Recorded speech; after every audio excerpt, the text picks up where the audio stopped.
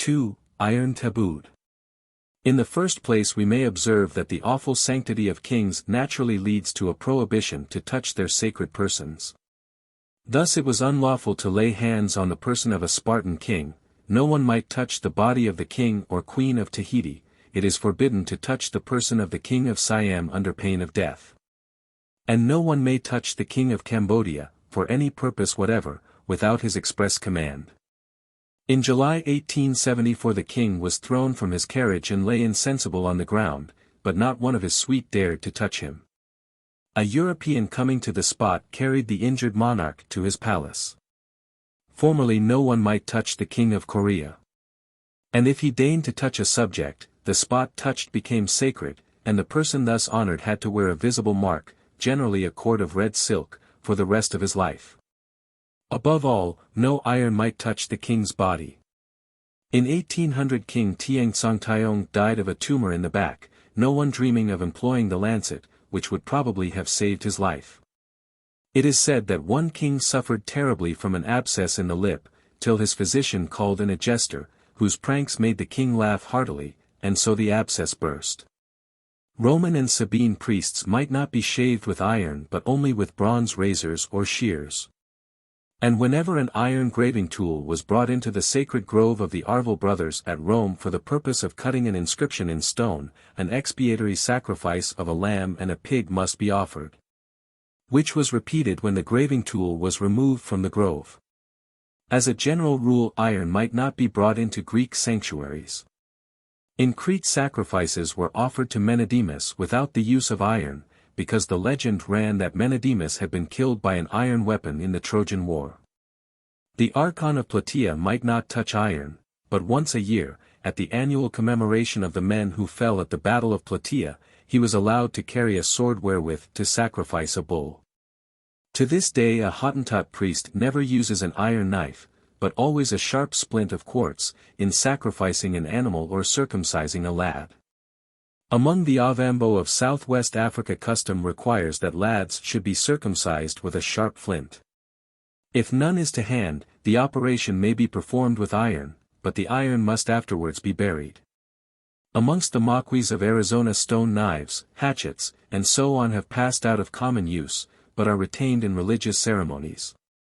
After the Pawnees had ceased to use stone arrowheads for ordinary purposes, they still employed them to slay the sacrifices, whether human captives or buffalo and deer. Amongst the Jews no iron tool was used in building the temple at Jerusalem or in making an altar.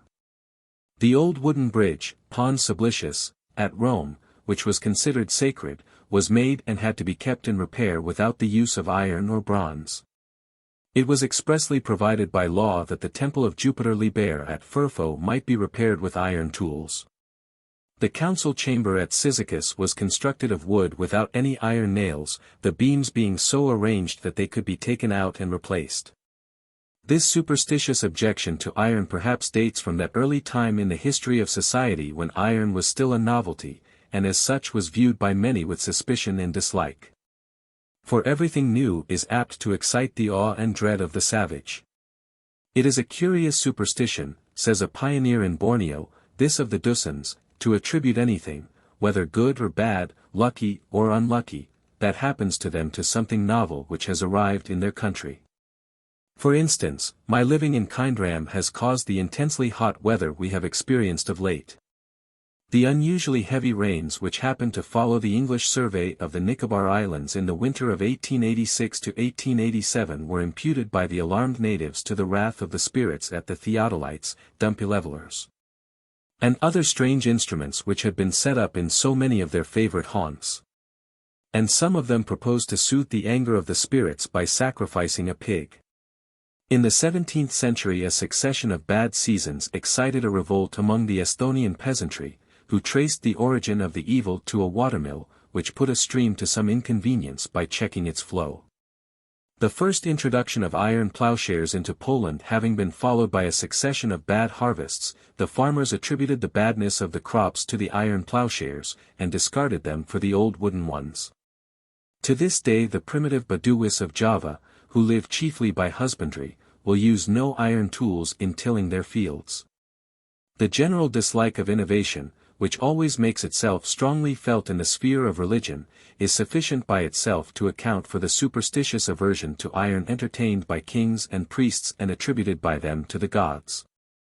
Possibly this aversion may have been intensified in places by some such accidental cause as the series of bad seasons which cast discredit on iron plowshares in Poland. But the disfavor in which iron is held by the gods and their ministers has another side.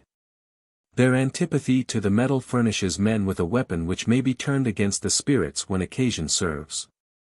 As their dislike of iron is supposed to be so great that they will not approach persons and things protected by the obnoxious metal, iron may obviously be employed as a charm for banning ghosts and other dangerous spirits. And often it is so used. Thus in the Highlands of Scotland the great safeguard against the elfin race is iron, or, better yet, steel. The metal in any form, whether as a sword, a knife, a gun barrel, or what not, is all-powerful for this purpose. Whenever you enter a fairy dwelling you should always remember to stick a piece of steel, such as a knife, a needle, or a fish hook, in the door, for then the elves will not be able to shut the door till you come out again. So, too, when you have shot a deer and are bringing it home at night, be sure to thrust a knife into the carcass, for that keeps the fairies from laying their weight on it. A knife or nail in your pocket is quite enough to prevent the fairies from lifting you up at night. Nails in the front of a bed ward off elves from women, in the straw, and from their babes. But to make quite sure it is better to put the smoothing iron under the bed, and the reaping hook in the window. If a bull has fallen over a rock and been killed, a nail stuck into it will preserve the flesh from the fairies. Music discoursed on a Jew's harp keeps the elfin women away from the hunter, because the tongue of the instrument is of steel. In Morocco iron is considered a great protection against demons. Hence it is usual to place a knife or dagger under a sick man's pillow. The Sinhalese believe that they are constantly surrounded by evil spirits, who lie in wait to do them harm. A peasant would not dare to carry good food, such as cakes or roast meat, from one place to another without putting an iron nail on it to prevent a demon from taking possession of the viands and so making the eater ill. No sick person, whether man or woman, would venture out of the house without a bunch of keys or a knife in his hand, for without such a talisman he would fear that some devil might take advantage of his weak state to slip into his body. And if a man has a large sore on his body he tries to keep a morsel of iron on it as a protection against demons. On the Slave Coast when a mother sees her child gradually wasting away, she concludes that a demon has entered into the child, and takes her measures accordingly. To lure the demon out of the body of her offspring, she offers a sacrifice of food. And while the devil is bolting it, she attaches iron rings and small bells to her child's ankles and hangs iron chains round his neck. The jingling of the iron and the tinkling of the bells are supposed to prevent the demon, when he has concluded his repast, from entering again into the body of the little sufferer. Hence many children may be seen in this part of Africa weighed down with iron ornaments. 3. Sharp weapons tabooed. There is a priestly king to the north of Zengui in Burma, revered by the Soti as the highest spiritual and temporal authority, into whose house no weapon or cutting instrument may be brought. This rule may perhaps be explained by a custom observed by various peoples after a death. They refrain from the use of sharp instruments so long as the ghost of the deceased is supposed to be near, lest they should wound it. Thus among the Eskimo of Bering Strait, during the day on which a person dies in the village no one is permitted to work, and the relatives must perform no labor during the 3 following days. It is especially forbidden during this period to cut with any edged instrument, such as a knife or an axe, and the use of pointed instruments, like needles or bodkins, is also forbidden. This is said to be done to avoid cutting or injuring the shade, which may be present at any time during this period, and, if accidentally injured by any of these things, it would become very angry and bring sickness or death to the people. The relatives must also be very careful at this time not to make any loud or harsh noises that may startle or anger the shade.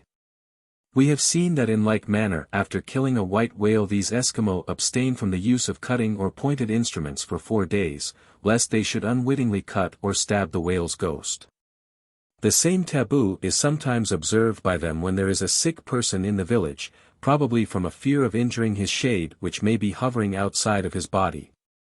After a death, the Romanians of Transylvania are careful not to leave a knife lying with the sharp edge uppermost so long as the corpse remains in the house, or else the soul will be forced to ride on the blade. For 7 days after a death, the corpse being still in the house, the Chinese abstain from the use of knives and needles, and even of chopsticks, eating their food with their fingers. On the 3rd, 6th, 9th, and 40th days after the funeral, the old Prussians and Lithuanians used to prepare a meal, to which, standing at the door, they invited the soul of the deceased. At these meals they sat silent round the table and used no knives, and the women who served up the food were also without knives. If any morsels fell from the table, they were left lying there for the lonely souls that had no living relations or friends to feed them. When the meal was over, the priest took a broom and swept the souls out of the house, saying, "Dear souls, ye have eaten and drunk. Go forth, go forth." We can now understand why no cutting instrument may be taken into the house of the Burmese pontiff. Like so many priestly kings, he is probably regarded as divine. And it is therefore right that his sacred spirit should not be exposed to the risk of being cut or wounded whenever it quits his body to hover invisible in the air or to fly on some distant mission. 4. Blood tabooed. We have seen that the flamangelis was forbidden to touch or even name raw flesh. At certain times a Brahmin teacher is enjoined not to look on raw flesh, blood, or persons whose hands have been cut off. In Uganda the father of twins is in a state of taboo for some time after birth. Among other rules, he is forbidden to kill anything or to see blood. In the Palau Islands, when a raid has been made on a village and a head carried off, the relations of the slain man are tabooed and have to submit to certain observances in order to escape the wrath of his ghost. They are shut up in the house, touch no raw flesh, and chew betel over which an incantation has been uttered by the exorcist. After this the ghost of the slaughtered man goes away to the enemy's country in pursuit of his murderer. The taboo is probably based on the common belief that the soul or spirit of the animal is in the blood. As tabooed persons are believed to be in a perilous state, for example, the relations of the slain man are liable to the attacks of his indignant ghost, it is especially necessary to isolate them from contact with spirits. Hence the prohibition to touch raw meat. But as usual, the taboo is only the special enforcement of a general precept. In other words, its observance is particularly enjoined in circumstances which seem urgently to call for its application, but apart from such circumstances the prohibition is also observed, though less strictly, as a common rule of life. Thus some of the Esthonians will not taste blood because they believe that it contains the animal's soul, which would enter the body of the person who tasted the blood. Some Indian tribes of North America, through a strong principle of religion, abstain in the strictest manner from eating the blood of any animal, as it contains the life and spirit of the beast. Jewish hunters poured out the blood of the game they had killed and covered it up with dust. They would not taste the blood, believing that the soul or life of the animal was in the blood, or actually was the blood. It is a common rule that royal blood may not be shed upon the ground. Hence when a king or one of his family is to be put to death, a mode of execution is devised by which the royal blood shall not be spilt upon the earth. About the year 1688 the generalissimo of the army rebelled against the king of Siam and put him to death, after the manner of royal criminals, or as princes of the blood are treated when convicted of capital crimes. Which is by putting them into a large iron cauldron, and pounding them to pieces with wooden pestles, because none of their royal blood must be spilt on the ground, it being, by their religion, thought great impiety to contaminate the divine blood by mixing it with earth. When Kublai Khan defeated and took his uncle Nayan, who had rebelled against him, he caused Nayan to be put to death by being wrapped in a carpet and tossed to and fro till he died. Because he would not have the blood of his line imperial spilt upon the ground or exposed in the eye of heaven and before the sun. Friar Rickold mentions the Tartar maxim, one Khan will put another to death to get possession of the throne, but he takes great care that the blood be not spilt. For they say that it is highly improper that the blood of the great Khan should be spilt upon the ground, so they cause the victim to be smothered somehow or other.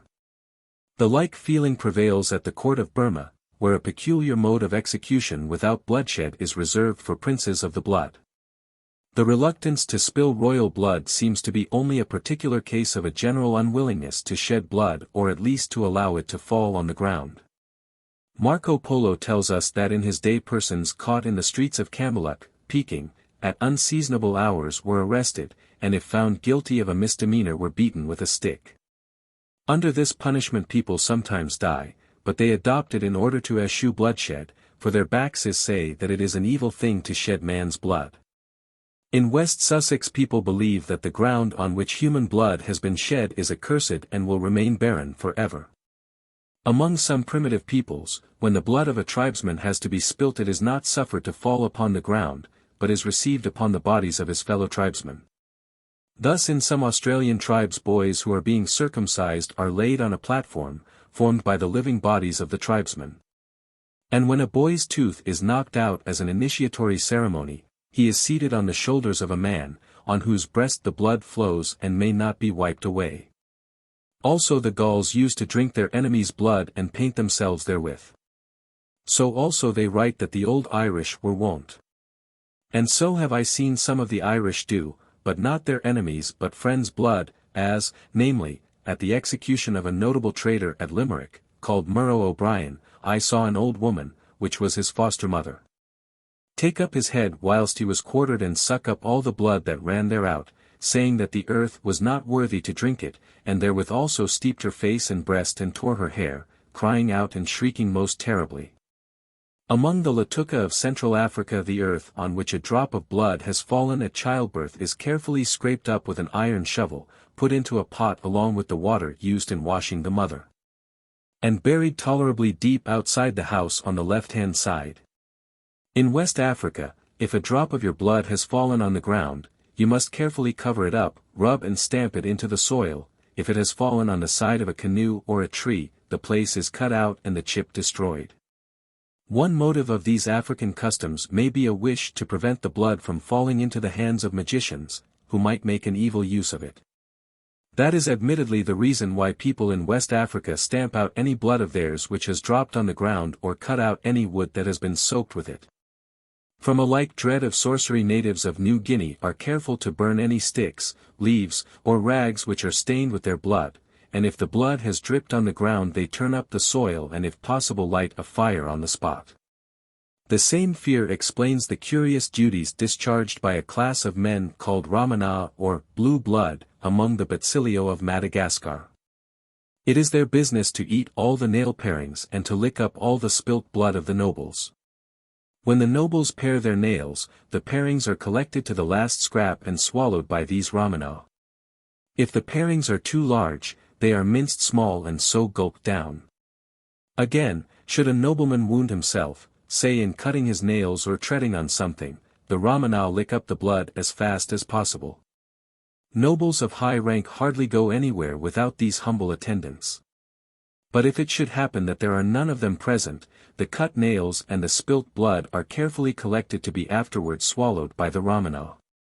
There is scarcely a nobleman of any pretensions who does not strictly observe this custom, the intention of which probably is to prevent these parts of his person from falling into the hands of sorcerers, who on the principles of contagious magic could work him harm thereby.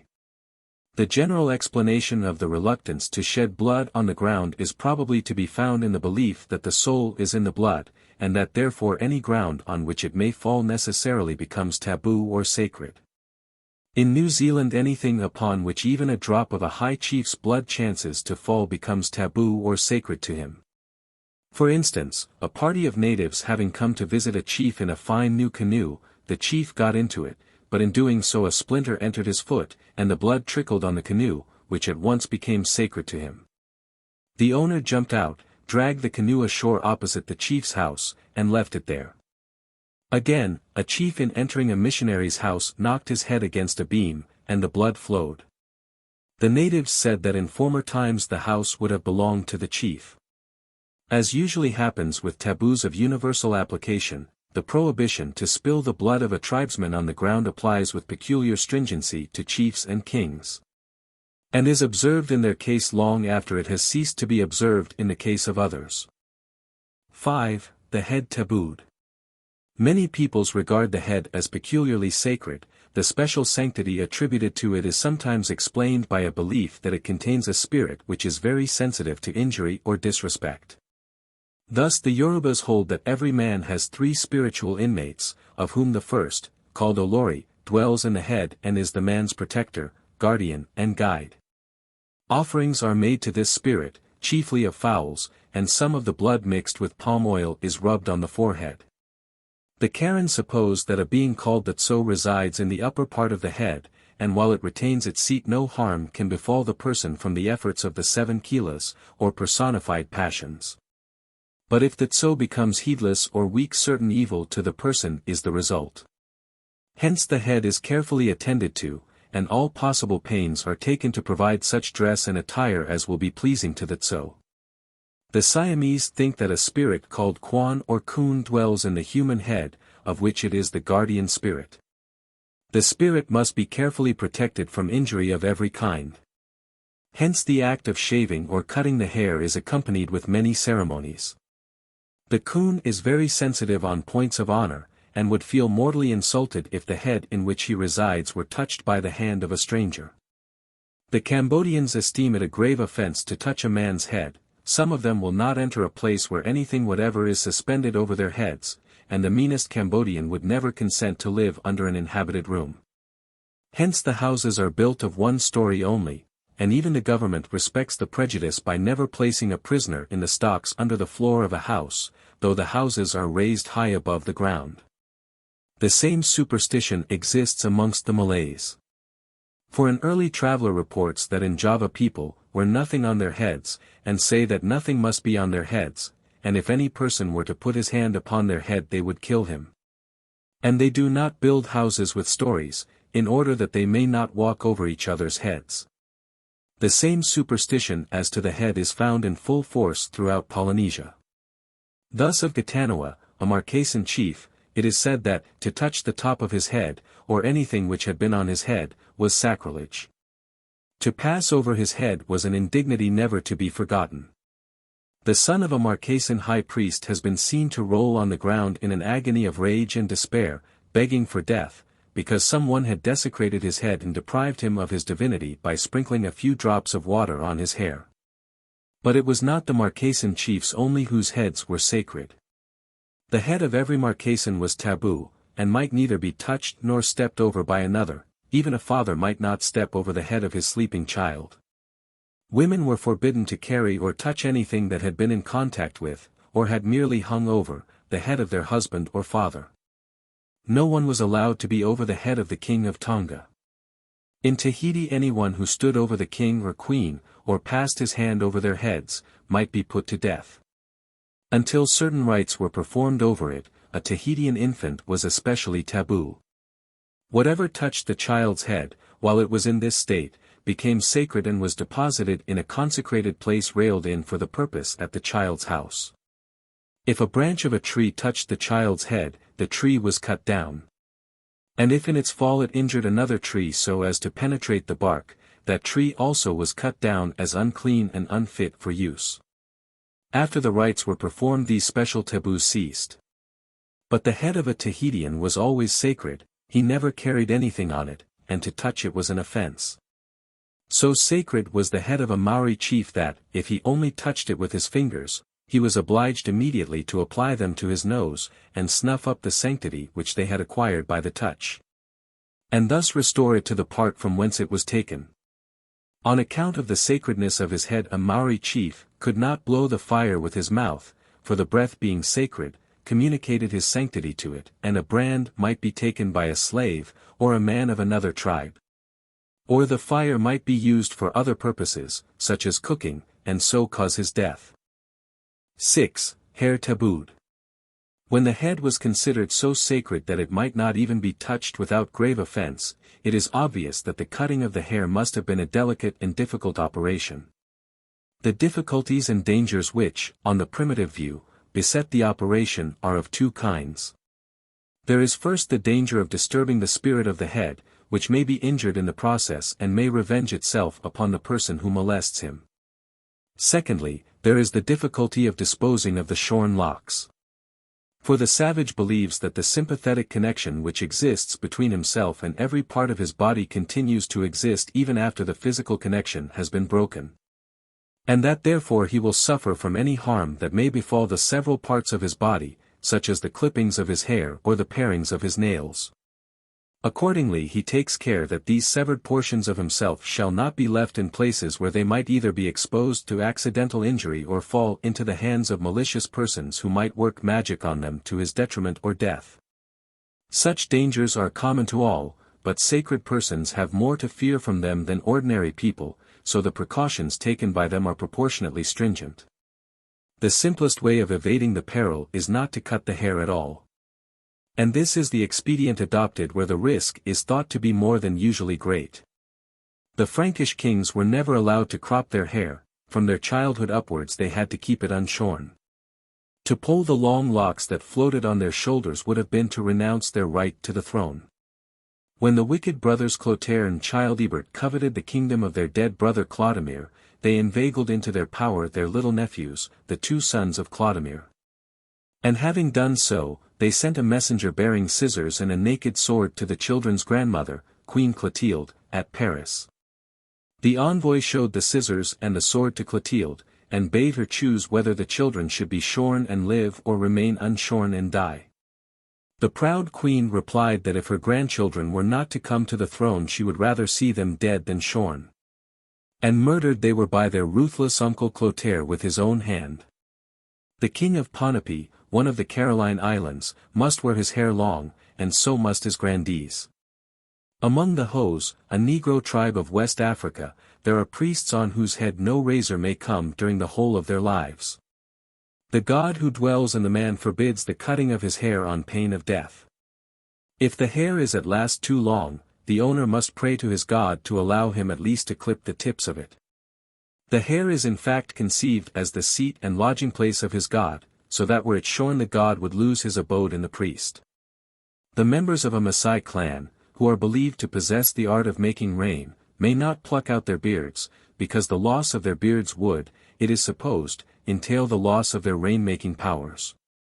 The head chief and the sorcerers of the Maasai observe the same rule for a like reason. They think that were they to pull out their beards, their supernatural gifts would desert them.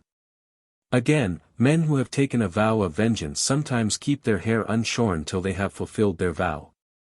Thus of the Marquesans we are told that occasionally they have their head entirely shaved, except one lock on the crown, which is worn loose or put up in a knot. But the latter mode of wearing the hair is only adopted by them when they have a solemn vow, as to revenge the death of some near relation, etc. In such case the lock is never cut off until they have fulfilled their promise. A similar custom was sometimes observed by the ancient Germans. Among the Chatti the young warriors never clipped their hair or their beard till they had slain an enemy. Among the Turajas, when a child's hair is cut to rid it of vermin, some locks are allowed to remain on the crown of the head as a refuge for one of the child's souls. Otherwise the soul would have no place in which to settle, and the child would sicken. The Karabataks are much afraid of frightening away the soul of a child. Hence when they cut its hair, they always leave a patch unshorn, to which the soul can retreat before the shears. Usually this lock remains unshorn all through life, or at least up till manhood. 7. Ceremonies at haircutting. But when it becomes necessary to crop the hair, measures are taken to lessen the dangers which are supposed to attend the operation. The chief of Namosi in Fiji always ate a man by way of precaution when he had had his hair cut. There was a certain clan that had to provide the victim, and they used to sit in solemn council among themselves to choose him. It was a sacrificial feast to avert evil from the chief. Amongst the Maoris many spells were uttered at hair-cutting. One, for example, was spoken to consecrate the obsidian knife with which the hair was cut. Another was pronounced to avert the thunder and lightning which hair-cutting was believed to cause. He who has had his hair cut is in immediate charge of the Achua, spirit. He is removed from the contact and society of his family and his tribe. He dare not touch his food himself, it is put into his mouth by another person, nor can he for some days resume his accustomed occupations or associate with his fellow men. The person who cuts the hair is also tabooed. His hands having been in contact with a sacred head, he may not touch food with them or engage in any other employment. He is fed by another person with food cooked over a sacred fire. He cannot be released from the taboo before the following day, when he rubs his hands with potato or fern root which has been cooked on a sacred fire. And this food having been taken to the head of the family in the female line and eaten by her, his hands are freed from the taboo. In some parts of New Zealand the most sacred day of the year was that appointed for hair cutting. The people assembled in large numbers on that day from all the neighborhood. 8. Disposal of cut hair and nails. But even when the hair and nails have been safely cut, there remains the difficulty of disposing of them, for their owner believes himself liable to suffer from any harm that may befall them. The notion that a man may be bewitched by means of the clippings of his hair, the parings of his nails, or any other severed portion of his person is almost worldwide, and attested by evidence too ample, too familiar, and too tedious in its uniformity to be here analyzed at length. The general idea on which the superstition rests is that of the sympathetic connection supposed to persist between a person and everything that has once been part of his body or in any way closely related to him. A very few examples must suffice. They belong to that branch of sympathetic magic which may be called contagious. Dread of sorcery, we are told, formed one of the most salient characteristics of the Marquesan Islanders in the old days. The sorcerer took some of the hair, spittle, or other bodily refuse of the man he wished to injure, wrapped it up in a leaf, and placed the packet in a bag woven of threads or fibers, which were knotted in an intricate way. The whole was then buried with certain rites, and thereupon the victim wasted away of a languishing sickness which lasted 20 days. His life, however, might be saved by discovering and digging up the buried hair, spittle, or what not. For as soon as this was done the power of the charm ceased. A Maori sorcerer intent on bewitching somebody sought to get a tress of his victim's hair, the parings of his nails, some of his spittle, or a shred of his garment. Having obtained the object, whatever it was, he chanted certain spells and curses over it in a falsetto voice and buried it in the ground. As the thing decayed, the person to whom it had belonged was supposed to waste away. When an Australian blackfellow wishes to get rid of his wife, he cuts off a lock of her hair in her sleep, ties it to his spear thrower, and goes with it to a neighboring tribe, where he gives it to a friend. His friend sticks the spear thrower up every night before the camp fire, and when it falls down it is a sign that the wife is dead. The way in which the charm operates was explained to Dr. Howitt by a Wiradjuri man. You see, he said, when a blackfellow doctor gets hold of something belonging to a man and roasts it with things, and sings over it, the fire catches hold of the smell of the man, and that settles the poor fellow.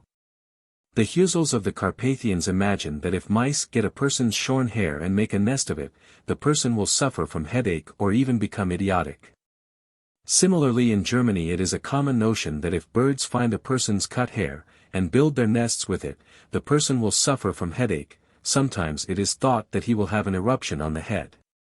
The same superstition prevails, or used to prevail, in West Sussex. Again it is thought that cut or combed out hair may disturb the weather by producing rain and hail, thunder and lightning.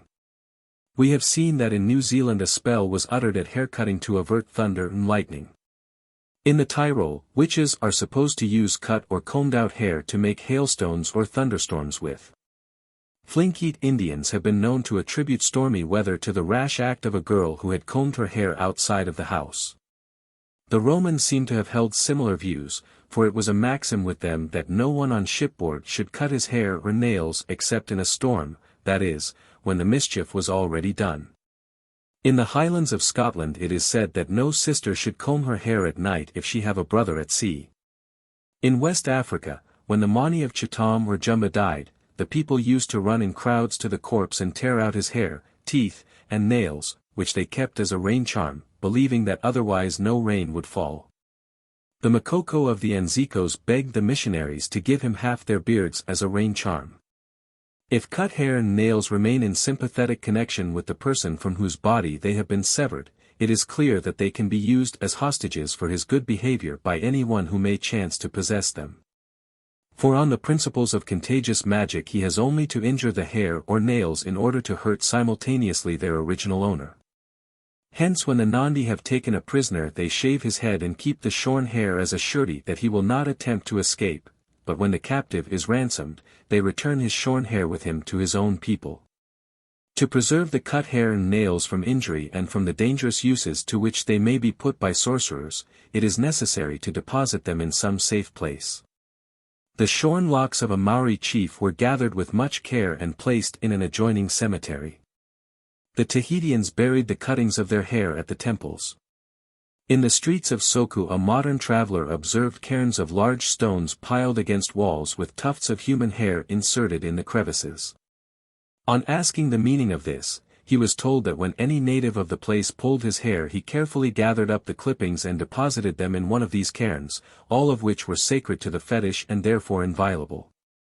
These cairns of sacred stones, he further learned, were simply a precaution against witchcraft, for if a man were not thus careful in disposing of his hair, some of it might fall into the hands of his enemies, who would, by means of it, be able to cast spells over him and so compass his destruction. When the top knot of a Siamese child has been cut with great ceremony, the short hairs are put into a little vessel made of plantain leaves and set adrift on the nearest river or canal. As they float away, all that was wrong or harmful in the child's disposition is believed to depart with them. The long hairs are kept till the child makes a pilgrimage to the holy footprint of Buddha on the sacred hill at Prabhat. They are then presented to the priests, who are supposed to make them into brushes with which they sweep the footprint. But in fact so much hair is thus offered every year that the priests cannot use it all, so they quietly burn the superfluity as soon as the pilgrims' backs are turned. The cut hair and nails of the Flamen Djelis were buried under a lucky tree. The shorn tresses of the Vestal Virgins were hung on an ancient lotus tree. Often the clipped hair and nails are stowed away in any secret place, not necessarily in a temple or cemetery or at a tree, as in the cases already mentioned. Thus in Swabia you are recommended to deposit your clipped hair in some spot where neither sun nor moon can shine on it, for example in the earth or under a stone. In Danzig it is buried in a bag under the threshold. In Ugi, one of the Solomon Islands, men bury their hair lest it should fall into the hands of an enemy, who would make magic with it and so bring sickness or calamity on them. The same fear seems to be general in Melanesia, and has led to a regular practice of hiding cut hair and nails. The same practice prevails among many tribes of South Africa, from a fear lest wizards should get hold of the severed particles and work evil with them. The Kaffirs carry still further this dread of allowing any portion of themselves to fall into the hands of an enemy. For not only do they bury their cut hair and nails in a secret spot, but when one of them cleans the head of another he preserves the vermin which he catches, carefully delivering them to the person to whom they originally appertained, supposing, according to their theory, that as they derived their support from the blood of the man from whom they were taken, should they be killed by another, the blood of his neighbor would be in his possession, thus placing in his hands the power of some superhuman influence. Sometimes the severed hair and nails are preserved, not to prevent them from falling into the hands of a magician, but that the owner may have them at the resurrection of the body, to which some races look forward. Thus the Incas of Peru took extreme care to preserve the nail parings and the hairs that were shorn off or torn out with a comb, placing them in holes or niches in the walls. And if they fell out, any other Indian that saw them picked them up and put them in their places again. I very often asked different Indians, at various times, why they did this, in order to see what they would say, and they all replied in the same words saying, "Know that all persons who are born must return to life, they have no word to express resurrection, and the souls must rise out of their tombs with all that belonged to their bodies. We, therefore, in order that we may not have to search for our hair and nails at a time when there will be much hurry and confusion, place them in one place, that they may be brought together more conveniently, and, whenever it is possible, we are also careful to spit in one place." Similarly the Turks never throw away the parings of their nails, but carefully stow them in cracks of the walls or of the boards, in the belief that they will be needed at the resurrection. The Armenians do not throw away their cut hair and nails and extracted teeth, but hide them in places that are esteemed holy, such as a crack in the church wall, a pillar of the house, or a hollow tree. They think that all these severed portions of themselves will be wanted at the resurrection, and that he who has not stowed them away in a safe place will have to hunt about for them on the great day. In the village of Drunkenrath in Ireland there used to be some old women who, having ascertained from Scripture that the hairs of their heads were all numbered by the Almighty, expected to have to account for them at the day of judgment. In order to be able to do so they stuffed the severed hair away in the thatch of their cottages. Some people burn their loose hair to save it from falling into the hands of sorcerers. This is done by the Patagonians and some of the Victorian tribes. In the Upper Vosges they say that you should never leave the clippings of your hair and nails lying about, but burn them to hinder the sorcerers from using them against you. For the same reason Italian women either burn their loose hairs or throw them into a place where no one is likely to look for them. The almost universal dread of witchcraft induces the West African Negroes, the Makalolo of South Africa, and the Tahitians to burn or bury their shorn hair. In the Tyrol many people burn their hair lest the witches should use it to raise thunderstorms, others burn or bury it to prevent the birds from lining their nests with it, which would cause the heads from which the hair came to ache. This destruction of the hair and nails plainly involves an inconsistency of thought. The object of the destruction is avowedly to prevent these severed portions of the body from being used by sorcerers.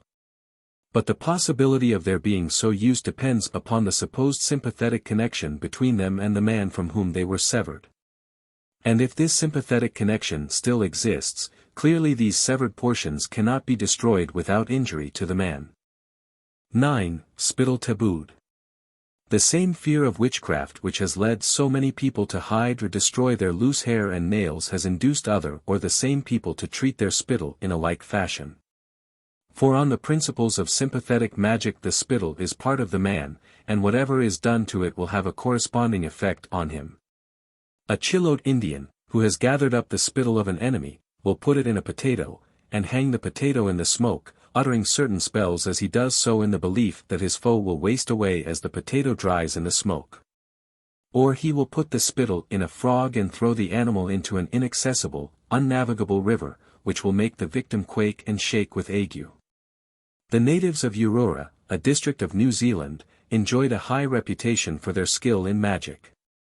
It was said that they made use of people's spittle to bewitch them. Hence visitors were careful to conceal their spittle, lest they should furnish these wizards with a handle for working them harm. Similarly among some tribes of South Africa no man will spit when an enemy is near, lest his foe should find the spittle and give it to a wizard, who would then mix it with magical ingredients so as to injure the person from whom it fell. Even in a man's own house his saliva is carefully swept away and obliterated for a similar reason. If common folk are thus cautious, it is natural that kings and chiefs should be doubly so. In the Sandwich Islands chiefs were attended by a confidential servant bearing a portable spittoon, and the deposit was carefully buried every morning to put it out of the reach of sorcerers. On the Slave Coast, for the same reason, whenever a king or chief expectorates, the saliva is scrupulously gathered up and hidden or buried. The same precautions are taken for the same reason with the spittle of the chief of Tabali in southern Nigeria. The magical use to which spittle may be put marks it out, like blood or nail parings, as a suitable material basis for a covenant, since by exchanging their saliva the covenanting parties give each other a guarantee of good faith. If either of them afterwards forswears himself, the other can punish his perfidy by a magical treatment of the perjurer's spittle which he has in his custody. Thus when the Wajaga of East Africa desire to make a covenant, the two parties will sometimes sit down with a bowl of milk or beer between them. And after uttering an incantation over the beverage they each take a mouthful of the milk or beer and spit it into the other's mouth. In urgent cases, when there is no time to spend on ceremony, the two will simply spit into each other's mouth, which seals the covenant just as well. 10. Foods Tabooed. As might have been expected, the superstitions of the savage cluster thick about the subject of food. And he abstains from eating many animals and plants, wholesome enough in themselves, which for one reason or another he fancies would prove dangerous or fatal to the eater. Examples of such abstinence are too familiar and far too numerous to quote. But if the ordinary man is thus deterred by superstitious fear from partaking of various foods, the restraints of this kind which are laid upon sacred or tabooed persons, such as kings and priests, are still more numerous and stringent. We have already seen that the Flamen was forbidden to eat or even name several plants and animals, and that the flesh diet of Egyptian kings was restricted to veal and goose. In antiquity many priests and many kings of barbarous peoples abstained wholly from a flesh diet. The Gongasur fetish priests of the Longo coast are forbidden to eat or even see a variety of animals and fish, in consequence of which their flesh diet is extremely limited. Often they live only on herbs and roots, though they may drink fresh blood. The heir to the throne of Longo is forbidden from infancy to eat pork. From early childhood he is interdicted the use of the kola fruit in company. At puberty he is taught by a priest not to partake of fowls except such as he has himself killed and cooked, and so the number of taboos goes on increasing with his years. In Fernando Po the king after installation is forbidden to eat cocoa, aramakal, deer, and porcupine, which are the ordinary foods of the people. The head chief of the Maasai may eat nothing but milk, honey, and the roasted livers of goats. For if he partook of any other food he would lose his power of soothsaying and of compounding charms. 11. Knots and rings tabooed.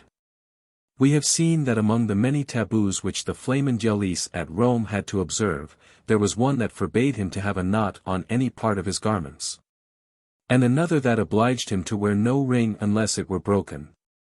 In like manner Moslem pilgrims to Mecca are in a state of sanctity or taboo and may wear on their persons neither knots nor rings. These rules are probably of kindred significance, and may conveniently be considered together. To begin with knots, many people in different parts of the world entertain a strong objection to having any knot about their person at certain critical seasons, particularly childbirth, marriage, and death. Thus among the Saxons of Transylvania, when a woman is in travail all knots on her garments are untied, because it is believed that this will facilitate her delivery, and with the same intention all the locks in the house, whether on doors or boxes, are unlocked.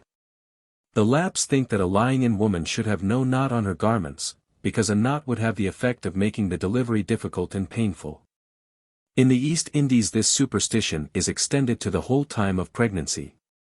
The people believe that if a pregnant woman were to tie knots, or braid, or make anything fast, the child would thereby be constricted or the woman would herself be tied up when her time came.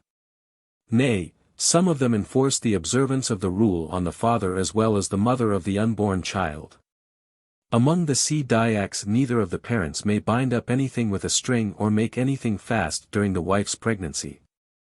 In the Tumbulu tribe of North Celebes a ceremony is performed in the 4th or 5th month of a woman's pregnancy, and after it her husband is forbidden, among many other things, to tie any fast knots and to sit with his legs crossed over each other. In all these cases the idea seems to be that the tying of a knot would, as they say in the East Indies, tie up the woman, in other words, impede and perhaps prevent her delivery or delay her convalescence after the birth.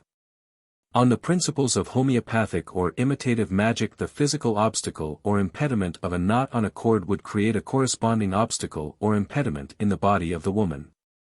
That this is really the explanation of the rule appears from a custom observed by the Hos of West Africa at a difficult birth.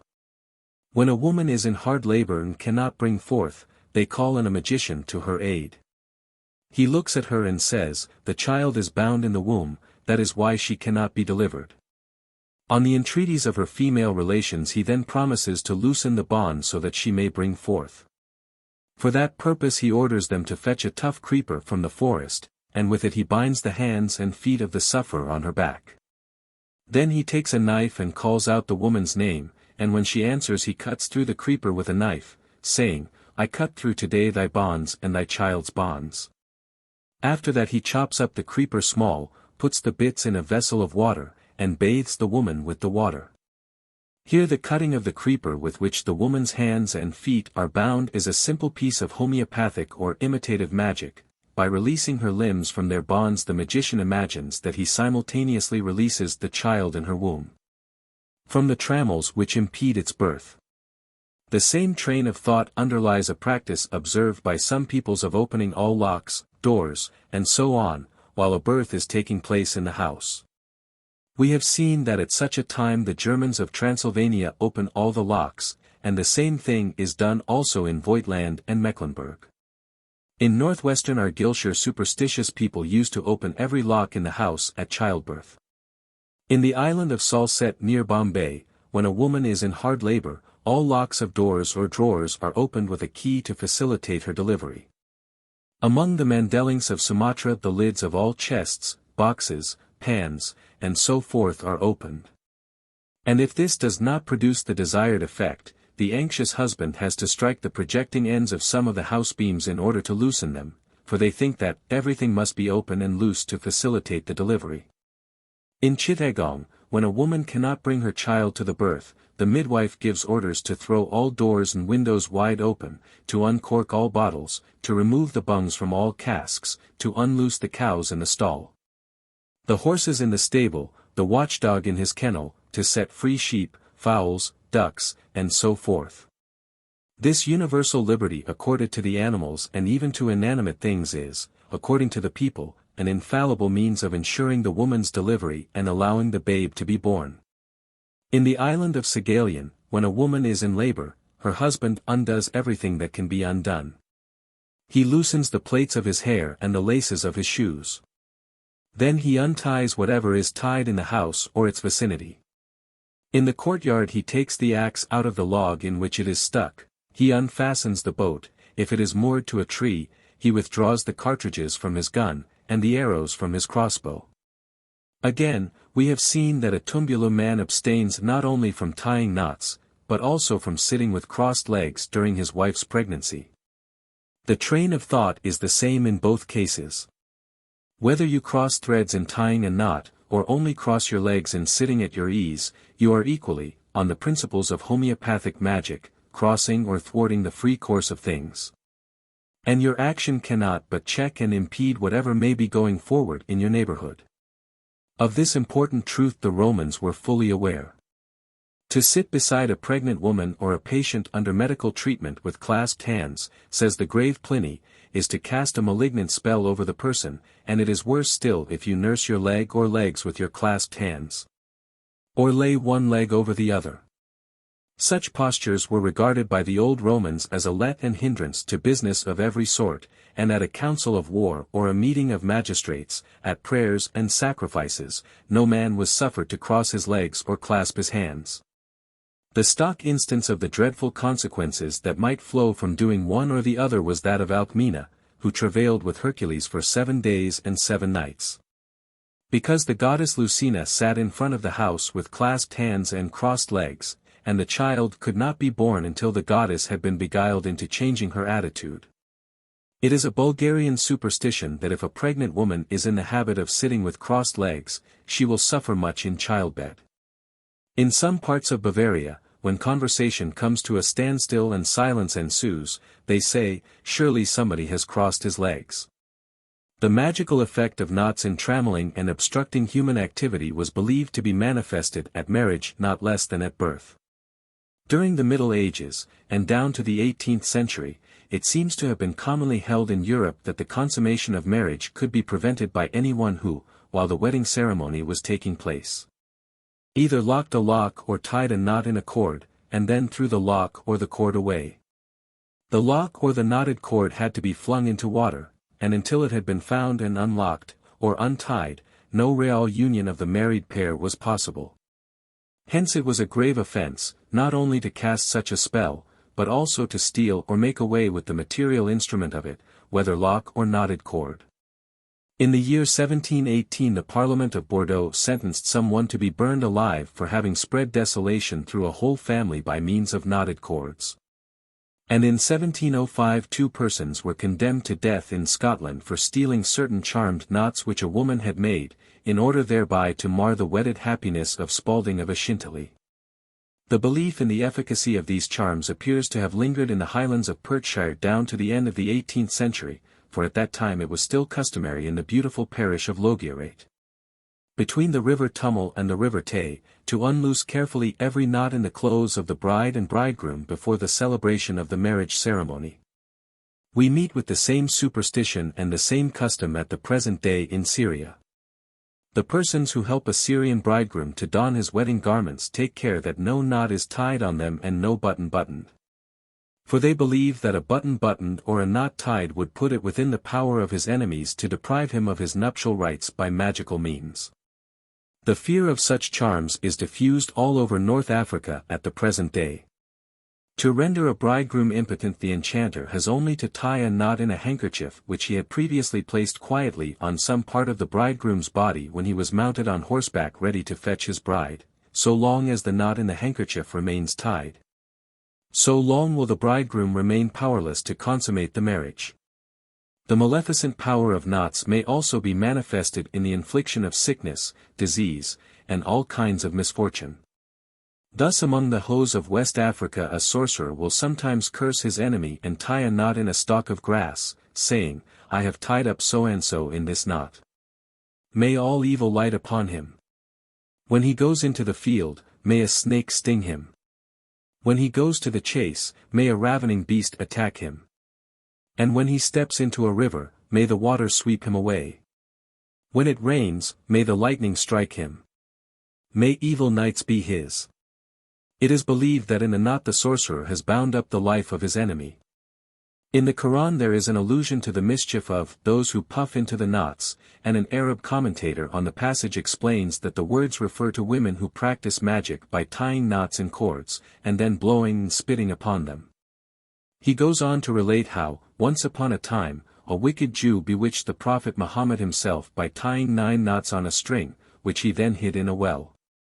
So the Prophet fell ill, and nobody knows what might have happened if the Archangel Gabriel had not opportunely revealed to the holy man the place where the knotted cord was concealed. The trusty Ali soon fetched the baleful thing from the well. And the Prophet recited over it certain charms, which were specially revealed to him for the purpose. At every verse of the charms a knot untied itself, and the Prophet experienced a certain relief. If knots are supposed to kill, they are also supposed to cure. This follows from the belief that to undo the knots which are causing sickness will bring the sufferer relief. But apart from this negative virtue of maleficent knots, there are certain beneficent knots to which a positive power of healing is ascribed. Pliny tells us that some folk cured diseases of the groin by taking a thread from a web, tying 7 or 9 knots on it, and then fastening it to the patient's groin. But to make the cure effectual it was necessary to name some widow as each knot was tied. Adonis describes a remedy for fever employed among the Turkomans. The enchanter takes some camel hair and spins it into a stout thread, droning a spell the while. Next he ties 7 knots on the thread, blowing on each knot before he pulls it tight. This knotted thread is then worn as a bracelet on his wrist by the patient. Every day one of the knots is untied and blown upon, and when the 7th knot is undone the whole thread is rolled up into a ball and thrown into a river, bearing away, as they imagine, the fever with it. Again knots may be used by an enchantress to win a lover and attach him firmly to herself. Thus the love-sick maiden Virgil seeks to draw Adonis to her from the city by spells and by tying 3 knots on each of 3 strings of different colors. So an Arab maiden, who had lost her heart to a certain man, tried to gain his love and bind him to herself by tying knots in his whip, but her jealous rival undid the knots. On the same principle magic knots may be employed to stop a runaway. In Swaziland you may often see grass tied in knots at the side of the footpaths. Every one of these knots tells of a domestic tragedy. A wife has run away from her husband, and he and his friends have gone in pursuit, binding up the paths, as they call it, in this fashion to prevent the fugitive from doubling back over them. A net, from its affluence of knots, has always been considered in Russia very efficacious against sorcerers, hence in some places, when a bride is being dressed in her wedding attire, a fishing net is flung over her to keep her out of harm's way. For a similar purpose the bridegroom and his companions are often girt with pieces of net, or at least with tight-drawn girdles, for before a wizard can begin to injure them he must undo all the knots in the net, or take off the girdles. but often a Russian amulet is merely a knotted thread. A skein of red wool wound about the arms and legs is thought to ward off agues and fevers, and 9 skeins, fastened round a child's neck, are deemed a preservative against scarlatina. In the Tver government a bag of a special kind is tied to the neck of the cow which walks before the rest of a herd, in order to keep off wolves, its force binds the maw of the ravening beast. On the same principle, a padlock is carried thrice round a herd of horses before they go afield in the spring, and the bearer locks and unlocks it as he goes, saying, I lock from my herd the mouths of the grey wolves with this steel lock. Knots and locks may serve to avert not only wizards and wolves but death itself. When they brought a woman to the stake at St. Andrews in 1572 to burn her alive for a witch, they found on her a white cloth like a collar, with strings and many knots on the strings. They took it from her, sorely against her will, for she seemed to think that she could not die in the fire, if only the cloth with the knotted strings was on her. When it was taken away, she said, Now I have no hope of myself. In many parts of England it is thought that a person cannot die so long as any locks are locked or bolts shot in the house. It is therefore a very common practice to undo all locks and bolts when the sufferer is plainly near his end, in order that his agony may not be unduly prolonged. For example, in the year 1863, at Taunton, a child lay sick of scarlatina and death seemed inevitable. A jury of matrons was, as it were, empaneled, and to prevent the child dying hard all the doors in the house, all the drawers, all the boxes, all the cupboards were thrown wide open, the keys taken out, and the body of the child placed under a beam, whereby a sure, certain, and easy passage into eternity could be secured. Strange to say, the child declined to avail itself of the facilities for dying so obligingly placed at its disposal by the sagacity and experience of the British matrons of Taunton. It preferred to live rather than give up the ghost just then. The rule which prescribes that at certain magical and religious ceremonies the hair should hang loose and the feet should be bare is probably based on the same fear of trammeling and impeding the action in hand, whatever it may be, by the presence of any knot or constriction, whether on the head or on the feet of the performer. A similar power to bind and hamper spiritual as well as bodily activities is ascribed by some people to rings. Thus in the island of Carpathus people never button the clothes they put upon a dead body and they are careful to remove all rings from it, for the spirit, they say, can even be detained in the little finger, and cannot rest. Here it is plain that even if the soul is not definitely supposed to issue at death from the fingertips, yet the ring is conceived to exercise a certain constrictive influence which detains and imprisons the immortal spirit in spite of its efforts to escape from the tabernacle of clay. In short, the ring, like the knot, acts as a spiritual fetter. This may have been the reason of an ancient Greek maxim, attributed to Pythagoras, which forbade people to wear rings. Nobody might enter the ancient Arcadian sanctuary of the mistress at Lycosura with a ring on his or her finger. Persons who consulted the oracle of Faunus had to be chaste, to eat no flesh, and to wear no rings. On the other hand, the same constriction which hinders the egress of the soul may prevent the entrance of evil spirits, hence we find rings used as amulets against demons, witches, and ghosts. In the Tyrol it is said that a woman in childbed should never take off her wedding ring, or spirits and witches will have power over her. Among the Lapps, the person who is about to place a corpse in the coffin receives from the husband, wife, or children of the deceased a brass ring, which he must wear fastened to his right arm until the corpse is safely deposited in the grave. The ring is believed to serve the person as an amulet against any harm which the ghost might do to him. How far the custom of wearing finger rings may have been influenced by, or even have sprung from, a belief in their efficacy as amulets to keep the soul in the body, or demons out of it, is a question which seems worth considering. Here we are only concerned with the belief in so far as it seems to throw light on the rule that the Flamen Diolis might not wear a ring unless it were broken, taken in conjunction with the rule which forbade him to have a knot on his garments. It points to a fear that the powerful spirit embodied in him might be trammeled and hampered in its goings out and comings in by such corporeal and spiritual fetters as rings and knots. 22. Tabooed words. 1. Personal names tabooed.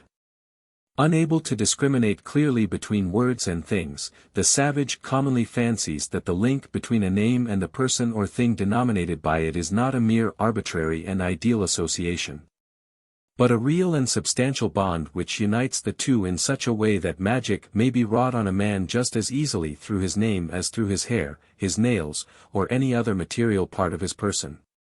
In fact, primitive man regards his name as a vital portion of himself and takes care of it accordingly. Thus, for example, the North American Indian regards his name, not as a mere label, but as a distinct part of his personality, just as much as are his eyes or his teeth, and believes that injury will result as surely from the malicious handling of his name as from a wound inflicted on any part of his physical organism. This belief was found among the various tribes from the Atlantic to the Pacific, and has occasioned a number of curious regulations in regard to the concealment and change of names. Some Eskimo take new names when they are old, hoping thereby to get a new lease of life. The Talampus of Celebes believe that if you write a man's name down you can carry off his soul along with it. Many savages at the present day regard their names as vital parts of themselves, and therefore take great pains to conceal their real names, lest these should give to evil-disposed persons a handle by which to injure their owners.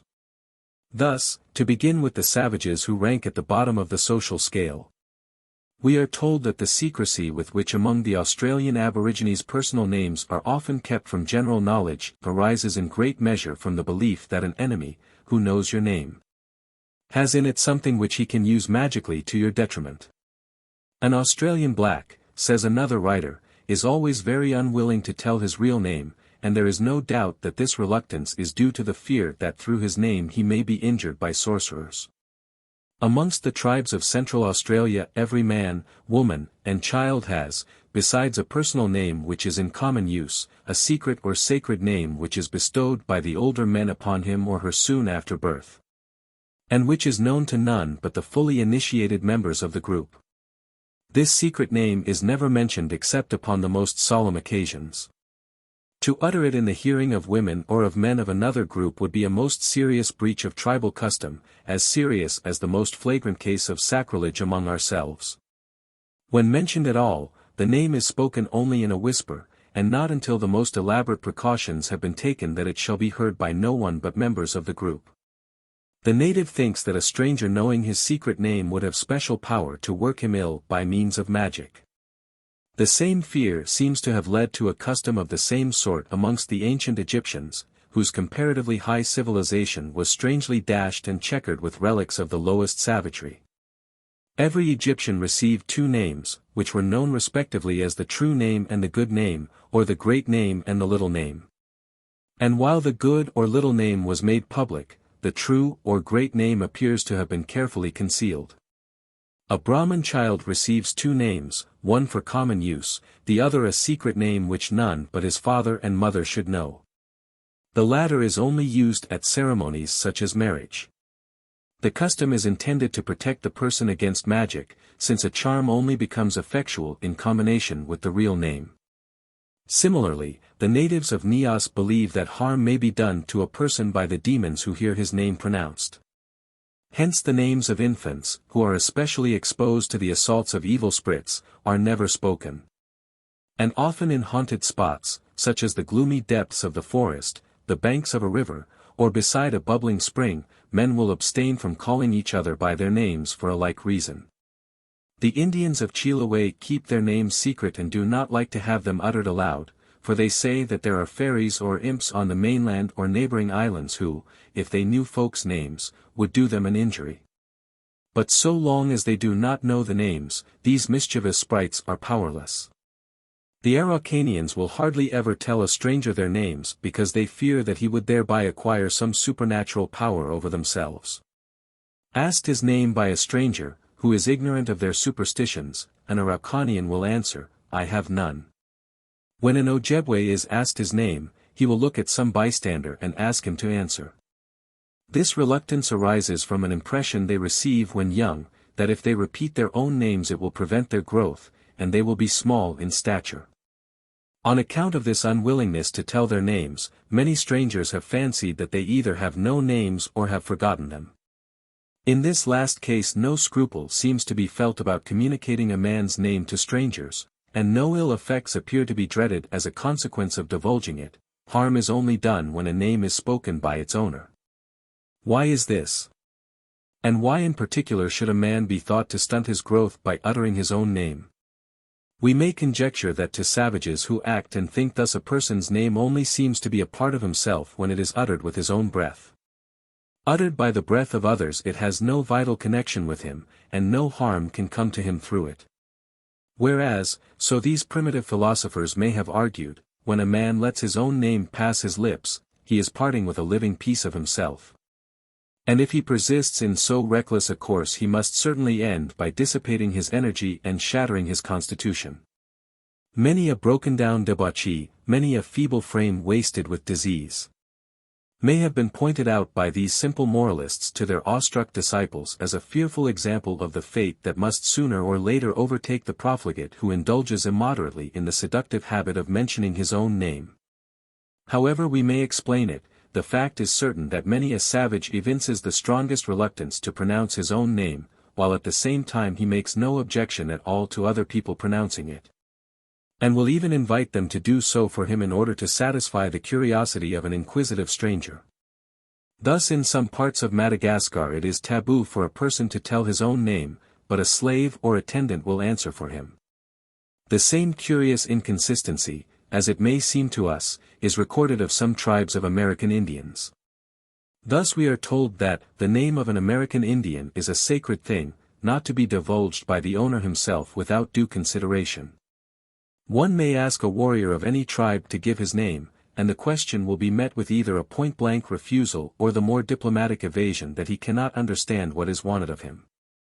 The moment a friend approaches, the warrior first interrogated will whisper what is wanted, and the friend can tell the name, receiving a reciprocation of the courtesy from the other. This general statement applies, for example, to the Indian tribes of British Columbia, as to whom it is said that one of their strangest prejudices, which appears to pervade all tribes alike, is a dislike to telling their names. Thus you never get a man's right name from himself, but they will tell each other's names without hesitation. In the whole of the East Indian archipelago the etiquette is the same. As a general rule no one will utter his own name. To inquire, "What is your name?" is a very indelicate question in native society. When in the course of administrative or judicial business a native is asked his name, instead of replying he will look at his comrade to indicate that he is to answer for him, or he will say straight out, "Ask him." The superstition is current all over the East Indies without exception, and it is found also among the Motu and Matamota tribes, the Papuans of Finch Haven in North New Guinea, the Nuffers of Dutch New Guinea, and the Melanesians of the Bismarck archipelago. Among many tribes of South Africa men and women never mention their names if they can get anyone else to do it for them, but they do not absolutely refuse when it cannot be avoided. Sometimes the embargo laid on personal names is not permanent. It is conditional on circumstances, and when these change it ceases to operate. Thus when the Nandi men are away on a foray, nobody at home may pronounce the names of the absent warriors, they must be referred to as birds. Should a child so far forget itself as to mention one of the distant ones by name, the mother would rebuke it, saying, "Don't talk of the birds who are in the heavens." Among the Bangala of the Upper Congo, while a man is fishing and when he returns with his catch, his proper name is in abeyance and nobody may mention it. Whatever the fisherman's real name may be, he is called Mwil without distinction. The reason is that the river is full of spirits, who, if they heard the fisherman's real name, might so work against him that he would catch little or nothing. Even when he has caught his fish and landed with them, the buyer must still not address him by his proper name, but must only call him Mwil. For even then, if the spirits were to hear his proper name, they would either bear it in mind and serve him out another day, or they might so mar the fish he had caught that he would get very little for them. Hence the fisherman can extract heavy damages from anybody who mentions his name, or can compel the thoughtless speaker to relieve him of the fish at a good price so as to restore his luck. When the Sulka of New Britain are near the territory of their enemies the Gaktii, they take care not to mention them by their proper name, believing that were they to do so, their foes would attack and slay them. Hence in these circumstances they speak of the Gactii as o lapseek, that is, the rotten tree trunks, and they imagine that by calling them that they make the limbs of their dreaded enemies ponderous and clumsy like logs. This example illustrates the extremely materialistic view which these savages take of the nature of words. They suppose that the mere utterance of an expression signifying clumsiness will homeopathically affect with clumsiness the limbs of their distant foemen. Another illustration of this curious misconception is furnished by a Kaffir superstition that the character of a young thief can be reformed by shouting his name over a boiling kettle of medicated water. Then clapping a lid on the kettle and leaving the name to steep in the water for several days. It is not in the least necessary that the thief should be aware of the use that is being made of his name behind his back, the moral reformation will be effected without his knowledge. When it is deemed necessary that a man's real name should be kept secret, it is often customary, as we have seen, to call him by a surname or nickname. As distinguished from the real or primary names, these secondary names are apparently held to be no part of the man himself, so that they may be freely used and divulged to everybody without endangering his safety thereby. Sometimes in order to avoid the use of his own name a man will be called after his child. Thus we are informed that, the Gippsland blacks objected strongly to let anyone outside the tribe know their names, lest their enemies, learning them, should make them vehicles of incantation, and so charm their lives away. As children were not thought to have enemies, they used to speak of a man as the father, uncle, or cousin of so-and-so, naming a child, but on all occasions abstained from mentioning the name of a grown-up person. The Alfers of Poso in Celebes will not pronounce their own names. Among them, accordingly, if you wish to ascertain a person's name, you ought not to ask the man himself, but should inquire of others. But if this is impossible, for example, when there is no one else near, you should ask him his child's name, and then address him as the father of so-and-so. Nay, these Alfers are shy of uttering the names even of children. So when a boy or girl has a nephew or niece, he or she is addressed as uncle of so-and-so, or aunt of so-and-so. In pure Malay society, we are told, a man is never asked his name, and the custom of naming parents after their children is adopted only as a means of avoiding the use of the parents' own names. The writer who makes this statement adds in confirmation of it that childless persons are named after their younger brothers. Among the Land Dyaks children as they grow up are called, according to their sex, the father or mother of a child of their father's or mother's younger brother or sister, that is. They are called the father or mother of what we should call their first cousin. The Kaffirs used to think it discourteous to call a bride by her own name, so they would call her the mother of so-and-so, even when she was only betrothed, far less a wife and a mother. Among the Kukis and Zimis or Kacha Nagas of Assam, parents drop their names after the birth of a child and are named father and mother of so-and-so.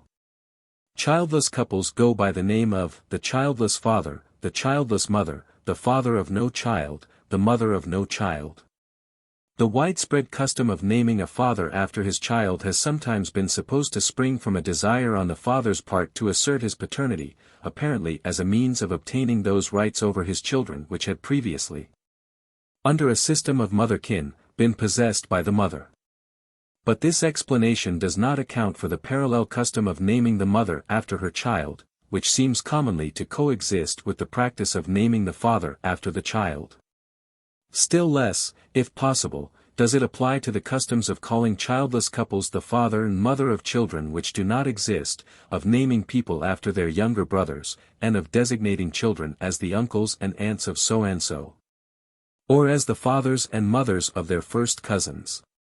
But all these practices are explained in a simple and natural way if we suppose that they originate in a reluctance to utter the real names of persons addressed or directly referred to.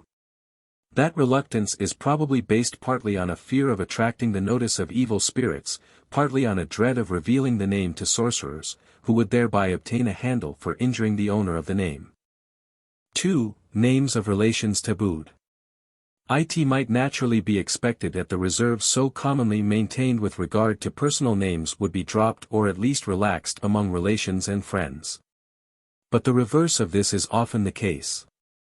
It is precisely the persons most intimately connected by blood and especially by marriage to whom the rule applies with the greatest stringency.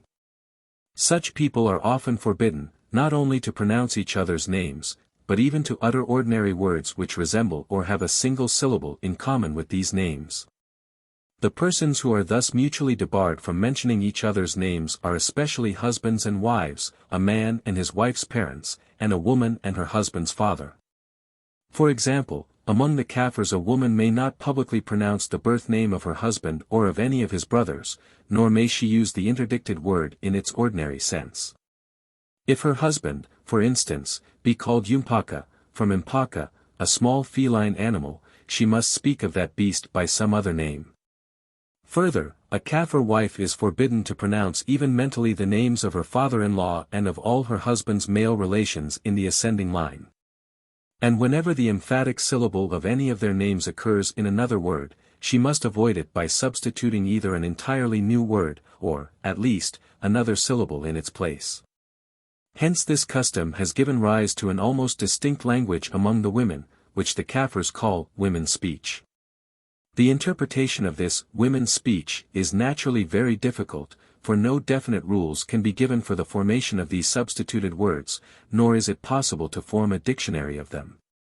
Their number being so great, since there may be many women, even in the same tribe, who would be no more at liberty to use the substitutes employed by some others, than they are to use the original words themselves.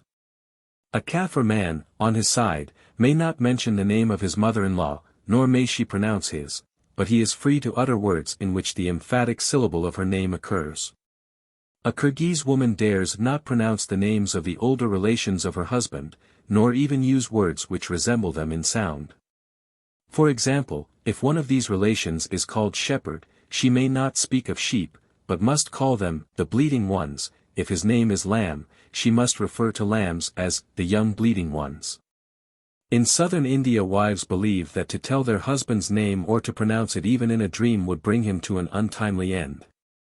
Among the Sea Dayaks a man may not pronounce the name of his father-in-law or mother-in-law without incurring the wrath of the spirits. And since he reckons as his father-in-law and mother-in-law not only the father and mother of his own wife, but also the fathers and mothers of his brothers' wives and sisters' husbands, and likewise the fathers and mothers of all his cousins, the number of tabooed names may be very considerable and the opportunities of error correspondingly numerous. To make confusion worse confounded, the names of persons are often the names of common things, such as moon, bridge, barley, cobra, leopard. So that when any of a man's many fathers-in-law and mothers-in-law are called by such names, these common words may not pass his lips. Among the Alfers of Minahassa, in Celebes, the custom is carried still further so as to forbid the use even of words which merely resembled the personal names in sound. It is especially the name of a father-in-law which is thus laid under an interdict. If he, for example, is called Kalala, his son-in-law may not speak of a horse by its common name Kawalo, he must call it a riding beast, Sasakajan. So among the Alfers of the island of Buru it is taboo to mention the names of parents and parents-in-law, or even to speak of common objects by words which resemble these names in sound. Thus, if your mother-in-law is called Dalu, which means beetle, you may not ask for beetle by its ordinary name, you must ask for red mouth. If you want beetle leaf, you may not say beetle leaf, Dalu mun, you must say Karen Fena. In the same island it is also taboo to mention the name of an elder brother in his presence. Transgressions of these rules are punished with fines. In Sunda it is thought that a particular crop would be spoilt if a man were to mention the names of his father and mother. Among the Nufers of Dutch New Guinea persons who are related to each other by marriage are forbidden to mention each other's names. Among the connections whose names are thus tabooed are wife, mother-in-law, father-in-law, your wife's uncles and aunts and also her granduncles and grandaunts. And the whole of your wife's or your husband's family in the same generation as yourself, except that men may mention the names of their brothers-in-law, though women may not. The taboo comes into operation as soon as the betrothal has taken place and before the marriage has been celebrated.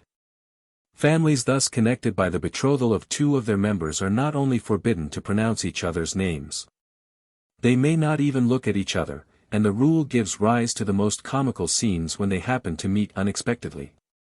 And not merely the names themselves, but any words that sound like them are scrupulously avoided and other words used in their place.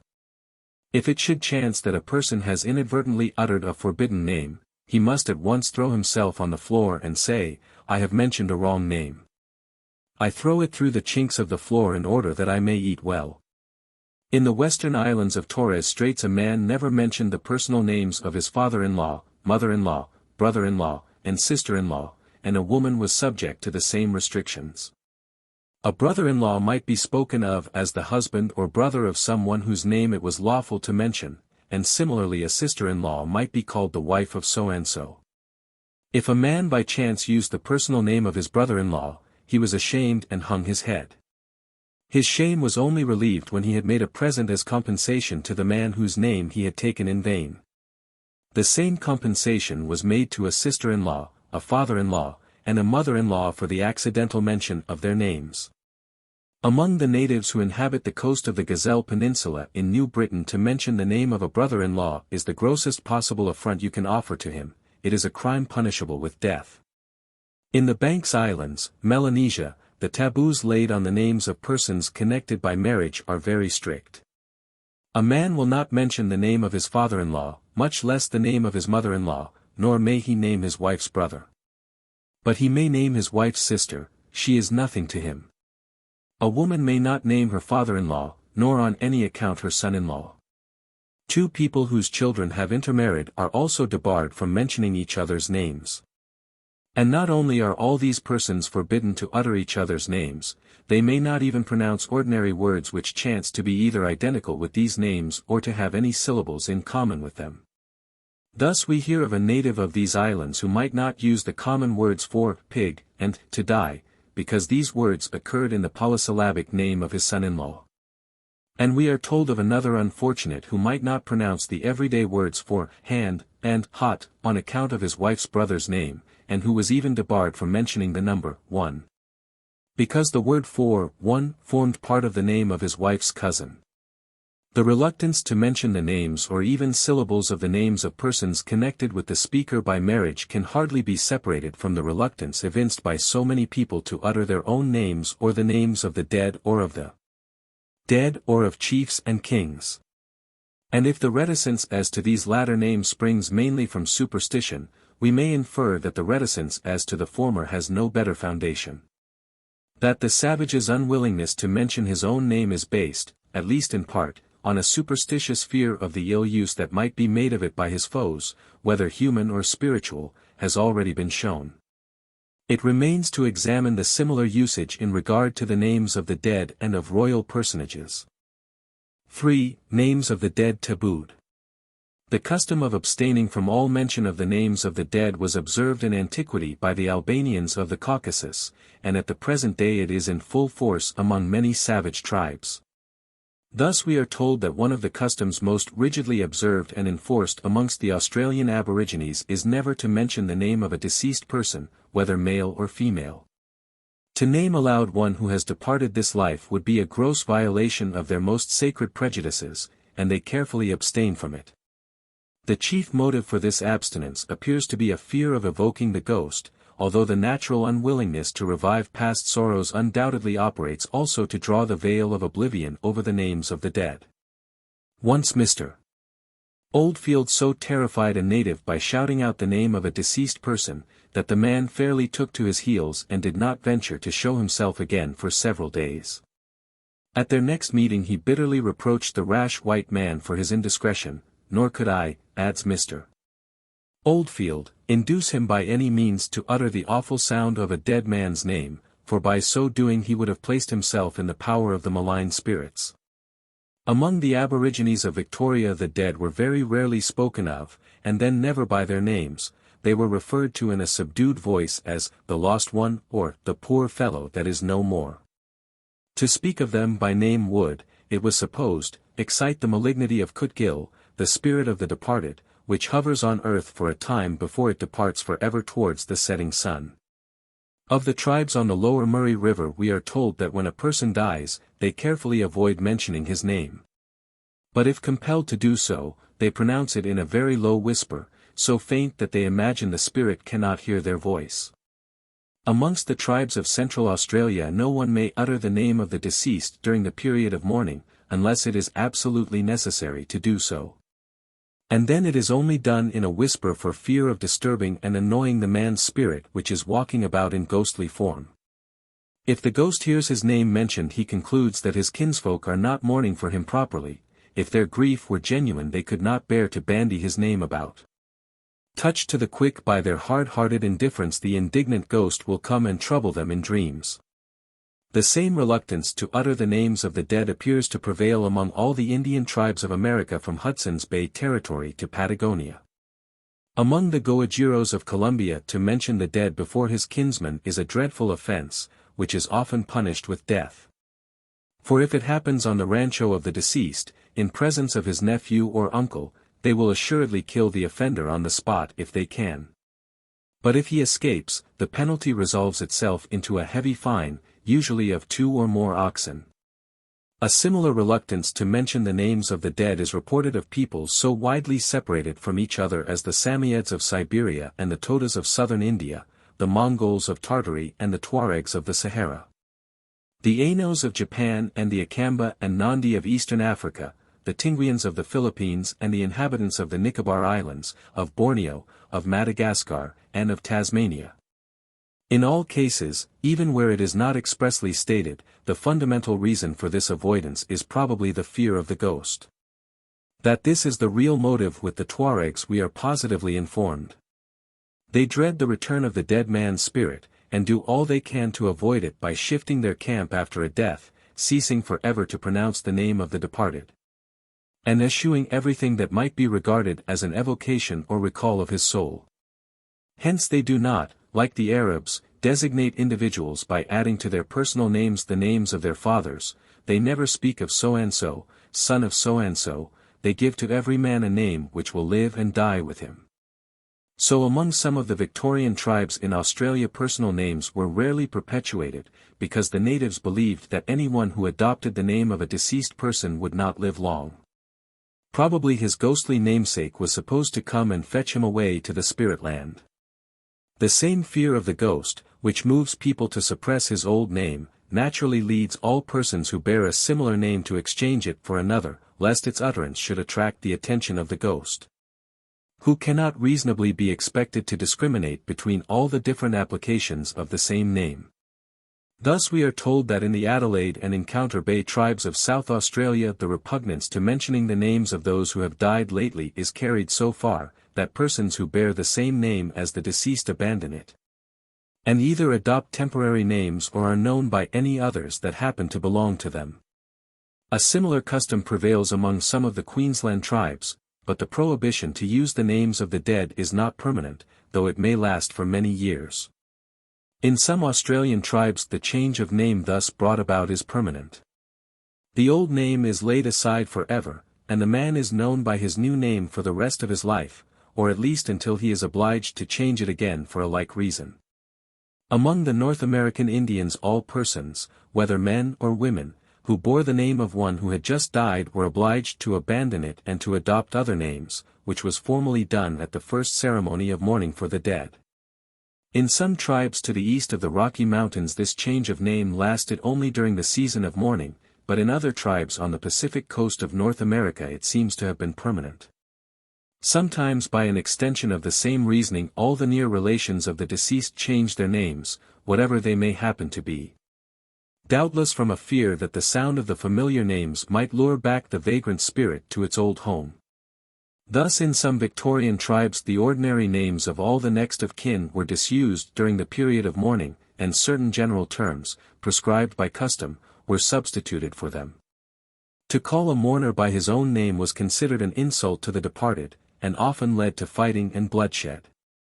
Among Indian tribes of northwestern America near relations of the deceased often change their names, under an impression that spirits will be attracted back to earth if they hear familiar names often repeated.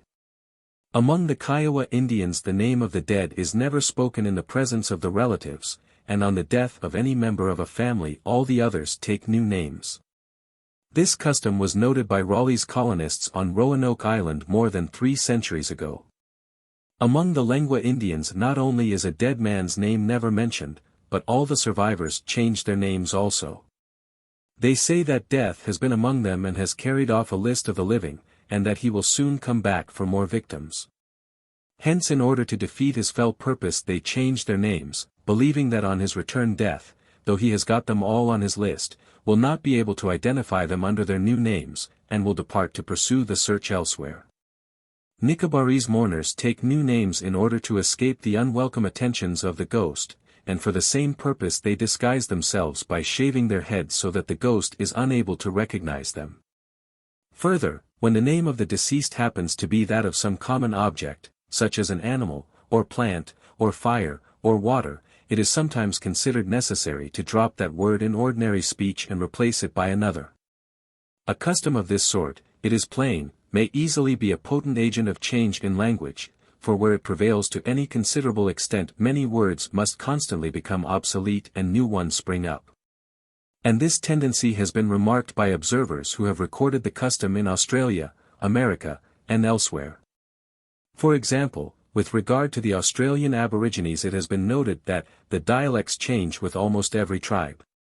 Some tribes name their children after natural objects, and when the person so named dies, the word is never again mentioned. Another word has therefore to be invented for the object after which the child was called. The writer gives as an instance the case of a man whose name Carla signified fire. When Carla died, a new word for fire had to be introduced. Hence, adds the writer, the language is always changing. Again, in the Encounter Bay tribe of South Australia, if a man of the name of Ankh, which means water, were to die, the whole tribe would be obliged to use some other word to express water for a considerable time after his decease. The writer who records this custom surmises that it may explain the presence of a number of synonyms in the language of the tribe. This conjecture is confirmed by what we know of some Victorian tribes whose speech comprised a regular set of synonyms to be used instead of the common terms by all members of a tribe in times of mourning. For instance, if a man called Wa, crow, departed this life, during the period of mourning for him nobody might call a crow a Wa, everybody had to speak of the bird as a Narrapart. When a person who rejoiced in the title of ringtail opossum, Wyrn, had gone the way of all flesh, his sorrowing relations and the tribe at large were bound for a time to refer to ringtail possums by the more sonorous name of Menyunkert. If the community were plunged in grief for the loss of a respected female who bore the honorable name of Turkey Bustard, the proper name for turkey bustards, which was Barim Barim, went out, and Tillit Tiliach came in. And so mutatis mutandis with the names of black cockatoo, grey duck, gigantic crane, kangaroo, eagle, dingo, and the rest.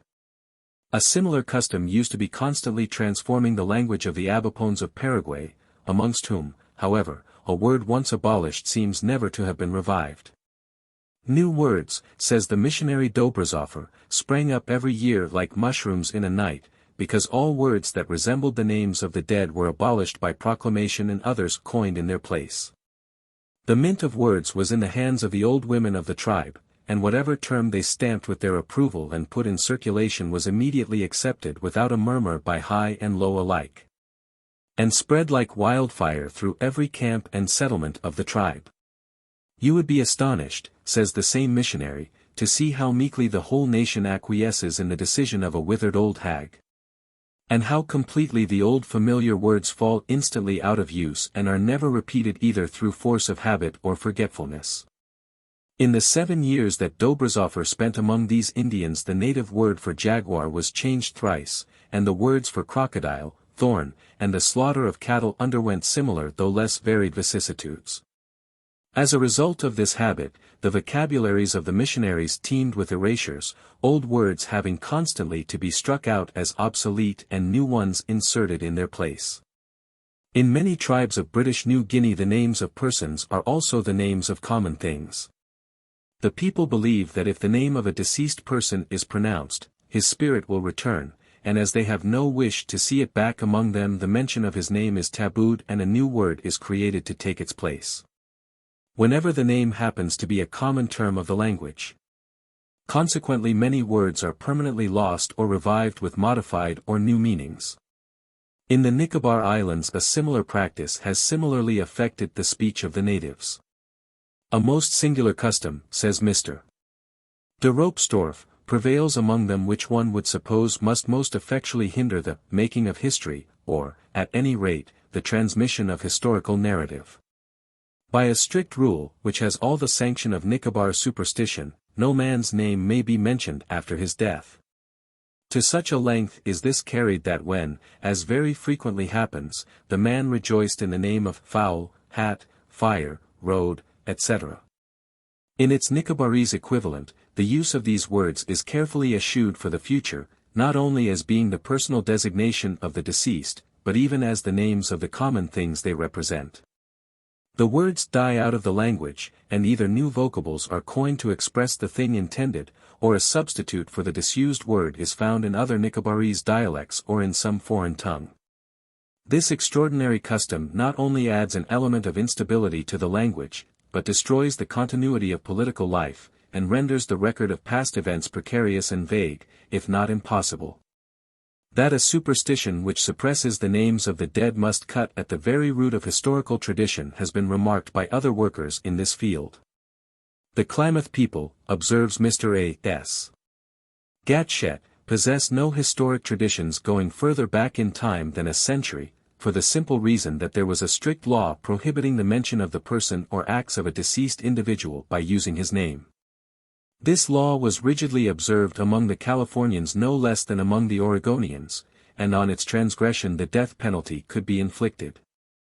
This is certainly enough to suppress all historical knowledge within a people. How can history be written without names? In many tribes, however, the power of this superstition to blot out the memory of the past is to some extent weakened and impaired by a natural tendency of the human mind. Time, which wears out the deepest impressions, inevitably dulls, if it does not wholly efface, the print left on the savage mind by the mystery and horror of death.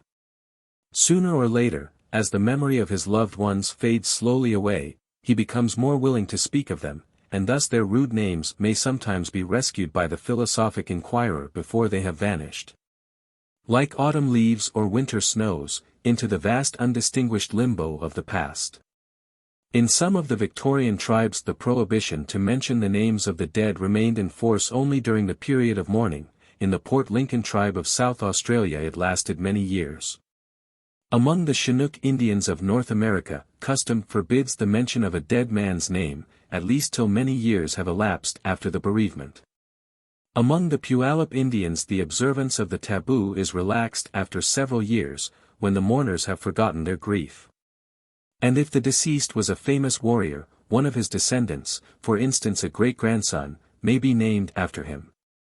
In this tribe the taboo is not much observed at any time except by the relations of the dead. Similarly the Jesuit missionary Lafitau tells us that the name of the departed and the similar names of the survivors were, so to say, buried with the corpse until, the poignancy of their grief being abated. It pleased the relations to lift up the tree and raise the dead.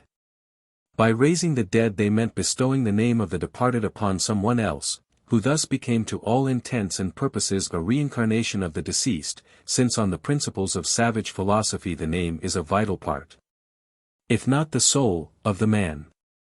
Among the Lapps, when a woman was with child and near the time of her delivery, a deceased ancestor or relation used to appear to her in a dream and inform her what dead person was to be born again in her infant, and whose name the child was therefore to bear. If the woman had no such dream, it fell to the father or the relatives to determine the name by divination or by consulting a wizard. Among the Khans a birth is celebrated on the 7th day after the event by a feast given to the priest and to the whole village. To determine the child's name the priest drops grains of rice into a cup of water, naming with each grain a deceased ancestor. From the movements of the seed in the water, and from observations made on the person of the infant, he pronounces which of his progenitors has reappeared in him, and the child generally, at least among the northern tribes, receives the name of that ancestor. Among the Yorubas, soon after a child has been born, a priest of Ifa, the god of divination, appears on the scene to ascertain what ancestral soul has been reborn in the infant. As soon as this has been decided, the parents are told that the child must conform in all respects to the manner of life of the ancestor who now animates him or her, and if, as often happens, they profess ignorance, the priest supplies the necessary information. The child usually receives the name of the ancestor who has been born again in him. 4. Names of kings and other sacred persons tabooed. When we see that in primitive society the names of mere commoners, whether alive or dead, are matters of such anxious care, we need not be surprised that great precautions should be taken to guard from harm the names of sacred kings and priests. Thus the name of the king of Dahomey is always kept secret, lest the knowledge of it should enable some evil-minded person to do him a mischief. The appellations by which the different kings of Dahomey have been known to Europeans are not their true names, but mere titles, or what the natives call strong names. The natives seem to think that no harm comes of such titles being known, since they are not, like the birth names, vitally connected with their owners. In the Gala kingdom of Gera the birth name of the sovereign may not be pronounced by a subject under pain of death, and common words which resemble it in sound are changed for others. Among the Bahima of Central Africa, when the king dies, his name is abolished from the language, and if his name was that of an animal, a new appellation must be found for the creature at once. For example, the king is often called a lion. Hence at the death of a king named Lion a new name for lions in general has to be coined. In Siam it used to be difficult to ascertain the king's real name, since it was carefully kept secret from fear of sorcery. Anyone who mentioned it was clapped into jail. The king might only be referred to under certain high-sounding titles, such as, the August, the Perfect, the Supreme, the Great Emperor, Descendant of the Angels, and so on. In Burma it was accounted an impiety of the deepest dye to mention the name of the reigning sovereign. Burmese subjects, even when they were far from their country, could not be prevailed upon to do so. After his accession to the throne the king was known by his royal titles only. Among the Zulus no man will mention the name of the chief of his tribe or the names of the progenitors of the chief, so far as he can remember them. Nor will he utter common words which coincide with or merely resemble in sound tabooed names. In the tribe of the Dwandwas there was a chief called Langa, which means the sun. Hence the name of the sun was changed from Langa to Gala, and so remains to this day, though Langa died more than 100 years ago. Again, in the Znameo tribe the word meaning, to herd cattle, was changed from Alusa or Ayusa to Kajisa because Umayusi was the name of the chief. Besides these taboos, which were observed by each tribe separately, all the Zulu tribes united in tabooing the name of the king who reigned over the whole nation. Hence, for example, when Pando was king of Zululand, the word for, a root of a tree, which is Impando, was changed to Nzabo. Again, the word for lies, or slander, was altered from Amasibo to Amaquata, because Amasibo contains a syllable of the name of the famous king Sechweo. These substitutions are not, however, carried so far by the men as by the women, who omit every sound even remotely resembling one that occurs in a tabooed name. At the king's kraal, indeed, it is sometimes difficult to understand the speech of the royal wives, as they treat in this fashion the names not only of the king and his forefathers, but even of his and their brothers back for generations. When to these tribal and national taboos we add those family taboos on the names of connections by marriage which have been already described, we can easily understand how it comes about that in Zululand every tribe has words peculiar to itself. And that the women have a considerable vocabulary of their own. Members, too, of one family may be debarred from using words employed by those of another. The women of one kraal, for instance, may call a hyena by its ordinary name, those of the next may use the common substitute. While in a third the substitute may also be unlawful and another term may have to be invented to supply its place. Hence the Zulu language at the present day almost presents the appearance of being a double one. Indeed, for multitudes of things it possesses 3 or 4 synonyms, which through the blending of tribes are known all over Zululand. In Madagascar a similar custom everywhere prevails and has resulted, as among the Zulus, in producing certain dialectic differences in the speech of the various tribes. There are no family names in Madagascar, and almost every personal name is drawn from the language of daily life and signifies some common object or action or quality, such as a bird, a beast, a tree, a plant, a color, and so on. Now, whenever one of these common words forms the name or part of the name of the chief of the tribe, it becomes sacred and may no longer be used in its ordinary signification as the name of a tree, an insect, or what not. Hence a new name for the object must be invented to replace the one which has been discarded. It is easy to conceive what confusion and uncertainty may thus be introduced into a language when it is spoken by many little local tribes, each ruled by a petty chief with his own sacred name. Yet there are tribes and people who submit to this tyranny of words as their fathers did before them from time immemorial. The inconvenient results of the custom are especially marked on the western coast of the island, where, on account of the large number of independent chieftains, the names of things, places, and rivers have suffered so many changes that confusion often arises, for when once common words have been banned by the chiefs, the natives will not acknowledge to have ever known them in their old sense. But it is not merely the names of living kings and chiefs which are tabooed in Madagascar, the names of dead sovereigns are equally under a ban, at least in some parts of the island. Thus among the Sokolovas, when a king has died, the nobles and people meet in council round the dead body and solemnly choose a new name by which the deceased monarch shall be henceforth known. After the new name has been adopted, the old name by which the king was known during his life becomes sacred and may not be pronounced under pain of death. Further, words in the common language which bear any resemblance to the forbidden name also become sacred and have to be replaced by others. Persons who uttered these forbidden words were looked on not only as grossly rude, but even as felons. They had committed a capital crime. However, these changes of vocabulary are confined to the district over which the deceased king reigned. In the neighboring districts the old words continue to be employed in the old sense.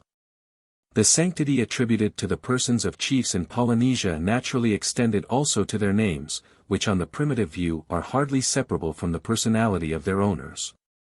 Hence in Polynesia we find the same systematic prohibition to utter the names of chiefs or of common words resembling them which we have already met with in Zululand and Madagascar. Thus in New Zealand the name of a chief is held so sacred that, when it happens to be a common word, it may not be used in the language, and another has to be found to replace it. For example, a chief of the southward of East Cape bore the name of Maripi, which signified a knife, hence a new word, nekra, for knife was introduced, and the old one became obsolete. Elsewhere the word for water, wai, had to be changed, because it chanced to be the name of the chief, and would have been desecrated by being applied to the vulgar fluid as well as to his sacred person. This taboo naturally produced a plentiful crop of synonyms in the Maori language, and travelers newly arrived in the country were sometimes puzzled at finding the same things called by quite different names in neighboring tribes. When a king comes to the throne in Tahiti, any words in the language that resemble his name in sound must be changed for others. In former times, if any man were so rash as to disregard this custom and to use the forbidden words, not only he but all his relations were immediately put to death. But the changes thus introduced were only temporary. On the death of the king the new words fell into disuse, and the original ones were revived. In ancient Greece the names of the priests and other high officials who had to do with the performance of the Eleusinian mysteries might not be uttered in their lifetime. To pronounce them was a legal offense. The pedant in Lucian tells how he fell in with these august personages hailing along to the police court a ribald fellow who had dared to name them. Though well he knew that ever since their consecration it was unlawful to do so, because they had become anonymous, having lost their old names and acquired new and sacred titles. From two inscriptions found at Eleusis it appears that the names of the priests were committed to the depths of the sea, probably they were engraved on tablets of bronze or lead, which were then thrown into deep water in the Gulf of Salamis. The intention doubtless was to keep the names a profound secret, and how could that be done more surely than by sinking them in the sea? What human vision could spy them glimmering far down in the dim depths of the green water? A clearer illustration of the confusion between the incorporeal and the corporeal, between the name and its material embodiment, could hardly be found than in this practice of civilized Greece. 5. Names of gods tabooed. Primitive man creates his gods in his own image. Xenophanes remarked long ago that the complexion of Negro gods was black and their noses flat, that Thracian gods were ruddy and blue-eyed. And that if horses, oxen, and lions only believed in gods and had hands wherewith to portray them, they would doubtless fashion their deities in the form of horses, and oxen, and lions.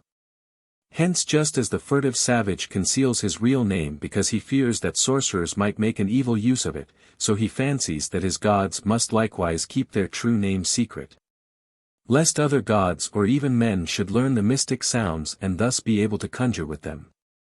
Nowhere was this crude conception of the secrecy and magical virtue of the divine name more firmly held or more fully developed than in ancient Egypt, where the superstitions of a dateless past were embalmed in the hearts of the people hardly less effectually than the bodies of cats and crocodiles and the rest of the divine menagerie in their rock-cut tombs. The conception is well illustrated by a story which tells how the subtle Isis wormed his secret name from Ra, the great Egyptian god of the sun. Isis, so runs the tale, was a woman mighty in words, and she was weary of the world of men, and yearned after the world of the gods. And she meditated in her heart, saying, "Cannot I by virtue of the great name of Ra make myself a goddess and reign like him in heaven and earth?" For Ra had many names, but the great name which gave him all power over gods and men was known to none but himself. Now the god was by this time grown old, he slobbered at the mouth and his spittle fell upon the ground.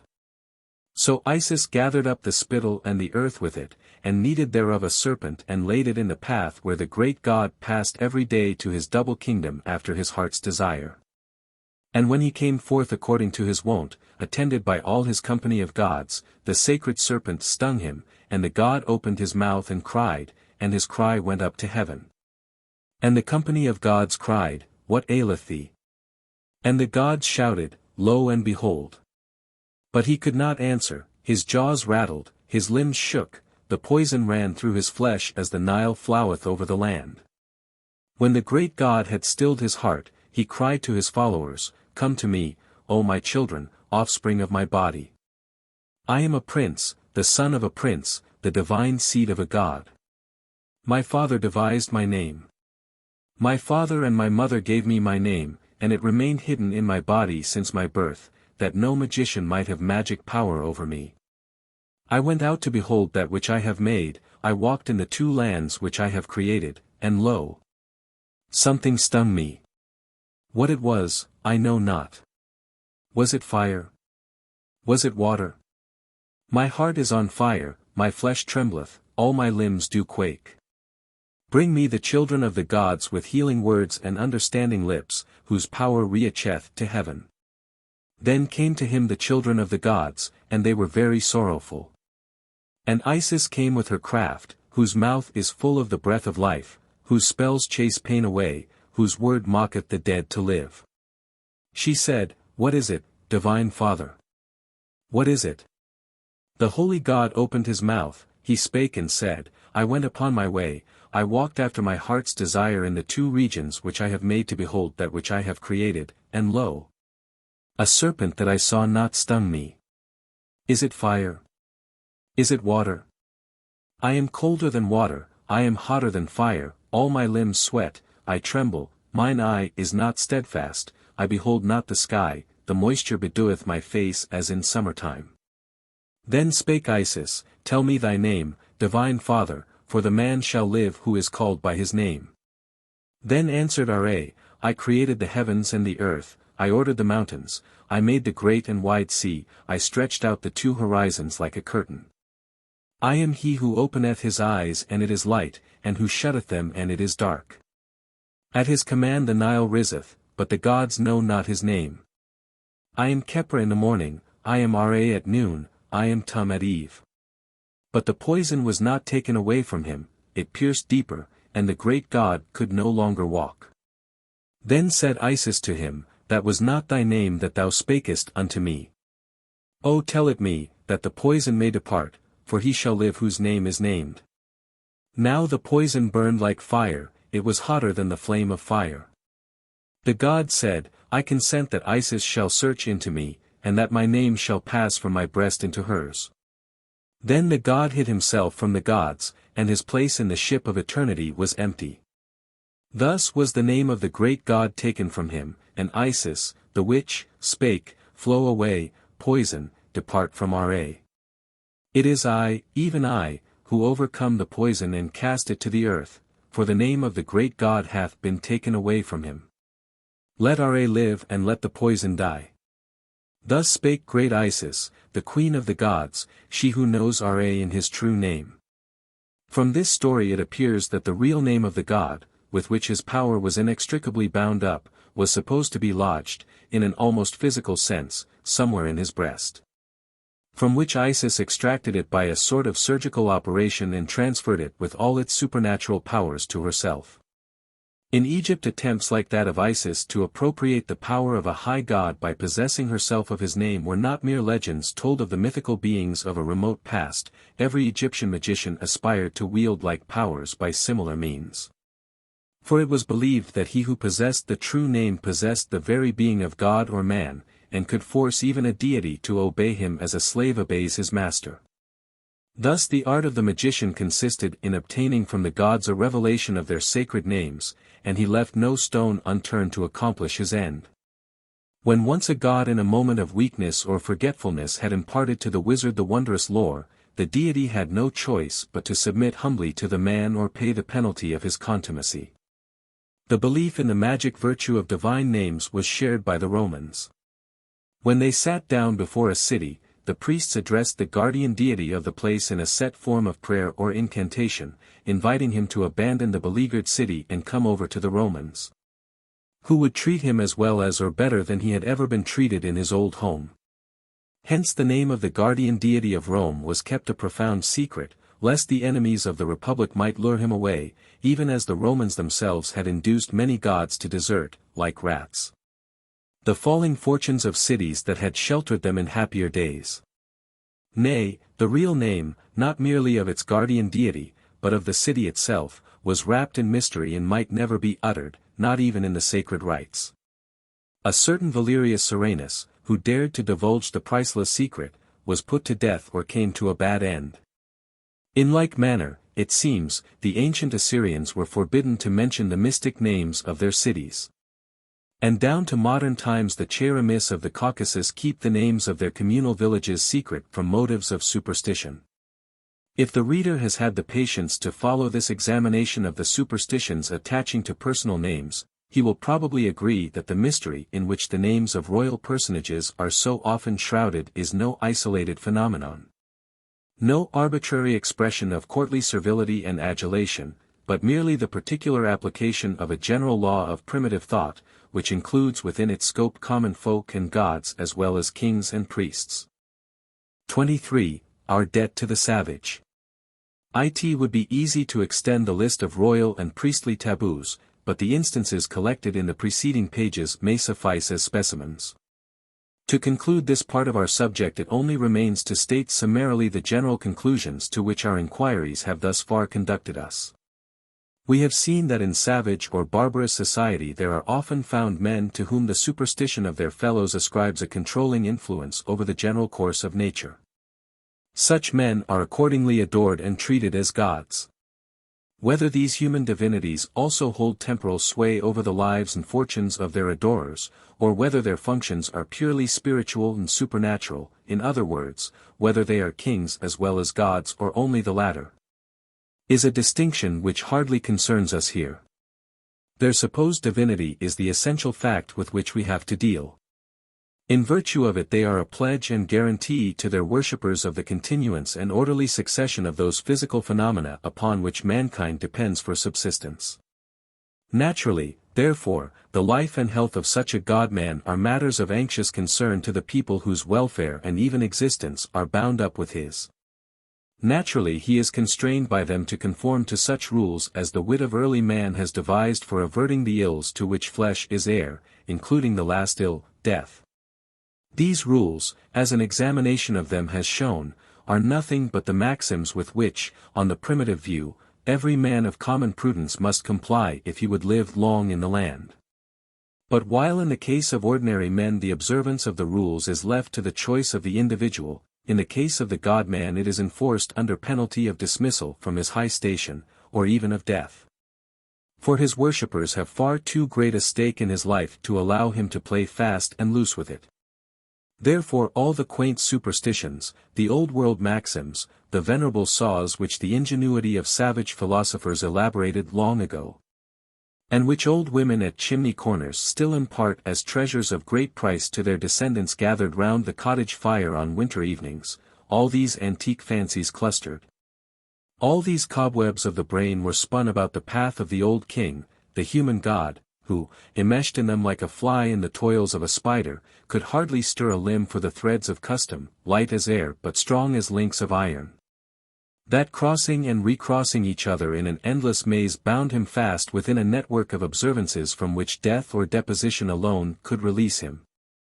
Thus to students of the past the life of the old kings and priests teems with instruction. In it was summed up all that passed for wisdom when the world was young. It was the perfect pattern after which every man strove to shape his life. A faultless model constructed with rigorous accuracy upon the lines laid down by a barbarous philosophy. Crude and false as that philosophy may seem to us, it would be unjust to deny it the merit of logical consistency. Starting from a conception of the vital principle as a tiny being or soul existing in, but distinct and separable from, the living being, it deduces for the practical guidance of life a system of rules which in general hangs well together and forms a fairly complete and harmonious whole. The flaw, and it is a fatal one, of the system lies not in its reasoning, but in its premises, in its conception of the nature of life, not in any irrelevancy of the conclusions which it draws from that conception. But to stigmatize these premises as ridiculous because we can easily detect their falseness, would be ungrateful as well as unphilosophical. We stand upon the foundation reared by the generations that have gone before, and we can but dimly realize the painful and prolonged efforts which it has cost humanity to struggle up to the point, no very exalted one after all, which we have reached. Our gratitude is due to the nameless and forgotten toilers, whose patient thought and active exertions have largely made us what we are. The amount of new knowledge which one age, certainly which one man, can add to the common store is small, and it argues stupidity or dishonesty, besides ingratitude. To ignore the heap while vaunting the few grains which it may have been our privilege to add to it. There is indeed little danger at present of undervaluing the contributions which modern times and even classical antiquity have made to the general advancement of our race. But when we pass these limits, the case is different. Contempt and ridicule or abhorrence and denunciation are too often the only recognition vouchsafed to the savage and his ways. Yet of the benefactors whom we are bound thankfully to commemorate, many, perhaps most, were savages. For when all is said and done our resemblances to the savage are still far more numerous than our differences from him. And what we have in common with him, and deliberately retain as true and useful, we owe to our savage forefathers who slowly acquired by experience and transmitted to us by inheritance those seemingly fundamental ideas which we are apt to regard as original and intuitive. We are like heirs to a fortune which has been handed down for so many ages that the memory of those who built it up is lost, and its possessors for the time being regard it as having been an original and unalterable possession of their race since the beginning of the world. But reflection and inquiry should satisfy us that to our predecessors we are indebted for much of what we thought most our own, and that their errors were not willful extravagances or the ravings of insanity, but simply hypotheses, justifiable as such at the time when they were propounded, but which a fuller experience has proved to be inadequate. It is only by the successive testing of hypotheses and rejection of the false that truth is at last elicited. After all, what we call truth is only the hypothesis which is found to work best. Therefore in reviewing the opinions and practices of ruder ages and races we shall do well to look with leniency upon their errors as inevitable slips made in the search for truth, and to give them the benefit of that indulgence which we ourselves may one day stand in need of, cum excusation itac vetters audiendi sunt. 24. The killing of the divine king. 1. The mortality of the gods. Man has created gods in his own likeness, and being himself mortal he has naturally supposed his creatures to be in the same sad predicament. Thus the Greenlanders believed that a wind could kill their most powerful god, and that he would certainly die if he touched a dog. When they heard of the Christian god, they kept asking if he never died, and being informed that he did not, they were much surprised, and said that he must be a very great god indeed. In answer to the inquiries of Colonel Dodge, a North American Indian stated that the world was made by the Great Spirit. Being asked which Great Spirit he meant, the good one or the bad one, "Oh, neither of them," replied he, "the Great Spirit that made the world is dead long ago. He could not possibly have lived as long as this." A tribe in the Philippine Islands told the Spanish conquerors that the grave of the Creator was upon the top of Mount Cabunian. Hytziibib, a god or divine hero of the Hottentots, died several times and came to life again. His graves are generally to be met within narrow defile between mountains. When the Hottentots pass one of them, they throw a stone on it for good luck, sometimes muttering, "Give us plenty of cattle." The grave of Zeus, the great god of Greece, was shown to visitors in Crete as late as about the beginning of our era. The body of Dionysus was buried at Delphi beside the golden statue of Apollo, and his tomb bore the inscription, "Here lies Dionysus dead, the son of Semele." According to one account, Apollo himself was buried at Delphi. For Pythagoras is said to have carved an inscription on his tomb, setting forth how the god had been killed by the python and buried under the tripod. The great gods of Egypt themselves were not exempt from the common lot. They too grew old and died. But when at a later time the discovery of the art of embalming gave a new lease of life to the souls of the dead by preserving their bodies for an indefinite time from corruption, the deities were permitted to share the benefit of an invention which held out to gods as well as to men a reasonable hope of immortality. Every province then had the tomb and mummy of its dead god. The mummy of Osiris was to be seen at Mendes, Thynis boasted of the mummy of Anhuri, and Heliopolis rejoiced in the possession of that of Tumu. The high gods of Babylon also, though they appeared to their worshippers only in dreams and visions, were conceived to be human in their bodily shape, human in their passions, and human in their fate. For like men they were born into the world, and like men they loved and fought and died. 2. Kings killed when their strength fails. If the high gods, who dwell remote from the fret and fever of this earthly life, are yet believed to die at last, it is not to be expected that a god who lodges in a frail tabernacle of flesh should escape the same fate, though we hear of African kings who have imagined themselves immortal by virtue of their sorceries. Now primitive peoples, as we have seen, sometimes believe that their safety and even that of the world is bound up with the life of one of these god-men or human incarnations of the divinity. Naturally, therefore, they take the utmost care of his life, out of a regard for their own. But no amount of care and precaution will prevent the man-god from growing old and feeble and at last dying. His worshippers have to lay their account with this sad necessity and to meet it as best they can. The danger is a formidable one. For if the course of nature is dependent on the man-god's life, what catastrophes may not be expected from the gradual enfeeblement of his powers and their final extinction in death? There is only one way of averting these dangers. The man-god must be killed as soon as he shows symptoms that his powers are beginning to fail, and his soul must be transferred to a vigorous successor before it has been seriously impaired by the threatened decay. The advantages of thus putting the man-god to death instead of allowing him to die of old age and disease are, to the savage, obvious enough. For if the man-god dies what we call a natural death, it means, according to the savage, that his soul has either voluntarily departed from his body and refuses to return, or more commonly that it has been extracted, or at least detained in its wanderings, by a demon or sorcerer. In any of these cases the soul of the man-god is lost to his worshippers, and with it their prosperity is gone and their very existence endangered.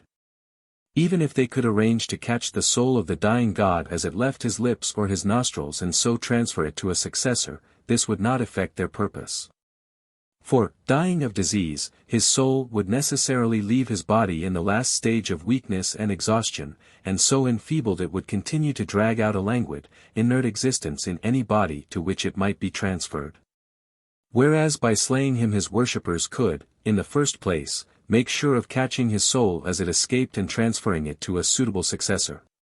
And, in the second place, by putting him to death before his natural force was abated, they would secure that the world should not fall into decay with the decay of the man-god. Every purpose, therefore, was answered, and all dangers averted by thus killing the man-god and transferring his soul, while yet at its prime, to a vigorous successor. The mystic kings of fire and water in Cambodia are not allowed to die a natural death. Hence when one of them is seriously ill and the elders think that he cannot recover, they stab him to death. The people of Congo believed, as we have seen, that if their pontiff the Chitome were to die a natural death, the world would perish, and the earth, which he alone sustained by his power and merit, would immediately be annihilated. Accordingly, when he fell ill and seemed likely to die, the man who was destined to be his successor entered the pontiff's house with a rope or a club and strangled or clubbed him to death. The Ethiopian kings of Meroe were worshipped as gods. But whenever the priests chose, they sent a messenger to the king, ordering him to die, and alleging an oracle of the gods as their authority for the command. This command the kings always obeyed down to the reign of Ergomenes, a contemporary of Ptolemy II, king of Egypt. Having received a Greek education which emancipated him from the superstitions of his countrymen, Ergomenes ventured to disregard the command of the priests, and, entering the Golden Temple with a body of soldiers, put the priests to the sword. Customs of the same sort appear to have prevailed in this part of Africa down to modern times. In some tribes of Fezakal the king had to administer justice daily under a certain tree. If from sickness or any other cause he was unable to discharge this duty for 3 whole days, he was hanged on the tree in a noose, which contained 2 razors so arranged that when the noose was drawn tight by the weight of the king's body they cut his throat.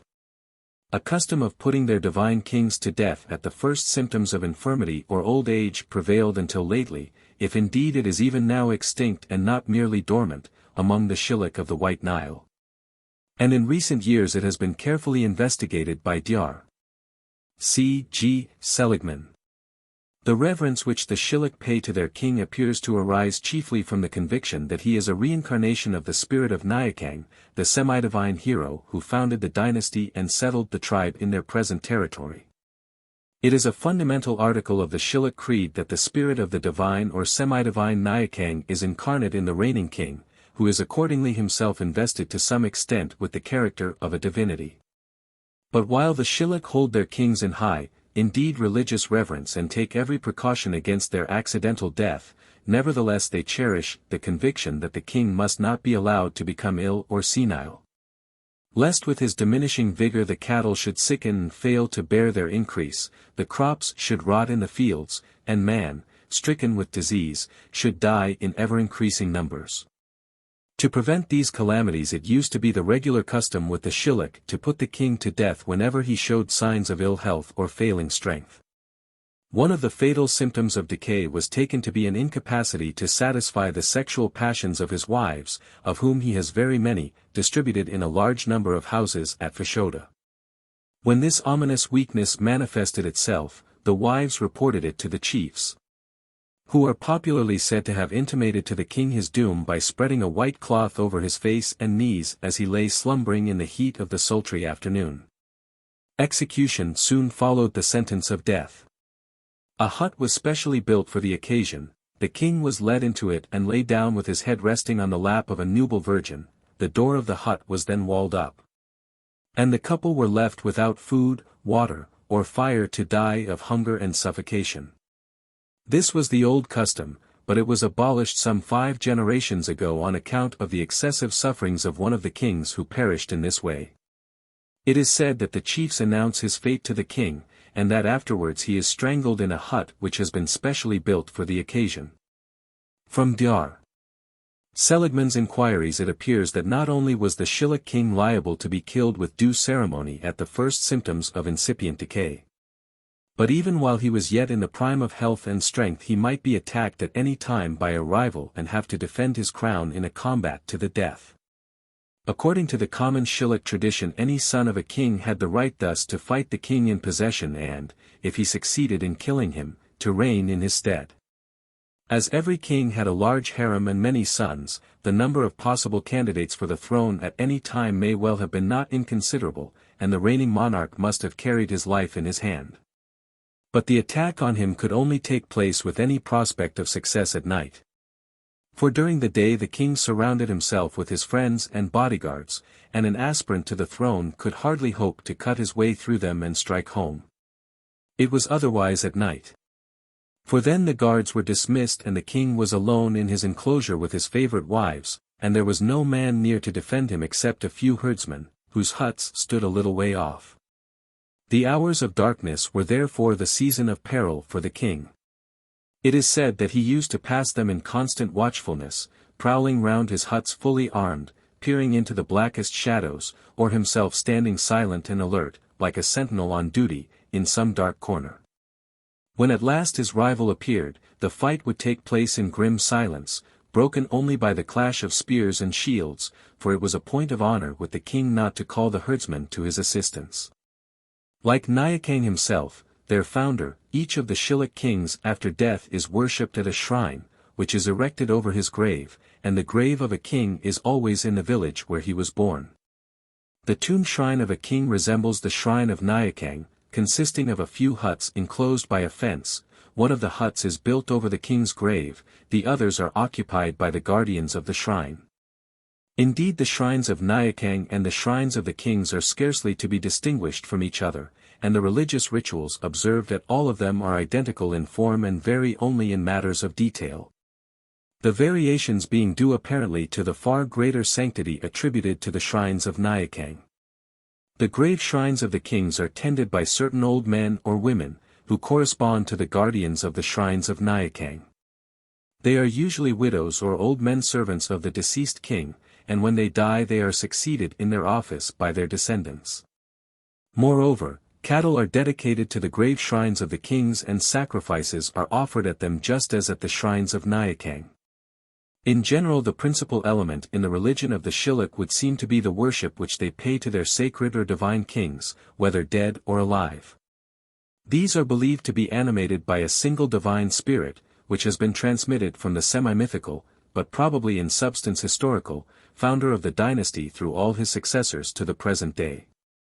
Hence, regarding their kings as incarnate divinities on whom the welfare of men, of cattle, and of the corn implicitly depends, the Shilluk naturally pay them the greatest respect and take every care of them. And however strange it may seem to us, their custom of putting the divine king to death as soon as he shows signs of ill health or failing strength springs directly from their profound veneration for him and from their anxiety to preserve him. Or rather the divine spirit by which he is animated, in the most perfect state of efficiency. Nay, we may go further and say that their practice of regicide is the best proof they can give of the high regard in which they hold their kings. For they believe, as we have seen, that the king's life or spirit is so sympathetically bound up with the prosperity of the whole country, that if he fell ill or grew senile the cattle would sicken and cease to multiply.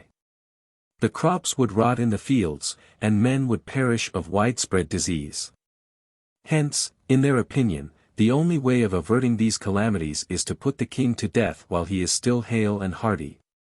In order that the divine spirit which he has inherited from his predecessors may be transmitted in turn by him to his successor while it is still in full vigor and has not yet been impaired by the weakness of disease and old age.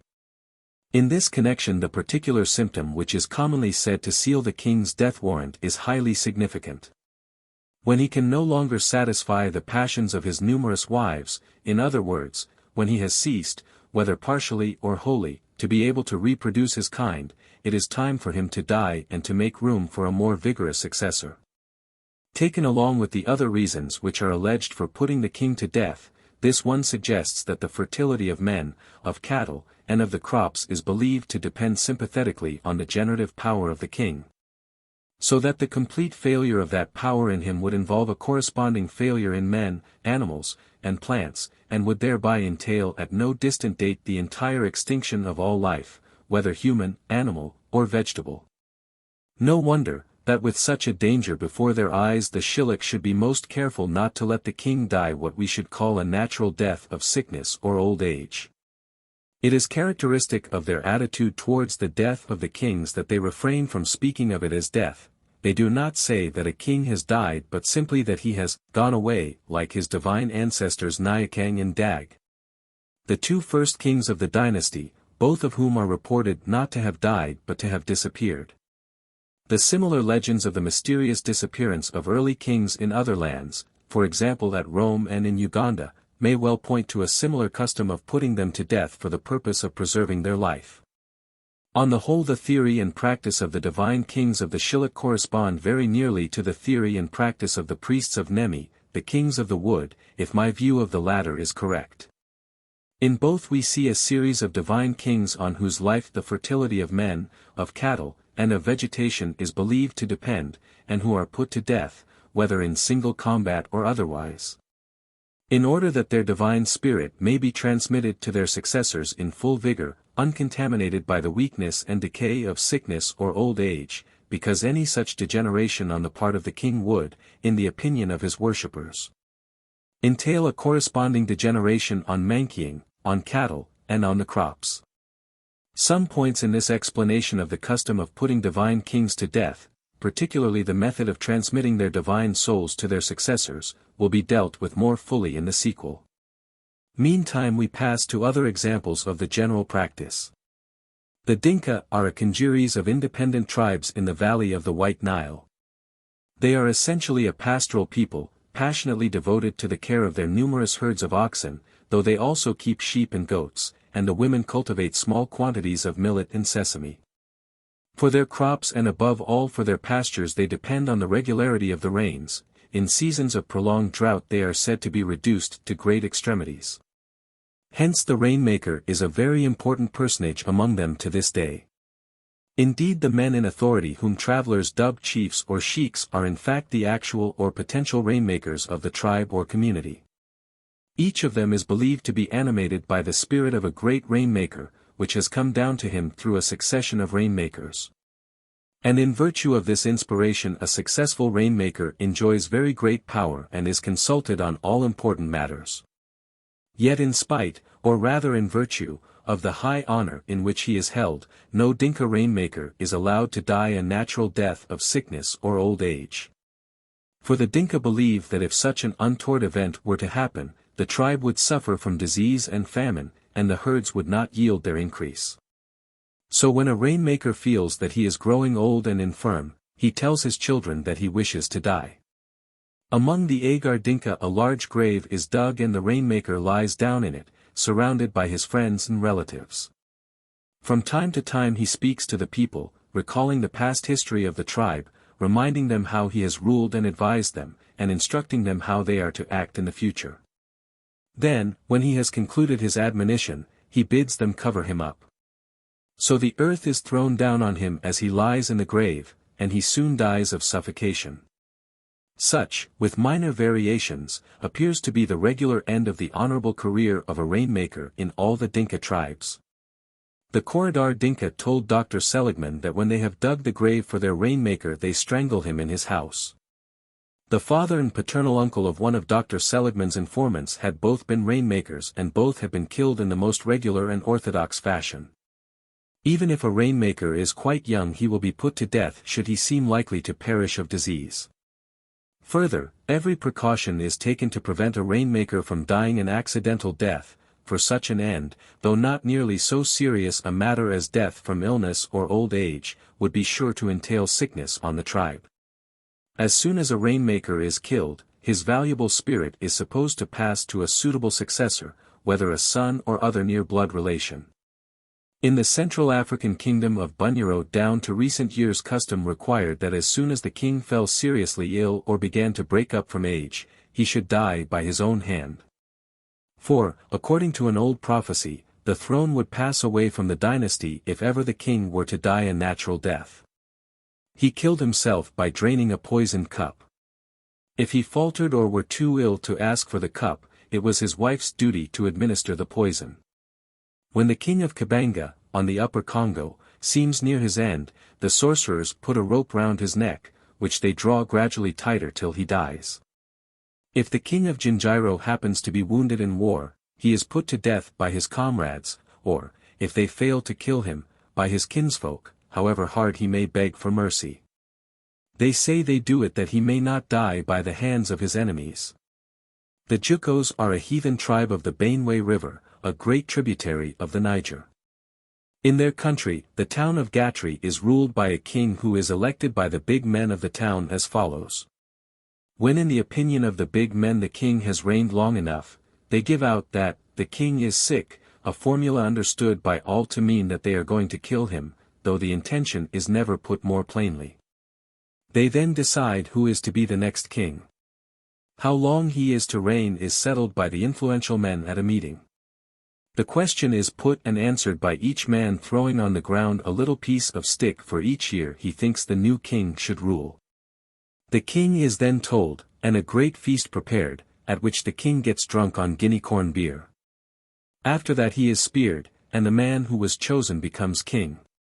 Thus each Juko king knows that he cannot have very many more years to live, and that he is certain of his predecessor's fate. This, however, does not seem to frighten candidates. The same custom of king-killing is said to prevail at Kwand and Wakari as well as at Gatri.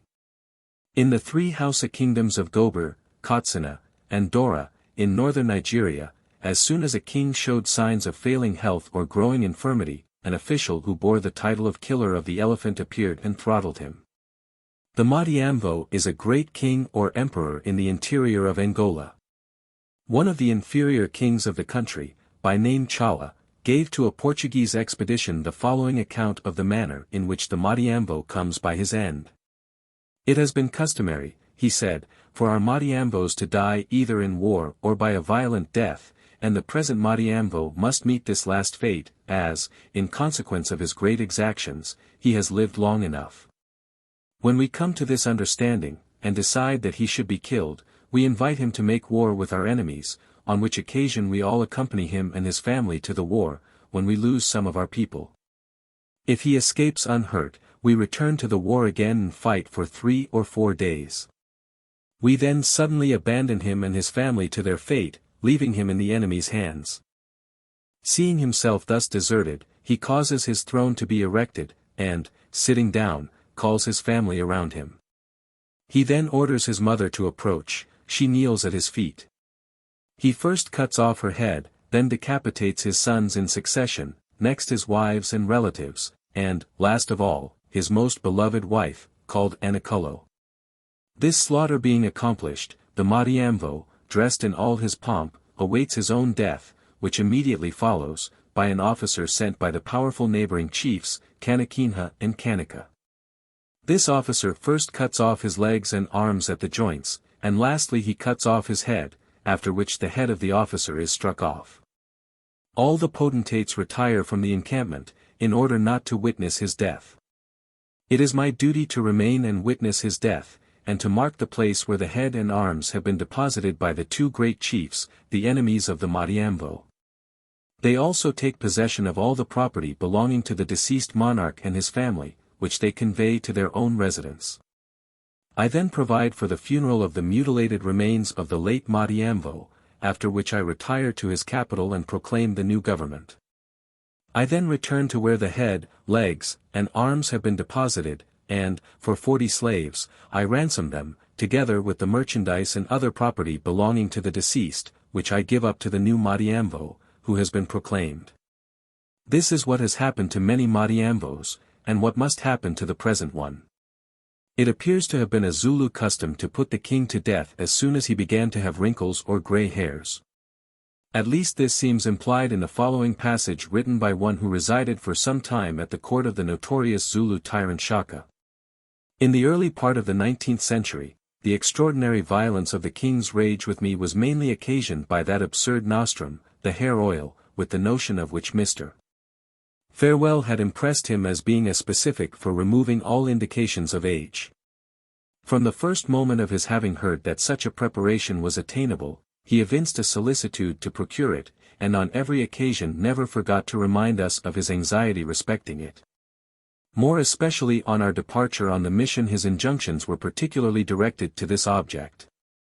It will be seen that it is one of the barbarous customs of the Zulus in their choice or election of their kings that he must neither have wrinkles nor grey hairs, as they are both distinguishing marks of disqualification for becoming a monarch of a warlike people.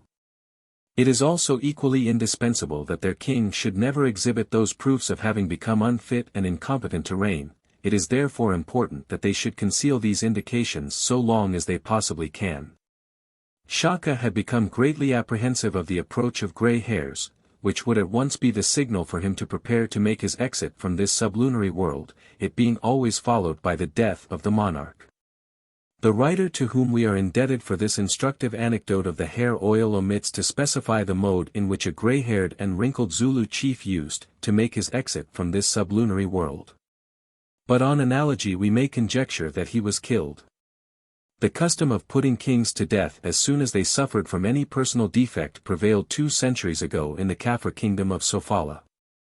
We have seen that these kings of Sofala were regarded as gods by their people, being entreated to give rain or sunshine, according as each might be wanted.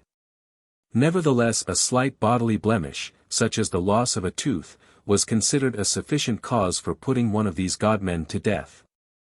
As we learn from the following passage of an old Portuguese historian, it was formerly the custom of the kings of this land to commit suicide by taking poison when any disaster or natural physical defect fell upon them, such as impotence, infectious disease, the loss of their front teeth, by which they were disfigured, or any other deformity or affliction.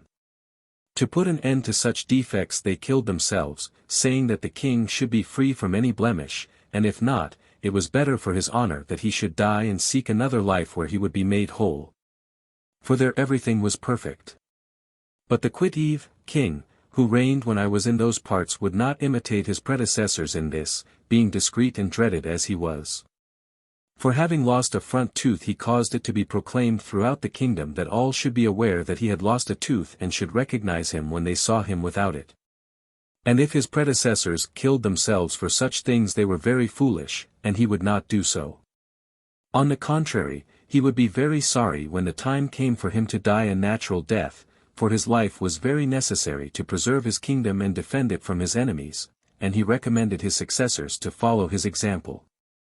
The king of Sofala who dared to survive the loss of his front tooth was thus a bold reformer like Ergomenes, king of Ethiopia. We may conjecture that the ground for putting the Ethiopian kings to death was, as in the case of the Zulu and Sofala kings, the appearance on their person of any bodily defect or sign of decay. And that the oracle which the priests alleged as the authority for the royal execution was to the effect that great calamities would result from the reign of a king who had any blemish on his body. Just as an oracle warned Sparta against a lame reign, that is, the reign of a lame king. It is some confirmation of this conjecture that the kings of Ethiopia were chosen for their size, strength, and beauty long before the custom of killing them was abolished. To this day the Sultan of Wadai must have no obvious bodily defect, and the king of Angoi cannot be crowned if he has a single blemish, such as a broken or a filed tooth or the scar of an old wound. According to the Book of Akale and many other authorities no king who was afflicted with a personal blemish might reign over Ireland at Tara. Hence, when the great King Cormac Mac Art lost one eye by an accident, he at once abdicated. Many days' journey to the northeast of Abumi, the old capital of Dahomey, lies the kingdom of Io. The Ios are governed by a king, no less absolute than the king of Dahomey, yet subject to a regulation of state, at once humiliating and extraordinary. When the people have conceived an opinion of his ill government, which is sometimes insidiously infused into them by the artifice of his discontented ministers, they send a deputation to him with a present of parrots' eggs. As a mark of its authenticity, to represent to him that the burden of government must have so far fatigued him that they consider it full time for him to repose from his cares and indulge himself with a little sleep. He thanks his subjects for their attention to his ease, retires to his own apartment as if to sleep, and there gives directions to his women to strangle him. This is immediately executed, and his son quietly ascends the throne upon the usual terms of holding the reins of government no longer than whilst he merits the approbation of the people. About the year 1774, a king of Io, whom his ministers attempted to remove in the customary manner, positively refused to accept the proffered parrot's eggs at their hands, telling them that he had no mind to take a nap, but on the contrary was resolved to watch for the benefit of his subjects. The ministers, surprised and indignant at his recalcitrancy, raised a rebellion, but were defeated with great slaughter. And thus by his spirited conduct the king freed himself from the tyranny of his counselors and established a new precedent for the guidance of his successors. However, the old custom seems to have revived and persisted until late in the 19th century, for a Catholic missionary, writing in 1884, speaks of the practice as if it were still in vogue. Another missionary, writing in 1881, thus describes the usage of the Egbas and the Yorubas of West Africa. Among the customs of the country one of the most curious is unquestionably that of judging and punishing the king.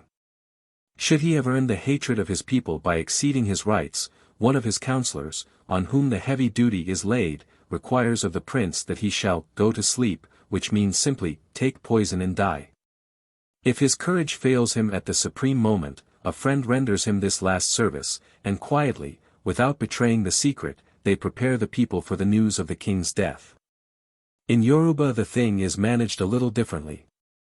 When a son is born to the king of Oyo, they make a model of the infant's right foot in clay and keep it in the house of the elders, Ogboni. If the king fails to observe the customs of the country, a messenger, without speaking a word, shows him his child's foot. The king knows what that means. He takes poison and goes to sleep. The old Prussians acknowledged as their supreme lord a ruler who governed them in the name of the gods, and was known as God's mouth. When he felt himself weak and ill, if he wished to leave a good name behind him, he had a great heap made of thorn bushes and straw, on which he mounted and delivered a long sermon to the people, exhorting them to serve the gods and promising to go to the gods and speak for the people. Then he took some of the perpetual fire which burned in front of the holy oak tree, and lighting the pile with it burned himself to death. 3. Kings killed at the end of a fixed term. In the cases hitherto described, the divine king or priest is suffered by his people to retain office until some outward defect, some visible symptom of failing health or advancing age, warns them that he is no longer equal to the discharge of his divine duties. But not until such symptoms have made their appearance is he put to death. Some peoples, however, appear to have thought it unsafe to wait for even the slightest symptom of decay and have preferred to kill the king while he was still in the full vigor of life. Accordingly, they have fixed a term beyond which he might not reign, and at the close of which he must die, the term fixed upon being short enough to exclude the probability of his degenerating physically in the interval. In some parts of southern India the period fixed was 12 years. Thus, according to an old traveller, in the province of Quilacare, there is a Gentile house of prayer, in which there is an idol which they hold in great account, and every 12 years they celebrate a great feast to it, whither all the Gentiles go as to a jubilee. This temple possesses many lands and much revenue. It is a very great affair. This province has a king over it, who has not more than 12 years to reign from jubilee to jubilee. His manner of living is in this wise, that is to say, when the 12 years are completed, on the day of this feast there assemble together innumerable people, and much money is spent in giving food to Brahmins. The king has a wooden scaffolding made, spread over with silken hangings, and on that day he goes to bathe at a tank with great ceremonies and sound of music. After that he comes to the idol and prays to it, and mounts on to the scaffolding. And there before all the people he takes some very sharp knives, and begins to cut off his nose, and then his ears, and his lips, and all his members, and as much flesh off himself as he can. And he throws it away very hurriedly until so much of his blood is spilled that he begins to faint, and then he cuts his throat himself. And he performs this sacrifice to the idol, and whoever desires to reign another 12 years and undertake this martyrdom for love of the idol, has to be present looking on at this, and from that place they raise him up as king. The king of Calicut, on the Malabar coast, bears the title of Samorin or Samori. He pretends to be of a higher rank than the Brahmins, and to be inferior only to the invisible gods. A pretension that was acknowledged by his subjects, but which is held as absurd and abominable by the Brahmins, by whom he is only treated as a Sudra. Formerly the Samoan had to cut his throat in public at the end of a 12 years reign. But towards the end of the 17th century the rule had been modified as follows: many strange customs were observed in this country in former times, and some very odd ones are still continued. It was an ancient custom for the Samoan to reign but 12 years, and no longer. If he died before his term was expired, it saved him a troublesome ceremony of cutting his own throat, on a public scaffold erected for the purpose. He first made a feast for all his nobility and gentry, who are very numerous. After the feast he saluted his guests, and went on the scaffold, and very decently cut his own throat in the view of the assembly, and his body was, a little while after, burned with great pomp and ceremony, and the grandees elected a new Samoan. Whether that custom was a religious or a civil ceremony, I know not, but it is now laid aside. And a new custom is followed by the modern Samorans, that Jubilee is proclaimed throughout his dominions, at the end of 12 years, and a tent is pitched for him in a spacious plain, and a great feast is celebrated for 10 or 12 days. With mirth and jollity, guns firing night and day, so at the end of the feast any 4 of the guests that have a mind to gain a crown by a desperate action, in fighting their way through 30 or 40,000 of his guards, and kill the Samoan in his tent. He that kills him succeeds him in his empire. In anno 1695, one of those jubilees happened, and the tent pitched near Penany, a seaport of his, about 15 leagues to the southward of Calicut. There were but 3 men that would venture on that desperate action, who fell in, with sword and target, among the guard, and, after they had killed and wounded many, were themselves killed. One of the desperadoes had a nephew of 15 or 16 years of age, that kept close by his uncle in the attack on the guards, and, when he saw him fall, the youth got through the guards into the tent, and made a stroke at his majesty's head. And had certainly dispatched him if a large brass lamp which was burning over his head had not marred the blow. But, before he could make another, he was killed by the guards, and, I believe, the same Samoan reigns yet. I chanced to come that time along the coast and heard the guns for 2 or 3 days and nights successively. The English traveller, whose account I have quoted, did not himself witness the festival he describes, though he heard the sound of the firing in the distance. Fortunately, exact records of these festivals and of the number of men who perished at them have been preserved in the archives of the royal family at Calicut. In the latter part of the 19th century they were examined by Mr. W. Logan, with the personal assistance of the reigning king, and from his work it is possible to gain an accurate conception both of the tragedy and of the scene where it was periodically enacted down to 1743. When the ceremony took place for the last time. The festival at which the king of Calicut staked his crown and his life on the issue of battle was known as the Great Sacrifice. It fell every 12th year, when the planet Jupiter was in retrograde motion in the sign of the Crab, and it lasted 28 days, culminating at the time of the 8th lunar asterism in the month of Makram. As the date of the festival was determined by the position of Jupiter in the sky, and the interval between 2 festivals was 12 years, which is roughly Jupiter's period of revolution round the Sun. We may conjecture that the splendid planet was supposed to be in a special sense the king's star and to rule his destiny, the period of its revolution in heaven corresponding to the period of his reign on earth.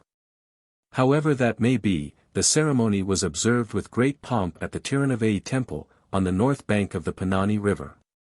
The spot is close to the present railway line. As the train rushes by, you can just catch a glimpse of the temple, almost hidden behind a clump of trees on the river bank. From the western gateway of the temple a perfectly straight road, hardly raised above the level of the surrounding rice fields and shaded by a fine avenue, runs for half a mile to a high ridge with a precipitous bank, on which the outlines of 3 or 4 terraces can still be traced. On the topmost of these terraces the king took his stand on the eventful day.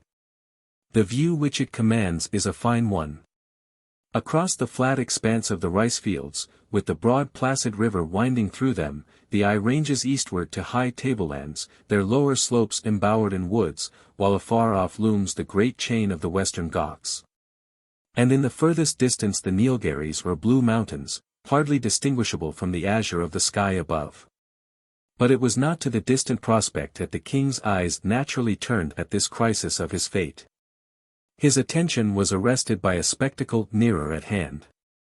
For all the plain below was alive with troops, their banners waving gaily in the sun, the white tents of their many camps standing sharply out against the green and gold of the ricefields. 40,000 fighting men or more were gathered there to defend the king. But if the plain swarmed with soldiers, the road that cuts across it from the temple to the king's stand was clear of them. Not a soul was stirring on it. Each side of the way was barred by palisades, and from the palisades on either hand a long hedge of spears, held by strong arms, projected into the empty road, their blades meeting in the middle and forming a glittering arch of steel. All was now ready. The king waved his sword. At the same moment a great chain of massy gold, enriched with bosses, was placed on an elephant at his side. That was the signal. On the instant a stir might be seen half a mile away at the gate of the temple. A group of swordsmen, decked with flowers and smeared with ashes, has stepped out from the crowd. They have just partaken of their last meal on earth, and they now receive the last blessings and farewells of their friends. A moment more and they are coming down the lane of spears, hewing and stabbing right and left at the spearmen, winding and turning and writhing among the blades as if they had no bones in their bodies. It is all in vain. One after the other they fall, some nearer the king, some farther off, content to die, not for the shadow of a crown, but for the mere sake of approving their dauntless valor and swordsmanship to the world. On the last days of the festival the same magnificent display of gallantry, the same useless sacrifice of life was repeated again and again. Yet perhaps no sacrifice is wholly useless which proves that there are men who prefer honor to life. It is a singular custom in Bengal, says an old native historian of India, that there is little of hereditary descent in succession to the sovereignty. Whoever kills the king, and succeeds in placing himself on that throne, is immediately acknowledged as king. All the emirs, wazirs, soldiers, and peasants instantly obey and submit to him, and consider him as being as much their sovereign as they did their former prince, and obey his orders implicitly. The people of Bengal say, "We are faithful to the throne, whoever fills the throne we are obedient and true to it." A custom of the same sort formerly prevailed in the little kingdom of Pasir, on the northern coast of Sumatra. The old Portuguese historian de Barros, who informs us of it, remarks with surprise that no wise man would wish to be king of Pasir, since the monarch was not allowed by his subjects to live long. From time to time a sort of fury seized the people, and they marched through the streets of the city chanting with loud voices the fatal words, "The king must die." When the king heard that song of death he knew that his hour had come. The man who struck the fatal blow was of the royal lineage, and as soon as he had done the deed of blood and seated himself on the throne he was regarded as the legitimate king. Provided that he contrived to maintain his seat peaceably for a single day. This, however, the regicide did not always succeed in doing. When Fernão Pérez de Andrade, on a voyage to China, put in at Pasir for a cargo of spices, 2 kings were massacred, and that in the most peaceable and orderly manner, without the smallest sign of tumult or sedition in the city. Where everything went on in its usual course, as if the murder or execution of a king were a matter of everyday occurrence. Indeed, on one occasion 3 kings were raised to the dangerous elevation and followed each other in the dusty road of death in a single day.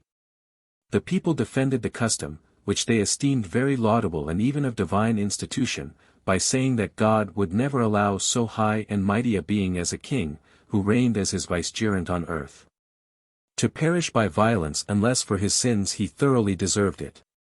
Far away from the tropical island of Sumatra a rule of the same sort appears to have obtained among the old Slavs. When the captives Gun and Jarmeric contrived to slay the king and queen of the Slavs and made their escape, they were pursued by the barbarians, who shouted after them that if they would only come back they would reign instead of the murdered monarch, since by a public statute of the ancients the succession to the throne fell to the king's assassin. But the flying regicides turned a deaf ear to promises which they regarded as mere baits to lure them back to destruction. They continued their flight, and the shouts and clamor of the barbarians gradually died away in the distance. When kings were bound to suffer death, whether at their own hands or at the hands of others, on the expiration of a fixed term of years, it was natural that they should seek to delegate the painful duty, along with some of the privileges of sovereignty, to a substitute who should suffer vicariously in their stead. This expedient appears to have been resorted to by some of the princes of Malabar. Thus we are informed by a native authority on that country that, in some places all powers both executive and judicial were delegated for a fixed period to natives by the sovereign. This institution was styled Thalavetiparotheum or authority obtained by decapitation. It was an office tenable for 5 years during which its bearer was invested with supreme despotic powers within his jurisdiction. On the expiry of the 5 years the man's head was cut off and thrown up in the air amongst a large concourse of villagers, each of whom vied with the other in trying to catch it in its course down. He who succeeded was nominated to the post for the next 5 years. When once kings, who had hitherto been bound to die a violent death at the end of a term of years, conceived the happy thought of dying by deputy in the persons of others, they would very naturally put it in practice.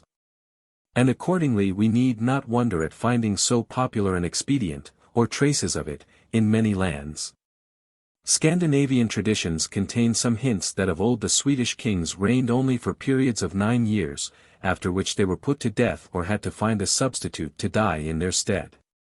Thus Aun or On, king of Sweden, is said to have sacrificed to Odin for length of days and to have been answered by the god that he should live so long as he sacrificed one of his sons every 9th year. He sacrificed 9 of them in this manner, and would have sacrificed the 10th and last, but the Swedes would not allow him.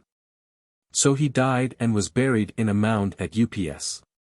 Another indication of a similar tenure of the crown occurs in a curious legend of the deposition and banishment of Odin. Offended at his misdeeds, the other gods outlawed and exiled him, but set up in his place a substitute, Alar by name, a cunning wizard, to whom they accorded the symbols both of royalty and of godhead. The deputy bore the name of Odin, and reigned for nearly 10 years, when he was driven from the throne, while the real Odin came to his own again. His discomfited rival retired to Sweden and was afterward slain in an attempt to repair his shattered fortunes. As gods are often merely men who loom large through the mists of tradition, we may conjecture that this Norse legend preserves a confused reminiscence of ancient Swedish kings who reigned for 9 or 10 years together, then abdicated, delegating to others the privilege of dying for their country. The great festival which was held at Ups every 9 years may have been the occasion on which the king or his deputy was put to death. We know that human sacrifices formed part of the rites. There are some grounds for believing that the reign of many ancient Greek kings was limited to 8 years, or at least that at the end of every period of 8 years a new consecration, a fresh outpouring of the divine grace, was regarded as necessary in order to enable them to discharge their civil and religious duties. Thus it was a rule of the Spartan constitution that every 8th year the ephors should choose a clear and moonless night and sitting down observe the sky in silence. If during their vigil they saw a meteor or shooting star, they inferred that the king had sinned against the deity, and they suspended him from his functions until the Delphic or Olympic oracle should reinstate him in them. This custom, which has all the air of great antiquity, was not suffered to remain a dead letter even in the last period of the Spartan monarchy. For in the 3rd century before our era a king, who had rendered himself obnoxious to the reforming party, was actually deposed on various trumped-up charges, among which the allegation that the ominous sign had been seen in the sky took a prominent place.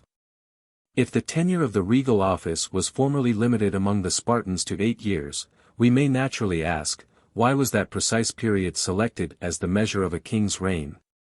The reason is probably to be found in those astronomical considerations which determined the early Greek calendar. The difficulty of reconciling lunar with solar time is one of the standing puzzles which has taxed the ingenuity of men who are emerging from barbarism. Now an octennial cycle is the shortest period at the end of which sun and moon really mark time together after overlapping, so to say, throughout the whole of the interval. Thus, for example, it is only once in every 8 years that the full moon coincides with the longest or shortest day. And as this coincidence can be observed with the aid of a simple dial, the observation is naturally one of the first to furnish a base for a calendar which shall bring lunar and solar times into tolerable, though not exact, harmony. But in early days the proper adjustment of the calendar is a matter of religious concern, since on it depends a knowledge of the right seasons for propitiating the deities whose favor is indispensable to the welfare of the community. No wonder, therefore, that the king, as the chief priest of the state, or as himself a god, should be liable to deposition or death at the end of an astronomical period. When the great luminaries had run their course on high, and were about to renew the heavenly race, it might well be thought that the king should renew his divine energies, or prove them unabated, under pain of making room for a more vigorous successor. In southern India, as we have seen, the king's reign and life terminated with the revolution of the planet Jupiter round the sun. In Greece, on the other hand, the king's fate seems to have hung in the balance at the end of every 8 years, ready to fly up and kick the beam as soon as the opposite scale was loaded with a falling star. Whatever its origin may have been, the cycle of 8 years appears to have coincided with the normal length of the king's reign in other parts of Greece besides Sparta. Thus Minos, king of Knossos in Crete, whose great palace has been unearthed in recent years, is said to have held office for periods of 8 years together. At the end of each period he retired for a season to the oracular cave on Mount Ida, and there communed with his divine father Zeus, giving him an account of his kingship in the years that were past, and receiving from him instructions for his guidance in those which were to come. The tradition plainly implies that at the end of every 8 years the king's sacred powers needed to be renewed by intercourse with the Godhead, and that without such a renewal he would have forfeited his right to the throne.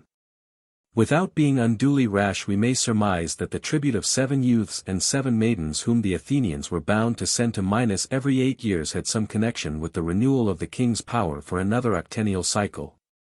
Traditions varied as to the fate which awaited the lads and damsels on their arrival in Crete. But the common view appears to have been that they were shut up in the labyrinth, there to be devoured by the Minotaur, or at least to be imprisoned for life. Perhaps they were sacrificed by being roasted alive in a bronze image of a bull, or of a bull-headed man, in order to renew the strength of the king and of the son, whom he personated. This at all events is suggested by the legend of Talos, a bronze man who clutched people to his breast and leaped with them into the fire, so that they were roasted alive. He is said to have been given by Zeus to Europa, or by Hephaestus to Minos, to guard the island of Crete, which he patrolled thrice daily. According to one account he was a bull, according to another he was the sun. Probably he was identical with the Minotaur, and stripped of his mythical features was nothing but a bronze image of the sun represented as a man with a bull's head. In order to renew the solar fires, human victims may have been sacrificed to the idol by being roasted in its hollow body or placed on its sloping hands and allowed to roll into a pit of fire. It was in the latter fashion that the Carthaginians sacrificed their offspring to Moloch. The children were laid on the hands of a calf-headed image of bronze, from which they slid into a fiery oven, while the people danced to the music of flutes and timbrels to drown the shrieks of the burning victims. The resemblance which the Cretan traditions bear to the Carthaginian practice suggests that the worship associated with the names of Minos and the Minotaur may have been powerfully influenced by that of a Semitic Baal. In the tradition of Phalaris, tyrant of Agrigentum, and his brazen bull we may have an echo of similar rites in Sicily, where the Carthaginian power struck deep roots. In the province of Lagos, the Ijebu tribe of the Yoruba race is divided into 2 branches, which are known respectively as the Ijebu Ode and the Ijebu Ramon. The Ode branch of the tribe is ruled by a chief who bears the title of Ojali and is surrounded by a great deal of mystery. Down to recent times his face might not be seen even by his own subjects, and if circumstances obliged him to communicate with them he did so through a screen which hid him from view. The other or Ramon branch of the Ijebu tribe is governed by a chief, who ranks below the Ojali. Mr. John Parkinson was informed that in former times this subordinate chief used to be killed with ceremony after a rule of 3 years. As the country is now under British protection, the custom of putting the chief to death at the end of a 3 years' reign has long been abolished, and Mr. Parkinson was unable to ascertain any particulars on the subject. At Babylon, within historical times, the tenure of the kingly office was in practice lifelong, yet in theory it would seem to have been merely annual. For every year at the festival of Zagmuk the king had to renew his power by seizing the hands of the image of Marduk in his great temple of Esagil at Babylon. Even when Babylon passed under the power of Assyria, the monarchs of that country were expected to legalize their claim to the throne every year by coming to Babylon and performing the ancient ceremony at the New Year festival. And some of them found the obligation so burdensome that rather than discharge it they renounced the title of king altogether and contented themselves with the humbler one of governor. Further, it would appear that in remote times, though not within the historical period, the kings of Babylon or their barbarous predecessors forfeited not merely their crown but their life at the end of a year's tenure of office. At least this is the conclusion to which the following evidence seems to point. According to the historian Berosus, who as a Babylonian priest spoke with ample knowledge, there was annually celebrated in Babylon a festival called the Sakae. It began on the 16th day of the month Laus, and lasted for 5 days, during which masters and servants changed places, the servants giving orders and the masters obeying them. A prisoner condemned to death was dressed in the king's robes, seated on the king's throne, allowed to issue whatever commands he pleased, to eat, drink, and enjoy himself, and to lie with the king's concubines. But at the end of the 5 days he was stripped of his royal robes, scourged, and hanged or impaled. During his brief term of office he bore the title of Zoganes. This custom might perhaps have been explained as merely a grim jest perpetrated in a season of jollity at the expense of an unhappy criminal. But one circumstance, the leave given to the mock king to enjoy the king's concubines, is decisive against this interpretation. Considering the jealous seclusion of an oriental despot's harem, we may be quite certain that permission to invade it would never have been granted by the despot, least of all to a condemned criminal, except for the very gravest cause. This cause could hardly be other than that the condemned man was about to die in the king's stead, and that to make the substitution perfect it was necessary he should enjoy the full rights of royalty during his brief reign. There is nothing surprising in this substitution. The rule that the king must be put to death either on the appearance of any symptom of bodily decay or at the end of a fixed period is certainly one which, sooner or later, the kings would seek to abolish or modify. We have seen that in Ethiopia, Sofala, and Io the rule was boldly set aside by enlightened monarchs. And that in Calicut the old custom of killing the king at the end of 12 years was changed into a permission granted to any one at the end of the 12 years period to attack the king, and, in the event of killing him, to reign in his stead. Though, as the king took care at these times to be surrounded by his guards, the permission was little more than a form. Another way of modifying the stern old rule is seen in the Babylonian custom just described. When the time drew near for the king to be put to death, in Babylon this appears to have been at the end of a single year's reign, he abdicated for a few days, during which a temporary king reigned and suffered in his stead. At first the temporary king may have been an innocent person, possibly a member of the king's own family. But with the growth of civilization the sacrifice of an innocent person would be revolting to the public sentiment, and accordingly a condemned criminal would be invested with the brief and fatal sovereignty. In the sequel we shall find other examples of a dying criminal representing a dying god. For we must not forget that, as the case of the Shilluk kings clearly shows, the king is slain in his character of a god or a demigod, his death and resurrection, as the only means of perpetuating the divine life unimpaired, being deemed necessary for the salvation of his people and the world. A vestige of a practice of putting the king to death at the end of a year's reign appears to have survived in the festival called Makahati, which used to be celebrated in Hawaii during the last month of the year. About 100 years ago a Russian voyager described the custom as follows: the taboo Makahati is not unlike to our festival of Christmas. It continues a whole month, during which the people amuse themselves with dances, plays, and sham fights of every kind. The king must open this festival wherever he is. On this occasion His Majesty dresses himself in his richest cloak and helmet, and is paddled in a canoe along the shore, followed sometimes by many of his subjects. He embarks early, and must finish his excursion at sunrise. The strongest and most expert of the warriors is chosen to receive him on his landing. This warrior watches the canoe along the beach. And as soon as the king lands, and has thrown off his cloak, he darts his spear at him, from a distance of about 30 paces, and the king must either catch the spear in his hand, or suffer from it. There is no jesting in the business. Having caught it, he carries it under his arm, with the sharp end downwards, into the temple or hivu.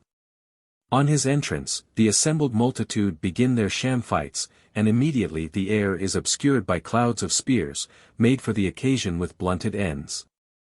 Hamamia, the king, has been frequently advised to abolish this ridiculous ceremony, in which he risks his life every year, but to no effect. His answer always is, that he is as able to catch a spear as any one on the island is to throw it at him. During the Makahadi, all punishments are remitted throughout the country, and no person can leave the place in which he commences these holidays, let the affair be ever so important. That a king should regularly have been put to death at the close of a year's reign will hardly appear improbable when we learn that to this day there is still a kingdom in which the reign and the life of the sovereign are limited to a single day. In Ngoyo, a province of the ancient kingdom of Congo, the rule obtains that the chief who assumes the cap of sovereignty is always killed on the night after his coronation. The right of succession lies with the chief of the Muzurango. But we need not wonder that he does not exercise it, and that the throne stands vacant. No one likes to lose his life for a few hours' glory on the Ngoyo throne. 25. Temporary kings. In some places the modified form of the old custom of regicide which appears to have prevailed at Babylon has been further softened down. The king still abdicates annually for a short time and his place is filled by a more or less nominal sovereign. But at the close of his short reign the latter is no longer killed, though sometimes a mock execution still survives as a memorial of the time when he was actually put to death. To take examples. In the month of Meek, February, the king of Cambodia annually abdicated for 3 days. During this time he performed no act of authority, he did not touch the seals, he did not even receive the revenues which fell due. In his stead there reigned a temporary king called Stak Meek, that is, King February. The office of temporary king was hereditary in a family distantly connected with the royal house, the sons succeeding the fathers and the younger brothers the elder brothers just as in the succession to the real sovereignty. On a favorable day fixed by the astrologers the temporary king was conducted by the mandarins in triumphal procession. He rode one of the royal elephants, seated in the royal palanquin, and escorted by soldiers who, dressed in appropriate costumes, represented the neighboring peoples of Siam, Annam, Laos, and so on. In place of the golden crown he wore a peaked white cap, and his regalia, instead of being of gold encrusted with diamonds, were of rough wood.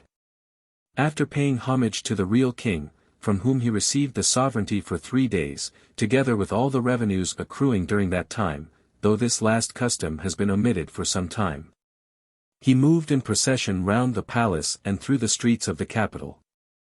On the 3rd day, after the usual procession, the temporary king gave orders that the elephants should trample underfoot the mountain of rice, which was a scaffold of bamboo surrounded by sheaves of rice. The people gathered up the rice, each man taking home a little with him to secure a good harvest. Some of it was also taken to the king, who had it cooked and presented to the monks. In Siam on the 6th day of the moon in the 6th month, the end of April, a temporary king is appointed, who for 3 days enjoys the royal prerogatives, the real king remaining shut up in his palace. This temporary king sends his numerous satellites in all directions to seize and confiscate whatever they can find in the bazaar and open shops. Even the ships and junks which arrive in harbor during the 3 days are forfeited to him and must be redeemed. He goes to a field in the middle of the city, whither they bring a gilded plough drawn by gaily decked oxen. After the plough has been anointed and the oxen rubbed with incense, the mock king traces 9 furrows with the plough, followed by aged dames of the palace scattering the first seed of the season. As soon as the 9 furrows are drawn, the crowd of spectators rushes in and scrambles for the seed which has just been sown, believing that, mixed with the seed rice, it will ensure a plentiful crop. Then the oxen are unyoked, and rice, maize, sesame, sago, bananas, sugar cane, melons, and so on, are set before them. Whatever they eat first will, it is thought, be dear in the year following, though some people interpret the omen in the opposite sense. During this time the temporary king stands leaning against a tree with his right foot resting on his left knee. From standing thus on one foot he is popularly known as King Hop, but his official title is Phia-Phalathep, Lord of the Heavenly Hosts. He is a sort of minister of agriculture, all disputes about fields, rice, and so forth, are referred to him. There is moreover another ceremony in which he personates the king. It takes place in the second month, which falls in the cold season, and lasts 3 days. He is conducted in procession to an open place opposite the temple of the Brahmins, where there are a number of poles dressed like maypoles, upon which the Brahmins swing. All the while that they swing and dance, the Lord of the Heavenly Hosts has to stand on one foot upon a seat which is made of bricks plastered over, covered with a white cloth, and hung with tapestry. He is supported by a wooden frame with a gilt canopy, and 2 Brahmins stand one on each side of him. The dancing Brahmins carry buffalo horns with which they draw water from a large copper cauldron and sprinkle it on the spectators. This is supposed to bring good luck, causing the people to dwell in peace and quiet, health and prosperity. The time during which the Lord of the Heavenly Hosts has to stand on one foot is about 3 hours. This is thought to prove the dispositions of the devatas and spirits. If he lets his foot down, he is liable to forfeit his property and have his family enslaved by the king, as it is believed to be a bad omen, portending destruction to the state and instability to the throne. But if he stand firm he is believed to have gained a victory over evil spirits, and he has moreover the privilege, ostensibly at least, of seizing any ship which may enter the harbor during these 3 days, and taking its contents. And also of entering any open shop in the town and carrying away what he chooses. Such were the duties and privileges of the Siamese King Hop down to about the middle of the 19th century or later. Under the reign of the late enlightened monarch this quaint personage was to some extent both shorn of the glories and relieved of the burden of his office. He still watches, as of old, the Brahmins rushing through the air in a swing suspended between 2 tall masts, each some 90 feet high. But he is allowed to sit instead of stand, and, although public opinion still expects him to keep his right foot on his left knee during the whole of the ceremony, he would incur no legal penalty were he, to the great chagrin of the people, to put his weary foot to the ground. Other signs, too, tell of the invasion of the East by the ideas and civilization of the West. The thoroughfares that lead to the scene of the performance are blocked with carriages, lamp-posts and telegraph posts, to which eager spectators cling like monkeys, rise above the dense crowd. And, while a tatterdemalion band of the old style, in gaudy garb of vermilion and yellow, bangs and tootles away on drums and trumpets of an antique pattern, the procession of barefooted soldiers in brilliant uniforms steps briskly along to the lively strains of a modern military band playing "Marching Through Georgia." On the first day of the 6th month, which was regarded as the beginning of the year, the king and people of Samarkand used to put on new clothes and cut their hair and beards. Then they repaired to a forest near the capital where they shot arrows on horseback for 7 days. On the last day the target was a gold coin, and he who hit it had the right to be king for 1 day. In Upper Egypt on the first day of the solar year by Coptic reckoning, that is, on the 10th of September, when the Nile has generally reached its highest point, the regular government is suspended for 3 days and every town chooses its own ruler. This temporary lord wears a sort of tall fool's cap and a long flaxen beard, and is enveloped in a strange mantle. With a wand of office in his hand and attended by men disguised as scribes, executioners, and so forth, he proceeds to the governor's house. The latter allows himself to be deposed. And the mock king, mounting the throne, holds a tribunal, to the decisions of which even the governor and his officials must bow. After 3 days the mock king is condemned to death. The envelope or shell in which he was encased is committed to the flames, and from its ashes the fellow creeps forth. The custom perhaps points to an old practice of burning a real king in grim earnest. In Uganda the brothers of the king used to be burned, because it was not lawful to shed the royal blood. The Mohammedan students of Fez, in Morocco, are allowed to appoint a sultan of their own, who reigns for a few weeks, and is known as Sultan Toba, the Sultan of the Scribes. This brief authority is put up for auction and knocked down to the highest bidder. It brings some substantial privileges with it, for the holder is freed from taxes thenceforward, and he has the right of asking a favor from the real sultan. That favor is seldom refused, it usually consists in the release of a prisoner. Moreover, the agents of the student sultan levy fines on the shopkeepers and householders, against whom they trump up various humorous charges. The temporary sultan is surrounded with the pomp of a real court, and parades the streets in state with music and shouting, while a royal umbrella is held over his head. With the so-called fines and free-will offerings, to which the real sultan adds a liberal supply of provisions, the students have enough to furnish forth a magnificent banquet. And altogether they enjoy themselves thoroughly, indulging in all kinds of games and amusements. For the first 7 days the mock sultan remains in the college. Then he goes about a mile out of the town and encamps on the bank of the river, attended by the students and not a few of the citizens. On the 7th day of his stay outside the town he is visited by the real sultan, who grants him his request and gives him 7 more days to reign, so that the reign of the Sultan of the Scribes nominally lasts 3 weeks. But when 6 days of the last week have passed the mock sultan runs back to the town by night. This temporary sultanship always falls in spring, about the beginning of April.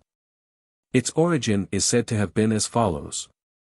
When Mulai Rashid II was fighting for the throne in 1664 or 1665, a certain Jew usurped the royal authority at Taza.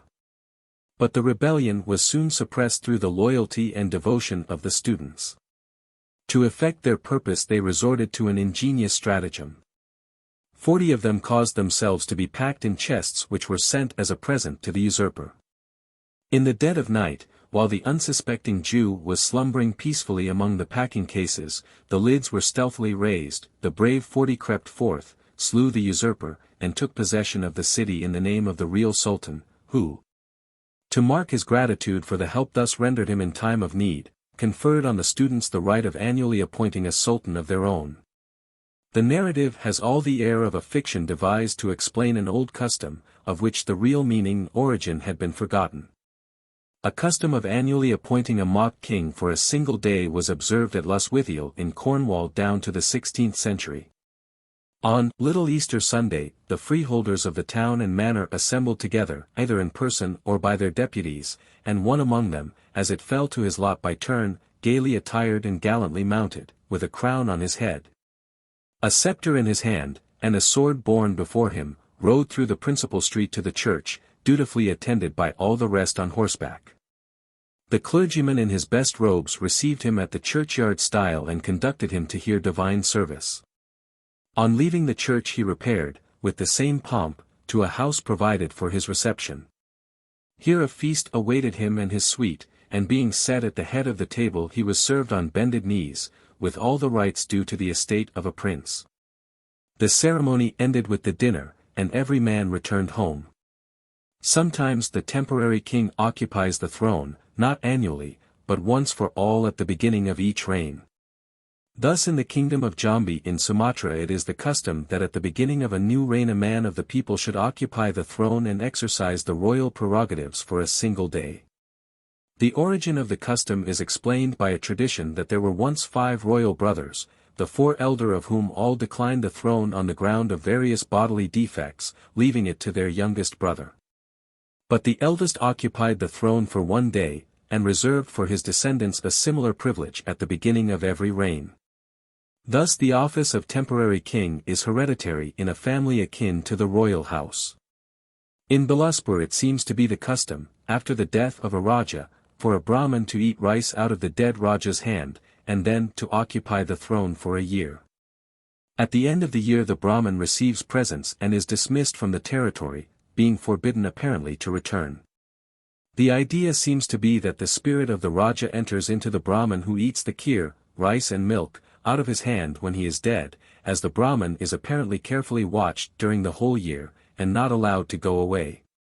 The same or a similar custom is believed to obtain among the hill states about Kangra.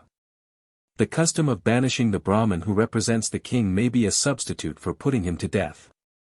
At the installation of a prince of Carinthia, a peasant, in whose family the office was hereditary, ascended a marble stone which stood surrounded by meadows in a spacious valley. On his right stood a black mother cow, on his left a lean ugly mare. A rustic crowd gathered about him. Then the future prince, dressed as a peasant and carrying a shepherd's staff, drew near, attended by courtiers and magistrates. On perceiving him the peasant called out, "Who is this whom I see coming so proudly along?" The people answered, "The prince of the land." The peasant was then prevailed on to surrender the marble seat to the prince on condition of receiving 60 pence, the cow and mare, an exemption from taxes. But before yielding his place he gave the prince a light blow on the cheek. Some points about these temporary kings deserve to be specially noticed before we pass to the next branch of the evidence. In the first place, the Cambodian and Siamese examples show clearly that it is especially the divine or magical functions of the king which are transferred to his temporary substitute. This appears from the belief that by keeping up his foot the temporary king of Siam gained a victory over the evil spirits, whereas by letting it down he imperiled the existence of the state. Again, the Cambodian ceremony of trampling down the mountain of rice, and the Siamese ceremony of opening the ploughing and sowing, are charms to produce a plentiful harvest. As appears from the belief that those who carry home some of the trampled rice, or of the seed sown, will thereby secure a good crop. Moreover, when the Siamese representative of the king is guiding the plough, the people watch him anxiously, not to see whether he drives a straight furrow, but to mark the exact point on his leg to which the skirt of his silken robe reaches. For on that is supposed to hang the state of the weather and the crops during the ensuing season.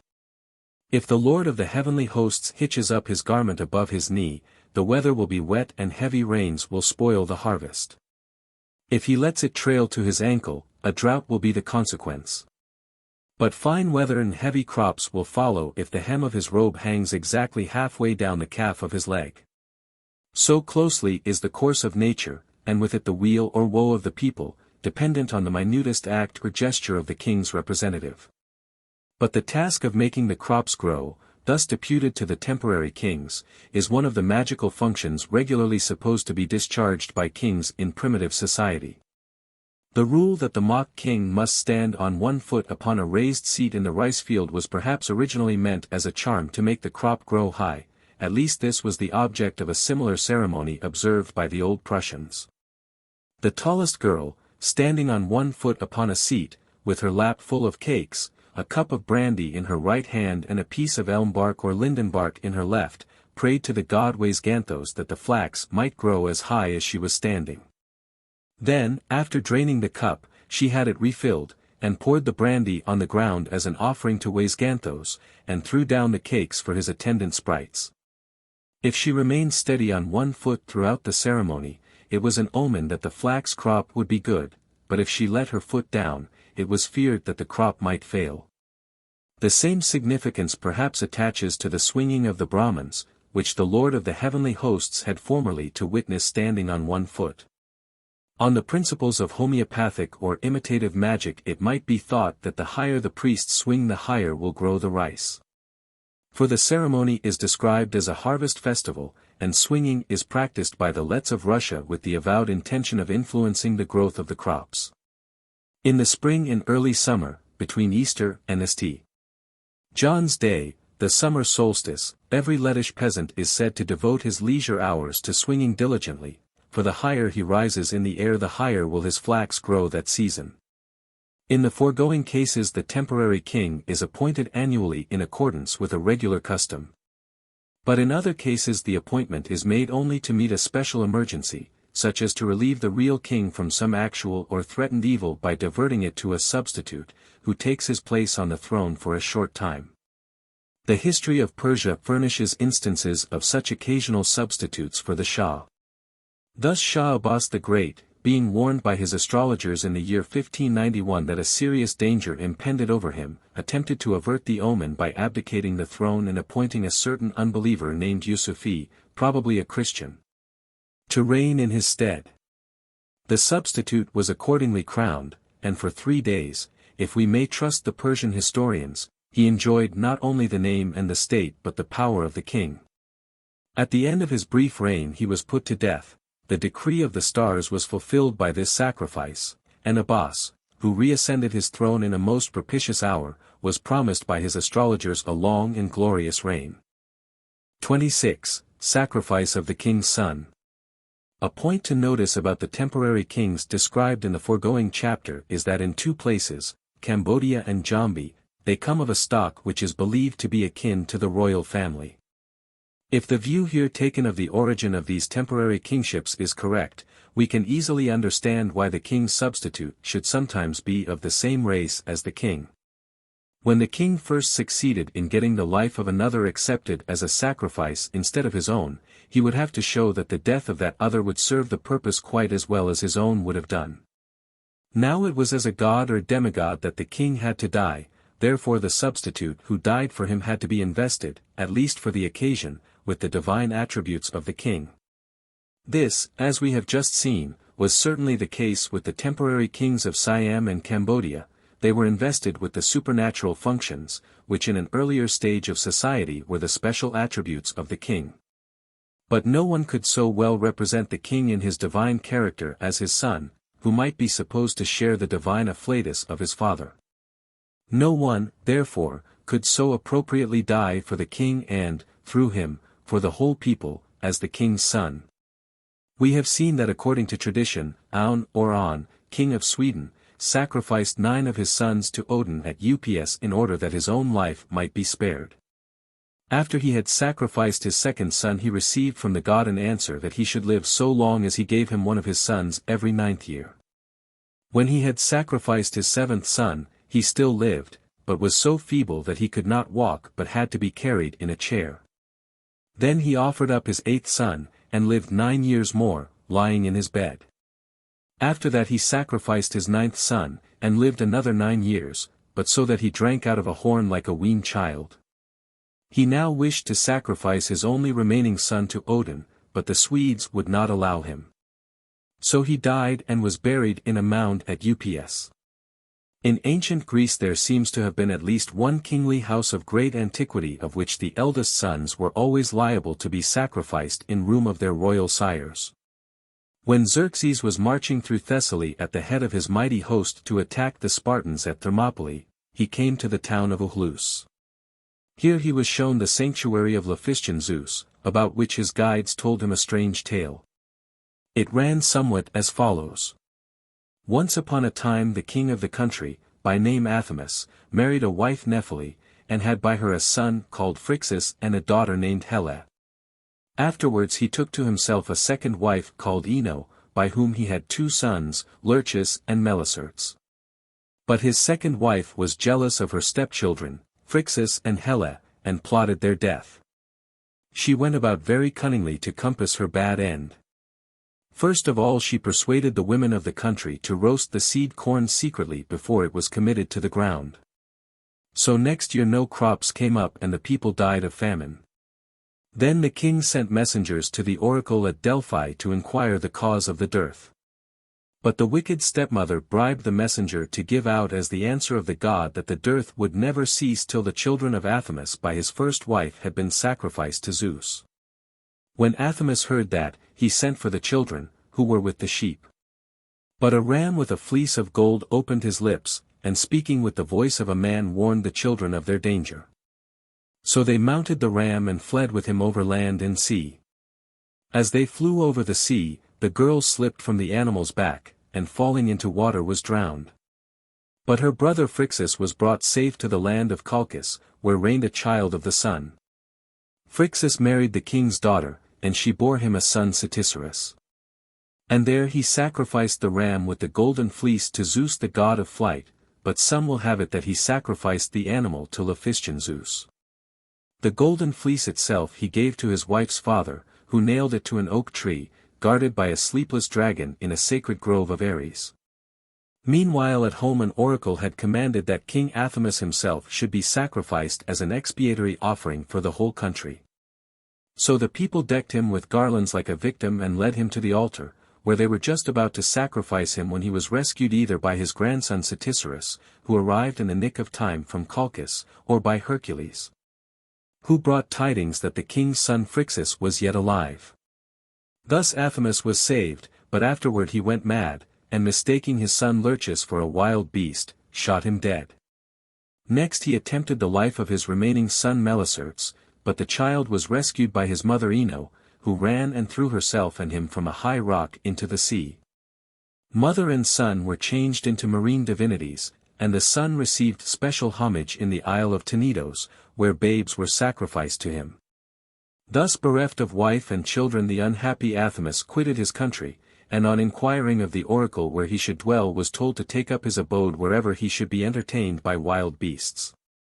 He fell in with a pack of wolves devouring sheep, and when they saw him they fled and left him the bleeding remnants of their prey. In this way the oracle was fulfilled.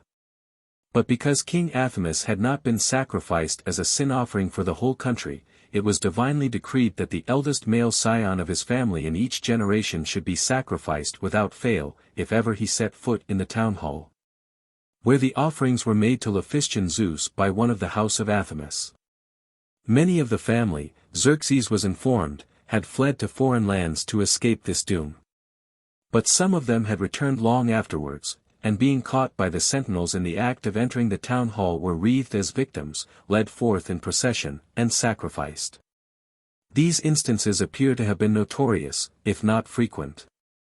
For the writer of a dialogue attributed to Plato, after speaking of the immolation of human victims by the Carthaginians, adds that such practices were not unknown among the Greeks.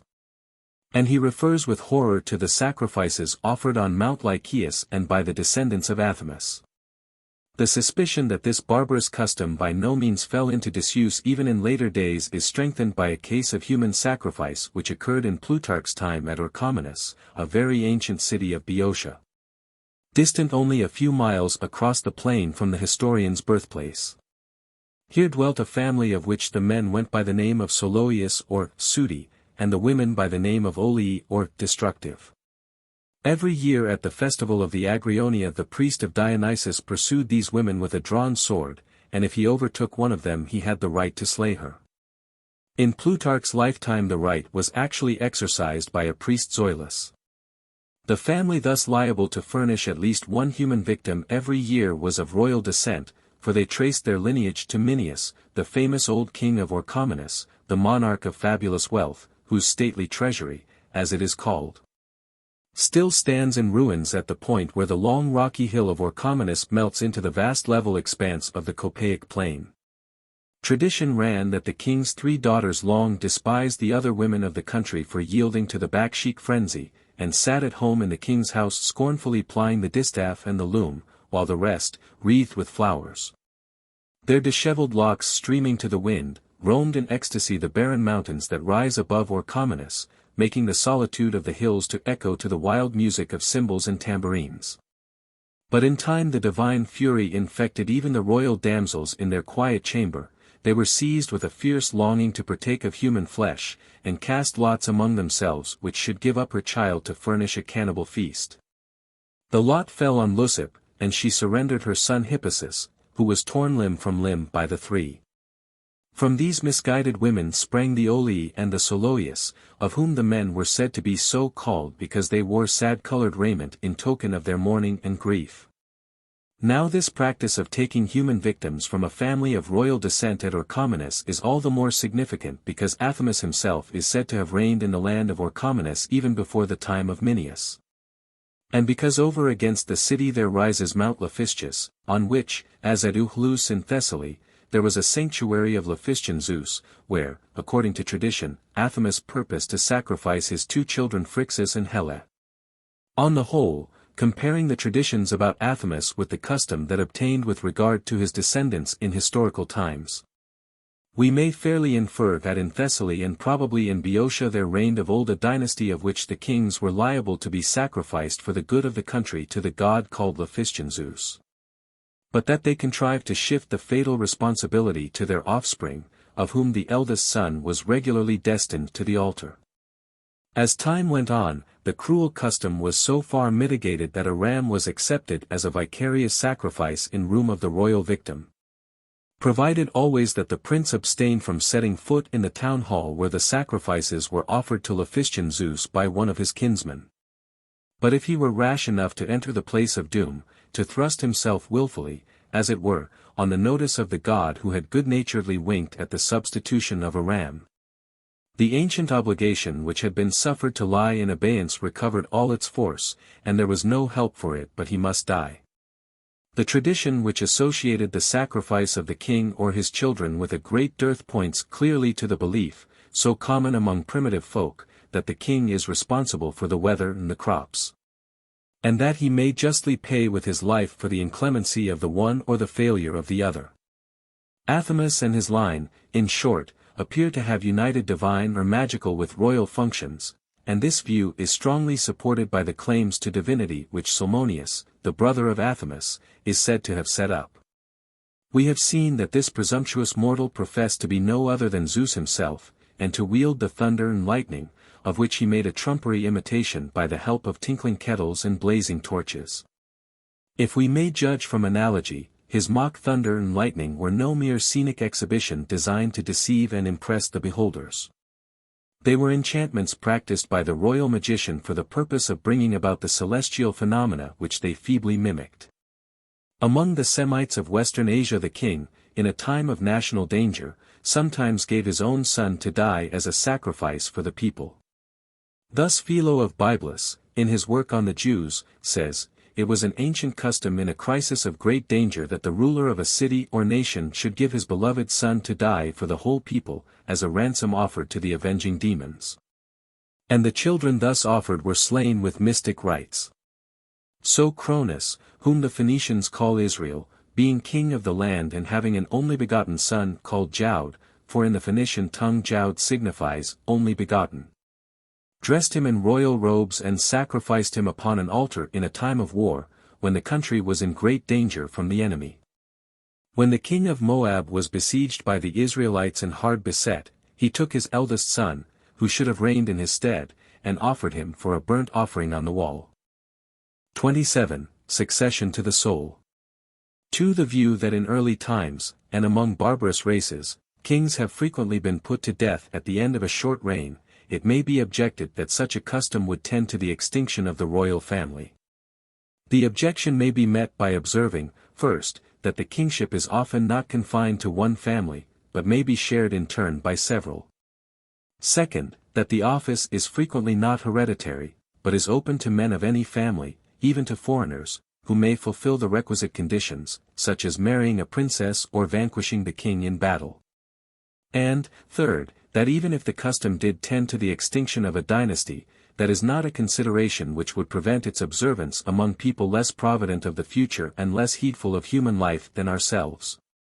Many races, like many individuals, have indulged in practices which must in the end destroy them. The Polynesians seem regularly to have killed 2/3 of their children. In some parts of East Africa the proportion of infants massacred at birth is said to be the same. Only children born in certain presentations are allowed to live. The Jagas, a conquering tribe in Angola, are reported to have put to death all their children, without exception, in order that the women might not be cumbered with babies on the march. They recruited their numbers by adopting boys and girls of 13 or 14 years of age, whose parents they had killed and eaten. Among the Mbaya Indians of South America the women used to murder all their children except the last, or the one they believed to be the last. If one of them had another child afterwards, she killed it.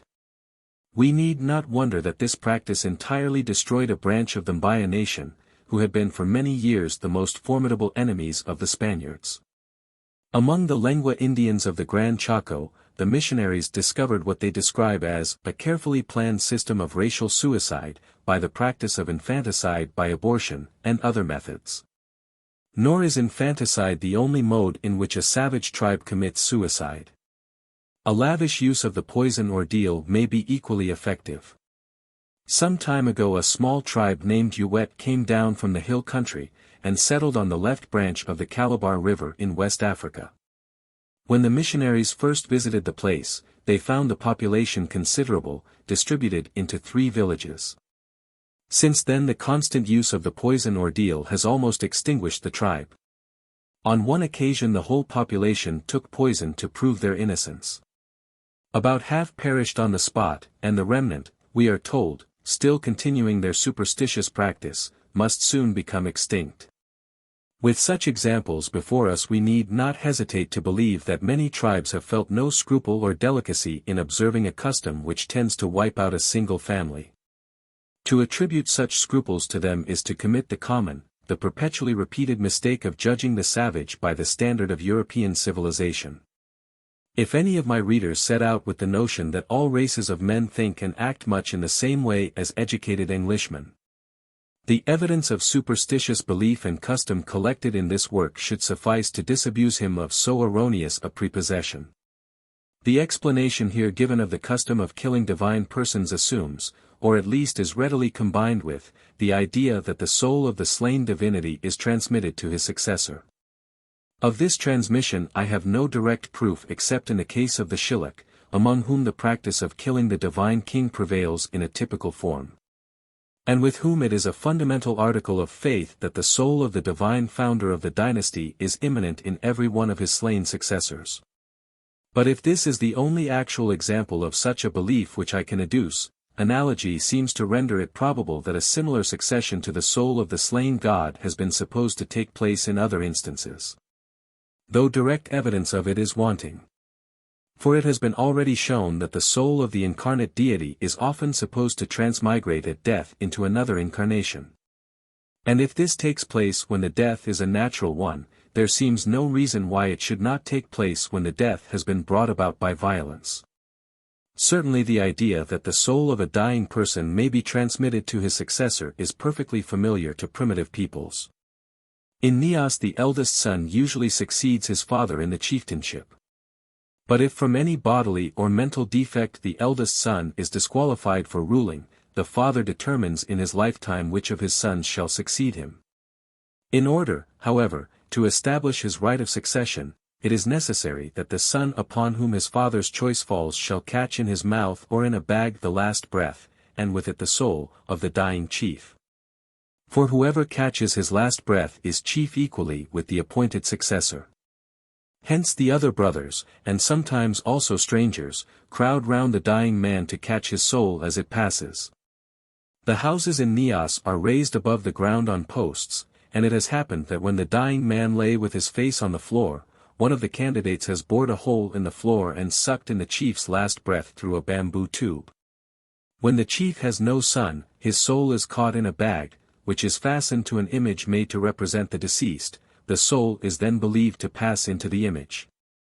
Sometimes it would appear that the spiritual link between a king and the souls of his predecessors is formed by the possession of some part of their persons. In southern Celebes the regalia often consist of corporeal portions of deceased rajas, which are treasured as sacred relics and confer the right to the throne. Similarly among the Sokolavas of southern Madagascar a vertebra of the neck, a nail, and a lock of hair of a deceased king are placed in a crocodile's tooth and carefully kept along with the similar relics of his predecessors in a house set apart for the purpose. The possession of these relics constitutes the right to the throne. A legitimate heir who should be deprived of them would lose all his authority over the people, and on the contrary a usurper who should make himself master of the relics would be acknowledged king without dispute. When the Alake or king of Abeokuta in West Africa dies, the principal men decapitate his body, and placing the head in a large earthen vessel deliver it to the new sovereign. It becomes his fetish and he is bound to pay it honors. Sometimes, in order apparently that the new sovereign may inherit more surely the magical and other virtues of the royal line, he is required to eat a piece of his dead predecessor. Thus at Abeokuta not only was the head of the late king presented to his successor, but the tongue was cut out and given him to eat. Hence, when the natives wish to signify that the sovereign reigns, they say, "He has eaten the king." A custom of the same sort is still practiced at Ibadan, a large town in the interior of Lagos, West Africa. When the king dies his head is cut off and sent to his nominal suzerain, the Olofin of Oyo, the paramount king of Yoruba land. But his heart is eaten by his successor. This ceremony was performed not very many years ago at the accession of a new king of Ibadan. Taking the whole of the preceding evidence into account, we may fairly suppose that when the divine king or priest is put to death his spirit is believed to pass into his successor. In point of fact, among the Shilluk of the White Nile, who regularly kill their divine kings, every king on his accession has to perform a ceremony which appears designed to convey to him the same sacred and worshipful spirit which animated all his predecessors, one after the other, on the throne. 28. The killing of the tree spirit. 1. The Whitsuntide mummers. It remains to ask what light the custom of killing the divine king or priest sheds upon the special subject to our inquiry. In an earlier part of this work we saw reason to suppose that the king of the wood at Nemi was regarded as an incarnation of a tree spirit or of the spirit of vegetation, and that as such he would be endowed, in the belief of his worshippers, with a magical power of making the trees to bear fruit, the crops to grow, and so on. His life must therefore have been held very precious by his worshippers, and was probably hedged in by a system of elaborate precautions or taboos like those by which, in so many places, the life of the man-god has been guarded against the malignant influence of demons and sorcerers. But we have seen that the very value attached to the life of the man-god necessitates his violent death as the only means of preserving it from the inevitable decay of age. The same reasoning would apply to the king of the wood. He, too, had to be killed in order that the divine spirit, incarnate in him, might be transferred in its integrity to his successor. The rule that he held office till a stronger should slay him might be supposed to secure both the preservation of his divine life in full vigor and its transference to a suitable successor as soon as that vigor began to be impaired. For so long as he could maintain his position by the strong hand, it might be inferred that his natural force was not abated. Whereas his defeat and death at the hands of another proved that his strength was beginning to fail and that it was time his divine life should be lodged in a less dilapidated tabernacle. This explanation of the rule that the king of the wood had to be slain by his successor at least renders that rule perfectly intelligible. It is strongly supported by the theory and practice of the Shilluk, who put their divine king to death at the first signs of failing health, lest his decrepitude should entail a corresponding failure of vital energy on the corn, the cattle, and men. Moreover, it is countenanced by the analogy of the Chitone, upon whose life the existence of the world was supposed to hang, and who was therefore slain by his successor as soon as he showed signs of breaking up. Again, the terms on which in later times the king of Calicut held office are identical with those attached to the office of king of the wood, except that whereas the former might be assailed by a candidate at any time, the king of Calicut might only be attacked once every 12 years. But as the leave granted to the king of Calicut to reign so long as he could defend himself against all comers was a mitigation of the old rule which set a fixed term to his life. So we may conjecture that the similar permission granted to the king of the wood was a mitigation of an older custom of putting him to death at the end of a definite period. In both cases the new rule gave to the god-man at least a chance for his life, which under the old rule was denied him. And people probably reconciled themselves to the change by reflecting that so long as the god-man could maintain himself by the sword against all assaults, there was no reason to apprehend that the fatal decay had set in. The conjecture that the king of the wood was formally put to death at the expiry of a fixed term, without being allowed a chance for his life, will be confirmed if evidence can be adduced of a custom of periodically killing his counterparts, the human representatives of the tree spirit, in northern Europe. Now in point of fact such a custom has left unmistakable traces of itself in the rural festivals of the peasantry. To take examples. At Niederporing, in Lower Bavaria, the Whitsuntide representative of the tree spirit, the Pfingstel as he was called, was clad from top to toe in leaves and flowers. On his head he wore a high-pointed cap, the ends of which rested on his shoulders, only 2 holes being left in it for his eyes. The cap was covered with water flowers and surmounted with a nosegay of peonies. The sleeves of his coat were also made of water plants, and the rest of his body was enveloped in alder and hazel leaves. On each side of him marched a boy holding up one of the Pfingstel's arms. These two boys carried drawn swords, and so did most of the others who formed the procession. They stopped at every house where they hoped to receive a present, and the people, in hiding, soused the leaf-clad boy with water. All rejoiced when he was well drenched. Finally he waded into the brook up to his middle, whereupon one of the boys, standing on the bridge, pretended to cut off his head. At Wormlingen, in Swabia, a score of young fellows dressed themselves on Whit Monday in white shirts and white trousers, with red scarves round their waists and swords hanging from the scarves. They ride on horseback into the wood, led by two trumpeters blowing their trumpets. In the wood they cut down leafy oak branches, in which they envelop from head to foot him who was the last of their number to ride out of the village. His legs, however, are encased separately, so that he may be able to mount his horse again. Further, they give him a long artificial neck, with an artificial head and a false face on the top of it. Then a May tree is cut, generally an aspen or beech about 10 feet high, and being decked with colored handkerchiefs and ribbons it is entrusted to a special Maybearer. The cavalcade then returns with music and song to the village.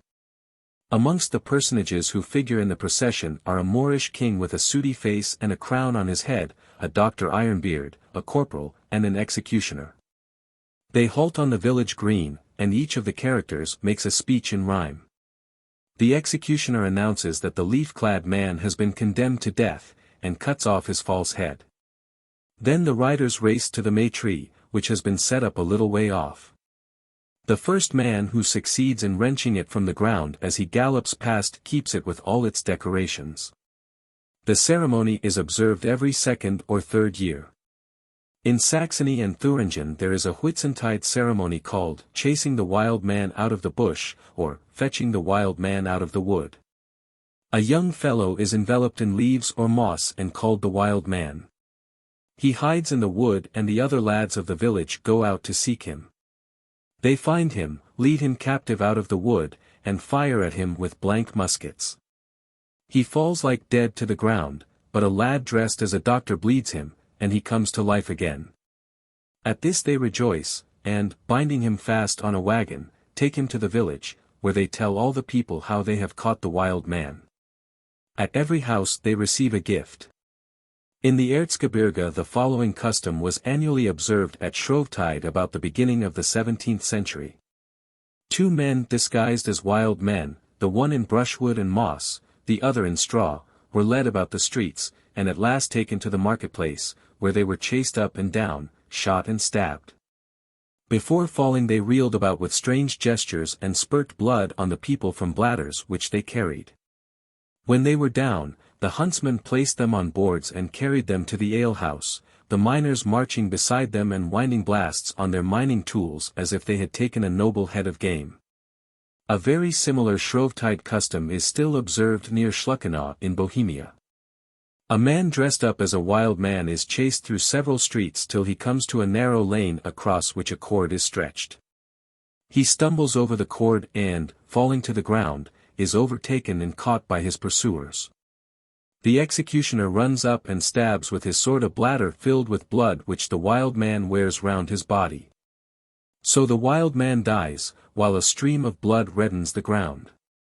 Next day a straw man, made up to look like the wild man, is placed on a litter, and, accompanied by a great crowd, is taken to a pool into which it is thrown by the executioner. The ceremony is called burying the Carnival. In Semic, Bohemia, the custom of beheading the king is observed on Whit Monday. A troop of young people disguise themselves. Each is girt with a girdle of bark and carries a wooden sword and a trumpet of willow bark. The king wears a robe of tree bark adorned with flowers, on his head is a crown of bark decked with flowers and branches, his feet are wound about with ferns, a mask hides his face, and for a scepter he has a hawthorn switch in his hand. A lad leads him through the village by a rope fastened to his foot, while the rest dance about, blow their trumpets, and whistle. In every farmhouse the king is chased round the room, and one of the troop, amid much noise and outcry, strikes with his sword a blow on the king's robe of bark till it rings again. Then a gratuity is demanded. The ceremony of decapitation, which is here somewhat slurred over, is carried out with a greater semblance of reality in other parts of Bohemia. Thus in some villages of the Konigratz district on Whitmonday the girls assemble under one lime tree and the young men under another, all dressed in their best and tricked out with ribbons. The young men twine a garland for the queen, and the girls another for the king.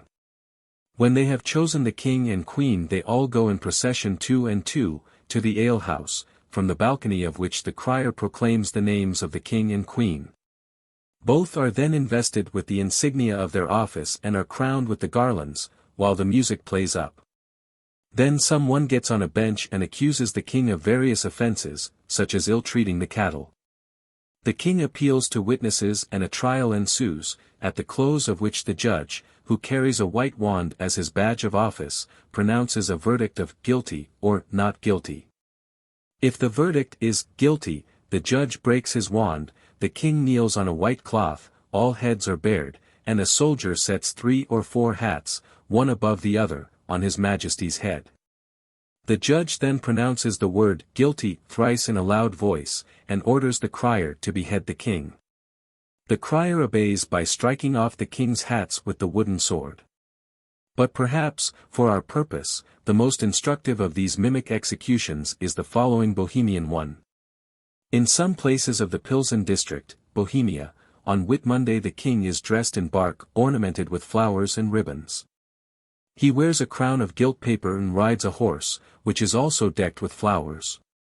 Attended by a judge, an executioner, and other characters, and followed by a train of soldiers, all mounted, he rides to the village square, where a hut or arbor of green boughs has been erected under the may trees, which are firs, freshly cut, peeled to the top, and dressed with flowers and ribbons.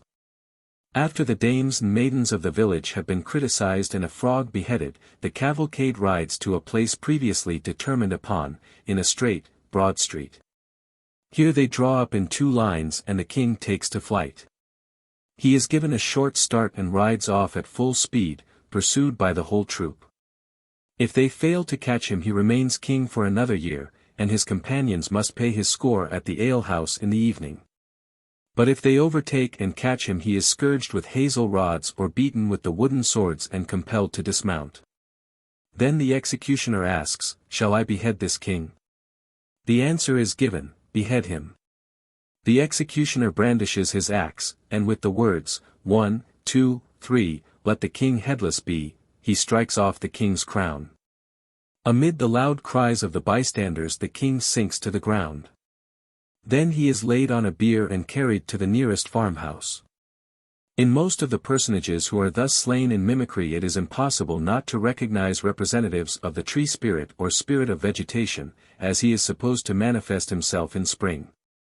The bark, leaves, and flowers in which the actors are dressed, and the season of the year at which they appear, show that they belong to the same class as the grass king, king of the May, Jack in the Green, and other representatives of the vernal spirit of vegetation which we examined in an earlier part of this work. As if to remove any possible doubt on this head, we find that in 2 cases these slain men are brought into direct connection with May trees, which are the impersonal, as the May king, grass king, and so forth, are the personal representatives of the tree spirit. The drenching of the Pfingstel with water in his wading up to the middle into the brook are, therefore, no doubt rain charms like those which have been already described. But if these personages represent, as they certainly do, the spirit of vegetation in spring, the question arises, why kill them?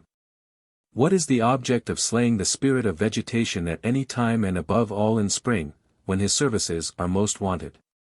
The only probable answer to this question seems to be given in the explanation already proposed of the custom of killing the divine king or priest.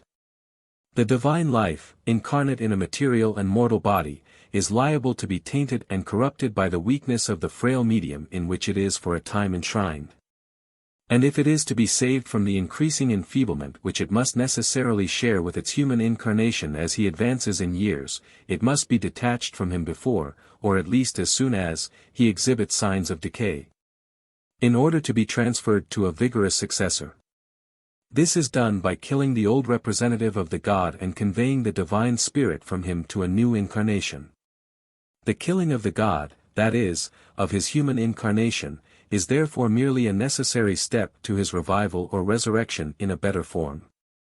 Far from being an extinction of the divine spirit, it is only the beginning of a purer and stronger manifestation of it. If this explanation holds good of the custom of killing divine kings and priests in general, it is still more obviously applicable to the custom of annually killing the representative of the tree spirit or spirit of vegetation in spring. For the decay of plant life in winter is readily interpreted by primitive man as an enfeeblement of the spirit of vegetation. The spirit has, he thinks, grown old and weak and must therefore be renovated by being slain and brought to life in a younger and fresher form. Thus the killing of the representative of the tree spirit in spring is regarded as a means to promote and quicken the growth of vegetation. For the killing of the tree spirit is associated always, we must suppose, implicitly, and sometimes explicitly also, with a revival or resurrection of him in a more youthful and vigorous form. So in the Saxon and Thuringian custom, after the wild man has been shot he is brought to life again by a doctor, and in the Wormlingen ceremony there figures a Dr. Ironbeard, who probably once played a similar part. Certainly in another spring ceremony, which will be described presently, Dr. Ironbeard pretends to restore a dead man to life. But of this revival or resurrection of the god we shall have more to say anon. The points of similarity between these North European personages and the subject of our inquiry, the king of the wood or priest of Nemi, are sufficiently striking. In these northern maskers we see kings, whose dress of bark and leaves along with the hut of green boughs and the fir trees, under which they hold their court, proclaim them unmistakably as, like their Italian counterpart, kings of the wood. Like him they die a violent death, but like him they may escape from it for a time by their bodily strength and agility. For in several of these northern customs the flight and pursuit of the king is a prominent part of the ceremony, and in one case at least if the king can outrun his pursuers he retains his life and his office for another year. In this last case the king in fact holds office on condition of running for his life once a year, just as the king of Calicut in later times held office on condition of defending his life against all comers once every 12 years. And just as the priest of Nemi held office on condition of defending himself against any assault at any time. In every one of these instances the life of the god-man is prolonged on condition of his showing, in a severe physical contest of fight or flight, that his bodily strength is not decayed, and that, therefore, the violent death, which sooner or later is inevitable, may for the present be postponed. With regard to flight it is noticeable that flight figured conspicuously both in the legend and in the practice of the king of the wood. He had to be a runaway slave in memory of the flight of Orestes, the traditional founder of the worship.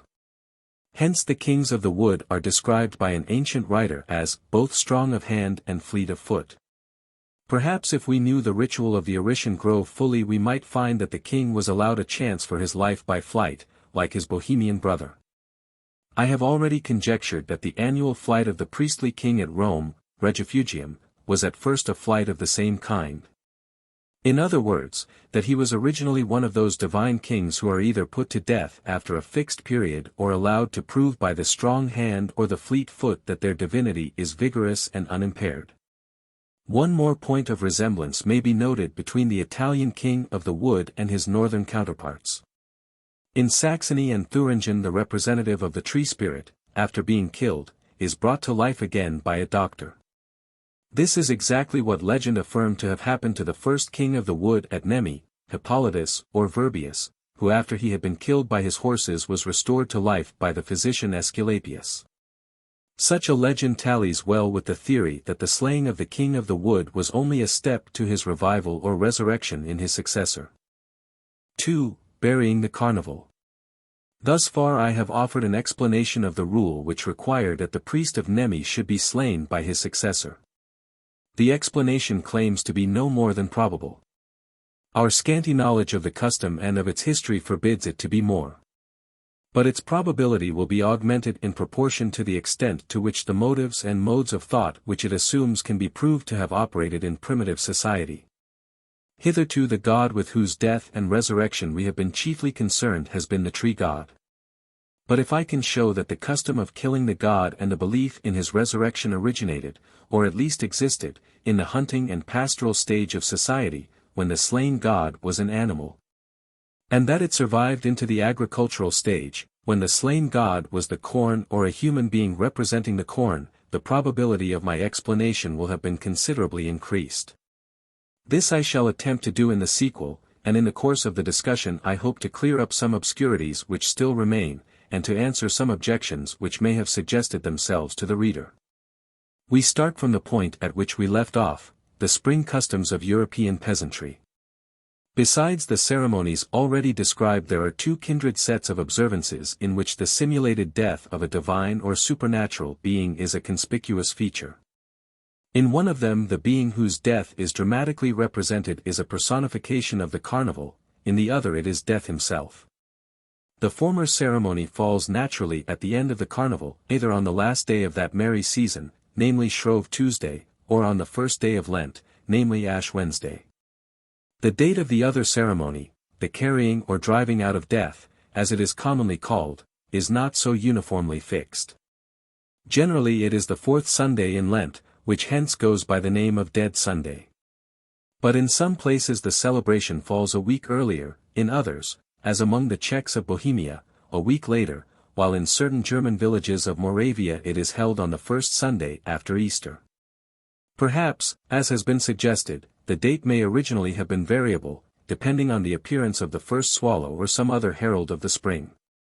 Some writers regard the ceremony as Slavonic in its origin. Grimm thought it was a festival of the new year with the old Slavs, who began their year in March. We shall first take examples of the mimic death of the carnival, which always falls before the other in the calendar. At Frosinone, in Latium, about halfway between Rome and Naples, the dull monotony of life in a provincial Italian town is agreeably broken on the last day of the carnival by the ancient festival known as the Radica.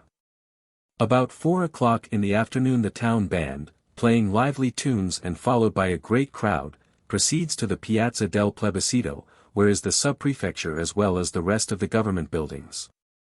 Here, in the middle of the square, the eyes of the expectant multitude are greeted by the sight of an immense cart decked with many-colored festoons and drawn by 4 horses.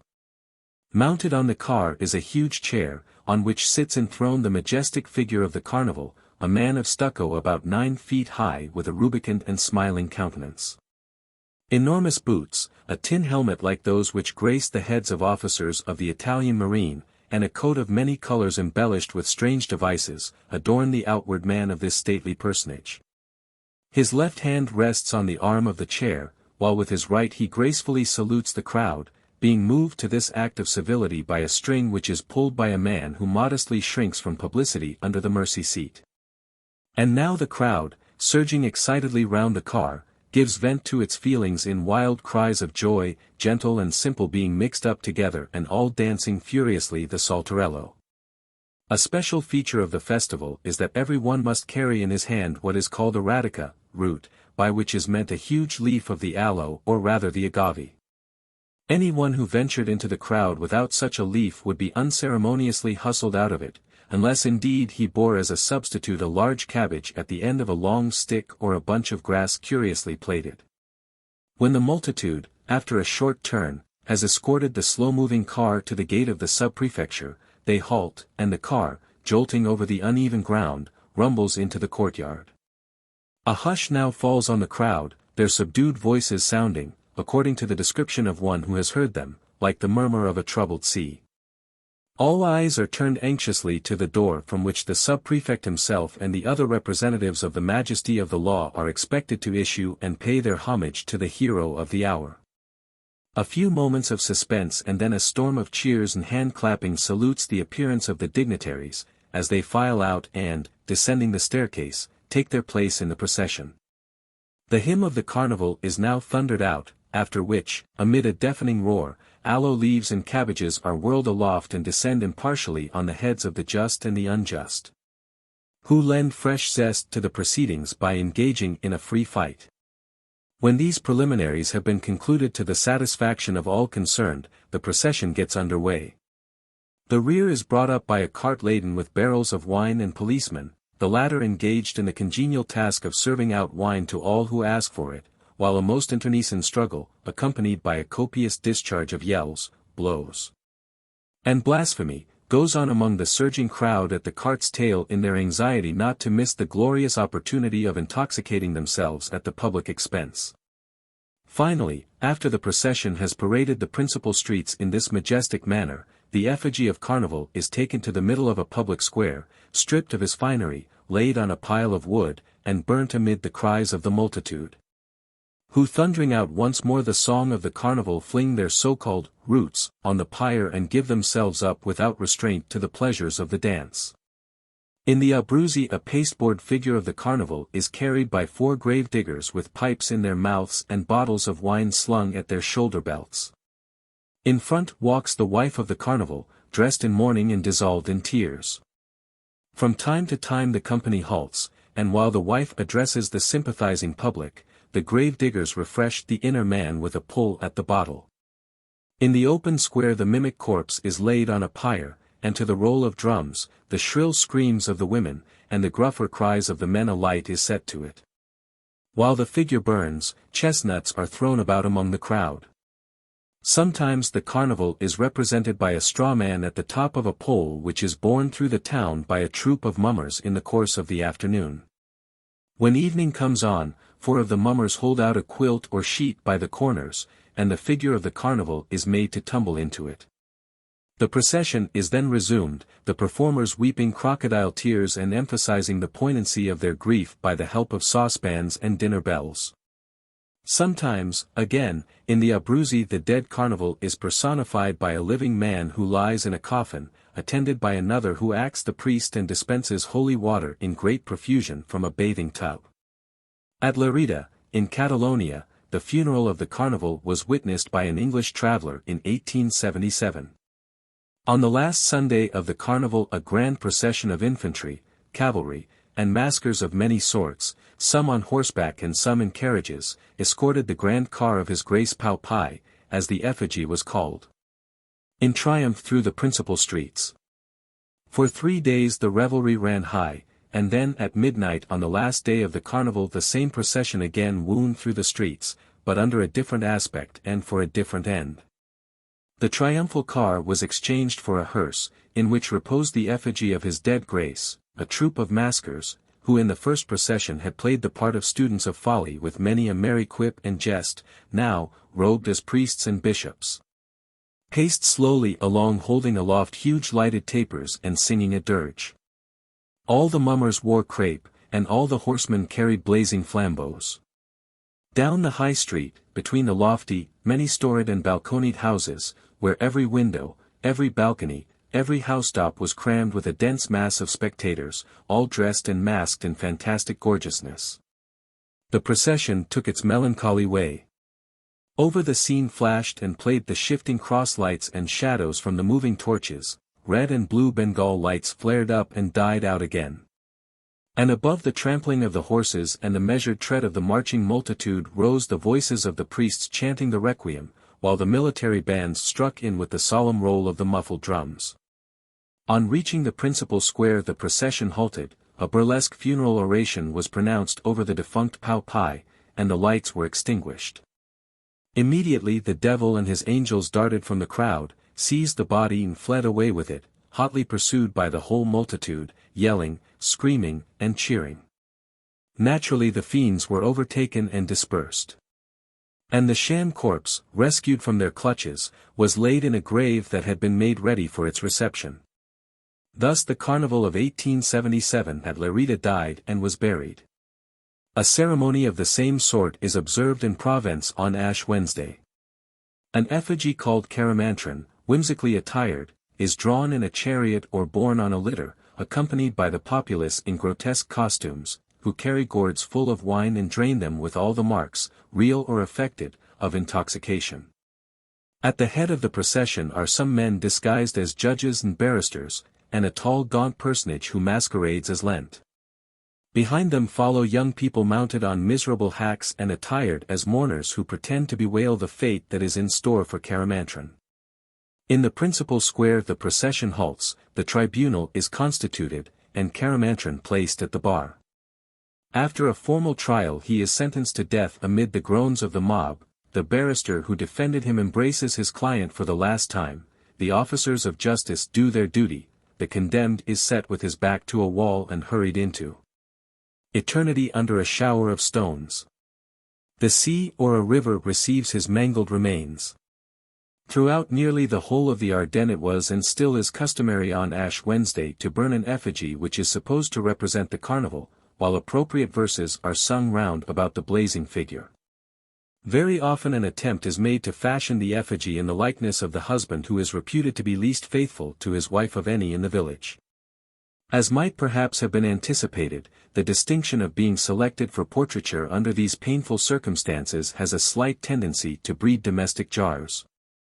Especially when the portrait is burnt in front of the house of the gay deceiver whom it represents, while a powerful chorus of caterwauls, groans, and other melodious sounds bears public testimony to the opinion which his friends and neighbors entertain of his private virtues. In some villages of the Ardennes a young man of flesh and blood, dressed up in hay and straw, used to act the part of Shrove Tuesday, Mardi Gras. As the personification of the Carnival is often called in France after the last day of the period which he personates. He was brought before a mock tribunal, and being condemned to death was placed with his back to a wall, like a soldier at a military execution, and fired at with blank cartridges. At Vrigny-aux-Bois one of these harmless buffoons, named Thierry, was accidentally killed by a wad that had been left in a musket of the firing party. When poor Shrove Tuesday dropped under the fire, the applause was loud and long, he did it so naturally, but when he did not get up again, they ran to him and found him a corpse. Since then there have been no more of these mock executions in the Ardennes. In Normandy on the evening of Ash Wednesday it used to be the custom to hold a celebration called the Burial of Shrove Tuesday. A squalid effigy scantily clothed in rags, a battered old hat crushed down on his dirty face, his great round paunch stuffed with straw, represented the disreputable old rake who, after a long course of dissipation, was now about to suffer for his sins. Hoisted on the shoulders of a sturdy fellow, who pretended to stagger under the burden, this popular personification of the carnival promenaded the streets for the last time in a manner the reverse of triumphal. Preceded by a drummer and accompanied by a jeering rabble, among whom the urchins and all the tag-rag and bobtail of the town mustered in great force. The figure was carried about by the flickering light of torches to the discordant din of shovels and tongs, pots and pans, horns and kettles, mingled with hootings, groans, and hisses. From time to time the procession halted, and a champion of morality accused the broken-down old sinner of all the excesses he had committed and for which he was now about to be burned alive. The culprit, having nothing to urge in his own defense, was thrown on a heap of straw, a torch was put to it, and a great blaze shot up. To the delight of the children who frisked round it screaming out some old popular verses about the death of the carnival. Sometimes the effigy was rolled down the slope of a hill before being burnt. At Saint-Lô the ragged effigy of Shrove Tuesday was followed by his widow, a big burly lout dressed as a woman with a crape veil, who emitted sounds of lamentation and woe in a stentorian voice. After being carried about the streets on a litter attended by a crowd of maskers, the figure was thrown into the river Vire. The final scene has been graphically described by Madame Octave Feuillet as she witnessed it in her childhood some 60 years ago. My parents invited friends to see, from the top of the tower of Jean Quillard, the funeral procession passing. It was there that, quaffing lemonade, the only refreshment allowed because of the fast, we witnessed at nightfall a spectacle of which I shall always preserve a lively recollection. At our feet flowed the Vire under its old stone bridge. On the middle of the bridge lay the figure of Shrove Tuesday on a litter of leaves, surrounded by scores of maskers dancing, singing, and carrying torches. Some of them in their motley costumes ran along the parapet like fiends. The rest, worn out with their revels, sat on the posts and dozed. Soon the dancing stopped, and some of the troop, seizing a torch, set fire to the effigy, after which they flung it into the river with redoubled shouts and clamor. The man of straw, soaked with resin, floated away burning down the stream of the Vire, lighting up with its funeral fires the woods on the bank and the battlements of the old castle in which Louis XI and Francis I had slept. When the last glimmer of the blazing phantom had vanished, like a falling star, at the end of the valley, every one withdrew, crowd and maskers alike, and we quitted the ramparts with our guests. In the neighborhood of Tübingen on Shrove Tuesday a straw man, called the Shrovetide Bear, is made up. He is dressed in a pair of old trousers, and a fresh black pudding or 2 squirts filled with blood are inserted in his neck. After a formal condemnation he is beheaded, laid in a coffin, and on Ash Wednesday is buried in the churchyard. This is called burying the Carnival. Amongst some of the Saxons of Transylvania the Carnival is hanged. Thus at Brawler on Ash Wednesday or Shrove Tuesday 2 white and 2 chestnut horses draw a sledge on which is placed a straw man swathed in a white cloth, beside him is a cart wheel which is kept turning round. 2 lads disguised as old men follow the sledge lamenting. The rest of the village lads, mounted on horseback and decked with ribbons, accompany the procession, which is headed by 2 girls crowned with evergreen and drawn in a wagon or sledge.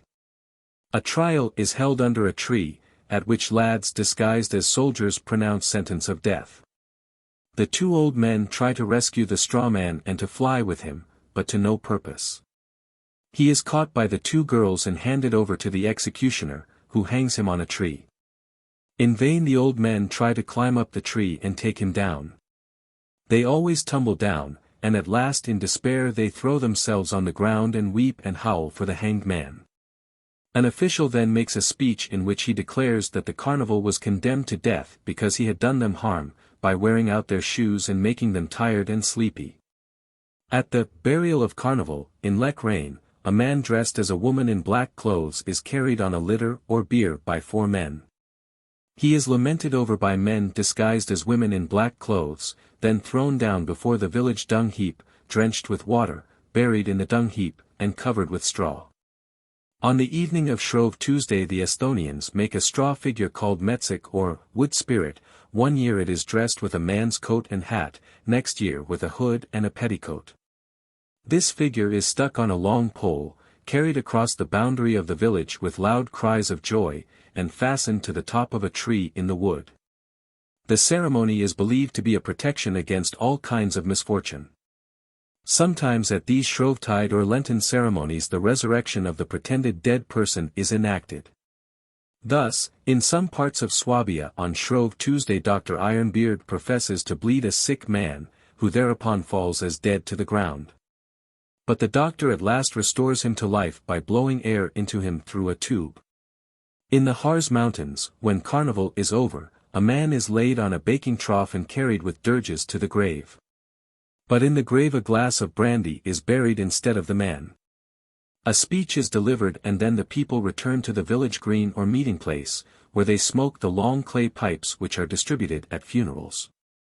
On the morning of Shrove Tuesday in the following year the brandy is dug up and the festival begins by every one tasting the spirit which, as the phrase goes, has come to life again. 3. Carrying out death. The ceremony of carrying out death presents much the same features as burying the carnival. Except that the carrying out of death is generally followed by a ceremony, or at least accompanied by a profession, of bringing in summer, spring, or life. Thus in Middle Franken, a province of Bavaria, on the 4th Sunday in Lent, the village urchins used to make a straw effigy of death, which they carried about with burlesque pomp through the streets. And afterwards burned with loud cries beyond the bounds. The Frankish custom is thus described by a writer of the 16th century: at mid-Lent, the season when the church bids us rejoice, the young people of my native country make a straw image of death. And fastening it to a pole carry it with shouts to the neighboring villages. By some they are kindly received, and after being refreshed with milk, peas, and dried pears, the usual food of that season, are sent home again. Others, however, treat them with anything but hospitality. For, looking on them as harbingers of misfortune, to wit of death, they drive them from their boundaries with weapons and insults. In the villages near Erlangen, when the 4th Sunday in Lent came around, the peasant girls used to dress themselves in all their finery with flowers in their hair. Thus attired they repaired to the neighboring town, carrying puppets which were adorned with leaves and covered with white cloths. These they took from house to house in pairs, stopping at every door where they expected to receive something, and singing a few lines in which they announced that it was mid-Lent and that they were about to throw death into the water. When they had collected some trifling gratuities they went to the river Regnitz and flung the puppets representing death into the stream. This was done to ensure a fruitful and prosperous year. Further, it was considered a safeguard against pestilence and sudden death. At Nuremberg girls of 7 to 18 years of age go through the streets bearing a little open coffin, in which is a doll hidden under a shroud. Others carry a beech branch, with an apple fastened to it for a head, in an open box. They sing, "We carry death into the water, it is well," or, "We carry death into the water, carry him in and out again." In some parts of Bavaria down to 1780 it was believed that a fatal epidemic would ensue if the custom of carrying out death were not observed. In some villages of Thuringen, on the fourth Sunday of Lent, the children used to carry a puppet of birchen twigs through the village, and then threw it into a pool, while they sang, "We carry the old death out behind the herdman's old house. We have got summer, and Croton's power is destroyed." At Debschwitz or Dobschwitz, near Gera, the ceremony of driving out death is or was annually observed on the 1st of March. The young people make up a figure of straw or the like materials, dress it in old clothes, which they have begged from houses in the village, and carry it out and throw it into the river. On returning to the village they break the good news to the people, and receive eggs and other victuals as a reward. The ceremony is or was supposed to purify the village and to protect the inhabitants from sickness and plague. In other villages of Thuringen, in which the population was originally Slavonic, the carrying out of the puppet is accompanied with the singing of a song, which begins, "Now we carry death out of the village and spring into the village." At the end of the 17th and beginning of the 18th century the custom was observed in Thuringen as follows. The boys and girls made an effigy of straw or the like materials, but the shape of the figure varied from year to year. In one year it would represent an old man, in the next an old woman, in the third a young man, and in the fourth a maiden, and the dress of the figure varied with the character it personated. There used to be a sharp contest as to where the effigy was to be made, for the people thought that the house from which it was carried forth would not be visited with death that year. Having been made, the puppet was fastened to a pole and carried by a girl if it represented an old man, but by a boy if it represented an old woman. Thus it was borne in procession, the young people holding sticks in their hands and singing that they were driving out death. When they came to water they threw the effigy into it and ran hastily back, fearing that it might jump on their shoulders and wring their necks. They also took care not to touch it, lest it should dry them up. On their return they beat the cattle with the sticks, believing that this would make the animals fat or fruitful. Afterwards they visited the house or houses from which they had carried the image of death, where they received a dole of half-boiled peas. The custom of carrying out death was practiced also in Saxony. At Leipzig the bastards and public women used to make a straw effigy of death every year at Mid-Lent. This they carried through all the streets with songs and showed it to the young married women. Finally they threw it into the river Partha. By this ceremony they professed to make the young wives fruitful, to purify the city, and to protect the inhabitants for that year from plague and other epidemics. Ceremonies of the same sort are observed at Mid-Lent in Silesia. Thus in many places the grown girls with the help of the young men dress up a straw figure with women's clothes and carry it out of the village towards the setting sun. At the boundary they strip it of its clothes, tear it in pieces, and scatter the fragments about the fields. This is called burying death. As they carry the image out, they sing that they are about to bury death under an oak, that he may depart from the people. Sometimes the song runs that they are bearing death over hill and dale to return no more. In the Polish neighborhood of Grostrelitz the puppet is called goik. It is carried on horseback and thrown into the nearest water. The people think that the ceremony protects them from sickness of every sort in the coming year. In the districts of Wola and Garau the image of death used to be thrown over the boundary of the next village. But as the neighbors feared to receive the ill-omened figure, they were on the lookout to repel it, and hard knocks were often exchanged between the two parties. In some Polish parts of Upper Silesia the effigy, representing an old woman, goes by the name of Marzana, the goddess of death. It is made in the house where the last death occurred, and is carried on a pole to the boundary of the village, where it is thrown into a pond or burnt. At Pokwitz the custom of carrying out death fell into abeyance. But an outbreak of fatal sickness which followed the intermission of the ceremony induced the people to resume it.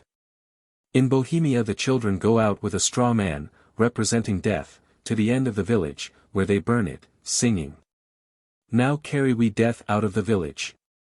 The new summer into the village. Welcome, dear summer.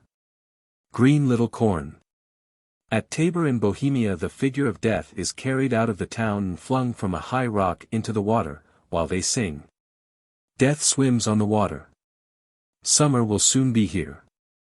We carried death away for you. We brought the summer. And do thou, O holy Marketa, give us a good year. For wheat and for rye." In other parts of Bohemia they carry death to the end of the village, singing, "We carry death out of the village. And the new year into the village. Dear spring, we bid you welcome. Green grass, we bid you welcome." Behind the village they erect a pyre, on which they burn the straw figure, reviling and scoffing at it the while. Then they return, singing, "We have carried away death. And brought life back. He has taken up his quarters in the village. Therefore sing joyous songs." In some German villages of Moravia, as in Jasnitz and Seitendorf, the young folk assemble on the third Sunday in Lent and fashion a straw man, who is generally adorned with a fur cap and a pair of old leathern hose, if such are to be had. The effigy is then hoisted on a pole and carried by the lads and lasses out into the open fields. On the way they sing a song, in which it is said that they are carrying death away and bringing dear summer into the house, and with summer the May and the flowers. On reaching an appointed place they dance in a circle round the effigy with loud shouts and screams, then suddenly rush at it and tear it to pieces with their hands. Lastly, the pieces are thrown together in a heap, the pole is broken, and fire is set to the whole. While it burns the troop dances merrily round it, rejoicing at the victory won by spring. And when the fire has nearly died out they go to the householders to beg for a present of eggs wherewith to hold a feast, taking care to give as a reason for the request that they have carried death out and away. The preceding evidence shows that the effigy of death is often regarded with fear and treated with marks of hatred and abhorrence. Thus the anxiety of the villagers to transfer the figure from their own to their neighbor's land, and the reluctance of the latter to receive the ominous guest, are proof enough of the dread which it inspires. Further, in Lusatia and Silesia the puppet is sometimes made to look in at the window of a house, and it is believed that someone in the house will die within the year unless his life is redeemed by the payment of money. Again, after throwing the effigy away, the bearers sometimes run home lest death should follow them, and if one of them falls in running, it is believed that he will die within the year. At Krudym, in Bohemia, the figure of death is made out of a cross, with a head and mask stuck at the top, and a shirt stretched out on it. On the fifth Sunday in Lent the boys take this effigy to the nearest brook or pool, and standing in a line throw it into the water. Then they all plunge in after it, but as soon as it is caught no one more may enter the water. The boy who did not enter the water or entered at last will die within the year, and he is obliged to carry the death back to the village. The effigy is then burned. On the other hand, it is believed that no one will die within the year in the house out of which the figure of death has been carried. And the village out of which death has been driven is sometimes supposed to be protected against sickness and plague. In some villages of Austrian Silesia on the Saturday before Dead Sunday an effigy is made of old clothes, hay, and straw, for the purpose of driving death out of the village. On Sunday the people, armed with sticks and straps, assemble before the house where the figure is lodged. For lads then draw the effigy by cords through the village amid exultant shouts, while all the others beat it with their sticks and straps. On reaching a field which belongs to a neighboring village they lay down the figure, cudgel it soundly, and scatter the fragments over the field. The people believe that the village from which death has been thus carried out will be safe from any infectious disease for the whole year. 4. Bringing in summer. In the preceding ceremonies the return of spring, summer, or life, as a sequel to the expulsion of death, is only implied or at most announced. In the following ceremonies it is plainly enacted. Thus in some parts of Bohemia the effigy of death is drowned by being thrown into the water at sunset. Then the girls go out into the wood and cut down a young tree with a green crown, hang a doll dressed as a woman on it, deck the whole with green, red, and white ribbons, and march in procession with their Lido, Summer, into the village. Collecting gifts and singing. Death swims in the water. Spring comes to visit us. With eggs that are red. With yellow pancakes. We carried death out of the village. We are carrying summer into the village. In many Silesian villages the figure of death, after being treated with respect, is stripped of its clothes and flung with curses into the water, or torn to pieces in a field. Then the young folk repair to a wood, cut down a small fir tree, peel the trunk, and deck it with festoons of evergreens, paper roses, painted eggshells, motley bits of cloth, and so forth. The tree thus adorned is called Summer or May. Boys carry it from house to house singing appropriate songs and begging for presents. Among their songs is the following. We have carried death out. We are bringing the dear summer back. The summer and the May. And all the flowers gay. Sometimes they also bring back from the wood a prettily adorned figure, which goes by the name of Summer, May, or the bride. In the Polish districts it is called Ziwana, the goddess of spring. At Eisenach on the fourth Sunday in Lent young people used to fasten a straw man, representing death, to a wheel, which they trundled to the top of a hill. Then setting fire to the figure they allowed it and the wheel to roll down the slope. Next day they cut a tall fir tree, tricked it out with ribbons, and set it up in the plain. The men then climbed the tree to fetch down the ribbons. In Upper Lusatia the figure of death, made of straw and rags, is dressed in a veil furnished by the last bride and a shirt provided by the house in which the last death took place. Thus arrayed the figure is stuck on the end of a long pole and carried at full speed by the tallest and strongest girl, while the rest pelt the effigy with sticks and stones. Whoever hits it will be sure to live through the year. In this way death is carried out of the village and thrown into the water or over the boundary of the next village. On their way home each one breaks a green branch and carries it gaily with him till he reaches the village, when he throws it away. Sometimes the young people of the next village, upon whose land the figure has been thrown, run after them and hurl it back, not wishing to have death among them. Hence the two parties occasionally come to blows. In these cases death is represented by the puppet which is thrown away, summer or life by the branches or trees which are brought back.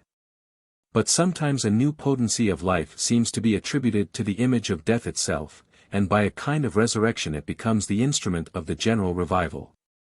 Thus in some parts of Lusatia women alone are concerned in carrying out death, and suffer no male to meddle with it. Attired in mourning, which they wear the whole day, they make a puppet of straw, clothe it in a white shirt, and give it a broom in one hand and a scythe in the other. Singing songs and pursued by urchins throwing stones, they carry the puppet to the village boundary, where they tear it in pieces. Then they cut down a fine tree, hang the shirt on it, and carry it home singing.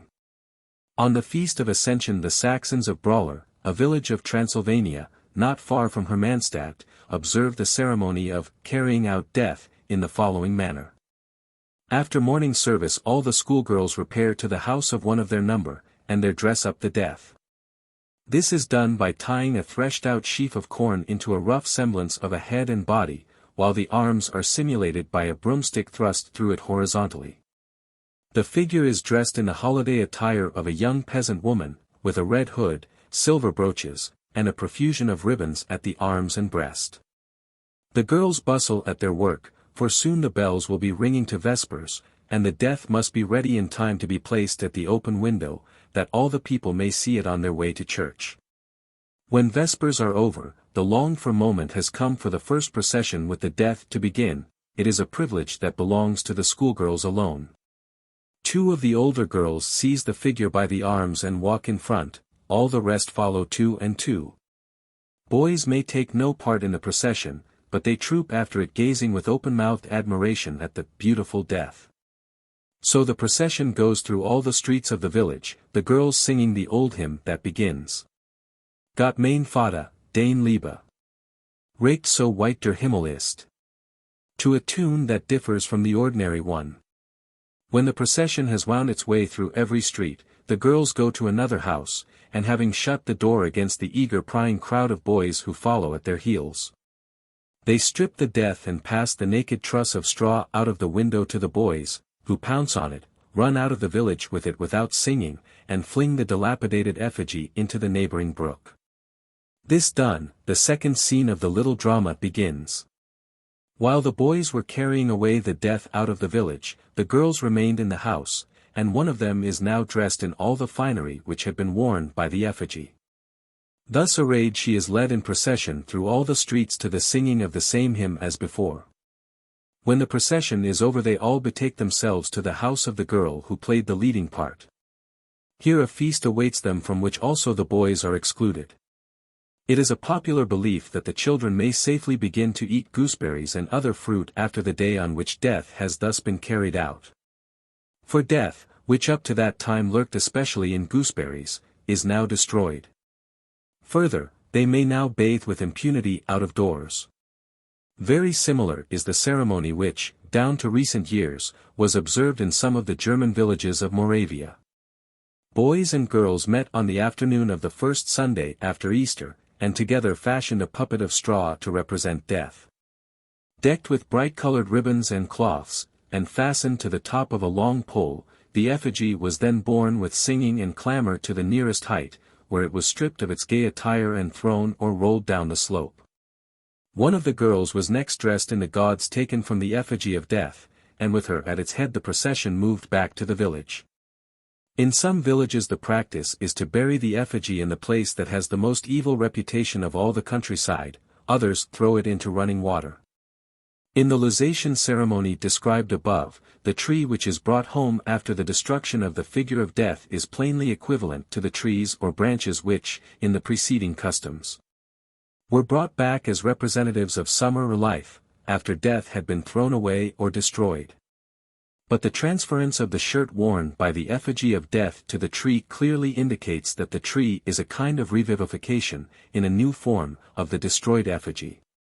This comes out also in the Transylvanian and Moravian customs, the dressing of a girl in the clothes worn by the death, and the leading her about the village to the same song which had been sung when the death was being carried about, show that she is intended to be a kind of resuscitation of the being whose effigy has just been destroyed.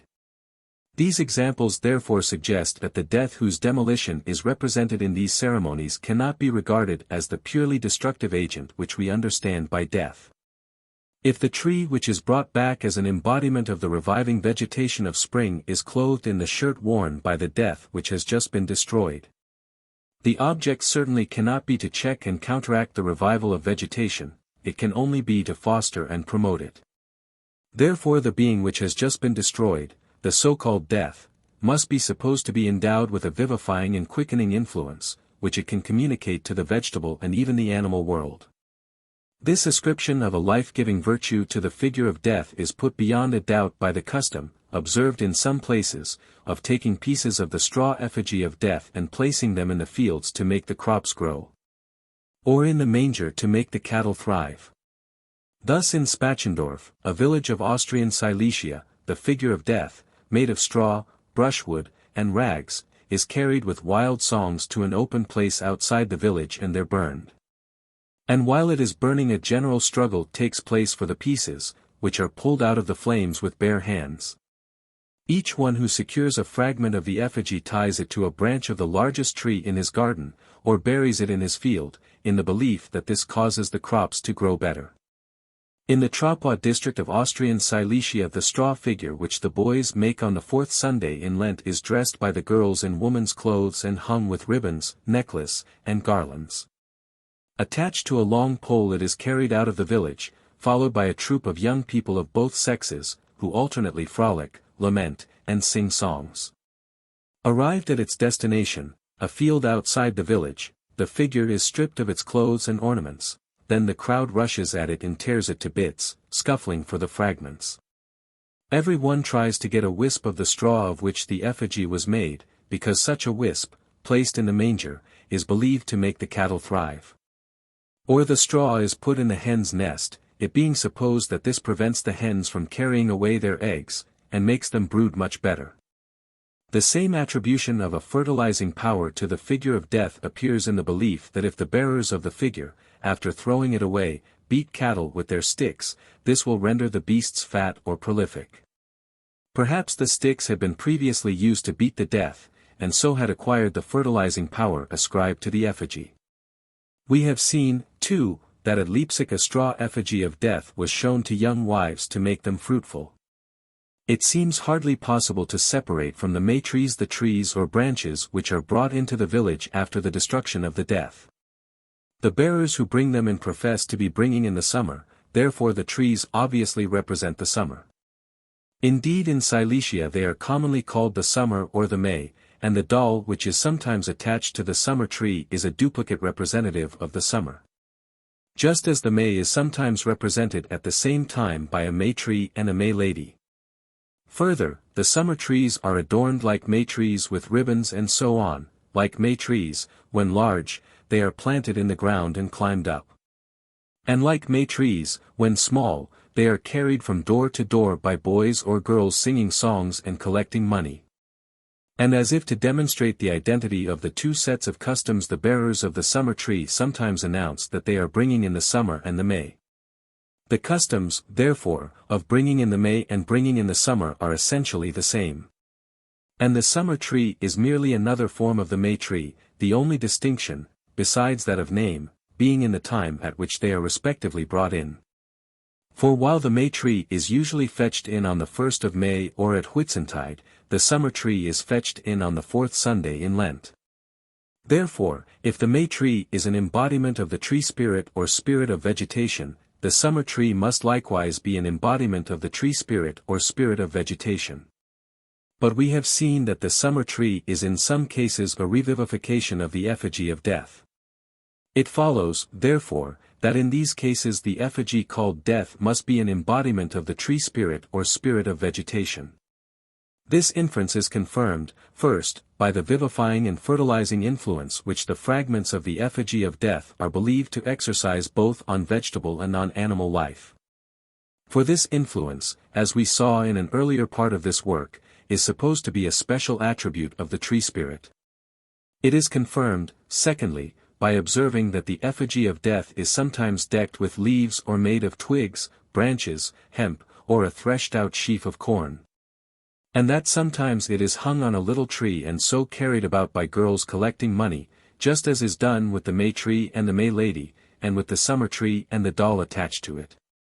In short, we are driven to regard the expulsion of death and the bringing in of summer as, in some cases at least, merely another form of that death and revival of the spirit of vegetation in spring which we saw enacted in the killing and resurrection of the wild man.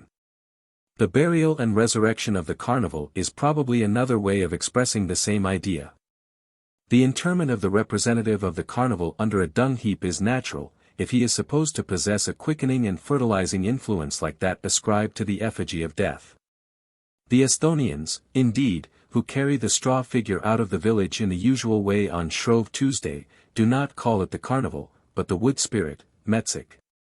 And they clearly indicate the identity of the effigy with the wood spirit by fixing it to the top of a tree in the wood, where it remains for a year, and is besought almost daily with prayers and offerings to protect the herds. For like a true wood spirit the Metsik is a patron of cattle. Sometimes the Metsik is made of sheaves of corn. Thus we may fairly conjecture that the names carnival, death, and summer are comparatively late and inadequate expressions for the beings personified or embodied in the customs with which we have been dealing. The very abstractness of the names bespeaks a modern origin, for the personification of times and seasons like the carnival and summer, or of an abstract notion like death, is not primitive. But the ceremonies themselves bear the stamp of a dateless antiquity, therefore we can hardly help supposing that in their origin the ideas which they embodied were of a more simple and concrete order. The notion of a tree, perhaps of a particular kind of tree, for some savages have no word for tree in general, or even of an individual tree, is sufficiently concrete to supply a basis from which by a gradual process of generalization the wider idea of a spirit of vegetation might be reached. But this general idea of vegetation would readily be confounded with the season in which it manifests itself, hence the substitution of spring, summer, or May for the tree spirit or spirit of vegetation would be easy and natural. Again, the concrete notion of the dying tree or dying vegetation would by a similar process of generalization glide into a notion of death in general. So that the practice of carrying out the dying or dead vegetation in spring, as a preliminary to its revival, would in time widen out into an attempt to banish death in general from the village or district. The view that in these spring ceremonies death meant originally the dying or dead vegetation of winter has the high support of W. Manhart, and he confirms it by the analogy of the name death as applied to the spirit of the ripe corn. Commonly the spirit of the ripe corn is conceived, not as dead, but as old, and hence it goes by the name of the old man or the old woman. But in some places the last sheaf cut at harvest, which is generally believed to be the seat of the corn spirit, is called the dead one. Children are warned against entering the cornfields because death sits in the corn. And, in a game played by Saxon children in Transylvania at the maize harvest, death is represented by a child completely covered with maize leaves. 5. Battle of Summer and Winter. Sometimes in the popular customs of the peasantry the contrast between the dormant powers of vegetation in winter and their awakening vitality in spring takes the form of a dramatic contest between actors who play the parts respectively of winter and summer. Thus in the towns of Sweden on May Day 2 troops of young men on horseback used to meet as if for mortal combat. One of them was led by a representative of winter clad in furs, who threw snowballs and ice in order to prolong the cold weather. The other troop was commanded by a representative of summer covered with fresh leaves and flowers. In the sham fight which followed the party of summer came off victorious, and the ceremony ended with a feast. Again, in the region of the Middle Rhine, a representative of summer clad in ivy combats a representative of winter clad in straw or moss and finally gains a victory over him. The vanquished foe is thrown to the ground and stripped of his casing of straw, which is torn to pieces and scattered about, while the youthful comrades of the two champions sing a song to commemorate the defeat of winter by summer. Afterwards they carry about a summer garland or branch and collect gifts of eggs and bacon from house to house. Sometimes the champion who acts the part of summer is dressed in leaves and flowers and wears a chaplet of flowers on his head. In the Palatinate this mimic conflict takes place on the fourth Sunday in Lent. All over Bavaria the same drama used to be acted on the same day, and it was still kept up in some places down to the middle of the 19th century or later. While summer appeared clad all in green, decked with fluttering ribbons, and carrying a branch in blossom or a little tree hung with apples and pears, winter was muffled up in cap and mantle of fur and bore in his hand a snow shovel or a flail. Accompanied by their respective retinues dressed in corresponding attire, they went through all the streets of the village, halting before the houses and singing staves of old songs, for which they received presents of bread, eggs, and fruit. Finally, after a short struggle, winter was beaten by summer and ducked in the village well or driven out of the village with shouts and laughter into the forest. At Goepfritz in Lower Austria, two men personating summer and winter used to go from house to house on Shrove Tuesday, and were everywhere welcomed by the children with great delight. The representative of summer was clad in white and bore a sickle, his comrade, who played the part of winter, had a fur cap on his head, his arms and legs were swathed in straw, and he carried a flail. In every house they sang verses alternately. At Dromling in Brunswick, down to the present time, the contest between summer and winter is acted every year at Whitsuntide by a troop of boys and a troop of girls. The boys rush singing, shouting, and ringing bells from house to drive winter away. After them come the girls singing softly and led by a May bride, all in bright dresses and decked with flowers and garlands to represent the genial advent of spring. Formerly the part of winter was played by a straw man which the boys carried with them, now it is acted by a real man in disguise. Among the Central Eskimo of North America the contest between representatives of summer and winter, which in Europe has long degenerated into a mere dramatic performance, is still kept up as a magical ceremony of which the avowed intention is to influence the weather.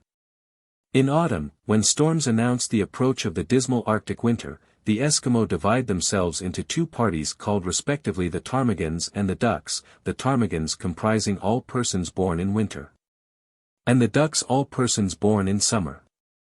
A long rope of sealskin is then stretched out, and each party laying hold of one end of it seeks by tugging with might and main to drag the other party over to its side. If the ptarmigans get the worst of it, then summer has won the game and fine weather may be expected to prevail through the winter. 6. Death and Resurrection of Kostrubonko. In Russia funeral ceremonies like those of burying the Carnival and carrying out death are celebrated under the names, not of death or the Carnival, but of certain mythic figures, Kostrubonko, Kostroma, Kupalo, Lada, and Urilo.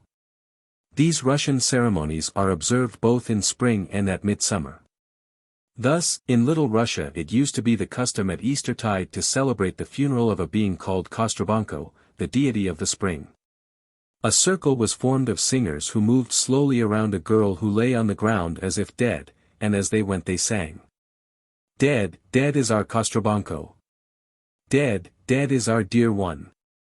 Until the girl suddenly sprang up, on which the chorus joyfully exclaimed. Come to life has our Kostrubonko. Come to life has our dear one. On the eve of St.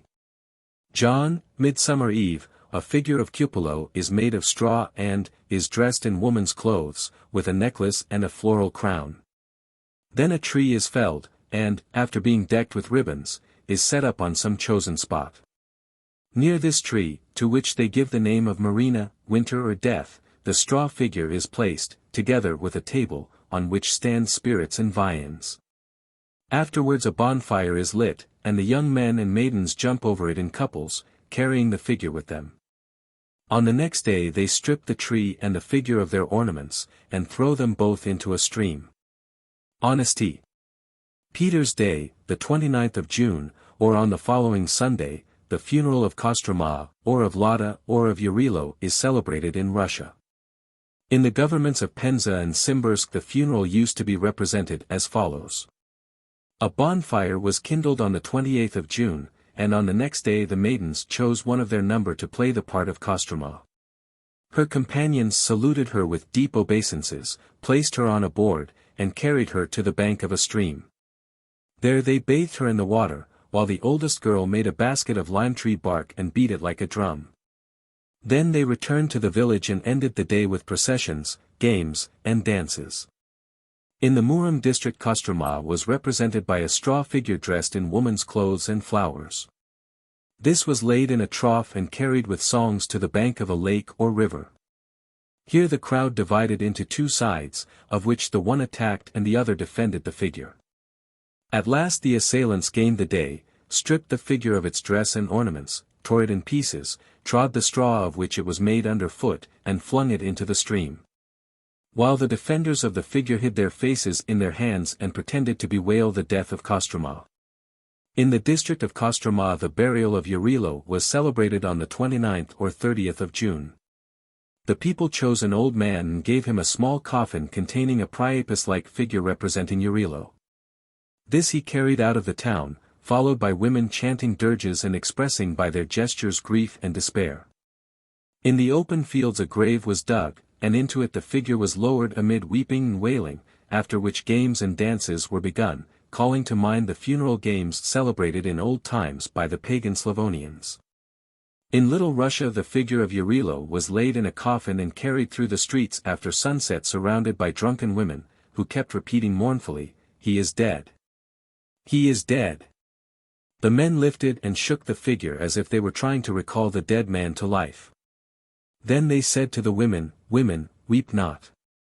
I know what is sweeter than honey." But the women continued to lament and chant, as they do at funerals. Of what was he guilty? He was so good. He will arise no more. Oh, how shall we part from thee? What is life without thee? Arise, if only for a brief hour. But he rises not, he not. At last the Eurilo was buried in a grave. 7. Death and revival of vegetation. These Russian customs are plainly of the same nature as those which in Austria and Germany are known as carrying out death. Therefore, if the interpretation here adopted of the latter is right, the Russian Kostrubonko, Eurilo, and the rest must also have been originally embodiments of the spirit of vegetation. And their death must have been regarded as a necessary preliminary to their revival. The revival as a sequel to the death is enacted in the first of the ceremonies described, the death and resurrection of Kostrubonko. The reason why in some of these Russian ceremonies the death of the spirit of vegetation is celebrated at midsummer may be that the decline of summer is dated from Midsummer Day, after which the days begin to shorten. And the sun sets out on his downward journey to the darksome hollows, where the frosts of winter lie. Such a turning point of the year, when vegetation might be thought to share the incipient though still almost imperceptible decay of summer, might very well be chosen by primitive man as a fit moment for resorting to those magic rites by which he hopes to stay the decline, or at least to ensure the revival, of plant life. But while the death of vegetation appears to have been represented in all, and its revival in some, of these spring and midsummer ceremonies, there are features in some of them which can hardly be explained on this hypothesis alone. The solemn funeral, the lamentations, and the mourning attire, which often characterize these rites, are indeed appropriate at the death of the beneficent spirit of vegetation. But what shall we say of the glee with which the effigy is often carried out, of the sticks and stones with which it is assailed, and the taunts and curses which are hurled at it?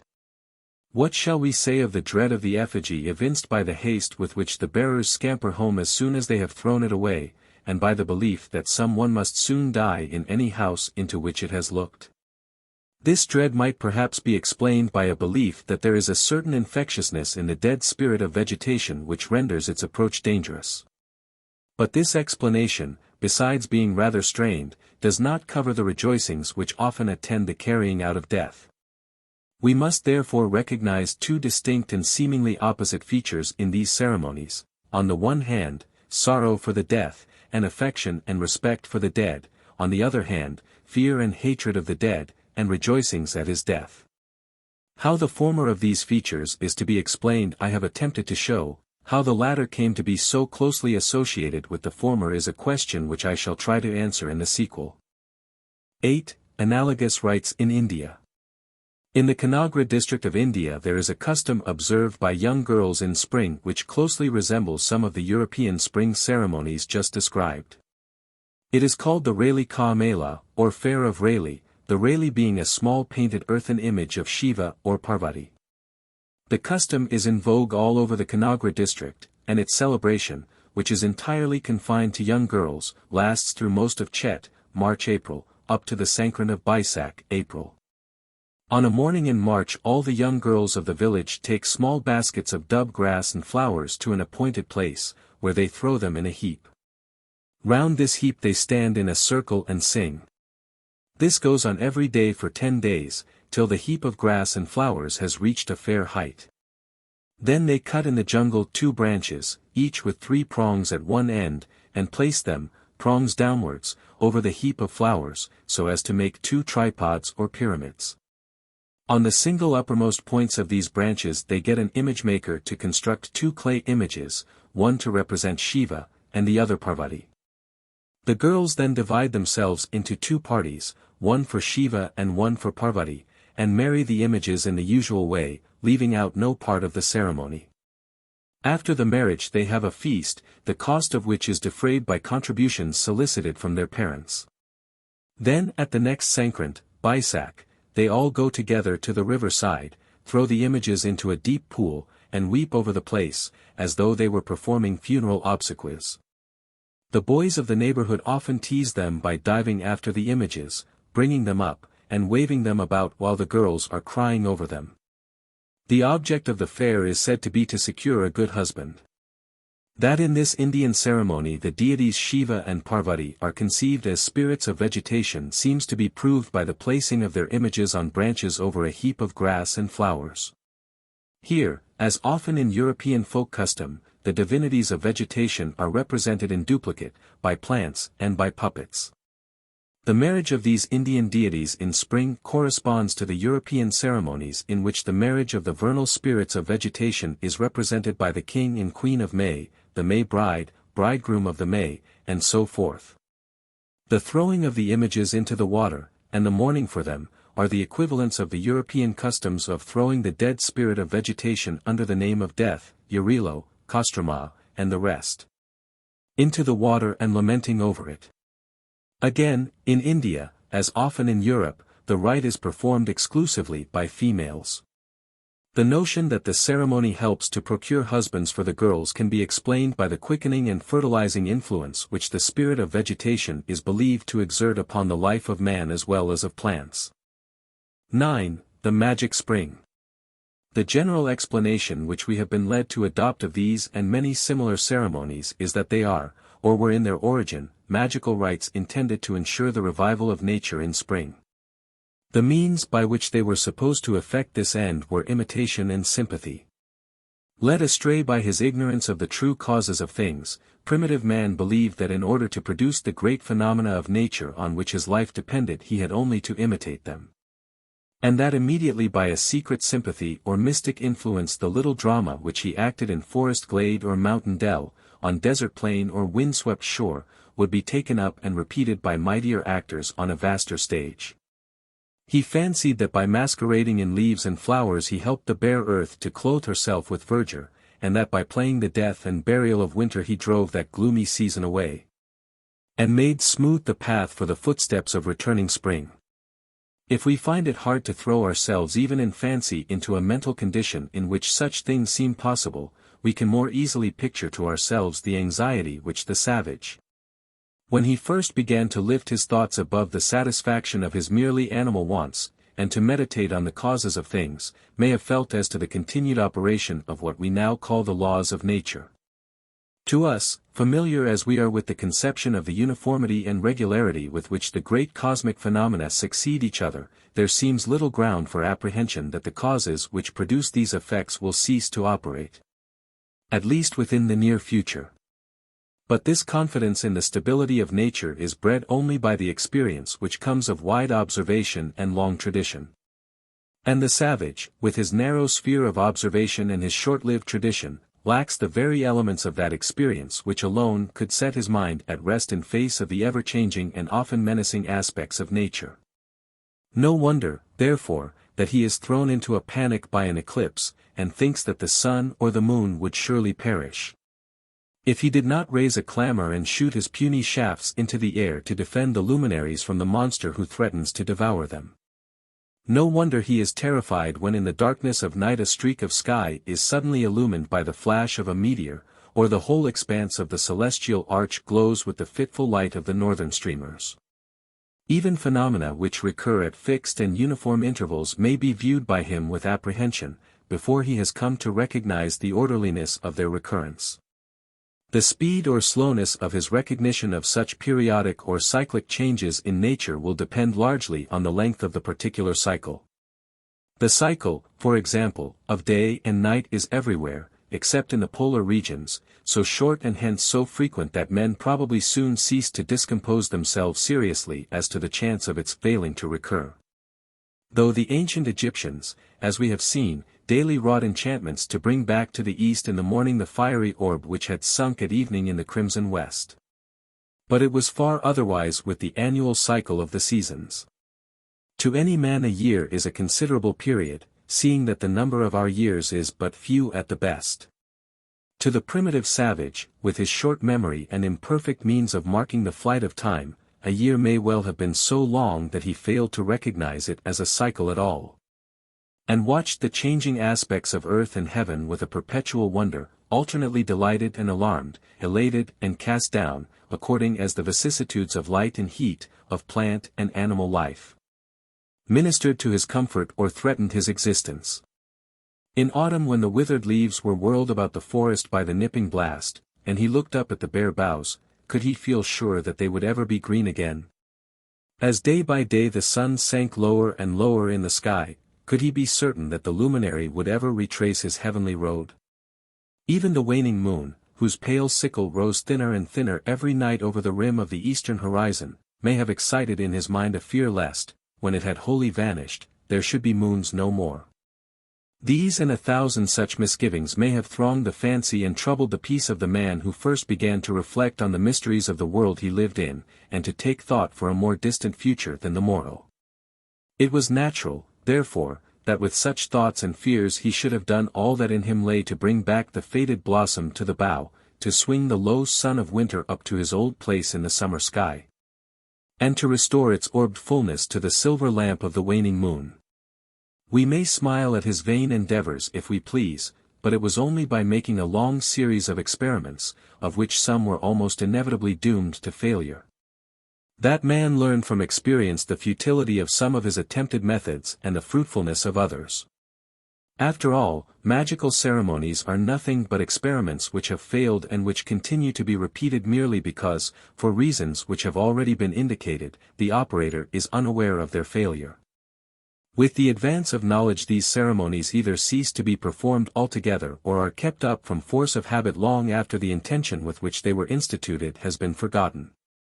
Thus fallen from their high estate, no longer regarded as solemn rites on the punctual performance of which the welfare and even the life of the community depend, they sink gradually to the level of simple pageants, mummeries, and pastimes. Till in the final stage of degeneration they are wholly abandoned by older people, and, from having once been the most serious occupation of the sage, become at last the idle sport of children. It is in this final stage of decay that most of the old magical rites of our European forefathers linger on at the present day, and even from this their last retreat they are fast being swept away by the rising tide of those multitudinous forces, moral, intellectual, and social, which are bearing mankind onward to a new and unknown goal. We may feel some natural regret at the disappearance of quaint customs and picturesque ceremonies, which have preserved to an age often deemed dull and prosaic something of the flavor and freshness of the olden time. Some breath of the springtime of the world. Yet our regret will be lessened when we remember that these pretty pageants, these now innocent diversions, had their origin in ignorance and superstition. That if they are a record of human endeavor, they are also a monument of fruitless ingenuity, of wasted labor, and of blighted hopes. And that for all their gay trappings, their flowers, their ribbons, and their music, they partake far more of tragedy than of farce. The interpretation which, following in the footsteps of W. Manhart, I have attempted to give of these ceremonies has been not a little confirmed by the discovery, made since this book was first written, that the natives of Central Australia regularly practice magical ceremonies for the purpose of awakening the dormant energies of nature at the approach of what may be called the Australian spring. Nowhere apparently are the alternations of the seasons more sudden and the contrasts between them more striking than in the deserts of Central Australia, where at the end of a long period of drought the sandy and stony wilderness, over which the silence and desolation of death appear to brood, is suddenly, after a few days of torrential rain, transformed into a landscape smiling with verdure and peopled with teeming multitudes of insects and lizards, of frogs and birds. The marvelous change which passes over the face of nature at such times has been compared even by European observers to the effect of magic. No wonder, then, that the savage should regard it as such in very deed. Now it is just when there is promise of the approach of a good season that the natives of Central Australia are wont especially to perform those magical ceremonies of which the avowed intention is to multiply the plants and animals they use as food. These ceremonies, therefore, present a close analogy to the spring customs of our European peasantry not only in the time of their celebration, but also in their aim. For we can hardly doubt that in instituting rites designed to assist the revival of plant life in spring our primitive forefathers were moved, not by any sentimental wish to smell at early violets, or pluck the rathe primrose, or watch yellow daffodils dancing in the breeze, but by the very practical consideration, certainly not formulated in abstract terms, that the life of man is inextricably bound up with that of plants, and that if they were to perish he could not survive. And as the faith of the Australian savage in the efficacy of his magic rites is confirmed by observing that their performance is invariably followed, sooner or later, by that increase of vegetable and animal life which it is their object to produce. So, we may suppose, it was with European savages in the olden time. The sight of the fresh green in brake and thicket, of vernal flowers blowing on mossy banks, of swallows arriving from the south, and of the sun mounting daily higher in the sky, would be welcomed by them as so many visible signs that their enchantments were indeed taking effect, and would inspire them with a cheerful confidence that all was well with a world which they could thus mold to suit their wishes. Only in autumn days, as summer slowly faded, would their confidence again be dashed by doubts and misgivings at symptoms of decay, which told how vain were all their efforts to stave off forever the approach of winter and of death. 29. The myth of Adonis. The spectacle of the great changes which annually pass over the face of the earth has powerfully impressed the minds of men in all ages, and stirred them to meditate on the causes of transformations so vast and wonderful. Their curiosity has not been purely disinterested. For even the savage cannot fail to perceive how intimately his own life is bound up with the life of nature, and how the same processes which freeze the stream and strip the earth of vegetation menace him with extinction. At a certain stage of development men seem to have imagined that the means of averting the threatened calamity were in their own hands, and that they could hasten or retard the flight of the seasons by magic art. Accordingly they performed ceremonies and recited spells to make the rain to fall, the sun to shine, animals to multiply, and the fruits of the earth to grow. In course of time the slow advance of knowledge, which has dispelled so many cherished illusions, convinced at least the more thoughtful portion of mankind that the alternations of summer and winter, of spring and autumn, were not merely the result of their own magical rites, but that some deeper cause, some mightier power, was at work behind the shifting scenes of nature.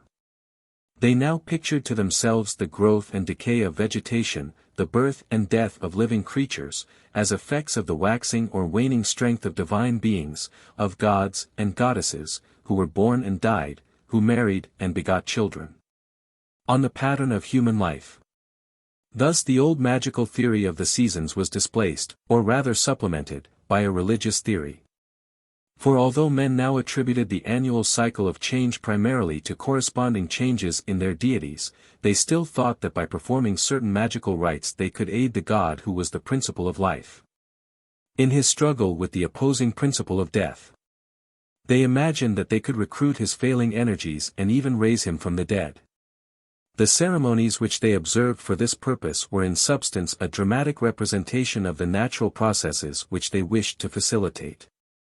For it is a familiar tenet of magic that you can produce any desired effect by merely imitating it. And as they now explain the fluctuations of growth and decay, of reproduction and dissolution, by the marriage, the death, and the rebirth or revival of the gods, their religious or rather magical dramas turned in great measure on these themes. They set forth the fruitful union of the powers of fertility, the sad death of one at least of the divine partners, and his joyful resurrection. Thus a religious theory was blended with a magical practice. The combination is familiar in history. Indeed, few religions have ever succeeded in wholly extricating themselves from the old trammels of magic. The inconsistency of acting on two opposite principles, however it may vex the soul of the philosopher, rarely troubles the common man. Indeed he is seldom even aware of it. His affair is to act, not to analyze the motives of his action. If mankind had always been logical and wise, history would not be a long chronicle of folly and crime. Of the changes which the seasons bring with them, the most striking within the temperate zone are those which affect vegetation. The influence of the seasons on animals, though great, is not nearly so manifest. Hence it is natural that in the magical dramas designed to dispel winter and bring back spring the emphasis should be laid on vegetation, and that trees and plants should figure in them more prominently than beasts and birds. Yet the two sides of life, the vegetable and the animal, were not dissociated in the minds of those who observed the ceremonies. Indeed they commonly believed that the tie between the animal and the vegetable world was even closer than it really is. Hence they often combine the dramatic representation of reviving plants with a real or a dramatic union of the sexes for the purpose of furthering at the same time and by the same act the multiplication of fruits, of animals, and of men. To them the principle of life and fertility, whether animal or vegetable, was one and indivisible. To live and to cause to live, to eat food and to beget children, these were the primary wants of men in the past, and they will be the primary wants of men in the future so long as the world lasts. Other things may be added to enrich and beautify human life, but unless these wants are first satisfied, humanity itself must cease to exist. These two things, therefore, food and children, were what men chiefly sought to procure by the performance of magical rites for the regulation of the seasons. Nowhere, apparently, have these rites been more widely and solemnly celebrated than in the lands which border the eastern Mediterranean.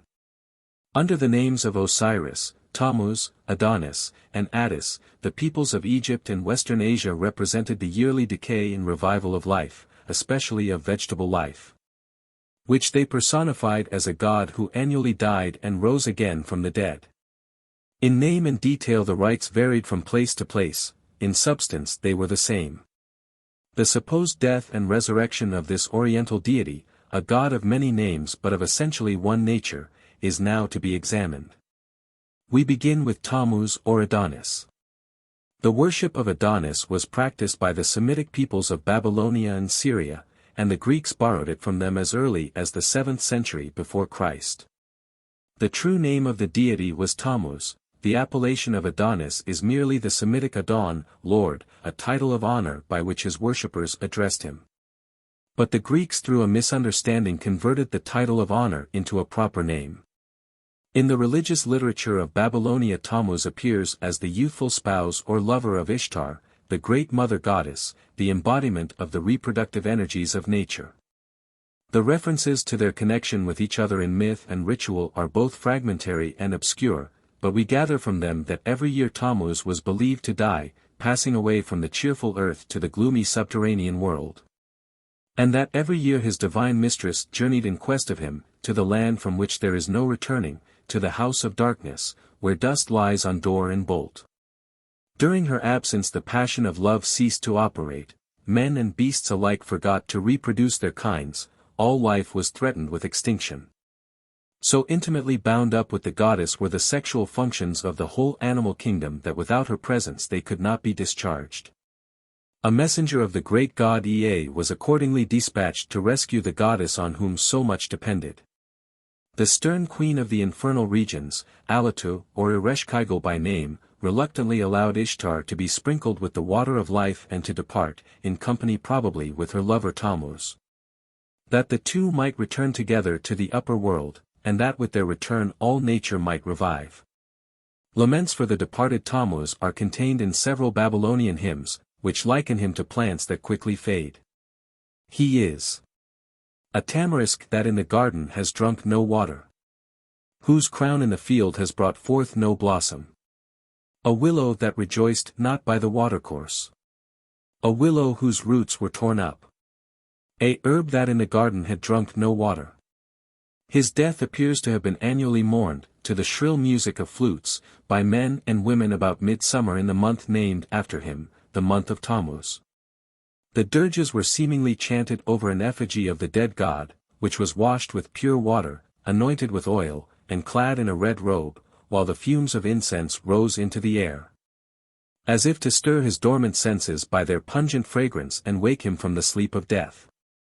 In one of these dirges, inscribed Lament of the Flutes for Tammuz, we seem still to hear the voices of the singers chanting the sad refrain and to catch, like faraway music, the wailing notes of the flutes. At his vanishing away she lifts up a lament. O my child! At his vanishing away she lifts up a lament. My Damu, at his vanishing away she lifts up a lament. My enchanter and priest! At his vanishing away she lifts up a lament. At the shining cedar, rooted in a spacious place, in Eanna, above and below, she lifts up a lament. Like the lament that a house lifts up for its master, lifts she up a lament. Like the lament that a city lifts up for its lord, lifts she up a lament. Her lament is the lament for a herb that grows not in the bed. Her lament is the lament for the corn that grows not in the ear. Her chamber is a possession that brings not forth a possession. A weary woman, a weary child, forspent. Her lament is for a great river, where no willows grow. Her lament is for a field, where corn and herbs grow not. Her lament is for a pool, where fishes grow not. Her lament is for a thickest of reeds, where no reeds grow. Her lament is for woods, where tamarisks grow not. Her lament is for a wilderness where no cypresses grow. Her lament is for the depth of a garden of trees, where honey and wine grow not. Her lament is for meadows, where no plants grow. Her lament is for a palace, where length of life grows not. The tragical story and the melancholy rites of Adonis are better known to us from the descriptions of Greek writers than from the fragments of Babylonian literature or the brief reference of the prophet Ezekiel, who saw the women of Jerusalem weeping for Tammuz at the north gate of the temple. Mirrored in the glass of Greek mythology, the oriental deity appears as a comely youth beloved by Aphrodite. In his infancy the goddess hid him in a chest, which she gave in charge to Persephone, queen of the netherworld. But when Persephone opened the chest and beheld the beauty of the babe, she refused to give him back to Aphrodite, though the goddess of love went down herself to hell to ransom her dear one from the power of the grave. The dispute between the two goddesses of love and death was settled by Zeus, who decreed that Adonis should abide with Persephone in the underworld for one part of the year, and with Aphrodite in the upper world for another part. At last the fair youth was killed in hunting by a wild boar, or by the jealous Ares, who turned himself into the likeness of a boar in order to compass the death of his rival.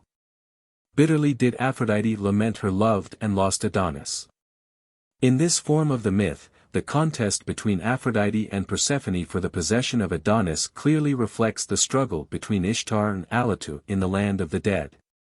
While the decision of Zeus that Adonis is to spend one part of the year underground and another part above ground is merely a Greek version of the annual disappearance and reappearance of Tammuz. 30. Adonis in Syria. The myth of Adonis was localized and his rites celebrated with much solemnity at two places in Western Asia.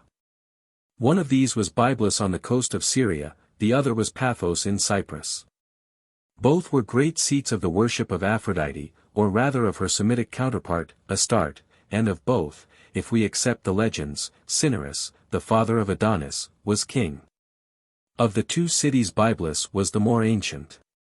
Indeed it claimed to be the oldest city in Phoenicia, and to have been founded in the early ages of the world by the great god El, whom Greeks and Romans identified with Cronus and Saturn respectively. However that may have been, in historical times it ranked as a holy place, the religious capital of the country, the Mecca or Jerusalem of the Phoenicians. The city stood on a height beside the sea, and contained a great sanctuary of Astarte, where in the midst of a spacious open court, surrounded by cloisters and approached from below by staircases, rose a tall cone or obelisk, the holy image of the goddess. In this sanctuary the rites of Adonis were celebrated.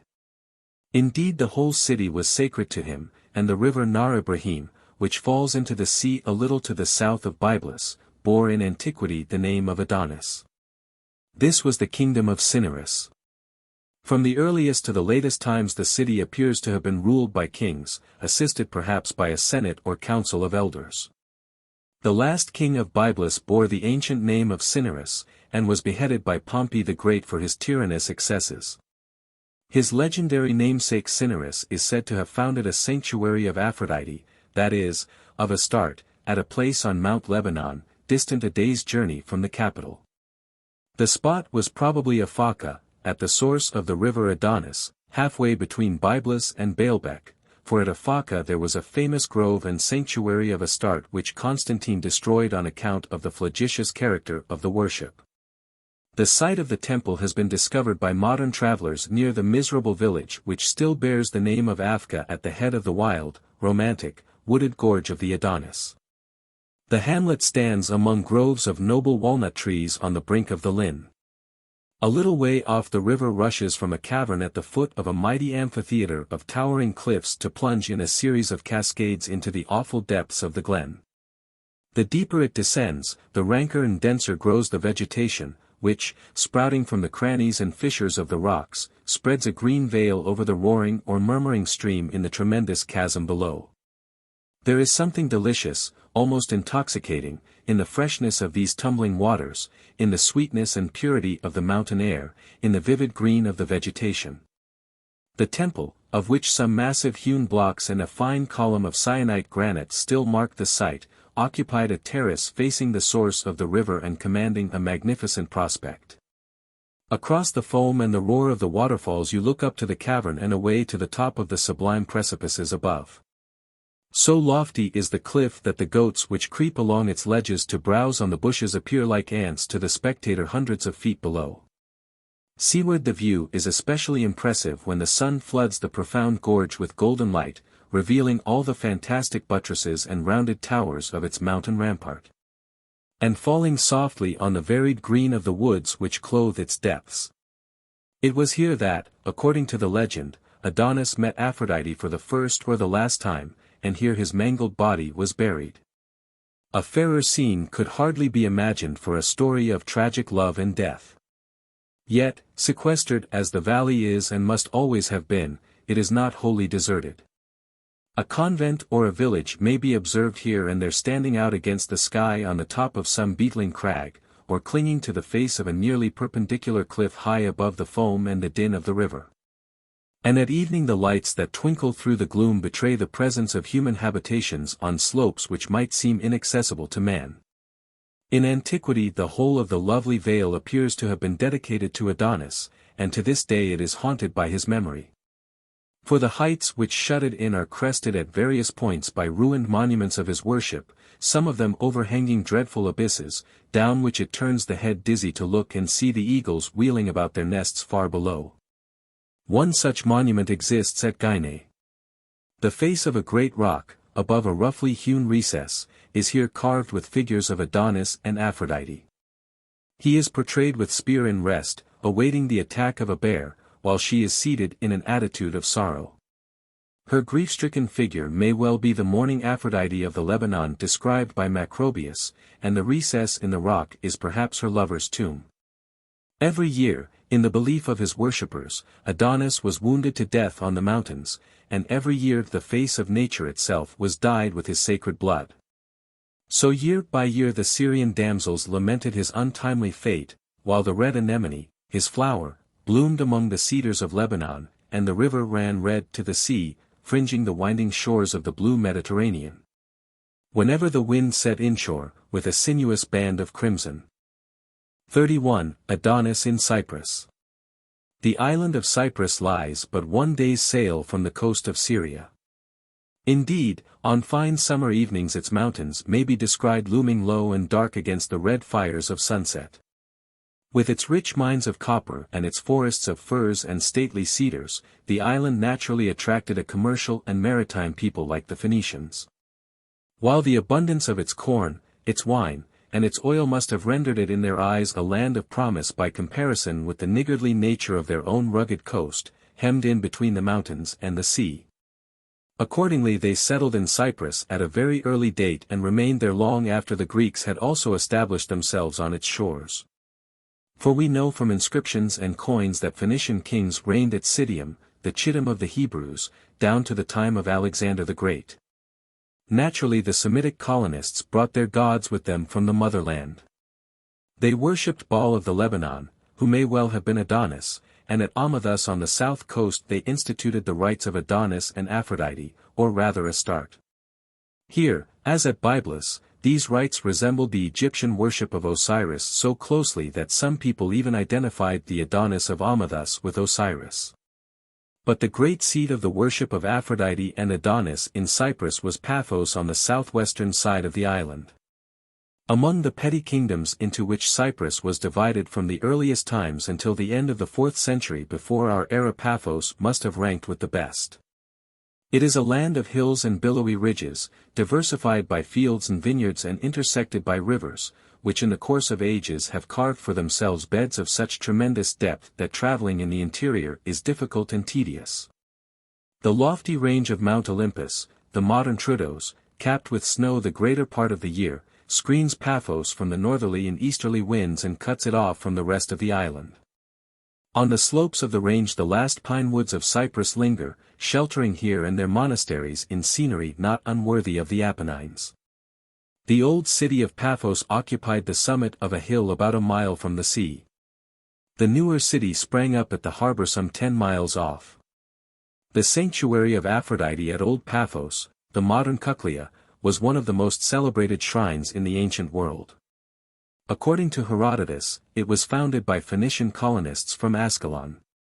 But it is possible that a native goddess of fertility was worshipped on the spot before the arrival of the Phoenicians, and that the newcomers identified her with their own Baalath or Astarte, whom she may have closely resembled. If two deities were thus fused in one, we may suppose that they were both varieties of that great goddess of motherhood and fertility whose worship appears to have been spread all over Western Asia from a very early time. The supposition is confirmed as well by the archaic shape of her image as by the licentious character of her rites, for both that shape and those rites were shared by her with other Asiatic deities. Her image was simply a white cone or pyramid. In like manner, a cone was the emblem of Astarte at Byblus, of the native goddess whom the Greeks called Artemis at Perga in Pamphylia, and of the sun god Heliogabalus at Emesa in Syria. Conical stones, which apparently served as idols, have also been found at Galgi in Cyprus, and in the Phoenician temples of Malta. And cones of sandstone came to light at the shrine of the Mistress of Turquoise, among the barren hills and frowning precipices of Sinai. In Cyprus it appears that before marriage all women were formerly obliged by custom to prostitute themselves to strangers at the sanctuary of the goddess, whether she went by the name of Aphrodite, Astarte, or what not. Similar customs prevailed in many parts of Western Asia. Whatever its motive, the practice was clearly regarded, not as an orgy of lust, but as a solemn religious duty performed in the service of that great mother goddess of Western Asia whose name varied, while her type remained constant, from place to place. Thus at Babylon every woman, whether rich or poor, had once in her life to submit to the embraces of a stranger at the temple of Melita, that is, of Ishtar or Astarte, and to dedicate to the goddess the wages earned by this sanctified harlotry. The sacred precinct was crowded with women waiting to observe the custom. Some of them had to wait there for years. At Heliopolis or Baalbek in Syria, famous for the imposing grandeur of its ruined temples, the custom of the country required that every maiden should prostitute herself to a stranger at the temple of Astarte. And matrons as well as maids testified their devotion to the goddess in the same manner. The Emperor Constantine abolished the custom, destroyed the temple, and built a church in its stead. In Phoenician temples women prostituted themselves for hire in the service of religion, believing that by this conduct they propitiated the goddess and won her favor. It was a law of the Amorites, that she who was about to marry should sit in fornication 7 days by the gate. At Byblus the people shaved their heads in the annual mourning for Adonis. Women who refused to sacrifice their hair had to give themselves up to strangers on a certain day of the festival, and the money which they thus earned was devoted to the goddess. A Greek inscription found at Tralles in Lydia proves that the practice of religious prostitution survived in that country as late as the 2nd century of our era. It records of a certain woman, Aurelia Emilia by name, not only that she herself served the god in the capacity of a harlot at his express command, but that her mother and other female ancestors had done the same before her. And the publicity of the record, engraved on a marble column which supported a votive offering, shows that no stain attached to such a life and such a parentage. In Armenia the noblest families dedicated their daughters to the service of the goddess Aeneid in her temple of Acilisena, where the damsels acted as prostitutes for a long time before they were given in marriage. Nobody scrupled to take one of these girls to wife when her period of service was over. Again, the goddess Ma was served by a multitude of sacred harlots at Comana in Pontus. And crowds of men and women flocked to her sanctuary from the neighboring cities and country to attend the biennial festivals or to pay their vows to the goddess. If we survey the whole of the evidence on this subject, some of which has still to be laid before the reader, we may conclude that a great mother goddess, the personification of all the reproductive energies of nature, was worshipped under different names but with a substantial similarity of myth and ritual by many peoples of Western Asia. That associated with her was a lover, or rather series of lovers, divine yet mortal, with whom she mated year by year, their commerce being deemed essential to the propagation of animals and plants, each in their several kind. And further, that the fabulous union of the divine pair was simulated and, as it were, multiplied on earth by the real, though temporary, union of the human sexes at the sanctuary of the goddess for the sake of thereby ensuring the fruitfulness of the ground and the increase of man and beast. At Paphos the custom of religious prostitution is said to have been instituted by King Cinyras, and to have been practiced by his daughters, the sisters of Adonis, who, having incurred the wrath of Aphrodite, mated with strangers and ended their days in Egypt. In this form of the tradition the wrath of Aphrodite is probably a feature added by a later authority, who could only regard conduct which shocked his own moral sense as a punishment inflicted by the goddess instead of as a sacrifice regularly enjoined by her on all her devotees. At all events the story indicates that the princesses of Paphos had to conform to the custom as well as women of humble birth. Among the stories which were told of Cinyras, the ancestor of the priestly kings of Paphos and the father of Adonis, there are some that deserve our attention. In the first place, he is said to have begotten his son Adonis in incestuous intercourse with his daughter Myrrha at a festival of the corn goddess, at which women robed in white were wont to offer corn wreaths as first fruits of the harvest and to observe strict chastity for 9 days. Similar cases of incest with a daughter are reported of many ancient kings. It seems unlikely that such reports are without foundation, and perhaps equally improbable that they refer to mere fortuitous outbursts of unnatural lust. We may suspect that they are based on a practice actually observed for a definite reason in certain special circumstances. Now in countries where the royal blood was traced through women only, and where consequently the king held office merely in virtue of his marriage with an hereditary princess, who was the real sovereign, it appears to have often happened that a prince married his own sister, the princess royal, in order to obtain with her hand the crown which otherwise would have gone to another man, perhaps to a stranger. May not the same rule of descent have furnished a motive for incest with a daughter? For it seems a natural corollary from such a rule that the king was bound to vacate the throne on the death of his wife, the queen, since he occupied it only by virtue of his marriage with her. When that marriage terminated, his right to the throne terminated with it and passed at once to his daughter's husband. Hence if the king desired to reign after his wife's death, the only way in which he could legitimately continue to do so was by marrying his daughter, and thus prolonging through her the title which had formerly been his through her mother. Cinyras is said to have been famed for his exquisite beauty and to have been wooed by Aphrodite herself. Thus it would appear, as scholars have already observed, that Cinyras was in a sense a duplicate of his handsome son Adonis, to whom the inflammable goddess also lost her heart. Further, these stories of the love of Aphrodite for 2 members of the royal house of Paphos can hardly be dissociated from the corresponding legend told of Pygmalion, a Phoenician king of Cyprus, who is said to have fallen in love with an image of Aphrodite and taken it to his bed. When we consider that Pygmalion was the father-in-law of Cinyras, that the son of Cinyras was Adonis, and that all 3, in successive generations, are said to have been concerned in a love intrigue with Aphrodite, we can hardly help concluding that the early Phoenician kings of Paphos, or their sons, regularly claimed to be not merely the priests of the goddess but also her lovers, in other words, that in their official capacity they personated Adonis. At all events Adonis is said to have reigned in Cyprus, and it appears to be certain that the title of Adonis was regularly borne by the sons of all the Phoenician kings of the island. It is true that the title strictly signified no more than Lord, yet the legends which connect these Cyprian princes with the goddess of love make it probable that they claimed the divine nature as well as the human dignity of Adonis. The story of Pygmalion points to a ceremony of a sacred marriage in which the king wedded the image of Aphrodite, or rather of Astarte. If that was so, the tale was in a sense true, not of a single man only, but of a whole series of men, and it would be all the more likely to be told of Pygmalion, if that was a common name of Semitic kings in general. And of Cyprian kings in particular. Pygmalion, at all events, is known as the name of the king of Tyre from whom his sister Dido fled. And a king of Citium and Idalium in Cyprus, who reigned in the time of Alexander the Great, was also called Pygmalion, or rather Pumeathon, the Phoenician name which the Greeks corrupted into Pygmalion. Further, it deserves to be noted that the names Pygmalion and Astarte occur together in a Punic inscription on a gold medallion which was found in a grave at Carthage. The characters of the inscription are of the earliest type.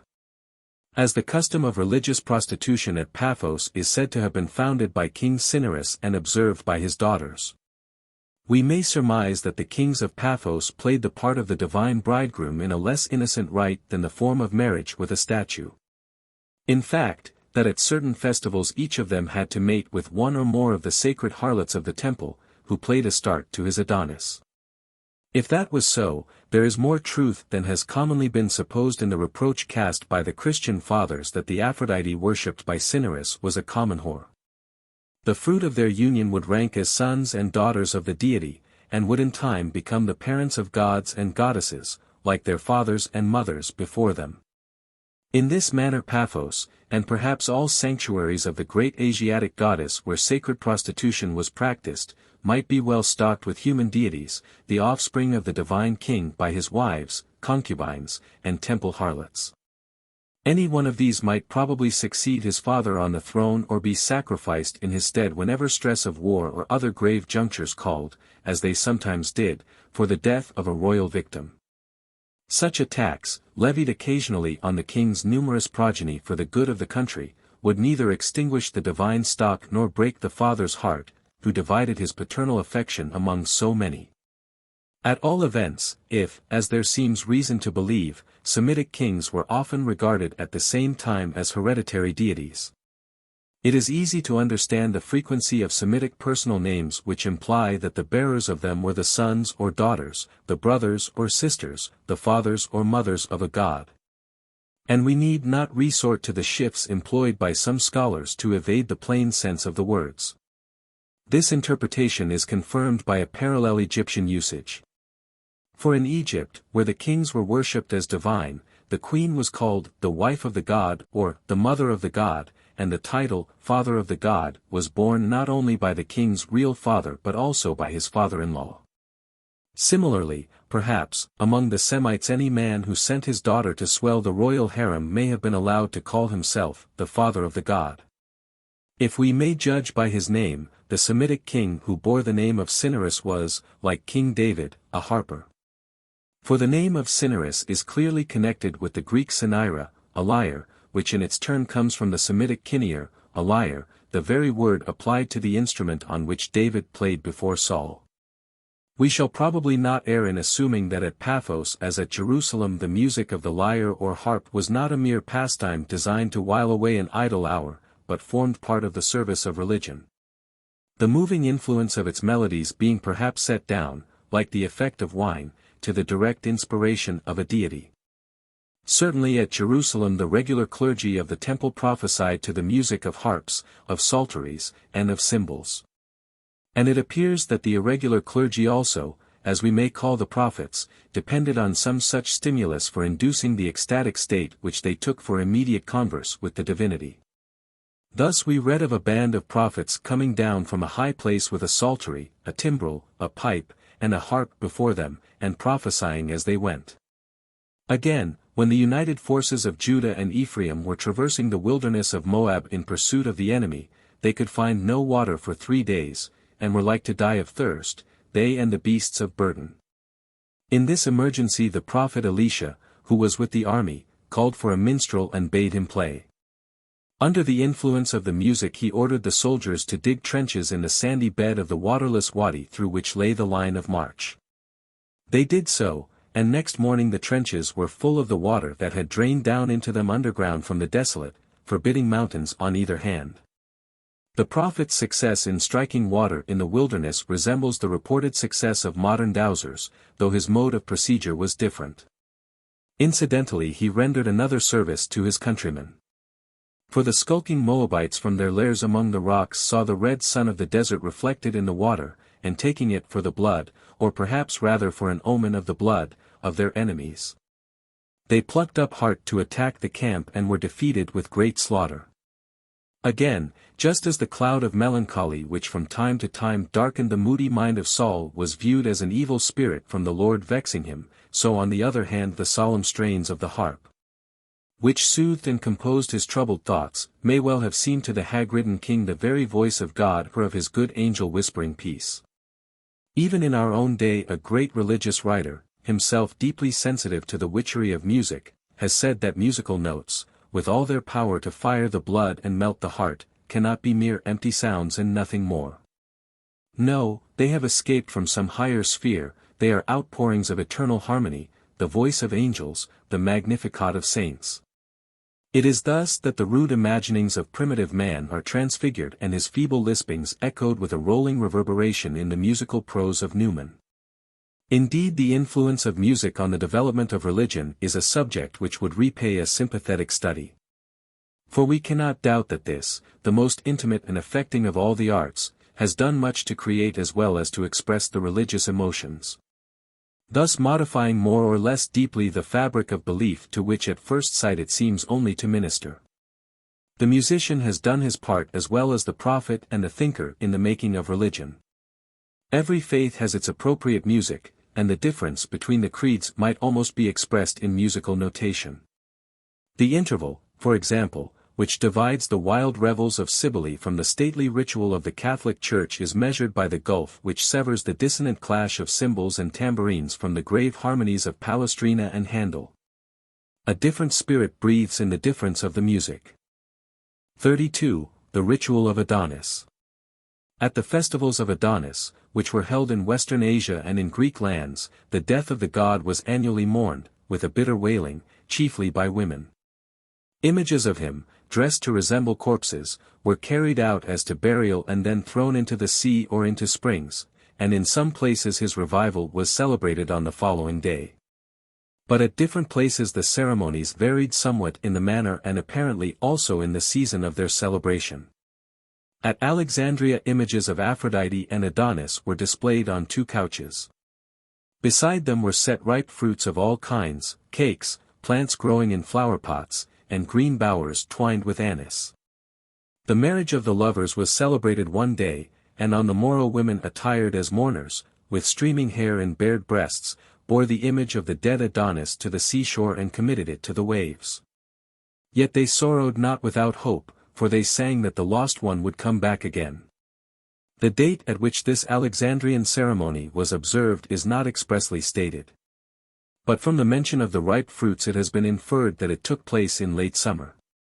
In the great Phoenician sanctuary of Astarte at Byblus the death of Adonis was annually mourned, to the shrill wailing notes of the flute, with weeping, lamentation, and beating of the breast.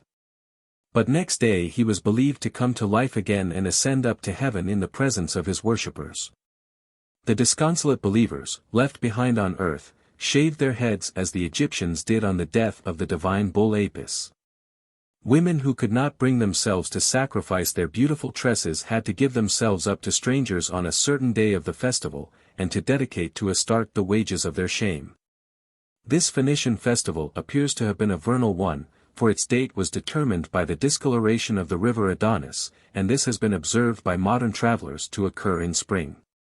At that season the red earth washed down from the mountains by the rain tinges the water of the river, and even the sea, for a great way with a blood-red hue, and the crimson stain was believed to be the blood of Adonis, annually wounded to death by the boar on Mount Lebanon. Again, the scarlet anemone is said to have sprung from the blood of Adonis, or to have been stained by it.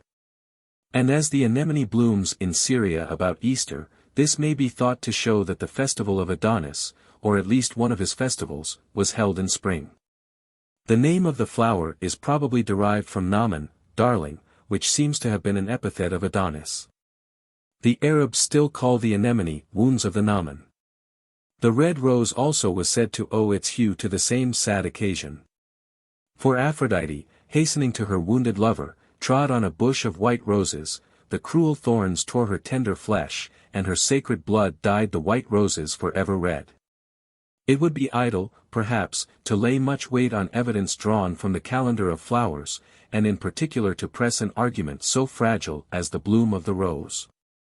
Yet so far as it counts at all, the tale which links the damask rose with the death of Adonis points to a summer rather than to a spring celebration of his passion. In Attica, certainly, the festival fell at the height of summer. For the fleet which Athens fitted out against Syracuse, and by the destruction of which her power was permanently crippled, sailed at midsummer, and by an ominous coincidence the somber rites of Adonis were being celebrated at the very time. As the troops marched down to the harbor to embark, the streets through which they passed were lined with coffins and corpse-like effigies, and the air was rent with the noise of women wailing for the dead Adonis. The circumstance cast a gloom over the sailing of the most splendid armament that Athens ever sent to sea.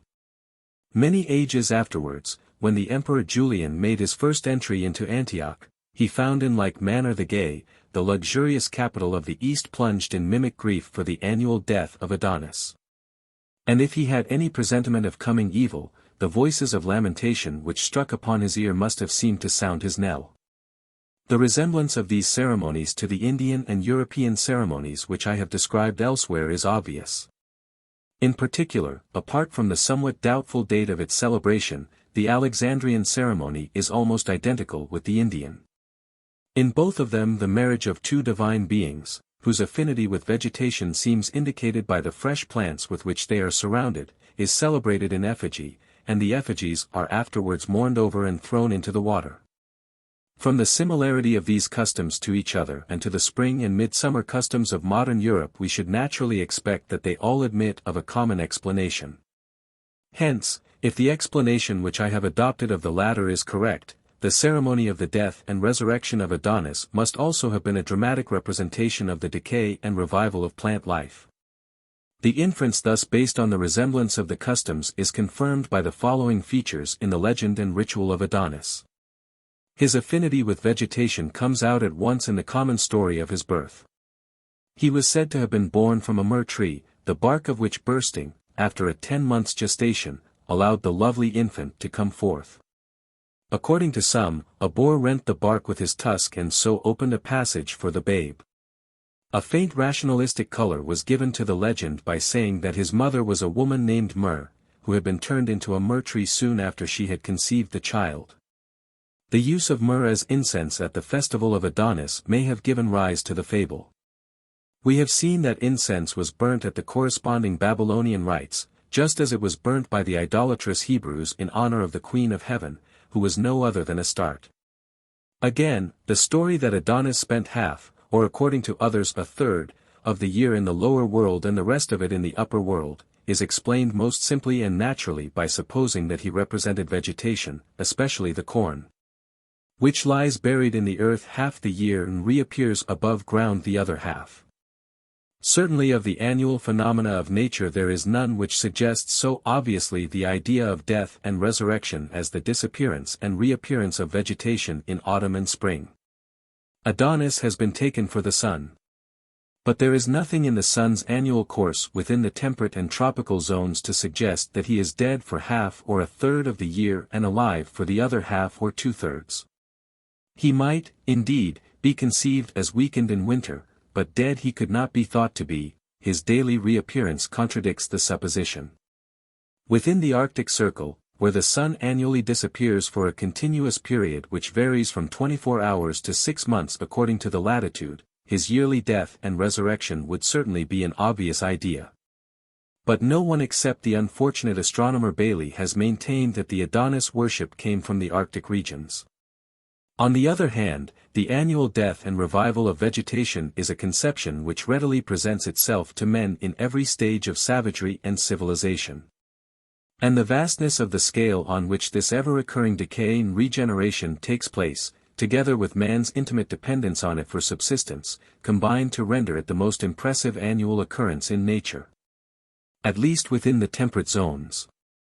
It is no wonder that a phenomenon so important, so striking, and so universal should, by suggesting similar ideas, have given rise to similar rites in many lands.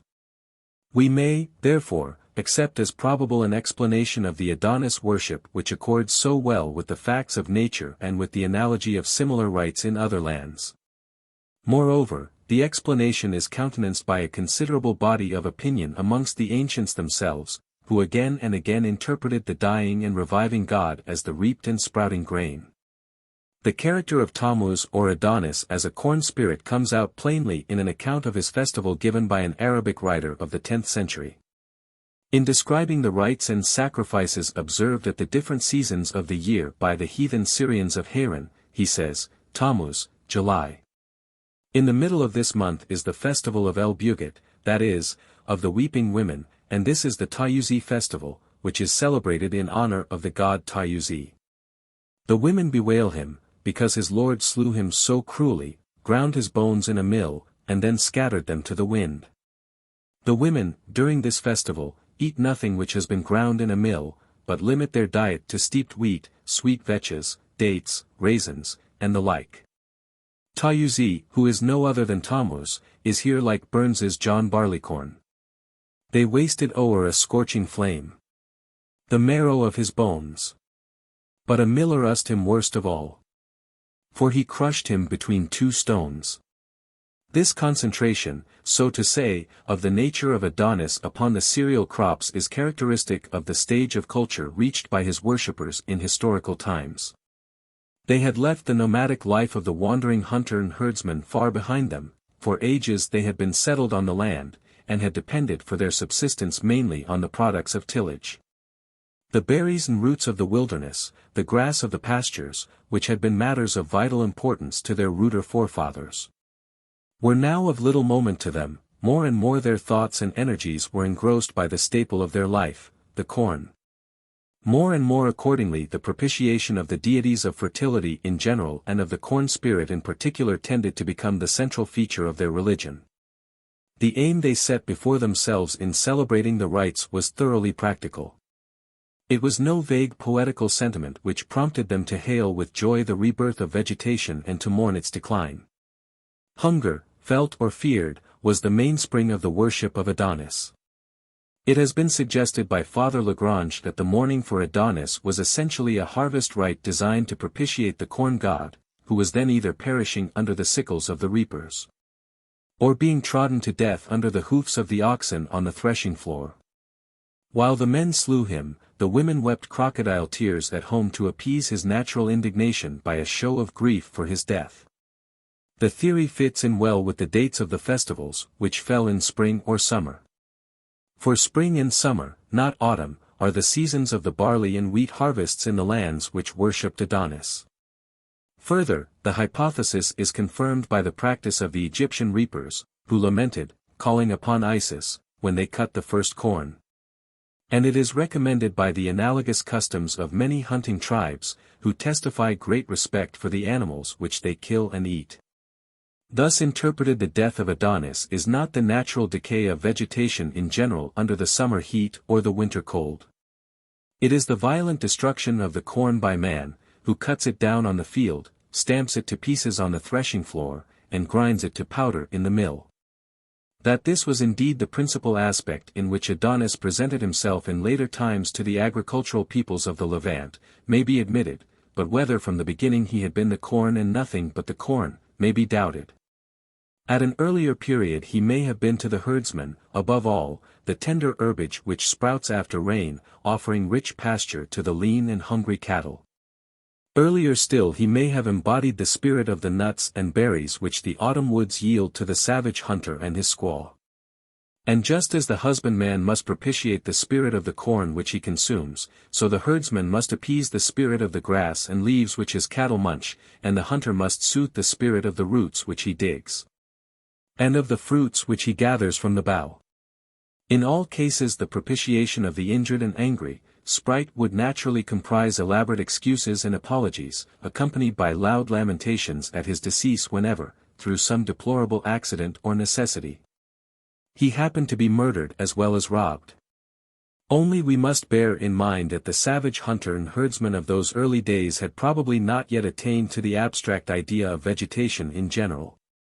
And that accordingly, so far as Adonis existed for them at all, He must have been the Adon or lord of each individual tree and plant rather than a personification of vegetable life as a whole. Thus there would be as many Adonises as there were trees and shrubs, and each of them might expect to receive satisfaction for any damage done to his person or property. And year by year, when the trees were deciduous, every Adonis would seem to bleed to death with the red leaves of autumn and to come to life again with the fresh green of spring. There is some reason to think that in early times Adonis was sometimes personated by a living man who died a violent death in the character of the god.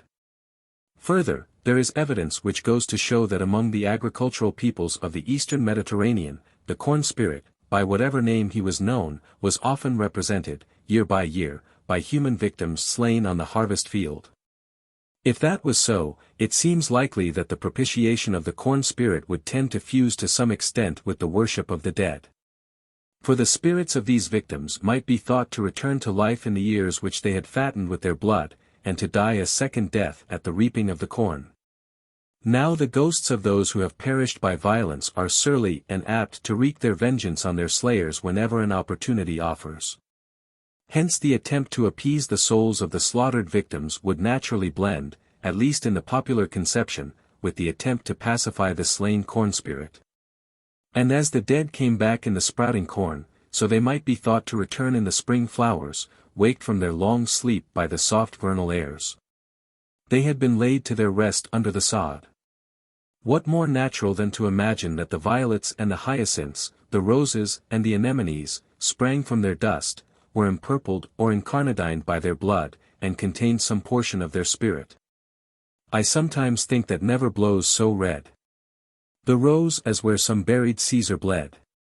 That every hyacinth the garden wears, dropped in her lap from some once lovely head. And this reviving herb whose tender green fledges the river lip on which we lean. Ah, lean upon it lightly, for who knows from what once lovely lip it springs unseen. In the summer after the Battle of Landen, the most sanguinary battle of the 17th century in Europe, the earth, saturated with the blood of 20,000 slain, broke forth into millions of poppies. And the traveller who passed that vast sheet of scarlet might well fancy that the earth had indeed given up her dead. At Athens the great commemoration of the dead fell in spring about the middle of March, when the early flowers are in bloom. Then the dead were believed to rise from their graves and go about the streets, vainly endeavoring to enter the temples and dwellings, which were barred against these perturbed spirits with ropes, buckthorn, and pitch. The name of the festival, according to the most obvious and natural interpretation, means the Festival of Flowers. And the title would fit well with the substance of the ceremonies if at that season the poor ghosts were indeed thought to creep from the narrow house with the opening flowers. There may therefore be a measure of truth in the theory of Renan, who saw in the Adonis worship a dreamy voluptuous cult of death, conceived not as the king of terrors, but as an insidious enchanter who lures his victims to himself and lulls them into an eternal sleep. The infinite charm of nature in the Lebanon, he thought, lends itself to religious emotions of this sensuous, visionary sort, hovering vaguely between pain and pleasure, between slumber and tears. It would doubtless be a mistake to attribute to Syrian peasants the worship of a conception so purely abstract as that of death in general. Yet it may be true that in their simple minds the thought of the reviving spirit of vegetation was blent with the very concrete notion of the ghosts of the dead, who come to life again in spring days with the early flowers, with the tender green of the corn and the many-tinted blossoms of the trees. Thus their views of the death and resurrection of nature would be colored by their views of the death and resurrection of man, by their personal sorrows and hopes and fears.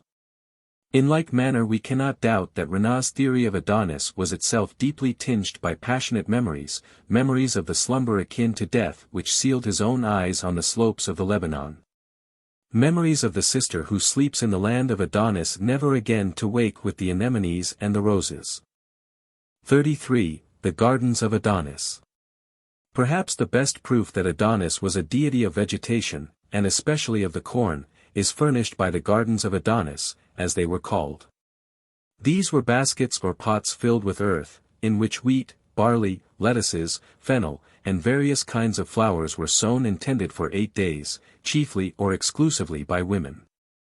Fostered by the sun's heat, the plants shot up rapidly, but having no root they withered as rapidly away, and at the end of 8 days were carried out with the images of the dead Adonis, and flung with them into the sea or into springs.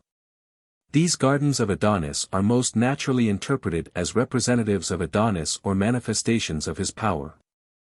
They represented him, true to his original nature, in vegetable form, while the images of him, with which they were carried out and cast into the water, portrayed him in his later human shape. All these Adonis ceremonies, if I am right, were originally intended as charms to promote the growth or revival of vegetation, and the principle by which they were supposed to produce this effect was homeopathic or imitative magic. For ignorant people supposed that by mimicking the effect which they desire to produce they actually help to produce it, thus by sprinkling water they make rain, by lighting a fire they make sunshine, and so on. Similarly, by mimicking the growth of crops they hope to ensure a good harvest. The rapid growth of the wheat and barley in the gardens of Adonis was intended to make the corn shoot up. And the throwing of the gardens and of the images into the water was a charm to secure a due supply of fertilizing rain. The same, I take it, was the object of throwing the effigies of death and the carnival into water in the corresponding ceremonies of modern Europe. Certainly the custom of drenching with water a leaf-clad person, who undoubtedly personifies vegetation, is still resorted to in Europe for the express purpose of producing rain. Similarly the custom of throwing water on the last corn cut at harvest, or on the person who brings it home, a custom observed in Germany and France, and till lately in England and Scotland, is in some places practiced with the avowed intent to procure rain for the next year's crops. Thus in Wallachia and amongst the Romanians in Transylvania, when a girl is bringing home a crown made of the last ears of corn cut at harvest, all who meet her hasten to throw water on her. And 2 farm servants are placed at the door for the purpose. For they believe that if this were not done, the crops next year would perish from drought. At the spring ploughing in Prussia, when the ploughmen and sowers returned in the evening from their work in the fields, the farmer's wife and the servants used to splash water over them. The ploughmen and sowers retorted by seizing every one, throwing them into the pond, and ducking them under the water. The farmer's wife might claim exemption on payment of a forfeit, but every one else had to be ducked. By observing this custom they hoped to ensure a due supply of rain for the seed. The opinion that the gardens of Adonis are essentially charms to promote the growth of vegetation, especially of the crops, and that they belong to the same class of customs as those spring and midsummer folk customs of modern Europe which I have described elsewhere, does not rest for its evidence merely on the intrinsic probability of the case. Fortunately we are able to show that gardens of Adonis, if we may use the expression in a general sense, are still planted, first, by a primitive race at their sowing season, and, second, by European peasants at midsummer. Amongst the Oraons and Mundas of Bengal, when the time comes for planting out the rice which has been grown in seed beds, a party of young people of both sexes go to the forest and cut a young karma tree, or the branch of one. Bearing it in triumph they return dancing, singing, and beating drums, and plant it in the middle of the village dancing ground. A sacrifice is offered to the tree. And next morning the youth of both sexes, linked arm in arm, dance in a great circle round the karma tree, which is decked with strips of colored cloth and sham bracelets and necklets of plaited straw. As a preparation for the festival, the daughters of the headman of the village cultivate blades of barley in a peculiar way. The seed is sown in moist, sandy soil, mixed with turmeric, and the blades sprout and unfold of a pale yellow or primrose color. On the day of the festival the girls take up these blades and carry them in baskets to the dancing ground, where, prostrating themselves reverentially, they place some of the plants before the karma tree. Finally, the karma tree is taken away and thrown into a stream or tank. The meaning of planting these barley blades and then presenting them to the karma tree is hardly open to question. Trees are supposed to exercise a quickening influence upon the growth of crops, and amongst the very people in question, the Mundas or Mandaris, the grove deities are held responsible for the crops. Therefore, when at the season for planting out the rice the Mundas bring in a tree and treat it with so much respect, their object can only be to foster thereby the growth of the rice which is about to be planted out. And the custom of causing barley blades to sprout rapidly and then presenting them to the tree must be intended to subserve the same purpose, perhaps by reminding the tree spirit of his duty towards the crops, and stimulating his activity by this visible example of rapid vegetable growth. The throwing of the karma tree into the water is to be interpreted as a rain charm. Whether the barley blades are also thrown into the water is not said, but if my interpretation of the custom is right, probably they are so. A distinction between this Bengal custom and the Greek rites of Adonis is that in the former the tree spirit appears in his original form as a tree, whereas in the Adonis worship he appears in human form, represented as a dead man, though his vegetable nature is indicated by the gardens of Adonis, which are, so to say, a secondary manifestation of his original power as a tree spirit. Gardens of Adonis are cultivated also by the Hindus, with the intention apparently of ensuring the fertility both of the earth and of mankind.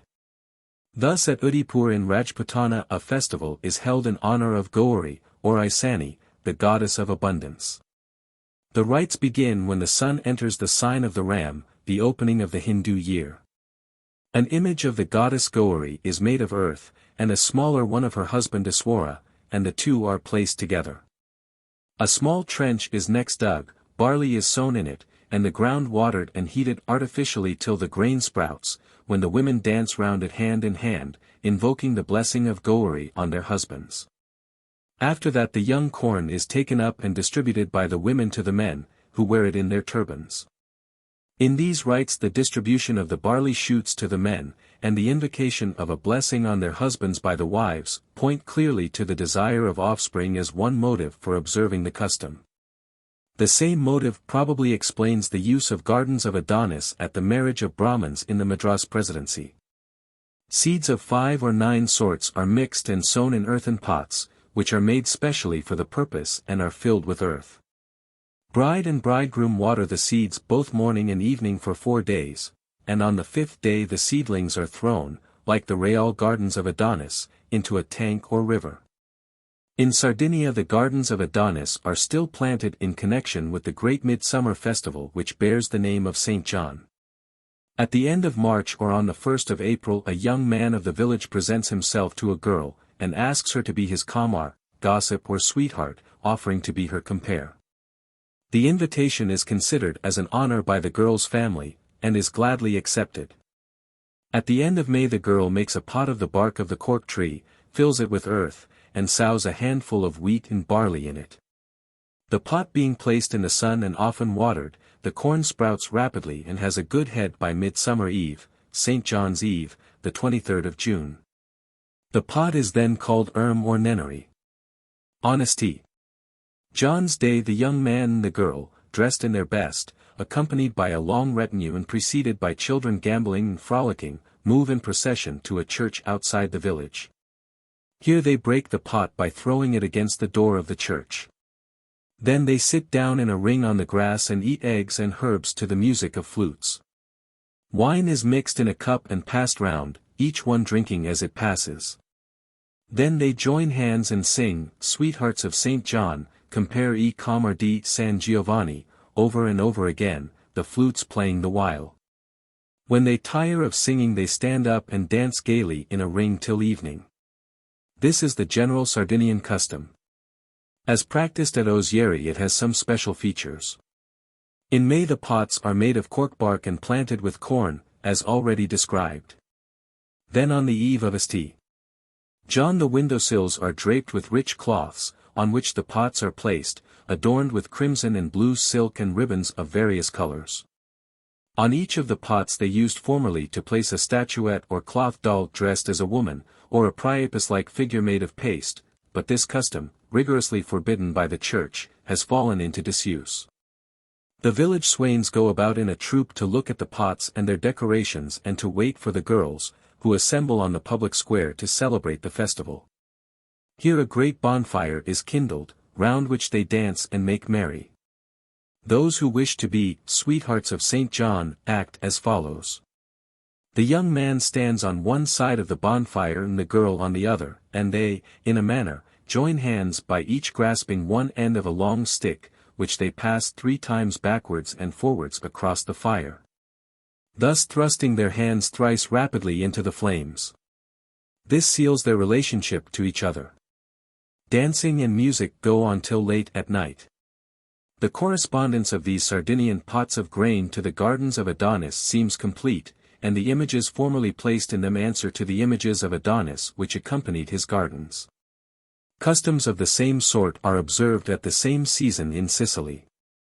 Pairs of boys and girls become gossips of St. John on St. John's Day by drawing each a hair from his or her head and performing various ceremonies over them.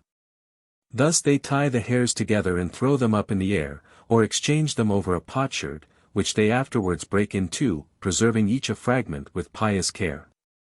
The tie formed in the latter way is supposed to last for life. In some parts of Sicily the gossips of St. John present each other with plates of sprouting corn, lentils, and canary seed, which have been planted 40 days before the festival. The one who receives the plate pulls a stalk of the young plants, binds it with a ribbon, and preserves it among his or her greatest treasures, restoring the platter to the giver. At Catania the gossips exchange pots of basil and great cucumbers.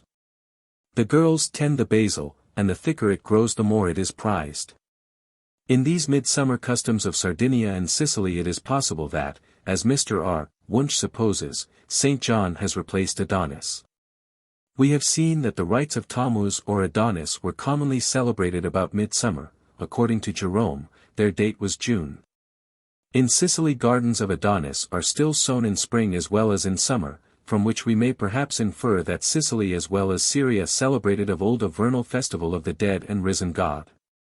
At the approach of Easter, Sicilian women sow wheat, lentils, and canary seed in plates, which they keep in the dark and water every 2 days.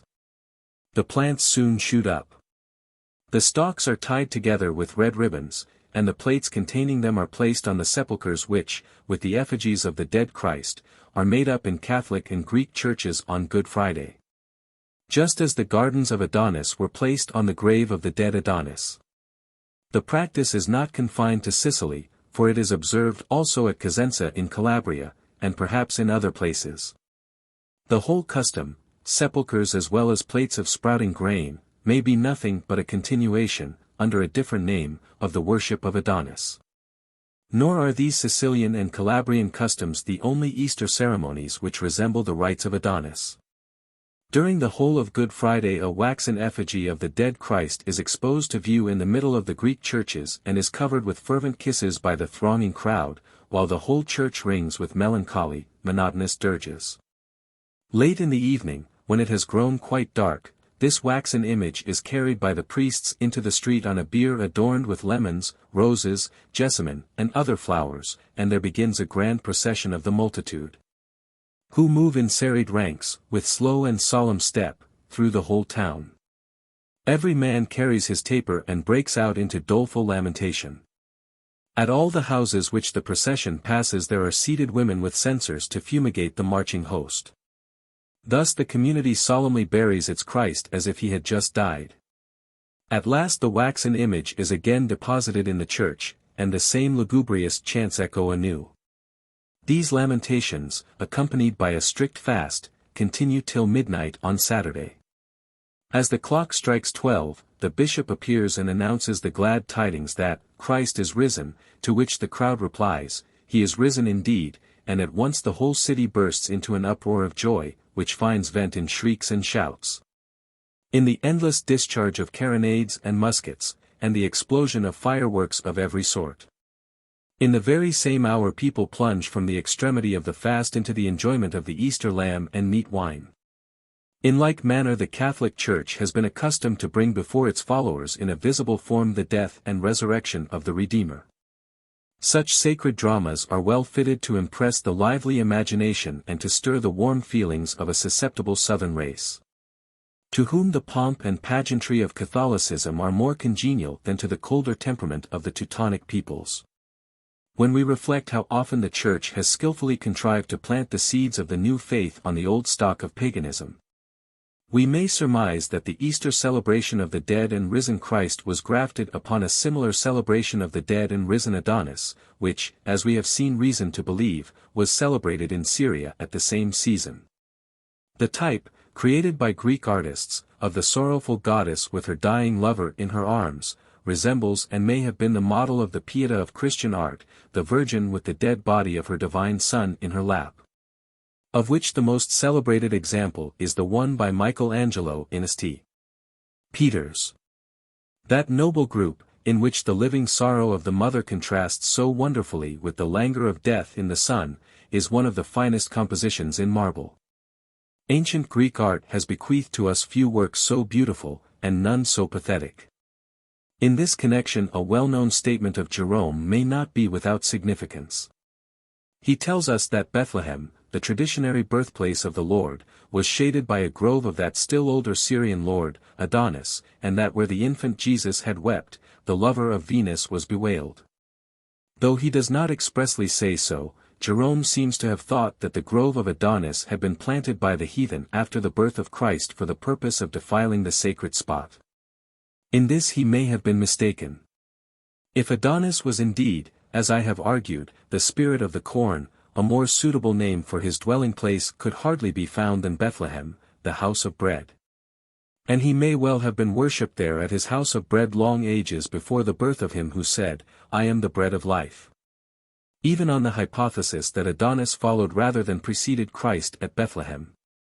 The choice of his sad figure to divert the allegiance of Christians from their Lord cannot but strike us as eminently appropriate when we remember the similarity of the rites which commemorated the death and resurrection of the two.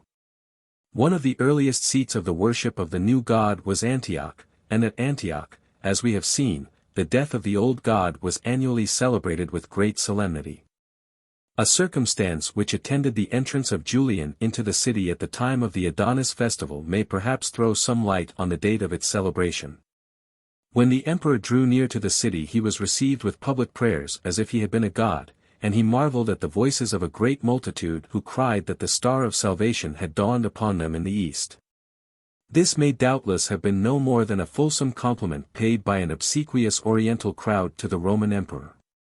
But it is also possible that the rising of a bright star regularly gave the signal for the festival, and that as chance would have it the star emerged above the rim of the eastern horizon at the very moment of the emperor's approach. The coincidence, if it happened, could hardly fail to strike the imagination of a superstitious and excited multitude, who might thereupon hail the great man as the deity whose coming was announced by the sign in the heavens. Or the emperor may have mistaken for a greeting to himself the shouts which were addressed to the star. Now Astarte, the divine mistress of Adonis, was identified with the planet Venus, and her changes from a morning to an evening star were carefully noted by the Babylonian astronomers, who drew omens from her alternate appearance and disappearance. Hence we may conjecture that the festival of Adonis was regularly timed to coincide with the appearance of Venus as the morning or evening star. But the star which the people of Antioch saluted at the festival was seen in the east. Therefore, if it was indeed Venus, it can only have been the morning star. At Aphaca in Syria, where there was a famous temple of Astarte, the signal for the celebration of the rites was apparently given by the flashing of a meteor, which on a certain day fell like a star from the top of Mount Lebanon into the river Adonis. The meteor was thought to be Astarte herself, and its flight through the air might naturally be interpreted as the descent of the amorous goddess to the arms of her lover. At Antioch and elsewhere the appearance of the morning star on the day of the festival may in like manner have been hailed as the coming of the goddess of love to wake her dead leman from his earthy bed. If that were so, we may surmise that it was the morning star which guided the wise men of the east to Bethlehem, the hallowed spot which heard, in the language of Jerome, the weeping of the infant Christ and the lament for Adonis. 34. The myth and ritual of Attis. Another of those gods whose supposed death and resurrection struck such deep roots into the faith and ritual of Western Asia is Attis. He was to Phrygia what Adonis was to Syria. Like Adonis, he appears to have been a god of vegetation, and his death and resurrection were annually mourned and rejoiced over at a festival in spring. The legends and rites of the two gods were so much alike that the ancients themselves sometimes identified them. Attis was said to have been a fair young shepherd or herdsman beloved by Cybele, the mother of the gods, a great Asiatic goddess of fertility, who had her chief home in Phrygia. Some held that Attis was her son. His birth, like that of many other heroes, is said to have been miraculous. His mother, Nana, was a virgin, who conceived by putting a ripe almond or a pomegranate in her bosom. Indeed, in the Phrygian cosmogony an almond figured as the father of all things, perhaps because its delicate lilac blossom is one of the first heralds of the spring, appearing on the bare boughs before the leaves have opened. Such tales of virgin mothers are relics of an age of childish ignorance when men had not yet recognized the intercourse of the sexes as the true cause of offspring. Two different accounts of the death of Attis were current. According to the one he was killed by a boar, like Adonis. According to the other he unmanned himself under a pine tree, and bled to death on the spot. The latter is said to have been the local story told by the people of Pessinus, a great seat of the worship of Cybele. And the whole legend of which the story forms a part is stamped with a character of rudeness and savagery that speaks strongly for its antiquity.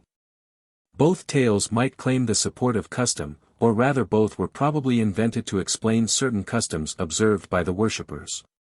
The story of the self-mutilation of Attis is clearly an attempt to account for the self-mutilation of his priests, who regularly castrated themselves on entering the service of the goddess.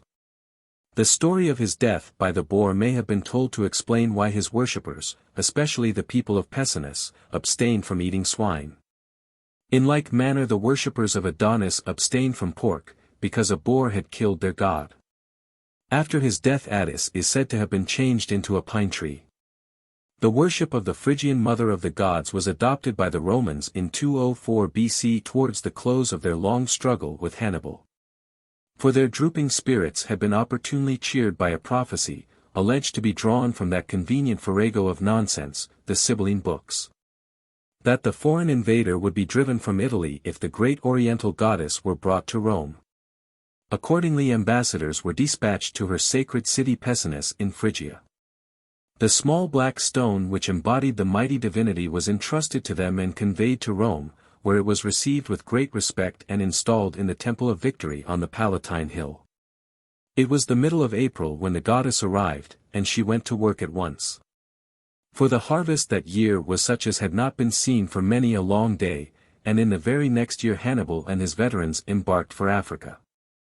As he looked his last on the coast of Italy, fading behind him in the distance, he could not foresee that Europe, which had repelled the arms, would yet yield to the gods of the Orient.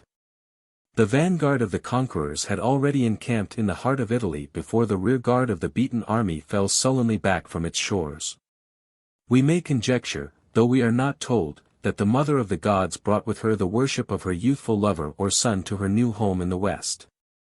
Certainly the Romans were familiar with the Galli, the emasculated priests of Attis, before the close of the Republic. These unsexed beings, in their oriental costume, with little images suspended on their breasts, appear to have been a familiar sight in the streets of Rome, which they traversed in procession. Carrying the image of the goddess and chanting their hymns to the music of cymbals and tambourines, flutes and horns, while the people, impressed by the fantastic show and moved by the wild strains, flung alms to them in abundance.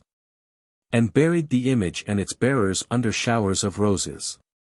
A further step was taken by the Emperor Claudius when he incorporated the Phrygian worship of the sacred tree, and with it probably the orgiastic rites of Attis, in the established religion of Rome. The great spring festival of Cybele and Attis is best known to us in the form in which it was celebrated at Rome. But as we are informed that the Roman ceremonies were also Phrygian, we may assume that they differed hardly, if at all, from their Asiatic original. The order of the festival seems to have been as follows. On the 22nd day of March, a pine tree was cut in the woods and brought into the sanctuary of Cybele, where it was treated as a great divinity. The duty of carrying the sacred tree was entrusted to a guild of tree-bearers. The trunk was swathed like a corpse with woolen bands and decked with wreaths of violets, for violets were said to have sprung from the blood of Attis, as roses and anemones from the blood of Adonis. And the effigy of a young man, doubtless Attis himself, was tied to the middle of the stem. On the second day of the festival, the 23rd of March, the chief ceremony seems to have been a blowing of trumpets. The third day, the 24th of March, was known as the Day of Blood. The archigallus or high priest drew blood from his arms and presented it as an offering. Nor was he alone in making this bloody sacrifice.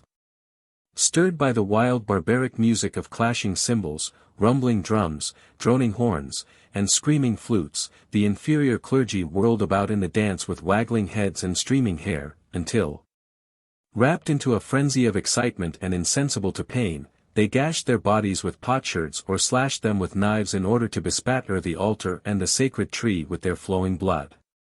The ghastly rite probably formed part of the mourning for Addis and may have been intended to strengthen him for the resurrection. The Australian Aborigines cut themselves in like manner over the graves of their friends for the purpose, perhaps, of enabling them to be born again. Further, we may conjecture, though we are not expressly told, that it was on the same day of blood and for the same purpose that the novices sacrificed their virility. Wrought up to the highest pitch of religious excitement, they dashed the severed portions of themselves against the image of the cruel goddess. These broken instruments of fertility were afterwards reverently wrapped up and buried in the earth or in subterranean chambers sacred to Cybele, where, like the offering of blood, they may have been deemed instrumental in recalling Addis to life and hastening the general resurrection of nature, which was then bursting into leaf and blossom in the vernal sunshine.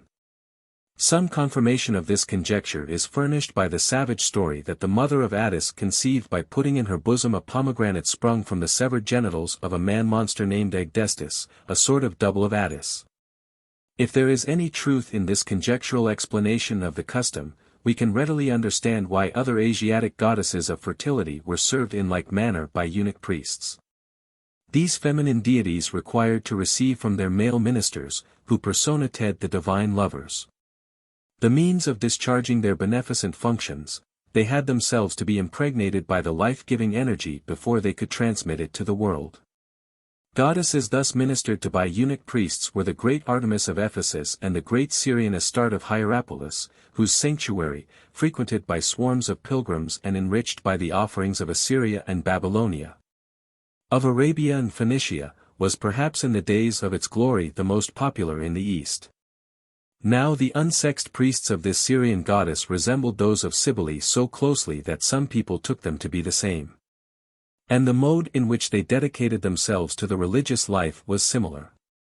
The greatest festival of the year at Hierapolis fell at the beginning of spring, when multitudes thronged to the sanctuary from Syria and the regions round about.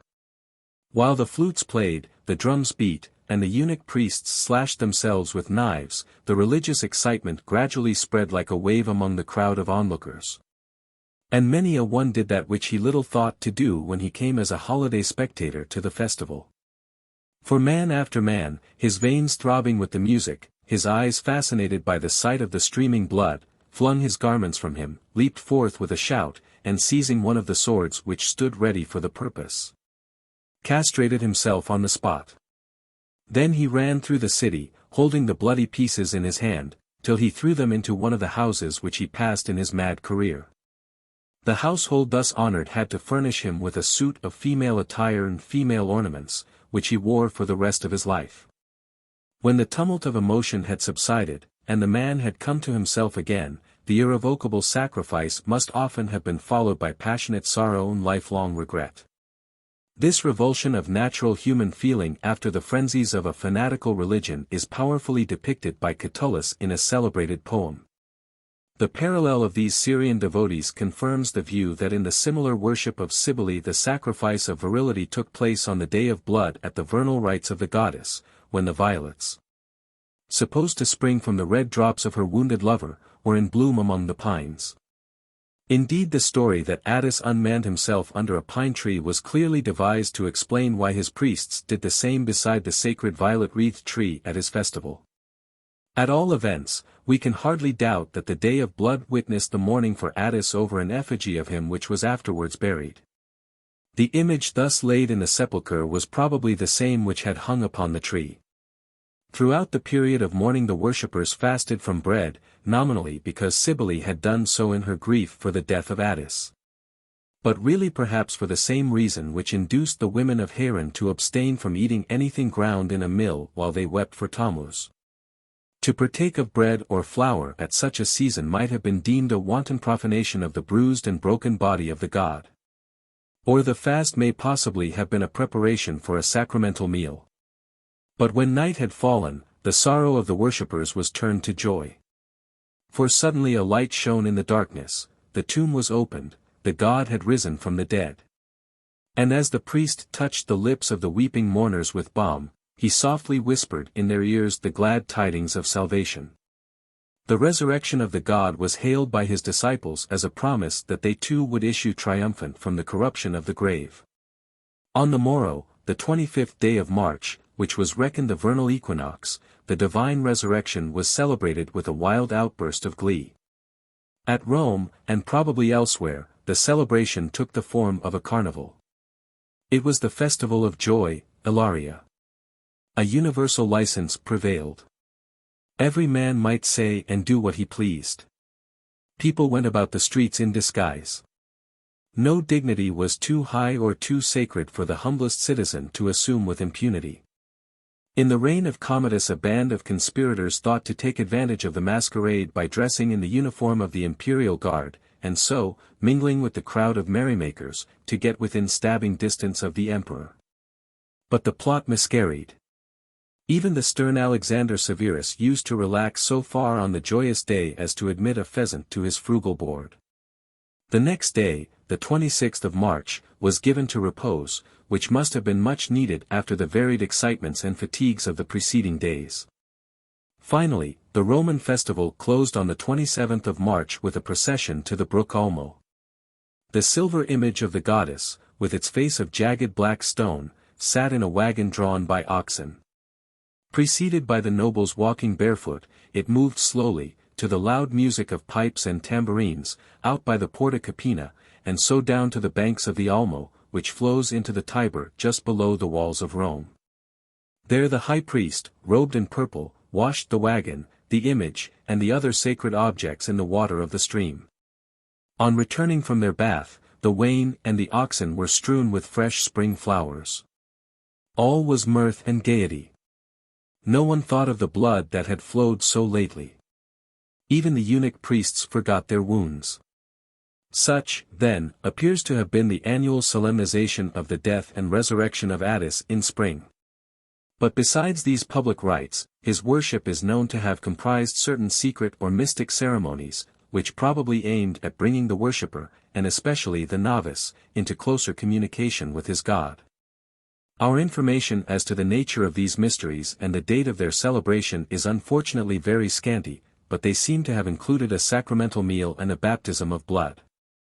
In the sacrament the novice became a partaker of the mysteries by eating out of a drum and drinking out of a cymbal, two instruments of music which figured prominently in the thrilling orchestra of Aeneas. The fast which accompanied the mourning for the dead god may perhaps have been designed to prepare the body of the communicant for the reception of the blessed sacrament by purging it of all that could defile by contact the sacred elements. In the baptism the devotee, crowned with gold and wreathed with fillets, descended into a pit, the mouth of which was covered with a wooden grating. A bull, adorned with garlands of flowers, its forehead glittering with gold leaf, was then driven on to the grating and there stabbed to death with a consecrated spear. Its hot reeking blood poured in torrents through the apertures, and was received with devout eagerness by the worshipper on every part of his person and garments, till he emerged from the pit, drenched, dripping, and scarlet from head to foot, to receive the homage, nay the adoration, of his fellows as one who had been born again to eternal life and had washed away his sins in the blood of the bull. For some time afterwards the fiction of a new birth was kept up by dieting him on milk like a newborn babe. The regeneration of the worshipper took place at the same time as the regeneration of his god, namely at the vernal equinox. At Rome the new birth and the remission of sins by the shedding of bull's blood appear to have been carried out above all at the sanctuary of the Phrygian goddess on the Vatican Hill, at or near the spot where the great basilica of St. Peter's now stands, for many inscriptions relating to the rites were found when the church was being enlarged in 1608 or 1609. From the Vatican as a center this barbarous system of superstition seems to have spread to other parts of the Roman Empire. Inscriptions found in Gaul and Germany prove that provincial sanctuaries modeled their ritual on that of the Vatican. From the same source we learn that the testicles as well as the blood of the bull played an important part in the ceremonies. Probably they were regarded as a powerful charm to promote fertility and hasten the new birth.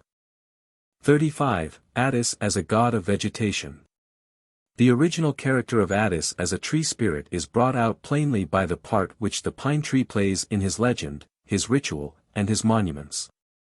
The story that he was a human being transformed into a pine tree is only one of those transparent attempts at rationalizing old beliefs which meet us so frequently in mythology. The bringing in of the pine tree from the woods, decked with violets and woolen bands, is like bringing in the May tree or summer tree in modern folk custom. And the effigy which was attached to the pine tree was only a duplicate representative of the tree spirit Attis.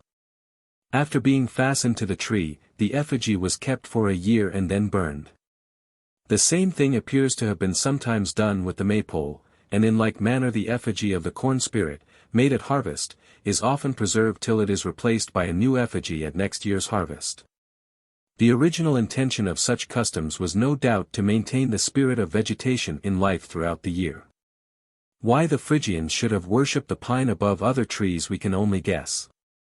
Perhaps the sight of its changeless, though somber, green cresting the ridges of the high hills above the fading splendor of the autumn woods and the valleys may have seemed to their eyes to mark it out as the seat of a diviner life. Of something exempt from the sad vicissitudes of the seasons, constant and eternal as the sky which stooped to meet it. For the same reason, perhaps, ivy was sacred to Attis. At all events, we read that his eunuch priests were tattooed with a pattern of ivy leaves.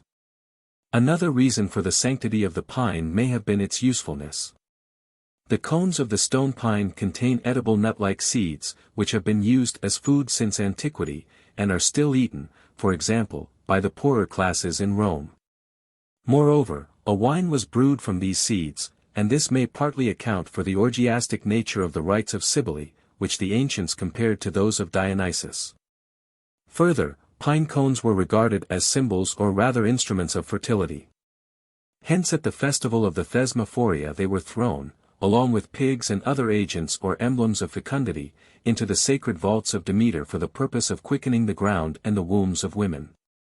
Like tree spirits in general, Attis was apparently thought to wield power over the fruits of the earth or even to be identical with the corn. One of his epithets was, very fruitful. He was addressed as the reaped green, or yellow, ear of corn.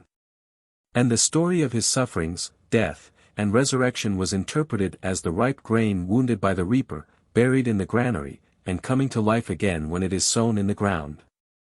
A statue of him in the Lateran Museum at Rome clearly indicates his relation to the fruits of the earth, and particularly to the corn. For it represents him with a bunch of ears of corn and fruit in his hand, and a wreath of pine cones, pomegranates, and other fruits on his head, while from the top of his Phrygian cap ears of corn are sprouting. On a stone urn, which contained the ashes of an archigallus or high priest of Attis, the same idea is expressed in a slightly different way. The top of the urn is adorned with ears of corn carved in relief, and it is surmounted by the figure of a cock, whose tail consists of ears of corn. Cybele in like manner was conceived as a goddess of fertility who could make or mar the fruits of the earth. For the people of Augustodunum, Autun, in Gaul used to cart her image about in a wagon for the good of the fields and vineyards, while they danced and sang before it. And we have seen that in Italy an unusually fine harvest was attributed to the recent arrival of the Great Mother. The bathing of the image of the goddess in a river may well have been a rain charm to ensure an abundant supply of moisture for the crops. 36. Human representatives of Attis. From inscriptions it appears that both at Pessinus and Rome the high priest of Cybele regularly bore the name of Attis. It is therefore a reasonable conjecture that he played the part of his namesake, the legendary Attis, at the annual festival. We have seen that on the Day of Blood he drew blood from his arms, and this may have been an imitation of the self-inflicted death of Attis under the pine tree. It is not inconsistent with this supposition that Attis was also represented at these ceremonies by an effigy. For instances can be shown in which the divine being is first represented by a living person and afterwards by an effigy, which is then burned or otherwise destroyed. Perhaps we may go a step farther and conjecture that this mimic killing of the priest, accompanied by a real effusion of his blood, was in Phrygia, as it has been elsewhere. A substitute for a human sacrifice which in earlier times was actually offered. A reminiscence of the manner in which these old representatives of the deity were put to death is perhaps preserved in the famous story of Marsyas. He was said to be a Phrygian satyr or Silenus, according to others a shepherd or herdsman, who played sweetly on the flute. A friend of Cybele, he roamed the country with the disconsolate goddess to soothe her grief for the death of Attis. The composition of the Mother's Air, a tune played on the flute in honor of the great mother goddess, was attributed to him by the people of Selene in Phrygia. Vain of his skill, he challenged Apollo to a musical contest, he to play on the flute and Apollo on the lyre. Being vanquished, Marsyas was tied up to a pine tree and flayed or cut limb from limb either by the victorious Apollo or by a Scythian slave. His skin was shown at Selene in historical times. It hung at the foot of the citadel in a cave from which the river Marsyas rushed with an impetuous and noisy tide to join the meander. So the Adonis bursts full-born from the precipices of the Lebanon. So the blue river of Ibris leaps in a crystal jet from the red rocks of the Taurus, so the stream, which now rumbles deep underground, used to gleam for a moment on its passage from darkness to darkness in the dim light of the Carytian cave. In all these copious fountains, with their glad promise of fertility and life, men of old saw the hand of God and worshipped him beside the rushing river with the music of its tumbling waters in their ears. At Selene, if we can trust tradition, the piper Marsyas, hanging in his cave, had a soul for harmony even in death. For it is said that at the sound of his native Phrygian melodies the skin of the dead satyr used to thrill, but that if the musician struck up an air in praise of Apollo it remained deaf and motionless. In this Phrygian satyr, shepherd, or herdsman who enjoyed the friendship of Cybele, practiced the music so characteristic of her rites, and died a violent death on her sacred tree, the pine, may we not detect a close resemblance to Attis? The favorite shepherd or herdsman of the goddess, who is himself described as a piper, is said to have perished under a pine tree, and was annually represented by an effigy hung, like Marsyas, upon a pine. We may conjecture that in old days the priest who bore the name and played the part of Attis at the spring festival of Cybele was regularly hanged or otherwise slain upon the sacred tree. And that this barbarous custom was afterwards mitigated into the form in which it is known to us in later times, when the priest merely drew blood from his body under the tree and attached an effigy instead of himself to its trunk. In the holy grove at Ups men and animals were sacrificed by being hanged upon the sacred trees. The human victims dedicated to Odin were regularly put to death by hanging or by a combination of hanging and stabbing, the man being strung up to a tree or a gallows and then wounded with a spear. Hence Odin was called the Lord of the Gallows or the God of the Hanged, and he is represented sitting under a gallows tree. Indeed, he is said to have been sacrificed to himself in the ordinary way, as we learn from the weird verses of the Havamal, in which the god describes how he acquired his divine power by learning the magic runes. I know that I hung on the windy tree for 9 whole nights, wounded with the spear, dedicated to Odin. Myself to myself. The Bagobos of Mindanao, one of the Philippine islands, used annually to sacrifice human victims for the good of the crops in a similar way. Early in December, when the constellation Orion appeared at 7 o'clock in the evening, the people knew that the time had come to clear their fields for sowing and to sacrifice a slave. The sacrifice was presented to certain powerful spirits as payment for the good year which the people had enjoyed, and to ensure the favor of the spirits for the coming season. The victim was led to a great tree in the forest. There he was tied with his back to the tree and his arms stretched high above his head, in the attitude in which ancient artists portrayed Marsyas hanging on the fatal tree. While he thus hung by the arms, he was slain by a spear thrust through his body at the level of the armpits.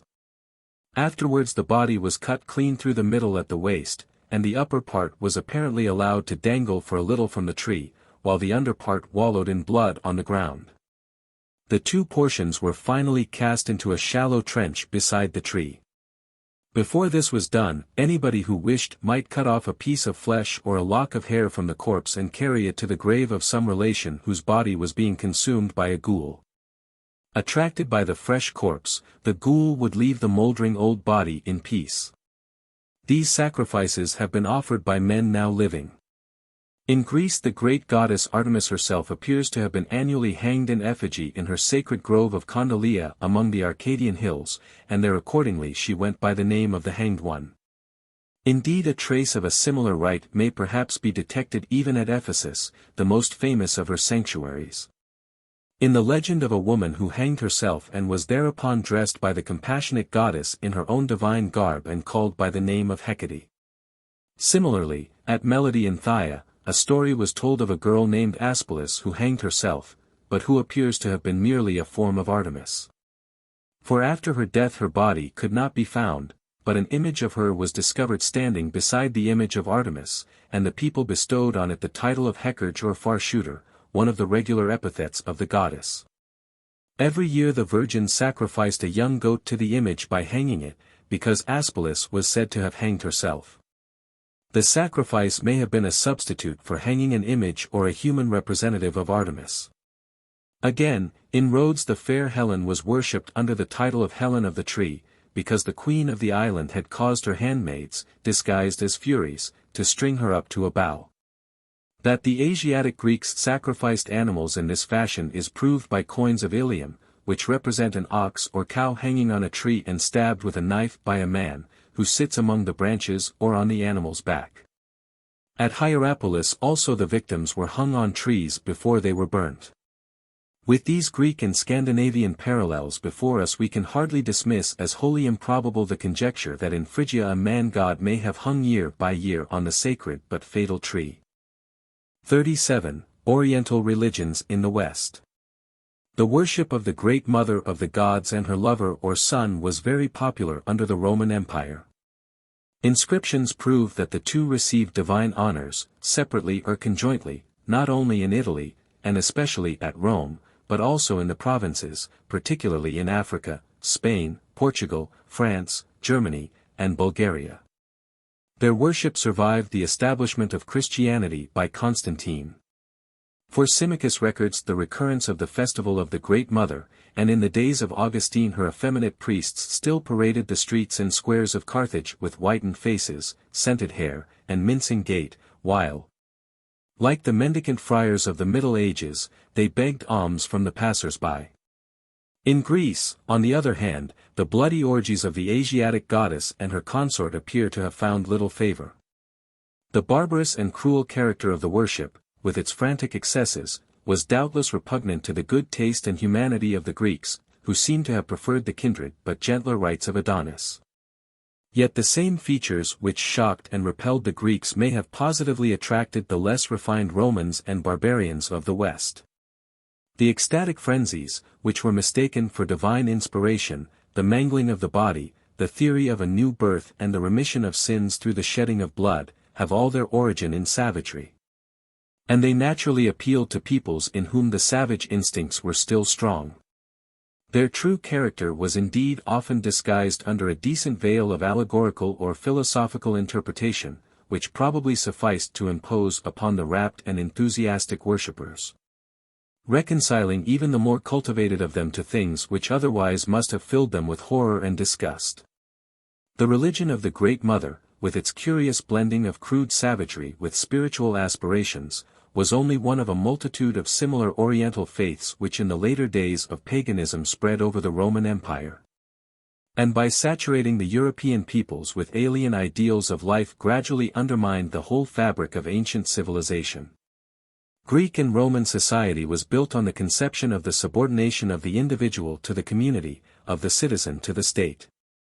It set the safety of the commonwealth, as the supreme aim of conduct, above the safety of the individual whether in this world or in the world to come.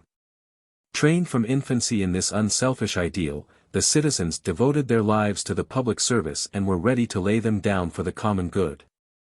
Or if they shrank from the supreme sacrifice, it never occurred to them that they acted otherwise than basely in preferring their personal existence to the interests of their country. All this was changed by the spread of Oriental religions which inculcated the communion of the soul with God and its eternal salvation as the only objects worth living for. Objects in comparison with which the prosperity and even the existence of the state sank into insignificance. The inevitable result of this selfish and immoral doctrine was to withdraw the devotee more and more from the public service, to concentrate his thoughts on his own spiritual emotions, and to breed in him a contempt for the present life which he regarded merely as a probation for a better and an eternal. The saint and the recluse, disdainful of earth and wrapped in ecstatic contemplation of heaven, became in popular opinion the highest ideal of humanity, displacing the old ideal of the patriot and hero who, forgetful of self, lives and is ready to die for the good of his country. The earthly city seemed poor and contemptible to men whose eyes beheld the city of God coming in the clouds of heaven.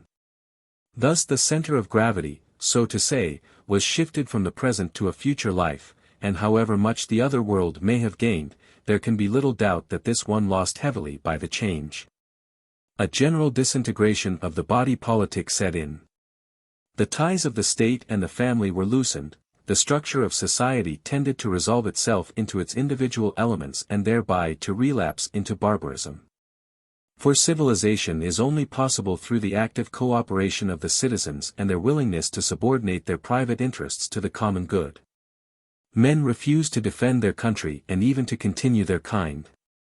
In their anxiety to save their own souls and the souls of others, they were content to leave the material world, which they identified with the principle of evil, to perish around them. This obsession lasted for 1,000 years. The revival of Roman law, of the Aristotelian philosophy, of ancient art and literature at the close of the Middle Ages, marked the return of Europe to native ideals of life and conduct, to saner, manlier views of the world. The long halt in the march of civilization was over. The tide of Oriental invasion had turned at last. It is ebbing still. Among the gods of Eastern origin who in the decline of the ancient world competed against each other for the allegiance of the West was the old Persian deity Mitra. The immense popularity of his worship is attested by the monuments illustrative of it which have been found scattered in profusion all over the Roman Empire. In respect both of doctrines and of rites, the cult of Mitra appears to have presented many points of resemblance not only to the religion of the Mother of the Gods but also to Christianity. The similarity struck the Christian doctors themselves and was explained by them as a work of the devil, who sought to seduce the souls of men from the true faith by a false and insidious imitation of it. So to the Spanish conquerors of Mexico and Peru many of the native heathen rites appeared to be diabolical counterfeits of the Christian sacraments. With more probability the modern student of comparative religion traces such resemblances to the similar and independent workings of the mind of man in his sincere, if crude, attempts to fathom the secret of the universe, and to adjust his little life to its awful mysteries. However that may be, there can be no doubt that the Mithraic religion proved a formidable rival to Christianity, combining as it did a solemn ritual with aspirations after moral purity and a hope of immortality. Indeed, the issue of the conflict between the two faiths appears for a time to have hung in the balance. An instructive relic of the long struggle is preserved in our festival of Christmas, which the Church seems to have borrowed directly from its heathen rival.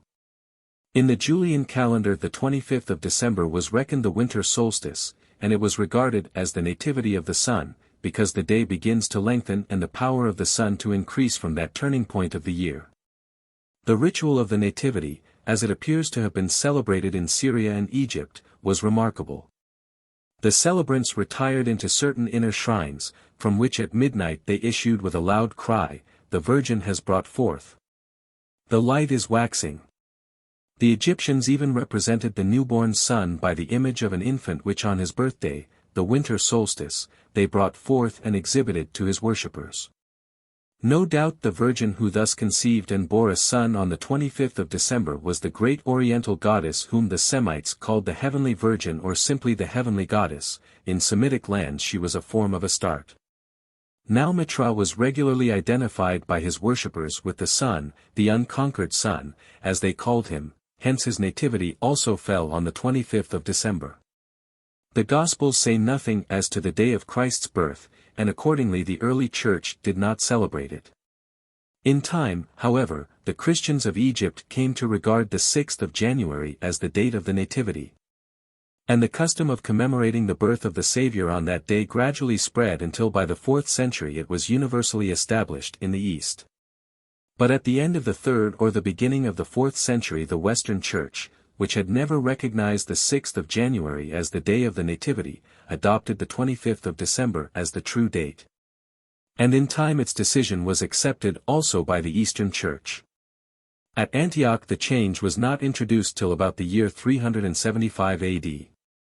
What considerations led the ecclesiastical authorities to institute the festival of Christmas? The motives for the innovation are stated with great frankness by a Syrian writer, himself a Christian. The reason, he tells us, why the Fathers transferred the celebration of the 6th of January to the 25th of December was this. It was a custom of the heathen to celebrate on the same 25th of December the birthday of the sun, at which they kindled lights in token of festivity. In these solemnities and festivities the Christians also took part. Accordingly, when the doctors of the Church perceived that the Christians had a leaning to this festival, they took counsel and resolved that the true Nativity should be solemnized on that day and the festival of the Epiphany on the 6th of January. Accordingly, along with this custom, the practice has prevailed of kindling fires till the 6th. The heathen origin of Christmas is plainly hinted at, if not tacitly admitted, by Augustine when he exhorts his Christian brethren not to celebrate that solemn day like the heathen on account of the sun, but on account of him who made the sun. In like manner Leo the Great rebuked the pestilent belief that Christmas was solemnized because of the birth of the new sun, as it was called, and not because of the nativity of Christ. Thus it appears that the Christian Church chose to celebrate the birthday of its founder on the 25th of December in order to transfer the devotion of the heathen from the sun to him who was called the Son of Righteousness. If that was so, there can be no intrinsic improbability in the conjecture that motives of the same sort may have led the ecclesiastical authorities to assimilate the Easter festival of the death and resurrection of their Lord to the festival of the death and resurrection of another Asiatic god which fell at the same season. Now the Easter rites still observed in Greece, Sicily, and southern Italy bear in some respects a striking resemblance to the rites of Adonis. And I have suggested that the Church may have consciously adapted the new festival to its heathen predecessor for the sake of winning souls to Christ. But this adaptation probably took place in the Greek-speaking rather than in the Latin-speaking parts of the ancient world, for the worship of Adonis, while it flourished among the Greeks, appears to have made little impression on Rome and the West. Certainly it never formed part of the official Roman religion. The place which it might have taken in the affections of the vulgar was already occupied by the similar but more barbarous worship of Attis and the Great Mother. Now the death and resurrection of Attis were officially celebrated at Rome on the 24th and 25th of March, the latter being regarded as the spring equinox, and therefore as the most appropriate day for the revival of a god of vegetation who had been dead or sleeping throughout the winter. But according to an ancient and widespread tradition Christ suffered on the 25th of March, and accordingly some Christians regularly celebrated the crucifixion on that day without any regard to the state of the moon.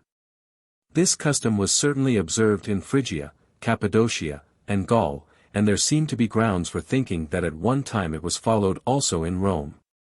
Thus the tradition which placed the death of Christ on the 25th of March was ancient and deeply rooted. It is all the more remarkable because astronomical considerations prove that it can have had no historical foundation.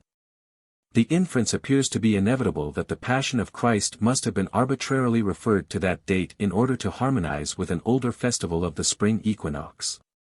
This is the view of the learned ecclesiastical historian Manager Duchesne, who points out that the death of the Savior was thus made to fall upon the very day on which, according to a widespread belief, the world had been created. But the resurrection of Attis, who combined in himself the characters of the Divine Father and the Divine Son, was officially celebrated at Rome on the same day. When we remember that the festival of St. George in April has replaced the ancient pagan festival of the Perilia, that the festival of St. John the Baptist in June has succeeded to a heathen midsummer festival of water, that the festival of the Assumption of the Virgin in August has ousted the festival of Diana, that the Feast of All Souls in November is a continuation of an old heathen Feast of the Dead, and that the Nativity of Christ himself was assigned to the winter solstice in December because that day was deemed the Nativity of the Sun. We can hardly be thought rash or unreasonable in conjecturing that the other cardinal festival of the Christian Church, the solemnization of Easter, may have been in like manner, and from like motives of edification, adapted to a similar celebration of the Phrygian god Attis at the vernal equinox. At least it is a remarkable coincidence, if it is nothing more, that the Christian and the heathen festivals of the divine death and resurrection should have been solemnized at the same season and in the same places. For the places which celebrated the death of Christ at the spring equinox were Phrygia, Gaul, and apparently Rome, that is, the very regions in which the worship of Attis either originated or struck deepest root. It is difficult to regard the coincidence as purely accidental.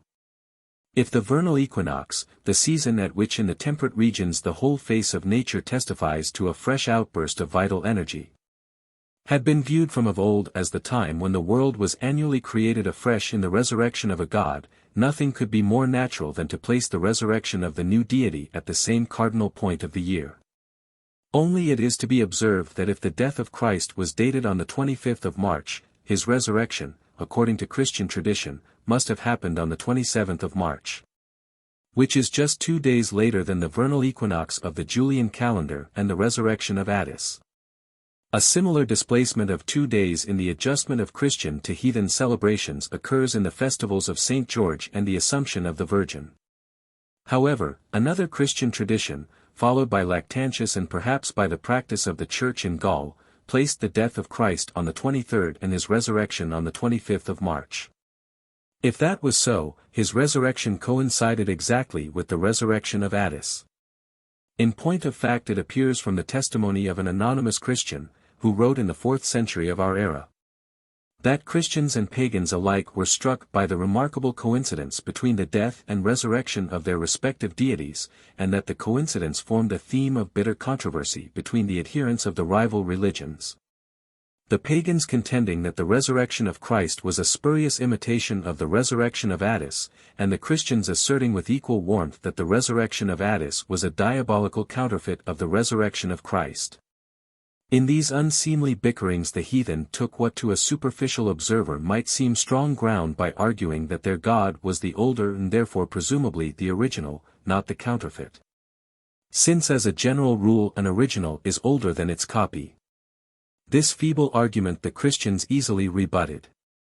They admitted, indeed, that in point of time Christ was the junior deity, but they triumphantly demonstrated his real seniority by falling back on the subtlety of Satan, who on so important an occasion had surpassed himself by inverting the usual order of nature.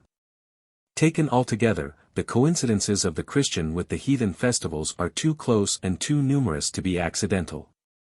They mark the compromise which the Church in the hour of its triumph was compelled to make with its vanquished yet still dangerous rivals.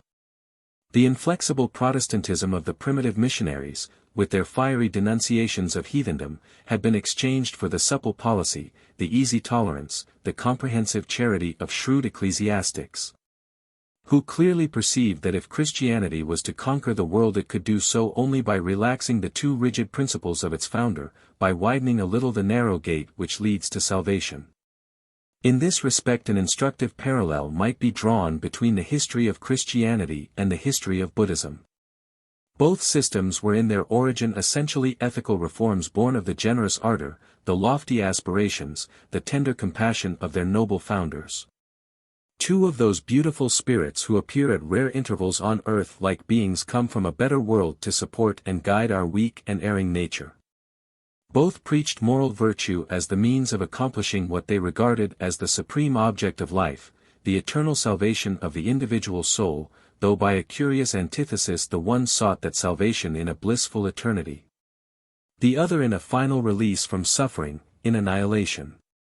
But the austere ideals of sanctity which they inculcated were too deeply opposed not only to the frailties but to the natural instincts of humanity ever to be carried out in practice by more than a small number of disciples, who consistently renounced the ties of the family and the state in order to work out their own salvation in the still seclusion of the cloister.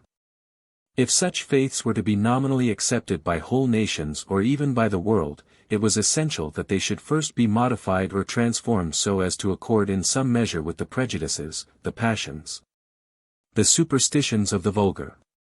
This process of accommodation was carried out in after ages by followers who, made of less ethereal stuff than their masters, were for that reason the better fitted to mediate between them and the common herd. Thus as time went on, the two religions, in exact proportion to their growing popularity, absorbed more and more of those baser elements which they had been instituted for the very purpose of suppressing. Such spiritual decadences are inevitable. The world cannot live at the level of its great men. Yet it would be unfair to the generality of our kind to ascribe wholly to their intellectual and moral weakness the gradual divergence of Buddhism and Christianity from their primitive patterns. For it should never be forgotten that by their glorification of poverty and celibacy both these religions struck straight at the root not merely of civil society but of human existence. The blow was parried by the wisdom or the folly of the vast majority of mankind, who refused to purchase a chance of saving their souls with the certainty of extinguishing the species. 38. The myth of Osiris. In ancient Egypt the god whose death and resurrection were annually celebrated with alternate sorrow and joy was Osiris, the most popular of all Egyptian deities. And there are good grounds for classing him in one of his aspects with Adonis and Attis as a personification of the great yearly vicissitudes of nature, especially of the corn. But the immense vogue which he enjoyed for many ages induced his devoted worshippers to heap upon him the attributes and powers of many other gods. So that it is not always easy to strip him, so to say, of his borrowed plumes and to restore them to their proper owners. The story of Osiris is told in a connected form only by Plutarch, whose narrative has been confirmed and to some extent amplified in modern times by the evidence of the monuments. Osiris was the offspring of an intrigue between the earth god Seb, Keb or Geb, as the name is sometimes transliterated, and the sky goddess Nut. The Greeks identified his parents with their own deities Cronus and Rhea. When the sun god Ra perceived that his wife Nut had been unfaithful to him, he declared with a curse that she should be delivered of the child in no month and no year. But the goddess had another lover, the god Thoth or Hermes, as the Greeks called him, and he playing at draughts with the moon won from her a 72nd part of every day. And having compounded 5 whole days out of these parts he added them to the Egyptian year of 360 days.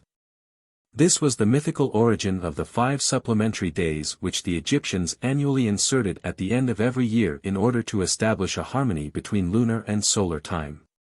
On these 5 days, regarded as outside the year of 12 months, the curse of the sun god did not rest, and accordingly Osiris was born on the first of them.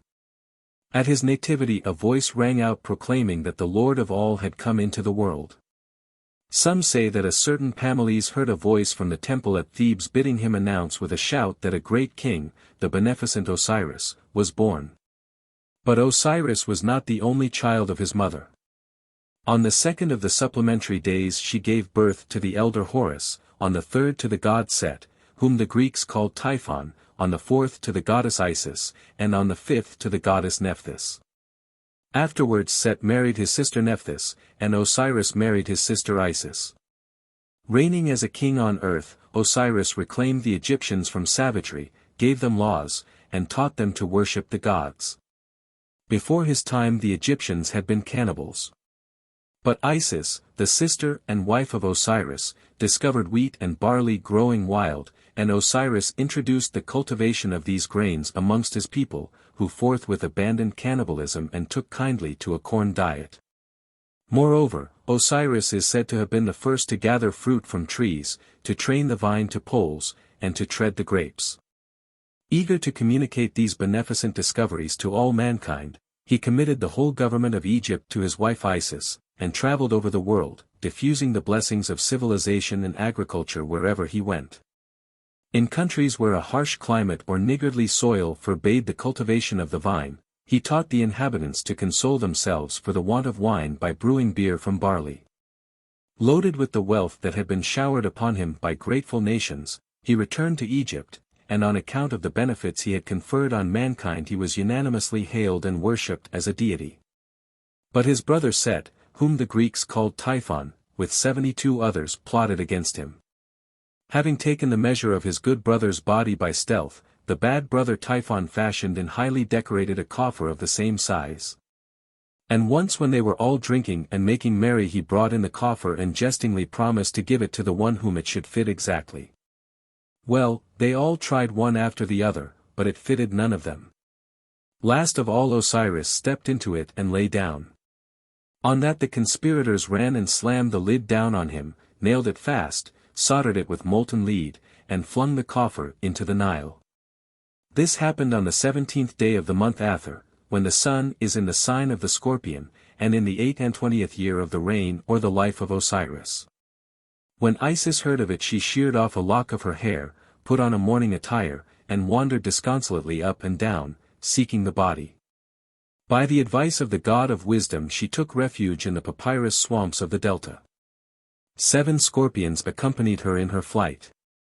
One evening when she was weary she came to the house of a woman, who, alarmed at the sight of the scorpions, shut the door in her face. Then one of the scorpions crept under the door and stung the child of the woman that he died. But when Isis heard the mother's lamentation, her heart was touched, and she laid her hands on the child and uttered her powerful spells. So the poison was driven out of the child and he lived. Afterwards Isis herself gave birth to a son in the swamps. She had conceived him while she fluttered in the form of a hawk over the corpse of her dead husband. The infant was the younger Horus, who in his youth bore the name of Harpocrates, that is, the child Horus. Him Buto, the goddess of the north, hid from the wrath of his wicked uncle Set. Yet she could not guard him from all mishap. For one day when Isis came to her little son's hiding place she found him stretched lifeless and rigid on the ground, a scorpion had stung him. Then Isis prayed to the sun god Ra for help. The god hearkened to her and stayed his bark in the sky, and sent down Thoth to teach her the spell by which she might restore her son to life. She uttered the words of power, and straightway the poison flowed from the body of Horus, air passed into him, and he lived. Then Thoth ascended up into the sky and took his place once more in the bark of the sun, and the bright pomp passed onward jubilant. Meantime the coffer containing the body of Osiris had floated down the river and away out to sea, till at last it drifted ashore at Byblus, on the coast of Syria. Here a fine erica tree shot up suddenly and enclosed the chest in its trunk. The king of the country, admiring the growth of the tree, had it cut down and made into a pillar of his house, but he did not know that the coffer with the dead Osiris was in it. Word of this came to Isis and she journeyed to Byblus, and sat down by the well, in humble guise, her face wet with tears. To none would she speak till the king's handmaidens came, and them she greeted kindly, and braided their hair, and breathed on them from her own divine body a wondrous perfume. But when the queen beheld the braids of her handmaidens' hair and smelt the sweet smell that emanated from them, she sent for the stranger woman and took her into her house and made her the nurse of her child. But Isis gave the babe her finger instead of her breast to suck, and at night she began to burn all that was mortal of him away, while she herself in the likeness of a swallow fluttered round the pillar that contained her dead brother, twittering mournfully. But the queen spied what she was doing and shrieked out when she saw her child in flames, and thereby she hindered him from becoming immortal. Then the goddess revealed herself and begged for the pillar of the roof, and they gave it her, and she cut the coffer out of it, and fell upon it and embraced it and lamented so loud that the younger of the king's children died of fright on the spot. But the trunk of the tree she wrapped in fine linen, and poured ointment on it, and gave it to the king and queen, and the wood stands in a temple of Isis and is worshipped by the people of Byblus to this day. And Isis put the coffer in a boat and took the eldest of the king's children with her and sailed away. As soon as they were alone, she opened the chest, and laying her face on the face of her brother she kissed him and wept. But the child came behind her softly and saw what she was about, and she turned and looked at him in anger, and the child could not bear her look and died, but some say that it was not so, but that he fell into the sea and was drowned. It is he whom the Egyptians sing of at their banquets under the name of Maneros.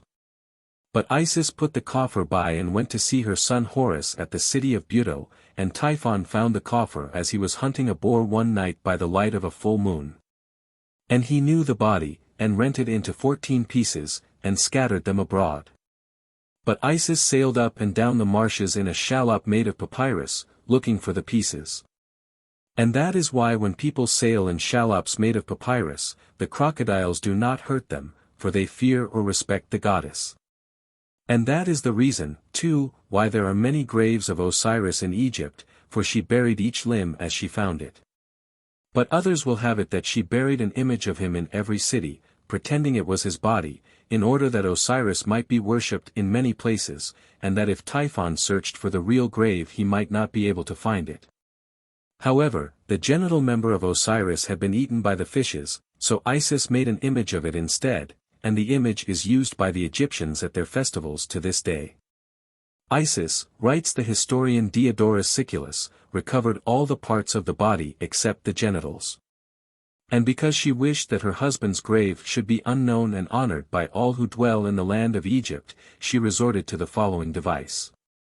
She molded human images out of wax and spices, corresponding to the stature of Osiris, round each one of the parts of his body. Then she called in the priests according to their families and took an oath of them all that they would reveal to no man the trust she was about to repose in them. So to each of them privately she said that to them alone she entrusted the burial of the body, and reminding them of the benefits they had received she exhorted them to bury the body in their own land and to honor Osiris as a god. She also besought them to dedicate one of the animals of their country, whichever they chose, and to honor it in life as they had formerly honored Osiris, and when it died to grant it obsequies like his. And because she would encourage the priests in their own interest to bestow the aforesaid honors, she gave them a third part of the land to be used by them in the service and worship of the gods. Accordingly it is said that the priests, mindful of the benefits of Osiris, desirous of gratifying the queen, and moved by the prospect of gain, carried out all the injunctions of Isis. Wherefore to this day each of the priests imagines that Osiris is buried in his country, and they honor the beasts that were consecrated in the beginning, and when the animals die the priests renew at their burial the mourning for Osiris. But the sacred bulls, the one called Apis and the other Nevis, were dedicated to Osiris, and it was ordained that they should be worshipped as gods in common by all the Egyptians. Since these animals above all others had helped the discoverers of corn in sowing the seed and procuring the universal benefits of agriculture. Such is the myth or legend of Osiris, as told by Greek writers and eked out by more or less fragmentary notices or allusions in native Egyptian literature. A long inscription in the temple at Dendra has preserved a list of the god's graves, and other texts mention the parts of his body which were treasured as holy relics in each of the sanctuaries. Thus his heart was at Athribis, his backbone at Busiris, his neck at Letopolis, and his head at Memphis. As often happens in such cases, some of his divine limbs were miraculously multiplied.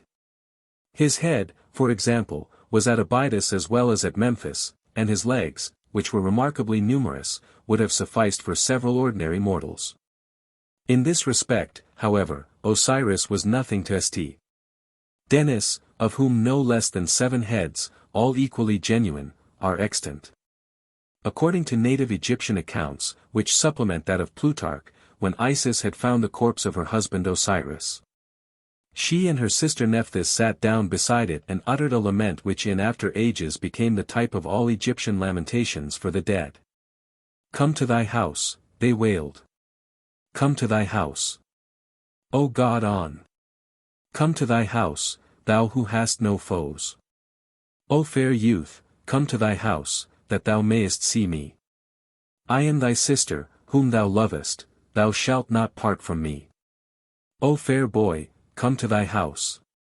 I see thee not, yet doth my heart yearn after thee and mine eyes desire thee. Come to her who loves thee, Unnefer, thou blessed one. Come to thy sister, come to thy wife, thou whose heart stands still. Come to thy housewife. I am thy sister by the same mother, thou shalt not be far from me. Gods and men have turned their faces towards thee and weep for thee together. I call after thee and weep, so that my cry is heard to heaven, but thou hearest not my voice, yet am I thy sister, whom thou didst love on earth. Thou didst love none but me, my brother. My brother. This lament for the fair youth cut off in his prime reminds us of the laments for Adonis. The title of Unnefer or the good being bestowed on him marks the beneficence which tradition universally ascribed to Osiris. It was at once his commonest title and one of his names as king. The lamentations of the two sad sisters were not in vain. In pity for her sorrow the sun god Ra sent down from heaven the jackal-headed god Anubis, who, with the aid of Isis and Nephthys, of Thoth and Horus, pieced together the broken body of the murdered god, swathed it in linen bandages, and observed all the other rites which the Egyptians were wont to perform over the bodies of the departed. Then Isis fanned the cold clay with her wings, Osiris revived, and thenceforth reigned as king over the dead in the other world. There he bore the titles of Lord of the Underworld, Lord of Eternity, Ruler of the Dead. There, too, in the great hall of the Two Truths, assisted by 42 assessors, one from each of the principal districts of Egypt, he presided as judge at the trial of the souls of the departed, who made their solemn confession before him, and, their heart having been weighed in the balance of justice, received the reward of virtue in a life eternal or the appropriate punishment of their sins. In the resurrection of Osiris the Egyptians saw the pledge of a life everlasting for themselves beyond the grave. They believed that every man would live eternally in the other world if only his surviving friends did for his body what the gods had done for the body of Osiris. Hence the ceremonies observed by the Egyptians over the human dead were an exact copy of those which Anubis, Horus, and the rest had performed over the dead god.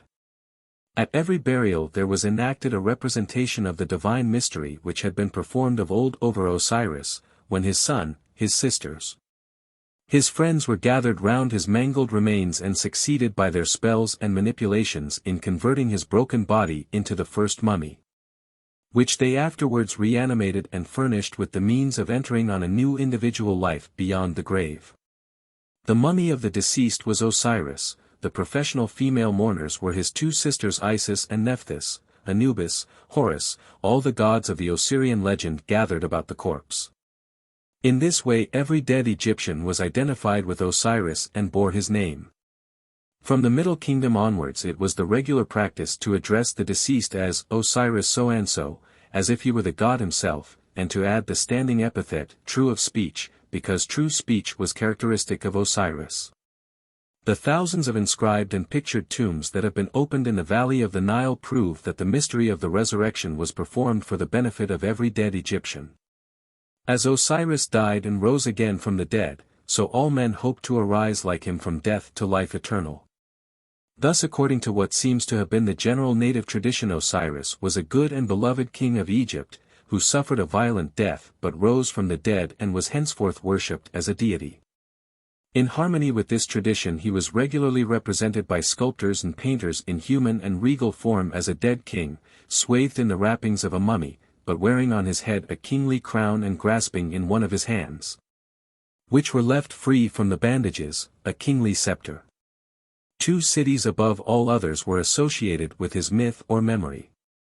One of them was Busiris in Lower Egypt, which claimed to possess his backbone, the other was Abydos in Upper Egypt, which gloried in the possession of his head.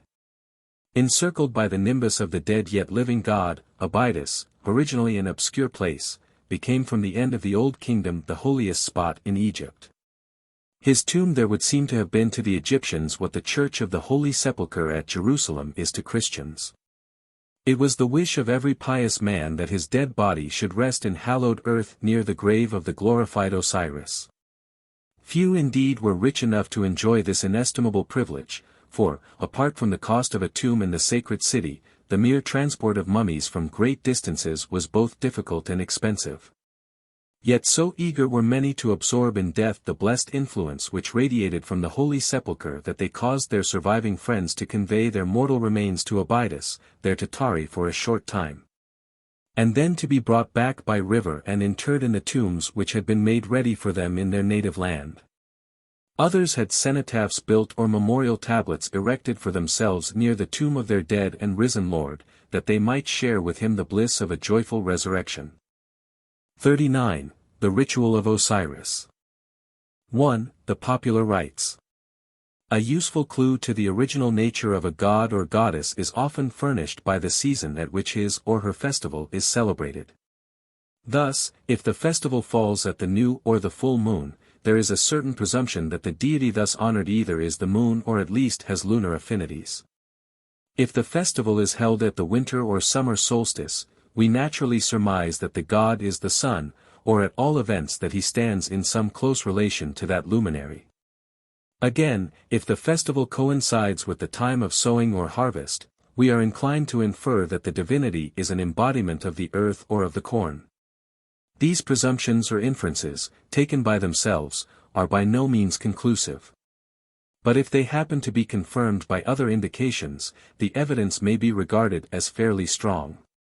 Unfortunately, in dealing with the Egyptian gods we are in a great measure precluded from making use of this clue.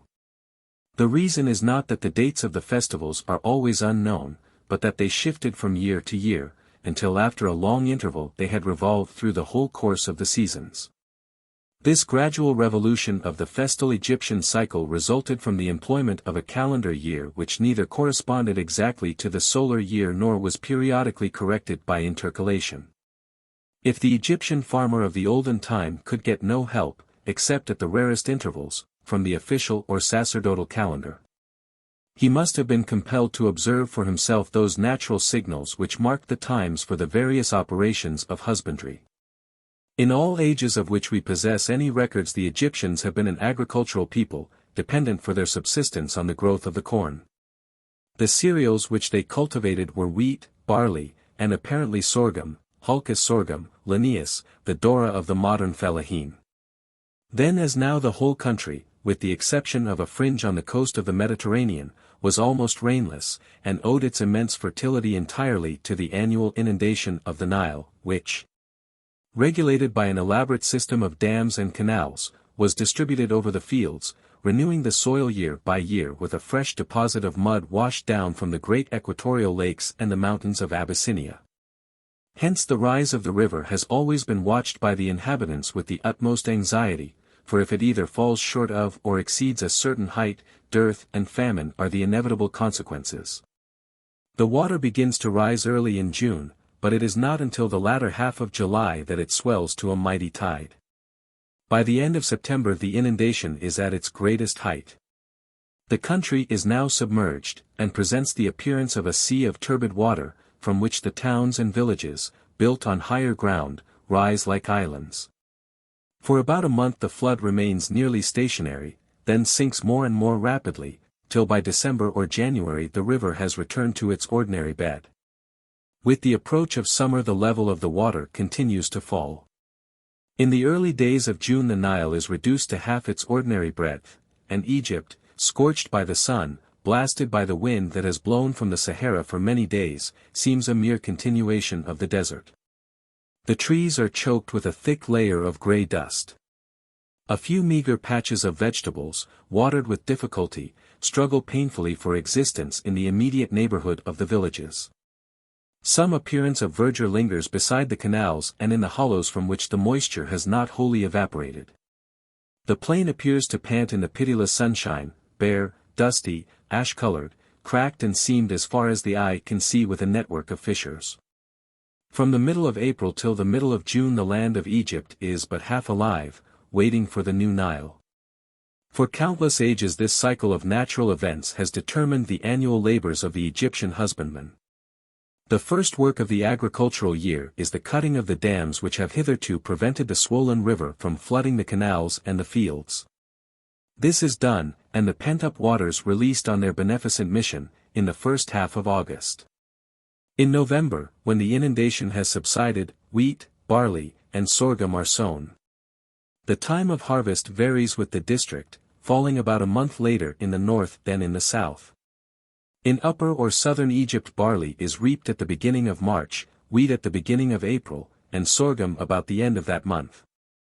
It is natural to suppose that the various events of the agricultural year were celebrated by the Egyptian farmer with some simple religious rites designed to secure the blessing of the gods upon his labors. These rustic ceremonies he would continue to perform year after year at the same season, while the solemn festivals of the priests continued to shift, with the shifting calendar, from summer through spring to winter. And so backward through autumn to summer. The rites of the husbandman were stable because they rested on direct observation of nature, the rites of the priest were unstable because they were based on a false calculation. Yet many of the priestly festivals may have been nothing but the old rural festivals disguised in the course of ages by the pomp of sacerdotalism and severed, by the error of the calendar, from their roots in the natural cycle of the seasons. These conjectures are confirmed by the little we know both of the popular and of the official Egyptian religion. Thus we are told that the Egyptians held a festival of Isis at the time when the Nile began to rise. They believed that the goddess was then mourning for the lost Osiris, and that the tears which dropped from her eyes swelled the impetuous tide of the river. Now if Osiris was in one of his aspects a god of the corn, nothing could be more natural than that he should be mourned at midsummer. For by that time the harvest was past, the fields were bare, the river ran low, life seemed to be suspended, the corn god was dead. At such a moment people who saw the handiwork of divine beings in all the operations of nature might well trace the swelling of the sacred stream to the tears shed by the goddess at the death of the beneficent corn god her husband. And the sign of the rising waters on earth was accompanied by a sign in heaven. For in the early days of Egyptian history, some 3,000 or 4,000 years before the beginning of our era, the splendid star of Sirius, the brightest of all the fixed stars, appeared at dawn in the east just before sunrise about the time of the summer solstice, when the Nile begins to rise. The Egyptians called it Sothis, and regarded it as the star of Isis, just as the Babylonians deemed the planet Venus the star of Astarte. To both peoples apparently the brilliant luminary in the morning sky seemed the goddess of life and love come to mourn her departed lover or spouse and to wake him from the dead. Hence the rising of Sirius marked the beginning of the sacred Egyptian year, and was regularly celebrated by a festival which did not shift with the shifting official year. The cutting of the dams and the admission of the water into the canals and fields is a great event in the Egyptian year. At Cairo the operation generally takes place between the 6th and the 16th of August, until lately was attended by ceremonies which deserve to be noticed, because they were probably handed down from antiquity. An ancient canal, known by the name of the Khalij, formerly passed through the native town of Cairo. Near its entrance the canal was crossed by a dam of earth, very broad at the bottom and diminishing in breadth upwards, which used to be constructed before or soon after the Nile began to rise. In front of the dam, on the side of the river, was reared a truncated cone of earth called the haruse or bride, on the top of which a little maize or millet was generally sown. This bride was commonly washed down by the rising tide a week or a fortnight before the cutting of the dam. Tradition runs that the old custom was to deck a young virgin in gay apparel and throw her into the river as a sacrifice to obtain a plentiful inundation. Whether that was so or not, the intention of the practice appears to have been to marry the river, conceived as a male power, to his bride the cornland, which was so soon to be fertilized by his water. The ceremony was therefore a charm to ensure the growth of the crops. In modern times money used to be thrown into the canal on this occasion, and the populace dived into the water after it. This practice also would seem to have been ancient, for Seneca tells us that at a place called the Veins of the Nile, not far from Philai, the priests used to cast money and offerings of gold into the river at a festival which apparently took place at the rising of the water. The next great operation of the agricultural year in Egypt is the sowing of the seed in November, when the water of the inundation has retreated from the fields. With the Egyptians, as with many peoples of antiquity, the committing of the seed to the earth assumed the character of a solemn and mournful rite. On this subject I will let Plutarch speak for himself. What, he asks, are we to make of the gloomy, joyless, and mournful sacrifices, if it is wrong either to omit the established rites or to confuse and disturb our conceptions of the gods by absurd suspicions? For the Greeks also perform many rites which resemble those of the Egyptians and are observed about the same time. Thus at the festival of the Thesmophoria in Athens women sit on the ground and fast. And the Boeotians open the vaults of the Sorrowful One, naming that festival sorrowful because Demeter is sorrowing for the descent of the maiden. The month is the month of sowing about the setting of the Pleiades. The Egyptians call it Athyr, the Athenians Pioneption, the Boeotians the month of Demeter. For it was that time of year when they saw some of the fruits vanishing and failing from the trees, while they sowed others grudgingly and with difficulty, scraping the earth with their hands and huddling it up again. on the uncertain chance that what they deposited in the ground would ever ripen and come to maturity. Thus they did in many respects like those who bury and mourn their dead. The Egyptian harvest, as we have seen, falls not in autumn but in spring, in the months of March, April, and May. To the husbandman the time of harvest, at least in a good year, must necessarily be a season of joy. In bringing home his sheaves he is requited for his long and anxious labors. Yet if the old Egyptian farmer felt a secret joy at reaping and garnering the grain, it was essential that he should conceal the natural emotion under an air of profound dejection. For was he not severing the body of the corn god with his sickle and trampling it to pieces under the hoofs of his cattle on the threshing floor? Accordingly we are told that it was an ancient custom of the Egyptian corn reapers to beat their breasts and lament over the first sheaf cut, while at the same time they called upon Isis. The invocation seems to have taken the form of a melancholy chant, to which the Greeks gave the name of Maneros. Similar plaintive strains were chanted by corn reapers in Phoenicia and other parts of Western Asia. Probably all these doleful ditties were lamentations for the corn god killed by the sickles of the reapers. In Egypt the slain deity was Osiris, and the name Maneros applied to the dirge appears to be derived from certain words meaning, "Come to thy house," which often occur in the lamentations for the dead god. Ceremonies of the same sort have been observed by other peoples, probably for the same purpose.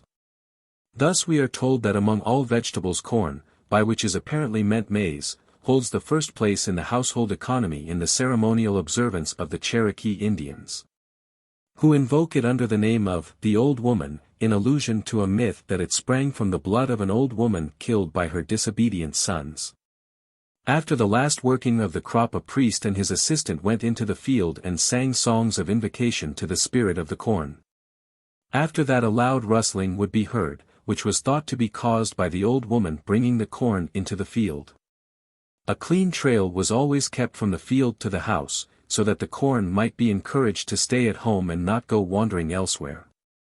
Another curious ceremony, of which even the memory is now almost forgotten, was enacted after the first working of the corn, when the owner or priest stood in succession at each of the four corners of the field and wept and wailed loudly.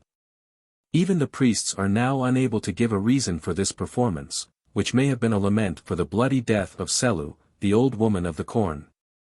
In these Cherokee practices the lamentations and the invocations of the old woman of the corn resemble the ancient Egyptian customs of lamenting over the first corn cut and calling upon Isis, herself probably in one of her aspects an old woman of the corn.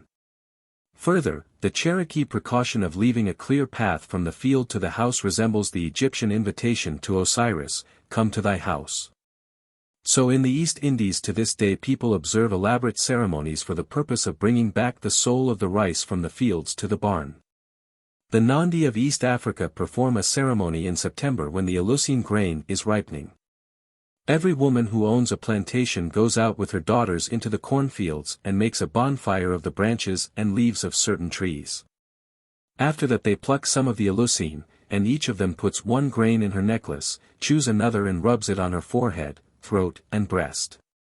No joy is shown by the womenfolk on this occasion, and they sorrowfully cut a basketful of the corn which they take home with them and place in the loft to dry. The conception of the corn spirit as old and dead at harvest is very clearly embodied in a custom observed by the Arabs of Moab. When the harvesters have nearly finished their task and only a small corner of the field remains to be reaped, the owner takes a handful of wheat tied up in a sheaf. A hole is dug in the form of a grave, and two stones are set upright, one at the head and the other at the foot, just as in an ordinary burial. Then the sheaf of wheat is laid at the bottom of the grave, and the sheik pronounces these words, "The old man is dead." Earth is afterwards thrown in to cover the sheaf, with a prayer, "May Allah bring us back the wheat of the dead." 2. The official rites. Such, then, were the principal events of the farmer's calendar in ancient Egypt, and such the simple religious rites by which he celebrated them. But we have still to consider the Osirian festivals of the official calendar, so far as these are described by Greek writers or recorded on the monuments. In examining them it is necessary to bear in mind that on account of the movable year of the old Egyptian calendar the true or astronomical dates of the official festivals must have varied from year to year. At least until the adoption of the fixed Alexandrian year in 30 B.C. From that time onward, apparently, the dates of the festivals were determined by the new calendar, and so ceased to rotate throughout the length of the solar year. At all events Plutarch, writing about the end of the 1st century, implies that they were then fixed, not movable, for though he does not mention the Alexandrian calendar, he clearly dates the festivals by it. Moreover, the long festal calendar of Aeneid, an important document of the imperial age, is obviously based on the fixed Alexandrian year. For it assigns the mark for New Year's Day to the day which corresponds to the 29th of August, which was the first day of the Alexandrian year, and its references to the rising of the Nile, the position of the sun, and the operations of agriculture are all in harmony with this supposition. Thus we may take it as fairly certain that from 30 BC onwards the Egyptian festivals were stationary in the solar year. Herodotus tells us that the grave of Osiris was at Sais in Lower Egypt, and that there was a lake there upon which the sufferings of the god were displayed as a mystery by night. This commemoration of the divine passion was held once a year, the people mourned and beat their breasts at it to testify their sorrow for the death of the god. And an image of a cow, made of gilt wood with a golden sun between its horns, was carried out of the chamber in which it stood the rest of the year. The cow no doubt represented Isis herself, for cows were sacred to her, and she was regularly depicted with the horns of a cow on her head, or even as a woman with the head of a cow. It is probable that the carrying out of her cow-shaped image symbolized the goddess searching for the dead body of Osiris. For this was the native Egyptian interpretation of a similar ceremony observed in Plutarch's time about the winter solstice, when the gilt cow was carried 7 times round the temple. A great feature of the festival was the nocturnal illumination. People fastened rows of oil lamps to the outside of their houses, and the lamps burned all night long. The custom was not confined to Sais, but was observed throughout the whole of Egypt. This universal illumination of the houses on one night of the year suggests that the festival may have been a commemoration not merely of the dead Osiris but of the dead in general, in other words, that it may have been a night of all souls. For it is a widespread belief that the souls of the dead revisit their old homes on one night of the year. And on that solemn occasion people prepare for the reception of the ghosts by laying out food for them to eat, and lighting lamps to guide them on their dark road from man to the grave. Herodotus, who briefly describes the festival, omits to mention its date, but we can determine it with some probability from other sources. Thus Plutarch tells us that Osiris was murdered on the 17th of the month Athyr, and that the Egyptians accordingly observed mournful rites for 4 days from the 17th of Athyr. Now in the Alexandrian calendar, which Plutarch used, these 4 days corresponded to the 13th, 14th, 15th, and 16th of November, and this date answers exactly to the other indications given by Plutarch, who says that at the time of the festival the Nile was sinking, the north winds dying away, the nights lengthening, and the leaves falling from the trees. During these 4 days a gilt cow swathed in a black pall was exhibited as an image of Isis. This, no doubt, was the image mentioned by Herodotus in his account of the festival. On the 19th day of the month the people went down to the sea, the priests carrying a shrine which contained a golden casket. Into this casket they poured fresh water, and thereupon the spectators raised a shout that Osiris was found. After that they took some vegetable mold, moistened it with water, mixed it with precious spices and incense, and molded the paste into a small moon-shaped image, which was then robed and ornamented. Thus it appears that the purpose of the ceremonies described by Plutarch was to represent dramatically, first, the search for the dead body of Osiris, and, second, its joyful discovery, followed by the resurrection of the dead god who came to life again in the new image of vegetable mold and spices. Lactantius tells us how on these occasions the priests, with their shaven bodies, beat their breasts and lamented, imitating the sorrowful search of Isis for her lost son Osiris. And how afterwards their sorrow was turned to joy when the jackal-headed god Anubis, or rather a mummer in his stead, produced a small boy, the living representative of the god who was lost and was found. Thus Lactantius regarded Osiris as the son instead of the husband of Isis, and he makes no mention of the image of vegetable mold. It is probable that the boy who figured in the sacred drama played the part, not of Osiris, but of his son Horus. But as the death and resurrection of the god were celebrated in many cities of Egypt, it is also possible that in some places the part of the god come to life was played by a living actor instead of by an image. Another Christian writer describes how the Egyptians, with shorn heads, annually lamented over a buried idol of Osiris, smiting their breasts, slashing their shoulders, ripping open their old wounds, until, after several days of mourning, they professed to find the mangled remains of the god, at which they rejoiced. However the details of the ceremony may have varied in different places, the pretense of finding the god's body, and probably of restoring it to life, was a great event in the festal year of the Egyptians. The shouts of joy which greeted it are described or alluded to by many ancient writers. The funeral rites of Osiris, as they were observed at his great festival in the 16 provinces of Egypt, are described in a long inscription of the Ptolemaic period, which is engraved on the walls of the god's temple at Dendra. The Tentyra of the Greeks, a town of Upper Egypt situated on the western bank of the Nile about 40 miles north of Thebes. Unfortunately, while the information thus furnished is remarkably full and minute on many points, the arrangement adopted in the inscription is so confused and the expression often so obscure that a clear and consistent account of the ceremonies as a whole can hardly be extracted from it.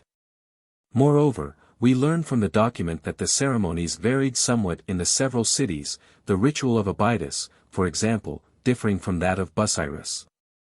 Without attempting to trace all the particularities of local usage, I shall briefly indicate what seem to have been the leading features of the festival, so far as these can be ascertained with tolerable certainty.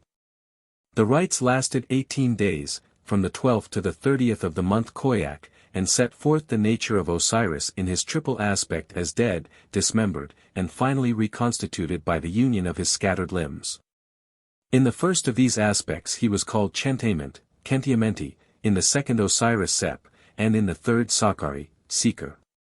Small images of the god were molded of sand or vegetable earth and corn, to which incense was sometimes added. His face was painted yellow and his cheekbones green.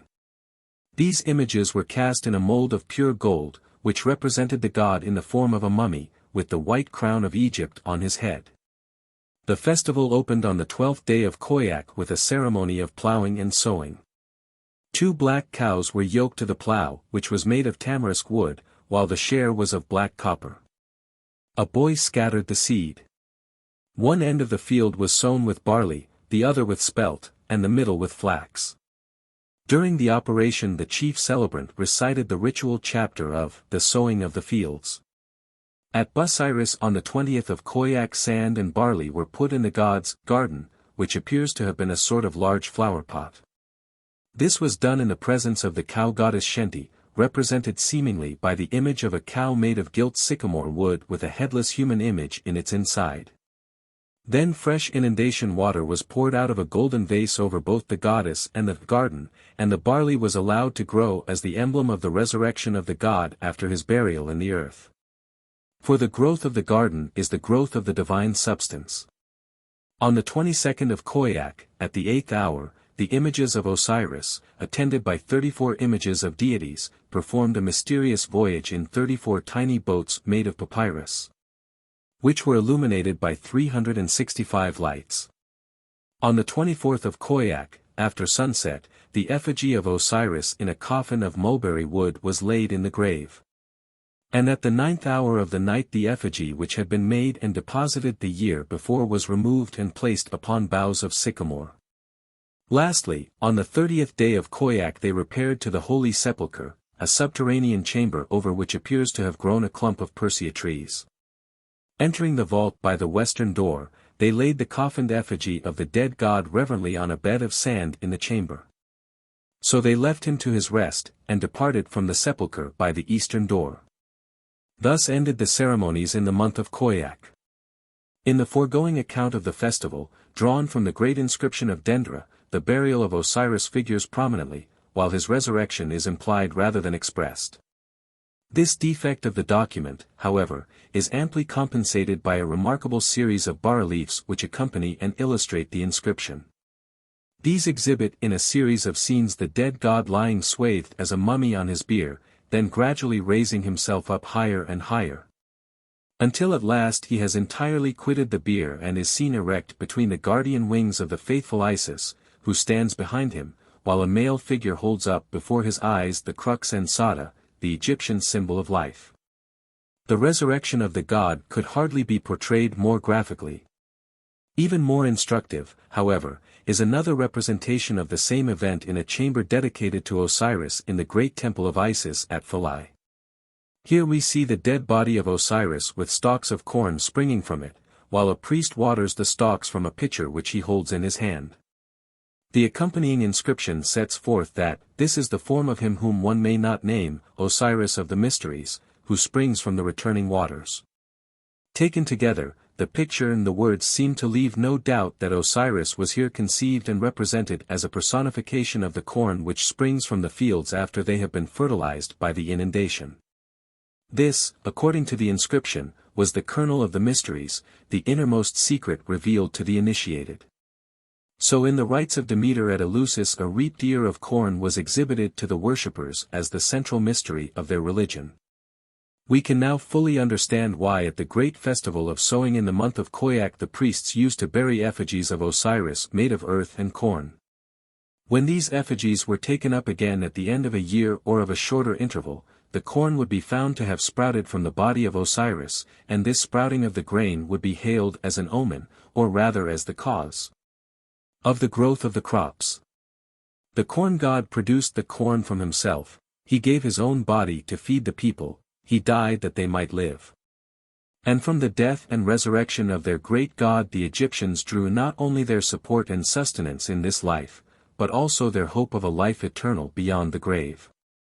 This hope is indicated in the clearest manner by the very remarkable effigies of Osiris which have come to light in Egyptian cemeteries. Thus in the Valley of the Kings at Thebes there was found the tomb of a royal fan-bearer who lived about 1500 B.C. Among the rich contents of the tomb there was a bier on which rested a mattress of reeds covered with 3 layers of linen. On the upper side of the linen was painted a life-size figure of Osiris. And the interior of the figure, which was waterproof, contained a mixture of vegetable mold, barley, and a sticky fluid. The barley had sprouted and sent out shoots 2 or 3 inches long. Again, in the cemetery at Sinopolis, were numerous burials of Osiris figures.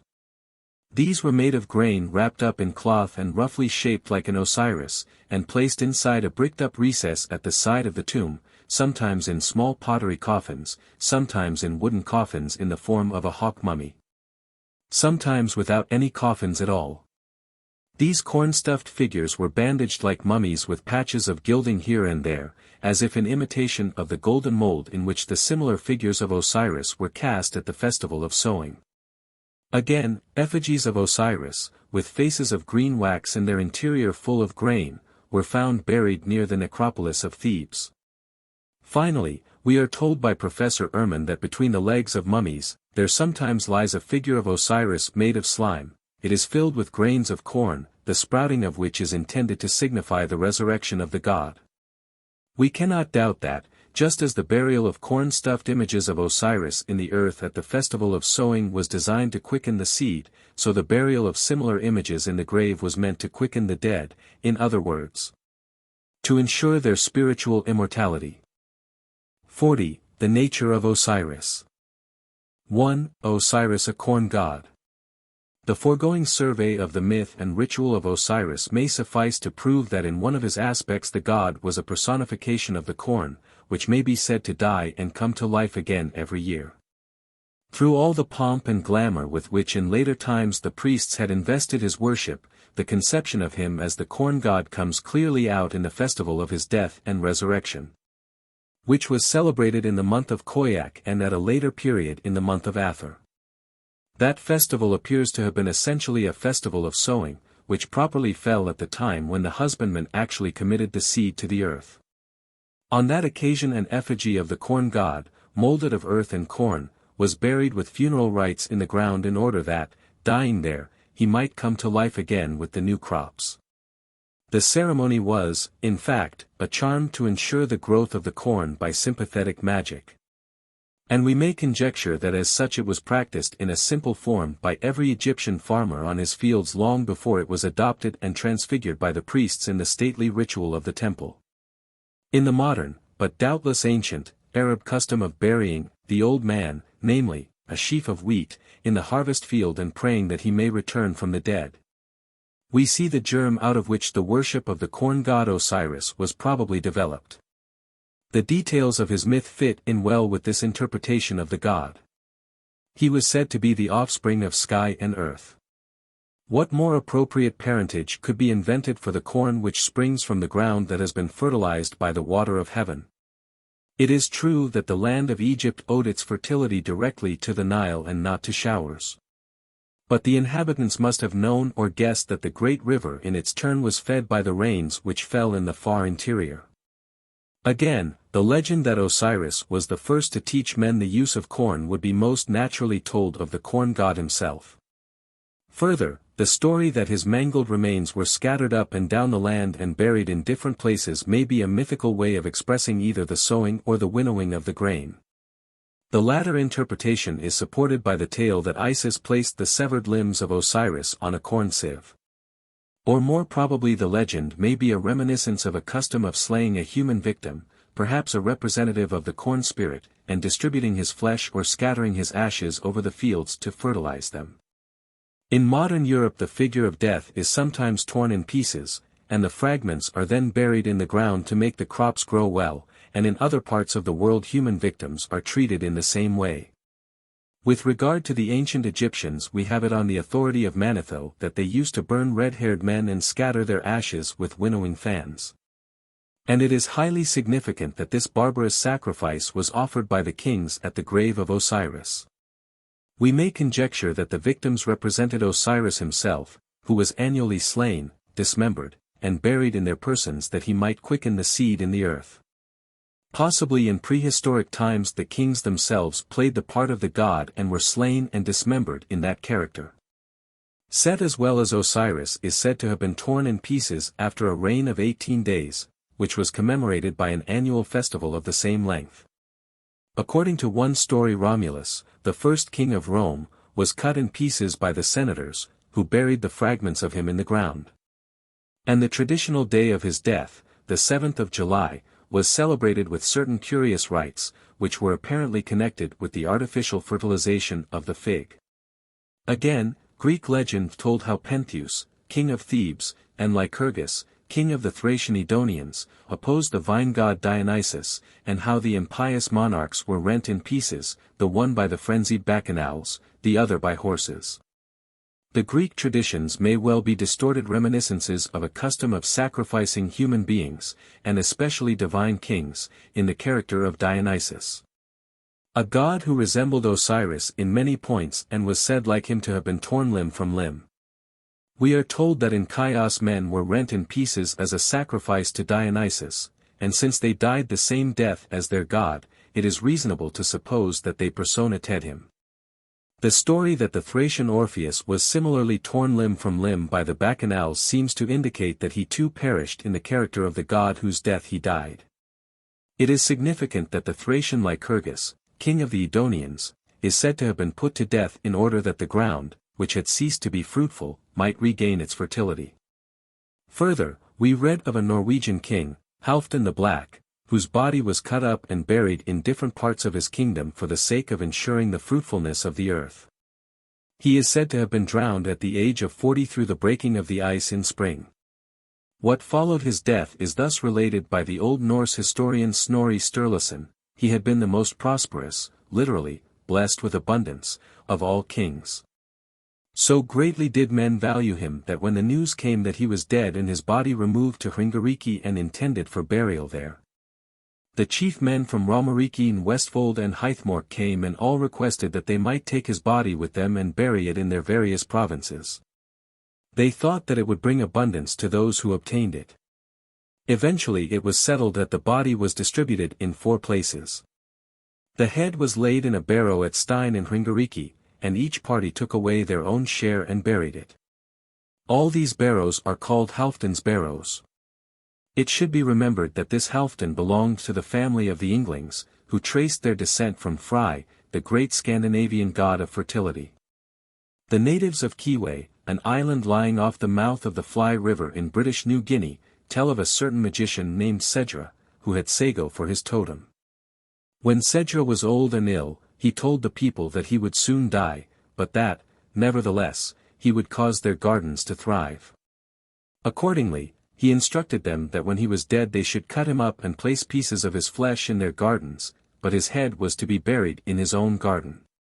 Of him it is said that he outlived the ordinary age, and that no man knew his father, but that he made the sago good and no one was hungry any more. Old men who were alive some years ago affirmed that they had known Sedra in their youth, and the general opinion of the Kiwe people seems to be that Sedra died not more than 2 generations ago. Taken all together, these legends point to a widespread practice of dismembering the body of a king or magician and burying the pieces in different parts of the country in order to ensure the fertility of the ground and probably also the fecundity of man and beast.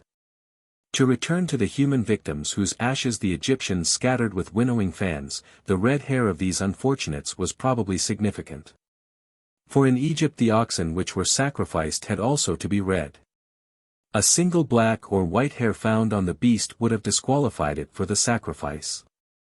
If, as I conjecture, these human sacrifices were intended to promote the growth of the crops, and the winnowing of their ashes seems to support this view, red-haired victims were perhaps selected as best fitted to personate the spirit of the ruddy grain. For when a god is represented by a living person, it is natural that the human representative should be chosen on the ground of his supposed resemblance to the divine original. Hence the ancient Mexicans, conceiving the maize as a personal being who went through the whole course of life between seed time and harvest, sacrificed newborn babes when the maize was sown, older children when it had sprouted, and so on till it was fully ripe, when they sacrificed old men. A name for Osiris was the crop or harvest, and the ancients sometimes explained him as a personification of the corn.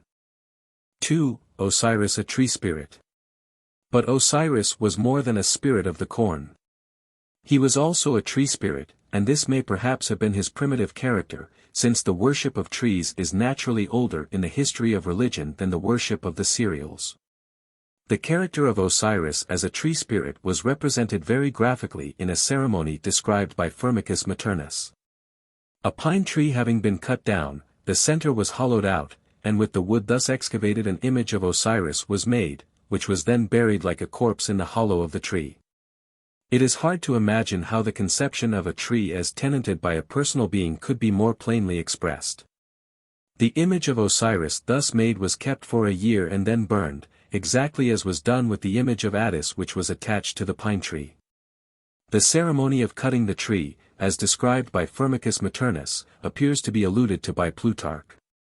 It was probably the ritual counterpart of the mythical discovery of the body of Osiris enclosed in the erica tree. In the hall of Osiris at Dendra the coffin containing the hawk-headed mummy of the god is clearly depicted as enclosed within a tree, apparently a conifer, the trunk and branches of which are seen above and below the coffin. The scene thus corresponds closely both to the myth and to the ceremony described by Firmicus Maternus. It accords with the character of Osiris as a tree spirit that his worshippers were forbidden to injure fruit trees, and with his character as a god of vegetation in general that they were not allowed to stop up wells of water, which are so important for the irrigation of hot southern lands. According to one legend, he taught men to train the vine to poles, to prune its superfluous foliage, and to extract the juice of the grape. In the Papyrus of Nebseni, written about 1550 BC, Osiris is depicted sitting in a shrine, from the roof of which hang clusters of grapes. And in the papyrus of the royal scribe Necht we see the god enthroned in front of a pool, from the banks of which a luxuriant vine, with many bunches of grapes, grows towards the green face of the seated deity. The ivy was sacred to him, and was called his plant because it is always green. 3. Osiris, a god of fertility. As a god of vegetation. Osiris was naturally conceived as a god of creative energy in general, since men at a certain stage of evolution fail to distinguish between the reproductive powers of animals and of plants. Hence a striking feature in his worship was the coarse but expressive symbolism by which this aspect of his nature was presented to the eye, not merely of the initiated but of the multitude. At his festival women used to go about the villages singing songs in his praise and carrying obscene images of him which they set in motion by means of strings. The custom was probably a charm to ensure the growth of the crops. A similar image of him, decked with all the fruits of the earth, is said to have stood in a temple before a figure of Isis. And in the chambers dedicated to him at Philae the dead god is portrayed lying on his bier in an attitude which indicates in the plainest way that even in death his generative virtue was not extinct but only suspended, ready to prove a source of life and fertility to the world when the opportunity should offer. Hymns addressed to Osiris contain allusions to this important side of his nature. In one of them it is said that the world waxes green in triumph through him. And another declares, "Thou art the father and mother of mankind, they live on thy breath, they subsist on the flesh of thy body." We may conjecture that in this paternal aspect he was supposed, like other gods of fertility, to bless men and women with offspring. And that the processions at his festival were intended to promote this object as well as to quicken the seed in the ground. It would be to misjudge ancient religion to denounce as lewd and profligate the emblems and the ceremonies which the Egyptians employed for the purpose of giving effect to this conception of the divine power. The ends which they proposed to themselves in these rites were natural and laudable, only the means they adopted to compass them were mistaken. A similar fallacy induced the Greeks to adopt a like symbolism in their Dionysiac festivals, and the superficial but striking resemblance thus produced between the two religions has perhaps more than anything else misled inquirers, both ancient and modern, into identifying worships which, though certainly akin in nature, are perfectly distinct and independent in origin. 4. Osiris, a god of the dead. We have seen that in one of his aspects Osiris was the ruler and judge of the dead. To a people like the Egyptians, who not only believed in a life beyond the grave but actually spent much of their time, labor, and money in preparing for it, this office of the god must have appeared hardly, if at all, less important than his function of making the earth to bring forth its fruits in due season. We may assume that in the faith of his worshippers the two provinces of the god were intimately connected. In laying their dead in the grave they committed them to his keeping, who could raise them from the dust to life eternal, even as he caused the seed to spring from the ground. Of that faith the corn-stuffed effigies of Osiris found in Egyptian tombs furnish an eloquent and unequivocal testimony. They were at once an emblem and an instrument of resurrection. Thus from the sprouting of the grain the ancient Egyptians drew an augury of human immortality. They are not the only people who have built the same lofty hopes on the same slender foundation. A God who thus fed his people with his own broken body in this life, and who held out to them a promise of a blissful eternity in a better world hereafter, naturally reigns supreme in their affections. We need not wonder, therefore, that in Egypt the worship of the other gods was overshadowed by that of Osiris, and that while they were revered each in his own district, he and his divine partner Isis were adored in all. 41. Isis. The original meaning of the goddess Isis is still more difficult to determine than that of her brother and husband Osiris. Her attributes and epithets were so numerous that in the hieroglyphics she is called the many-named, the thousand-named, and in Greek inscriptions, the myriad-named. Yet in her complex nature it is perhaps still possible to detect the original nucleus round which by a slow process of accretion the other elements gathered. For if her brother and husband Osiris was in one of his aspects the corn god, as we have seen reason to believe, she must surely have been the corn goddess. There are at least some grounds for thinking so. For if we may trust Diodorus Siculus, whose authority appears to have been the Egyptian historian Manetho, the discovery of wheat and barley was attributed to Isis. And at her festival stalks of these grains were carried in procession to commemorate the boon she had conferred on men. A further detail is added by Augustine. He says that Isis made the discovery of barley at the moment when she was sacrificing to the common ancestors of her husband and herself, all of whom had been kings. And that she showed the newly discovered ears of barley to Osiris and his counselor Thoth or Mercury, as Roman writers called him. That is why, adds Augustine, they identify Isis with Ceres. Further, at harvest time, when the Egyptian reapers had cut the first stalks, they laid them down and beat their breasts, wailing and calling upon Isis. The custom has been already explained as a layman for the corn spirit slain under the sickle. Amongst the epithets by which Isis is designated in the inscriptions are, creatress of green things, green goddess, whose green color is like unto the greenness of the earth, lady of bread, lady of beer, lady of abundance. According to Brugge, she is, not only the creatress of the fresh verdure of vegetation which covers the earth, but is actually the green cornfield itself, which is personified as a goddess.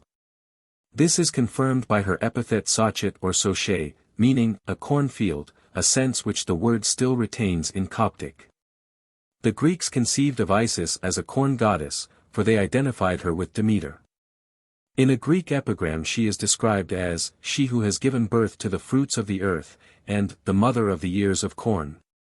And in a hymn composed in her honor she speaks of herself as, queen of the wheat field, and is described as, charged with the care of the fruitful furrows' wheat-rich path. Accordingly, Greek or Roman artists often represented her with ears of corn on her head or in her hand. Such, we may suppose, was Isis in the olden time, a rustic corn mother adored with uncouth rites by Egyptian swains. But the homely features of the clownish goddess could hardly be traced in the refined, the saintly form which, spiritualized by ages of religious evolution, she presented to her worshippers of after days as the true wife, the tender mother. The beneficent queen of nature, encircled with the nimbus of moral purity, of immemorial and mysterious sanctity. Thus chastened and transfigured she won many hearts far beyond the boundaries of her native land.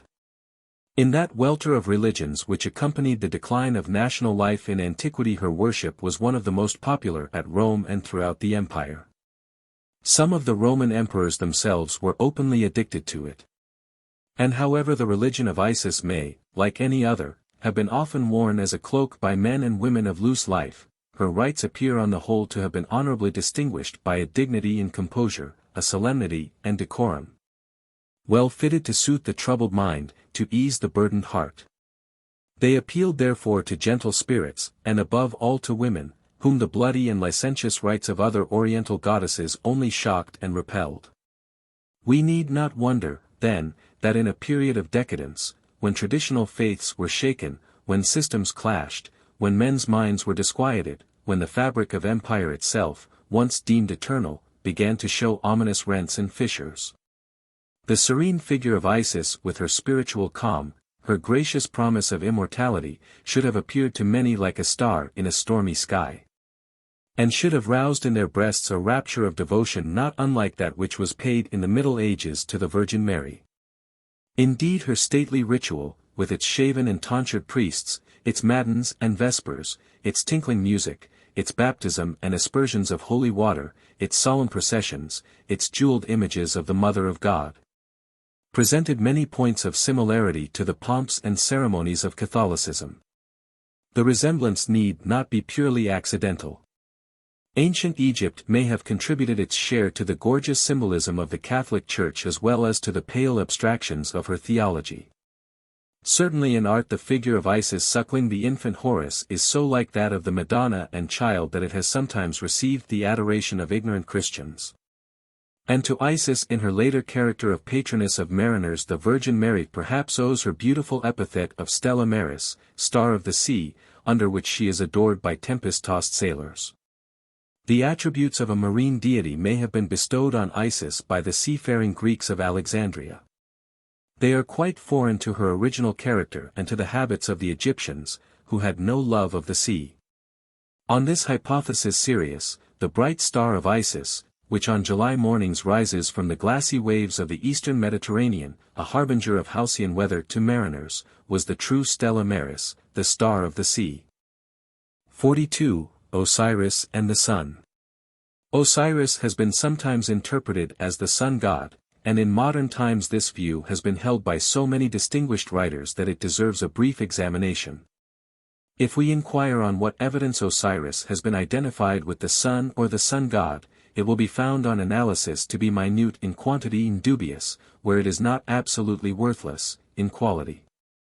The diligent Jablonski, the first modern scholar to collect and sift the testimony of classical writers on Egyptian religion, says that it can be shown in many ways that Osiris is the sun, and that he could produce a cloud of witnesses to prove it. But that it is needless to do so, since no learned man is ignorant of the fact. Of the ancient writers whom he condescends to quote, the only two who expressly identify Osiris with the sun are Diodorus and Macrobius. But little weight can be attached to their evidence. For the statement of Diodorus is vague and rhetorical, and the reasons which Macrobius, one of the fathers of solar mythology, assigns for the identification are exceedingly slight. The ground upon which some modern writers seem chiefly to rely for the identification of Osiris with the sun is that the story of his death fits better with the solar phenomena than with any other in nature. It may readily be admitted that the daily appearance and disappearance of the sun might very naturally be expressed by a myth of his death and resurrection. And writers who regard Osiris as the sun are careful to indicate that it is the diurnal, and not the annual, course of the sun to which they understand the myth to apply. Thus Renouf, who identified Osiris with the sun, admitted that the Egyptian sun could not with any show of reason be described as dead in winter. But if his daily death was the theme of the legend, why was it celebrated by an annual ceremony? This fact alone seems fatal to the interpretation of the myth as descriptive of sunset and sunrise. Again, though the sun may be said to die daily, in what sense can he be said to be torn in pieces? In the course of our inquiry it has, I trust, been made clear that there is another natural phenomenon to which the conception of death and resurrection is as applicable as to sunset and sunrise, and which, as a matter of fact, has been so conceived and represented in folk custom.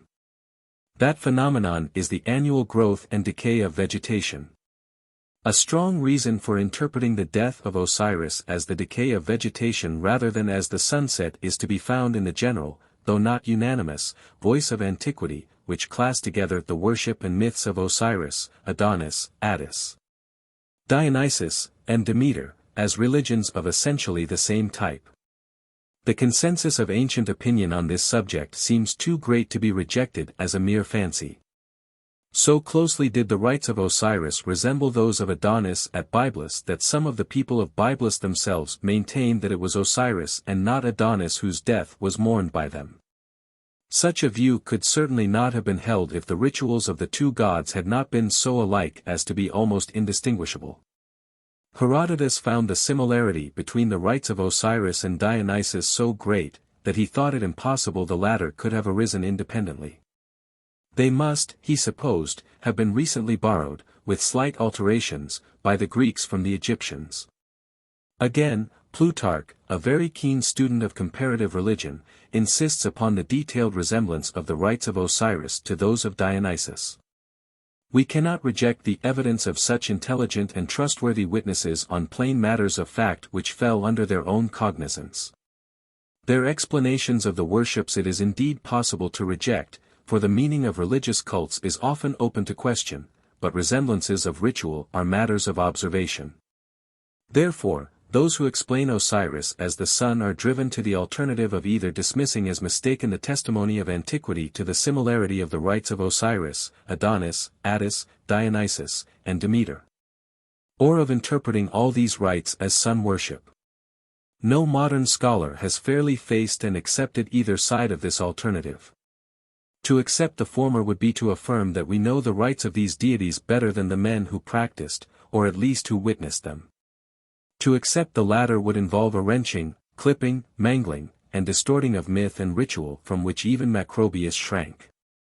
On the other hand, the view that the essence of all these rites was the mimic death and revival of vegetation, explains them separately and collectively in an easy and natural way, and harmonizes with the general testimony borne by the ancients to their substantial similarity. 43. Dionysus. In the preceding chapters we saw that in antiquity the civilized nations of Western Asia and Egypt pictured to themselves the changes of the seasons, and particularly the annual growth and decay of vegetation, as episodes in the life of gods, whose mournful death and happy resurrection they celebrated with dramatic rites of alternate lamentation and rejoicing. But if the celebration was in form dramatic, it was in substance magical. That is to say, it was intended, on the principles of sympathetic magic, to ensure the vernal regeneration of plants and the multiplication of animals, which had seemed to be menaced by the inroads of winter. In the ancient world, however, such ideas and such rites were by no means confined to the oriental peoples of Babylon and Syria, of Phrygia and Egypt. They were not a product peculiar to the religious mysticism of the dreamy East, but were shared by the races of livelier fancy and more mercurial temperament who inhabited the shores and islands of the Aegean. We need not, with some inquirers in ancient and modern times, suppose that these Western peoples borrowed from the older civilization of the Orient the conception of the dying and reviving God, together with the solemn ritual, in which that conception was dramatically set forth before the eyes of the worshippers. More probably the resemblance which may be traced in this respect between the religions of the East and West is no more than what we commonly, though incorrectly, call a fortuitous coincidence. The effect of similar causes acting alike on the similar constitution of the human mind in different countries and under different skies. The Greek had no need to journey into far countries to learn the vicissitudes of the seasons, to mark the fleeting beauty of the damask rose, the transient glory of the golden corn, the passing splendor of the purple grapes. Year by year in his own beautiful land he beheld, with natural regret, the bright pomp of summer fading into the gloom and stagnation of winter, and year by year he hailed with natural delight the outburst of fresh life in spring. Accustomed to personify the forces of nature, to tinge her cold abstractions with the warm hues of imagination, to clothe her naked realities with the gorgeous drapery of a mythic fancy, he fashioned for himself a train of gods and goddesses, of spirits and elves, out of the shifting panorama of the seasons, and followed the annual fluctuations of their fortunes with alternate emotions of cheerfulness and dejection, of gladness and sorrow, which found their natural expression in alternate rites of rejoicing and lamentation, of revelry and mourning. A consideration of some of the Greek divinities who thus died and rose again from the dead may furnish us with a series of companion pictures to set side by side with the sad figures of Adonis, Attis, and Osiris. We begin with Dionysus. The god Dionysus or Bacchus is best known to us as a personification of the vine and of the exhilaration produced by the juice of the grape. His ecstatic worship, characterized by wild dances, thrilling music, and tipsy excess, appears to have originated among the rude tribes of Thrace, who were notoriously addicted to drunkenness. Its mystic doctrines and extravagant rites were essentially foreign to the clear intelligence and sober temperament of the Greek race. Yet appealing as it did to that love of mystery and that proneness to revert to savagery which seemed to be innate in most men, the religion spread like wildfire through Greece until the god whom Homer hardly deigned to notice had become the most popular figure of the pantheon. The resemblance which his story and his ceremonies present to those of Osiris have led some inquirers both in ancient and modern times to hold that Dionysus was merely a disguised Osiris, imported directly from Egypt into Greece. But the great preponderance of evidence points to his Thracian origin, and the similarity of the two worships is sufficiently explained by the similarity of the ideas and customs on which they were founded. While the vine with its clusters was the most characteristic manifestation of Dionysus, he was also a god of trees in general. Thus we are told that almost all the Greeks sacrificed to Dionysus of the tree. In Boeotia one of his titles was Dionysus in the tree. His image was often merely an upright post, without arms, but draped in a mantle, with a bearded mask to represent the head, and with leafy boughs projecting from the head or body to show the nature of the deity. On a vase his rude effigy is depicted appearing out of a low tree or bush. At Magnesia on the Meander an image of Dionysus is said to have been found in a plane tree, which had been broken by the wind. He was the patron of cultivated trees. Prayers were offered to him that he would make the trees grow. And he was especially honored by husbandmen, chiefly fruit growers, who set up an image of him, in the shape of a natural tree stump, in their orchards. He was said to have discovered all tree fruits, amongst which apples and figs are particularly mentioned, and he was referred to as well-fruited, he of the green fruit, and making the fruit to grow. One of his titles was teeming, or bursting, as of sap or blossoms, and there was a flowery Dionysus in Attica and at Patrae in Achaia. The Athenians sacrificed to him for the prosperity of the fruits of the land. Amongst the trees particularly sacred to him, in addition to the vine, was the pine tree. The Delphic oracle commanded the Corinthians to worship a particular pine tree equally with the god, so they made 2 images of Dionysus out of it, with red faces and gilt bodies. In art a wand, tipped with a pine cone, is commonly carried by the god or his worshippers. Again, the ivy and the fig tree were especially associated with him. In the Attic township of Acharni there was a Dionysus ivy. At Lacedaemon there was a fig Dionysus, and in Naxos, where figs were called Mylica, there was a Dionysus Mylikios, the face of whose image was made of fig wood. Further, there are indications, few but significant, that Dionysus was conceived as a deity of agriculture and the corn. He is spoken of as himself doing the work of a husbandman. He is reported to have been the first to yoke oxen to the plough, which before had been dragged by hand alone. And some people found in this tradition the clue to the bovine shape in which, as we shall see, the god was often supposed to present himself to his worshippers. Thus guiding the plowshare and scattering the seed as he went, Dionysus is said to have eased the labor of the husbandman. Further, we are told that in the land of the Bisalti, a Thracian tribe, there was a great and fair sanctuary of Dionysus, where at his festival a bright light shone forth at night as a token of an abundant harvest vouchsafed by the deity. But if the crops were to fail that year, the mystic light was not seen, darkness brooded over the sanctuary as at other times. Moreover, among the emblems of Dionysus was the winnowing fan, that is the large open shovel-shaped basket, which down to modern times has been used by farmers to separate the grain from the chaff by tossing the corn in the air. This simple agricultural instrument figured in the mystic rites of Dionysus. Indeed, the god is traditionally said to have been placed at birth in a winnowing fan as in a cradle. In art he is represented as an infant so cradled.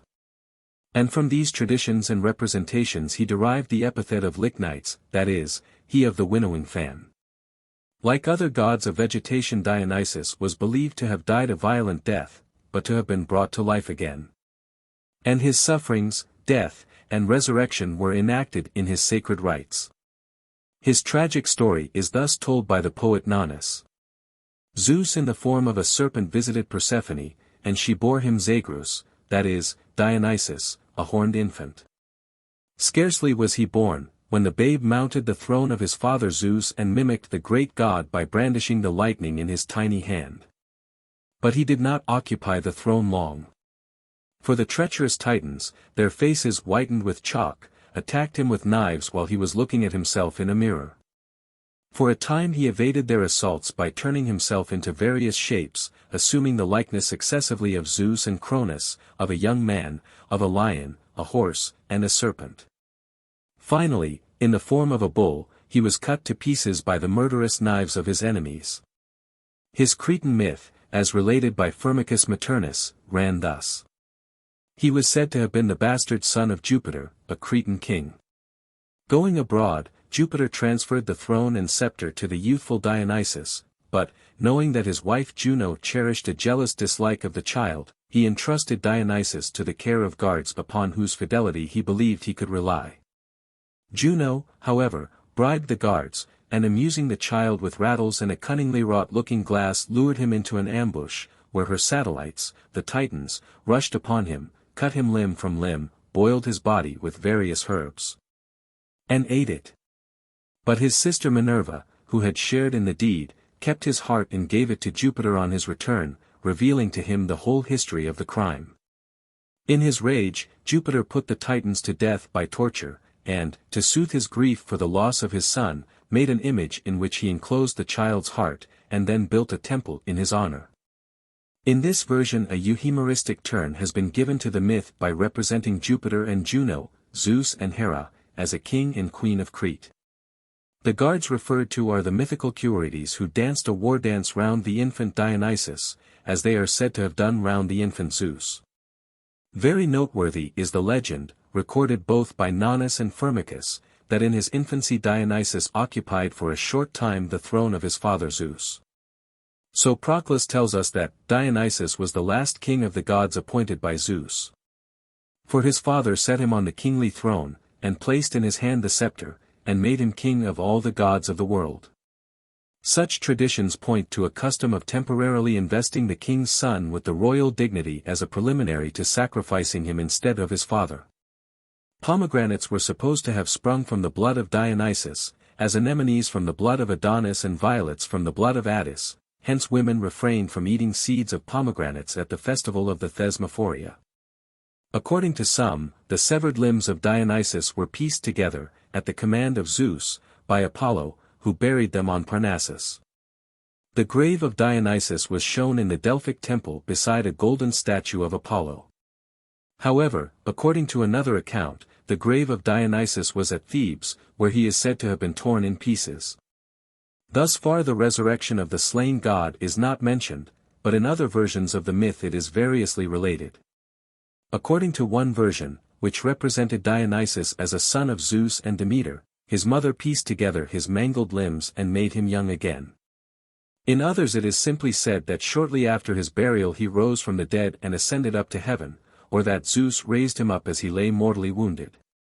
Or that Zeus swallowed the heart of Dionysus and then begot him afresh by Semele, who in the common legend figures as mother of Dionysus. Or, again, the heart was pounded up and given in a potion to Semele, who thereby conceived him. Turning from the myth to the ritual, we find that the Cretans celebrated a biennial festival at which the passion of Dionysus was represented in every detail. All that he had done or suffered in his last moments was enacted before the eyes of his worshippers, who tore a live bull to pieces with their teeth and roamed the woods with frantic shouts. In front of them was carried a casket supposed to contain the sacred heart of Dionysus, and to the wild music of flutes and cymbals they mimicked the rattles by which the infant god had been lured to his doom. Where the resurrection formed part of the myth, it also was acted at the rites, and it even appears that a general doctrine of resurrection, or at least of immortality, was inculcated on the worshippers. For Plutarch, writing to console his wife on the death of their infant daughter, comforts her with the thought of the immortality of the soul as taught by tradition and revealed in the mysteries of Dionysus. A different form of the myth of the death and resurrection of Dionysus is that he descended into Hades to bring up his mother Semele from the dead. The local Argive tradition was that he went down through the Alcyonian lake. And his return from the lower world, in other words his resurrection, was annually celebrated on the spot by the Argives, who summoned him from the water by trumpet blasts. While they threw a lamb into the lake as an offering to the warder of the dead. Whether this was a spring festival does not appear, but the Lydians certainly celebrated the advent of Dionysus in spring. The god was supposed to bring the season with him. Deities of vegetation, who are believed to pass a certain portion of each year underground, naturally come to be regarded as gods of the lower world or of the dead. Both Dionysus and Osiris were so conceived. A feature in the mythical character of Dionysus, which at first sight appears inconsistent with his nature as a deity of vegetation, is that he was often conceived and represented in animal shape, especially in the form, or at least with the horns, of a bull. Thus he is spoken of as cow-born, bull, bull-shaped, bull-faced, bull-browed, bull-horned, horn-bearing, two-horned, horned. He was believed to appear, at least occasionally, as a bull. His images were often, as at Cyzicus, made in bull shape, or with bull horns, and he was painted with horns. Types of the horned Dionysus are found amongst the surviving monuments of antiquity. On one statuette he appears clad in a bull's hide, the head, horns, and hoofs hanging down behind. Again, he is represented as a child with clusters of grapes round his brow, and a calf's head, with sprouting horns, attached to the back of his head. On a red-figured vase the god is portrayed as a calf-headed child seated on a woman's lap. The people of Cyntha held a festival of Dionysus in winter, when men, who had greased their bodies with oil for the occasion, used to pick out a bull from the herd and carry it to the sanctuary of the god. Dionysus was supposed to inspire their choice of the particular bull, which probably represented the deity himself, for at his festivals he was believed to appear in bull form. The women of Elis hailed him as a bull, and prayed him to come with his bull's foot. They sang, "Come hither, Dionysus, to thy holy temple by the sea, come with the graces to thy temple, rushing with thy bull's foot, O goodly bull, O goodly bull." The Bacchanals of Thrace wore horns in imitation of their god.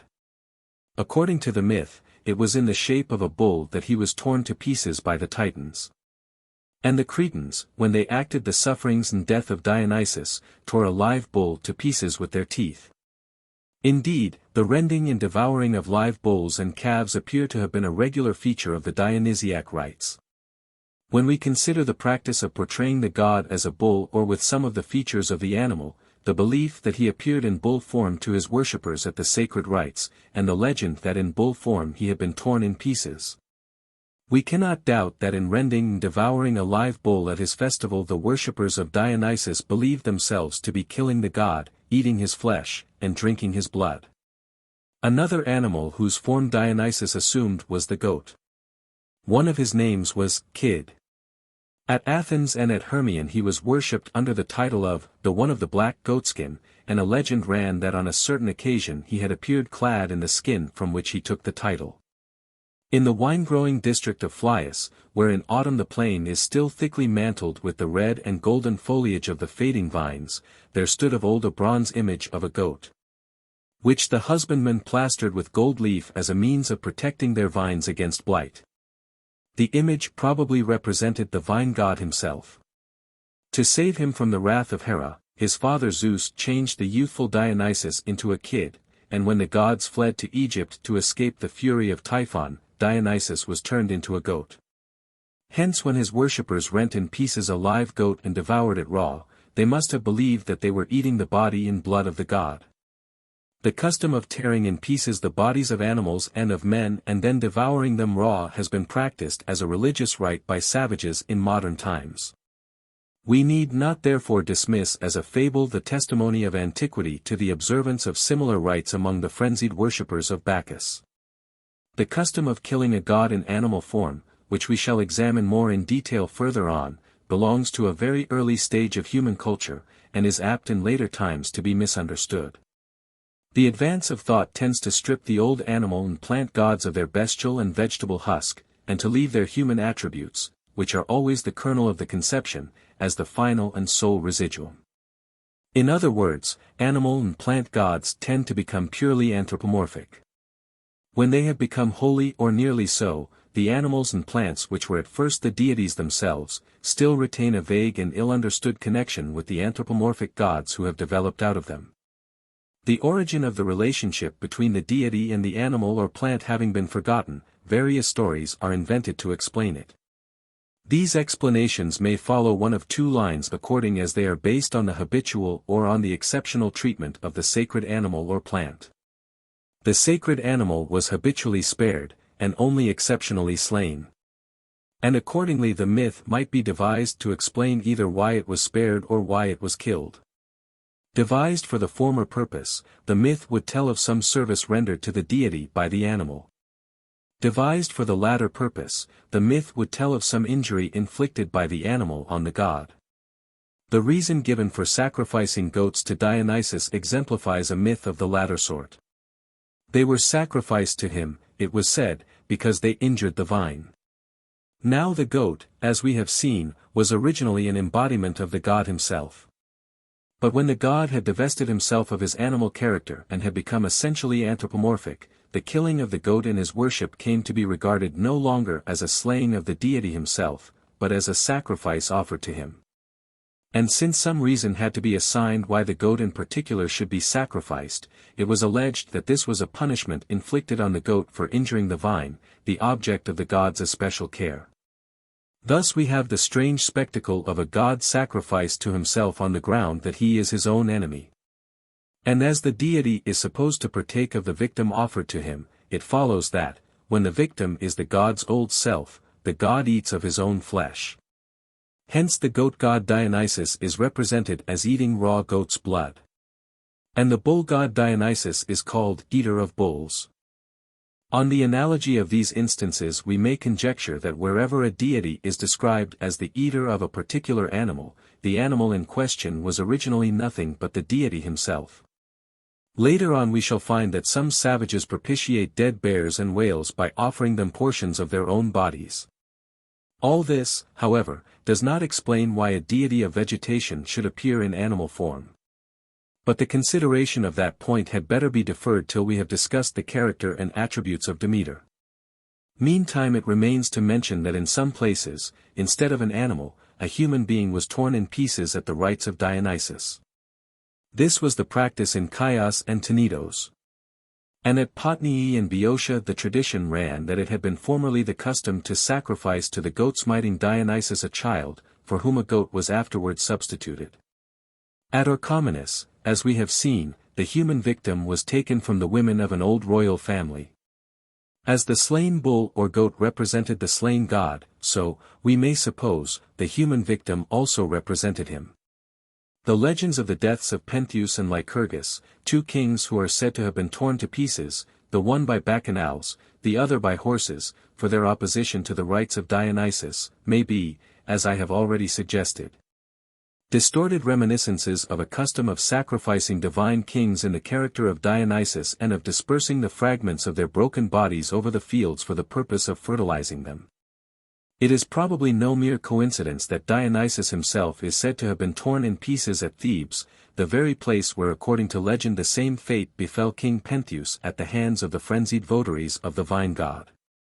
However, a tradition of human sacrifice may sometimes have been a mere misinterpretation of a sacrificial ritual in which an animal victim was treated as a human being.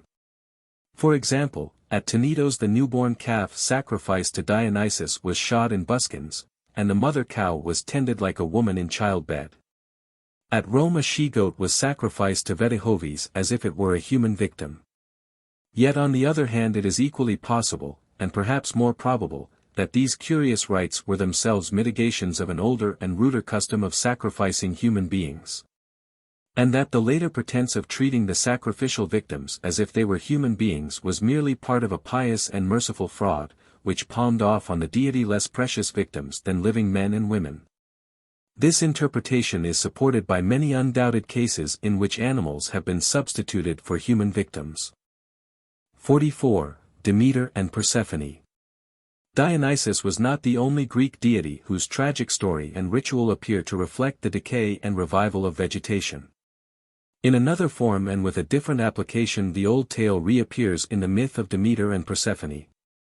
Substantially their myth is identical with the Syrian one of Aphrodite, Astarte, and Adonis, the Phrygian one of Cybele and Attis, and the Egyptian one of Isis and Osiris. In the Greek fable, as in its Asiatic and Egyptian counterparts, a goddess mourns the loss of a loved one, who personifies the vegetation, more especially the corn, which dies in winter to revive in spring. Only whereas the Oriental imagination figured the loved and lost one as a dead lover or a dead husband lamented by his leman or his wife. Greek fancy embodied the same idea in the tenderer and purer form of a dead daughter bewailed by her sorrowing mother. The oldest literary document which narrates the myth of Demeter and Persephone is the beautiful Homeric hymn to Demeter, which critics assign to the 7th century before our era. The object of the poem is to explain the origin of the Eleusinian mysteries, and the complete silence of the poet as to Athens and the Athenians, who in after ages took conspicuous part in the festival, renders it probable that the hymn was composed in the far-off time when Eleusis was still a petty independent state, and before the stately procession of the mysteries had begun to defile, in bright September days, over the low chain of barren rocky hills which divides the flat Eleusinian cornland from the more spacious olive-clad expanse of the Athenian plain. Be that as it may, the hymn reveals to us the conception which the writer entertained of the character and functions of the two goddesses. Their natural shapes stand out sharply enough under the thin veil of poetical imagery. The youthful Persephone, so runs the tale, was gathering roses and lilies, crocuses and violets, hyacinths and narcissuses in a lush meadow, when the earth gaped and Pluto, lord of the dead, issuing from the abyss carried her off on his golden car to be his bride and queen in the gloomy subterranean world. Her sorrowing mother Demeter, with her yellow tresses veiled in a dark mourning mantle, sought her over land and sea, and learning from the sun her daughter's fate she withdrew in high dudgeon from the gods and took up her abode at Eleusis. where she presented herself to the king's daughters in the guise of an old woman, sitting sadly under the shadow of an olive tree beside the maiden's well, to which the damsels had come to draw water in bronze pitchers for their father's house. In her wrath at her bereavement the goddess suffered not the seed to grow in the earth but kept it hidden underground. And she vowed that never would she set foot on Olympus and never would she let the corn sprout till her lost daughter should be restored to her. Vainly the oxen dragged the ploughs to and fro in the fields, vainly the sower dropped the barley seed in the brown furrows, nothing came up from the parched and crumbling soil. Even the Rarian plain near Eleusis, which was wont to wave with yellow harvests, lay bare and fallow. Mankind would have perished of hunger and the gods would have been robbed of the sacrifices which were their due, if Zeus in alarm had not commanded Pluto to disgorge his prey, to restore his bride Persephone to her mother Demeter. The grim lord of the dead smiled and obeyed, but before he sent back his queen to the upper air on a golden car, he gave her the seed of a pomegranate to eat, which ensured that she would return to him. But Zeus stipulated that henceforth Persephone should spend 2/3 of every year with her mother and the gods in the upper world and 1/3 of the year with her husband in the nether world, from which she was to return year by year when the earth was gay with spring flowers. Gladly the daughter then returned to the sunshine, gladly her mother received her and fell upon her neck. And in her joy at recovering the lost one Demeter made the corn to sprout from the clods of the ploughed fields and all the broad earth to be heavy with leaves and blossoms. And straightway she went and showed this happy sight to the princes of Eleusis, to Triptolemus, Eumolpus, Diocles, and to the king Celeus himself, and moreover she revealed to them her sacred rites and mysteries. Blessed, says the poet, is the mortal man who has seen these things, but he who has had no share of them in life will never be happy in death when he has descended into the darkness of the grave.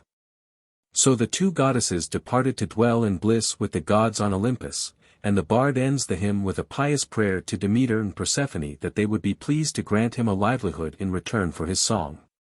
It has been generally recognized, and indeed it seems scarcely open to doubt, that the main theme which the poet set before himself in composing this hymn was to describe the traditional foundation of the Eleusinian mysteries by the goddess Demeter. The whole poem leads up to the transformation scene in which the bare leafless expanse of the Eleusinian plain is suddenly turned, at the will of the goddess, into a vast sheet of ruddy corn.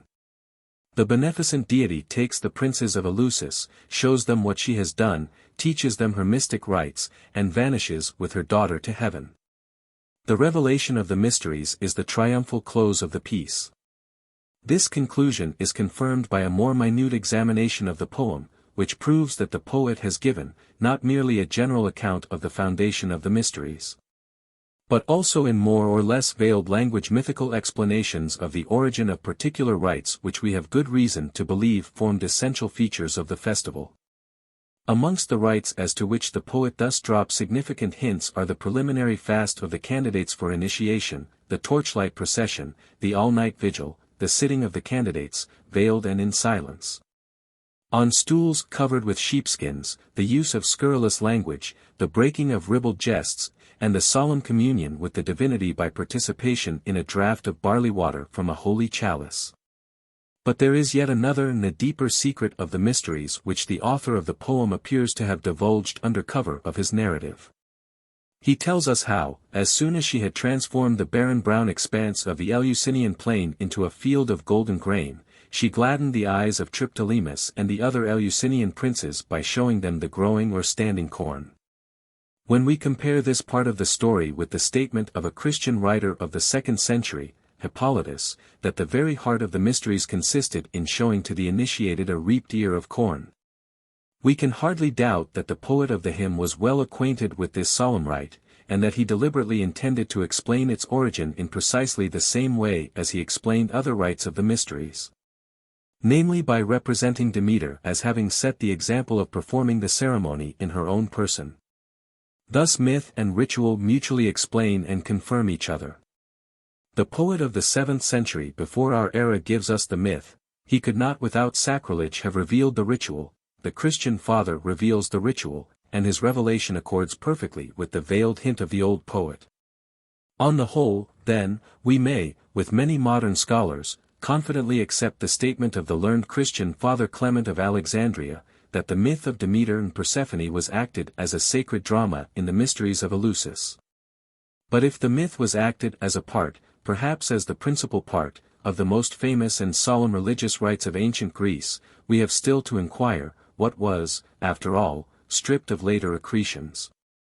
The original kernel of the myth which appears to later ages surrounded and transfigured by an aureole of awe and mystery, lit up by some of the most brilliant rays of Grecian literature and art.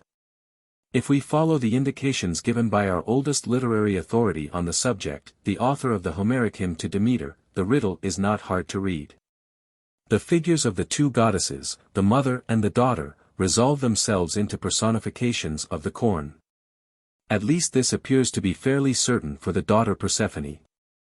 The goddess who spends 3 or, according to another version of the myth, 6 months of every year with the dead underground and the remainder of the year with the living above ground. In whose absence the barley seed is hidden in the earth and the fields lie bare and fallow. On whose return in spring to the upper world the corn shoots up from the clods and the earth is heavy with leaves and blossoms, this goddess can surely be nothing else than a mythical embodiment of the vegetation, and particularly of the corn, which is buried under the soil for some months of every winter and comes to life again, as from the grave, in the sprouting corn stalks and the opening flowers and foliage of every spring. No other reasonable and probable explanation of Persephone seems possible. And if the daughter goddess was a personification of the young corn of the present year, may not the mother goddess be a personification of the old corn of last year, which has given birth to the new crops? The only alternative to this view of Demeter would seem to be to suppose that she is a personification of the earth, from whose broad bosom the corn and all other plants spring up, and of which accordingly they may appropriately enough be regarded as the daughters. This view of the original nature of Demeter has indeed been taken by some writers, both ancient and modern, and it is one which can be reasonably maintained. But it appears to have been rejected by the author of the Homeric hymn to Demeter, for he not only distinguishes Demeter from the personified earth but places the two in the sharpest opposition to each other. He tells us that it was Earth who, in accordance with the will of Zeus and to please Pluto, lured Persephone to her doom by causing the narcissuses to grow which tempted the young goddess to stray far beyond the reach of help in the lush meadow. Thus Demeter of the hymn, far from being identical with the earth goddess, must have regarded that divinity as her worst enemy, since it was to her insidious wiles that she owed the loss of her daughter. But if the Demeter of the hymn cannot have been a personification of the earth, the only alternative apparently is to conclude that she was a personification of the corn. The conclusion is confirmed by the monuments. For in ancient art Demeter and Persephone are alike characterized as goddesses of the corn by the crowns of corn which they wear on their heads and by the stalks of corn which they hold in their hands. Again, it was Demeter who first revealed to the Athenians the secret of the corn and diffused the beneficent discovery far and wide through the agency of Triptolemus, whom she sent forth as an itinerant missionary to communicate the boon to all mankind.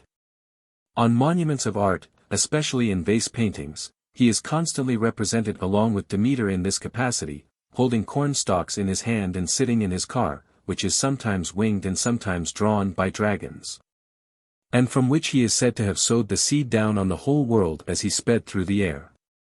In gratitude for the priceless boon many Greek cities long continued to send the first fruits of their barley and wheat harvests as thank offerings to the two goddesses, Demeter and Persephone, at Eleusis, where subterranean granaries were built to store the overflowing contributions. Theocritus tells how in the island of Kos, in the sweet-scented summer time, the farmer brought the first fruits of the harvest to Demeter who had filled his threshing floor with barley, and whose rustic image held sheaves and poppies in her hands. Many of the epithets bestowed by the ancients on Demeter mark her intimate association with the corn in the clearest manner. How deeply implanted in the mind of the ancient Greeks was this faith in Demeter as goddess of the corn may be judged by the circumstance that the faith actually persisted among their Christian descendants at her old sanctuary of Eleusis down to the beginning of the 19th century. For when the English traveller Dodwell revisited Eleusis, the inhabitants lamented to him the loss of a colossal image of Demeter, which was carried off by Clarke in 1802 and presented to the University of Cambridge, where it still remains. In my first journey to Greece, says Dodwell, this protecting deity was in its full glory, situated in the center of a threshing floor, amongst the ruins of her temple. The villagers were impressed with a persuasion that their rich harvests were the effect of her bounty, and since her removal, their abundance, as they assured me, has disappeared. Thus we see the corn goddess Demeter standing on the threshing floor of Eleusis and dispensing corn to her worshippers in the 19th century of the Christian era. Precisely as her image stood and dispensed corn to her worshippers on the threshing floor of Kos in the days of Theocritus. And just as the people of Eleusis in the 19th century attributed the diminution of their harvests to the loss of the image of Demeter, so in antiquity the Sicilians, a corn-growing people devoted to the worship of the two corn goddesses, lamented that the crops of many towns had perished because the unscrupulous Roman governor Verres had impiously carried off the image of Demeter from her famous temple at Henna. Could we ask for a clearer proof that Demeter was indeed the goddess of the corn than this belief, held by the Greeks down to modern times, that the corn crops depended on her presence and bounty and perished when her image was removed? On the whole, then, if, ignoring theories, we adhere to the evidence of the ancients themselves in regard to the rites of Eleusis, we shall probably incline to agree with the most learned of ancient antiquaries, the Roman Varro, who, to quote Augustine's report of his opinion, interpreted the whole of the Eleusinian mysteries as relating to the corn which Ceres, Demeter, had discovered, and to Proserpine, Persephone, whom Pluto had carried off from her. And Proserpine herself, he said, signifies the fecundity of the seeds, the failure of which at a certain time had caused the earth to mourn for barrenness, and therefore had given rise to the opinion that the daughter of Ceres, that is, fecundity itself, had been ravished by Pluto and detained in the nether world. And when the dearth had been publicly mourned and fecundity had returned once more, there was gladness at the return of Proserpine and solemn rites were instituted accordingly. After that he says, continues Augustine, reporting Varro, that many things were taught in her mysteries which had no reference but to the discovery of the corn. Thus far I have for the most part assumed an identity of nature between Demeter and Persephone, the divine mother and daughter personifying the corn in its double aspect of the seed corn of last year and the ripe ears of this. And this view of the substantial unity of mother and daughter is borne out by their portraits in Greek art, which are often so alike as to be indistinguishable. Such a close resemblance between the artistic types of Demeter and Persephone militates decidedly against the view that the two goddesses are mythical embodiments of two things so different and so easily distinguishable from each other as the earth and the vegetation which springs from it. Had Greek artists accepted that view of Demeter and Persephone, they could surely have devised types of them which would have brought out the deep distinction between the goddesses. And if Demeter did not personify the earth, can there be any reasonable doubt that, like her daughter, she personified the corn which was so commonly called by her name from the time of Homer downwards? The essential identity of mother and daughter is suggested, not only by the close resemblance of their artistic types, but also by the official title of the two goddesses, which was regularly applied to them in the great sanctuary at Eleusis without any specification of their individual attributes and titles, as if their separate individualities had almost merged in a single divine substance. Surveying the evidence as a whole, we are fairly entitled to conclude that in the mind of the ordinary Greek the two goddesses were essentially personifications of the corn, and that in this germ the whole efflorescence of their religion finds implicitly its explanation. But to maintain this is not to deny that in the long course of religious evolution high moral and spiritual conceptions were grafted on this simple original stock and blossomed out into fairer flowers than the bloom of the barley and the wheat. Above all, the thought of the seed buried in the earth in order to spring up to new and higher life readily suggested a comparison with human destiny, and strengthened the hope that for man too the grave may be but the beginning of a better and happier existence in some brighter world unknown. This simple and natural reflection seems perfectly sufficient to explain the association of the corn goddess at Eleusis with the mystery of death and the hope of a blissful immortality. For that the ancients regarded initiation in the Eleusinian mysteries as a key to unlock the gates of paradise appears to be proved by the allusions which well-informed writers among them drop to the happiness in store for the initiated hereafter. No doubt it is easy for us to discern the flimsiness of the logical foundation on which such high hopes were built. But drowning men clutch at straws, and we need not wonder that the Greeks, like ourselves, with death before them and a great love of life in their hearts, should not have stopped away with too nice a hand the arguments that told for and against the prospect of human immortality. The reasoning that satisfied St. Paul and has brought comfort to untold thousands of sorrowing Christians, standing by the deathbed or the open grave of their loved ones, was good enough to pass muster with ancient pagans. When they too bowed their heads under the burden of grief, and, with the taper of life burning low in the socket, looked forward into the darkness of the unknown. Therefore we do no indignity to the myth of Demeter and Persephone, one of the few myths in which the sunshine and clarity of the Greek genius are crossed by the shadow and mystery of death, when we trace its origin to some of the most familiar, yet eternally affecting aspects of nature, to the melancholy gloom and decay of autumn and to the freshness, the brightness, and the verdure of spring. 45. The Corn Mother and the Corn Maiden in Northern Europe. It has been argued by W. Manhart that the first part of Demeter's name is derived from an alleged Cretan word dei, barley, and that accordingly Demeter means neither more nor less than barley mother, or corn mother. For the root of the word seems to have been applied to different kinds of grain by different branches of the Aryans. As Crete appears to have been one of the most ancient seats of the worship of Demeter, it would not be surprising if her name were of Cretan origin. But the etymology is open to serious objections, and it is safer therefore to lay no stress on it. Be that as it may, we have found independent reasons for identifying Demeter as the Corn Mother, and of the two species of corn associated with her in Greek religion, namely barley and wheat. The barley has perhaps the better claim to be her original element. For not only would it seem to have been the staple food of the Greeks in the Homeric age, but there are grounds for believing that it is one of the oldest, if not the very oldest, cereal cultivated by the Aryan race. Certainly the use of barley in the religious ritual of the ancient Hindus as well as of the ancient Greeks furnishes a strong argument in favor of the great antiquity of its cultivation, which is known to have been practiced by the lake dwellers of the Stone Age in Europe.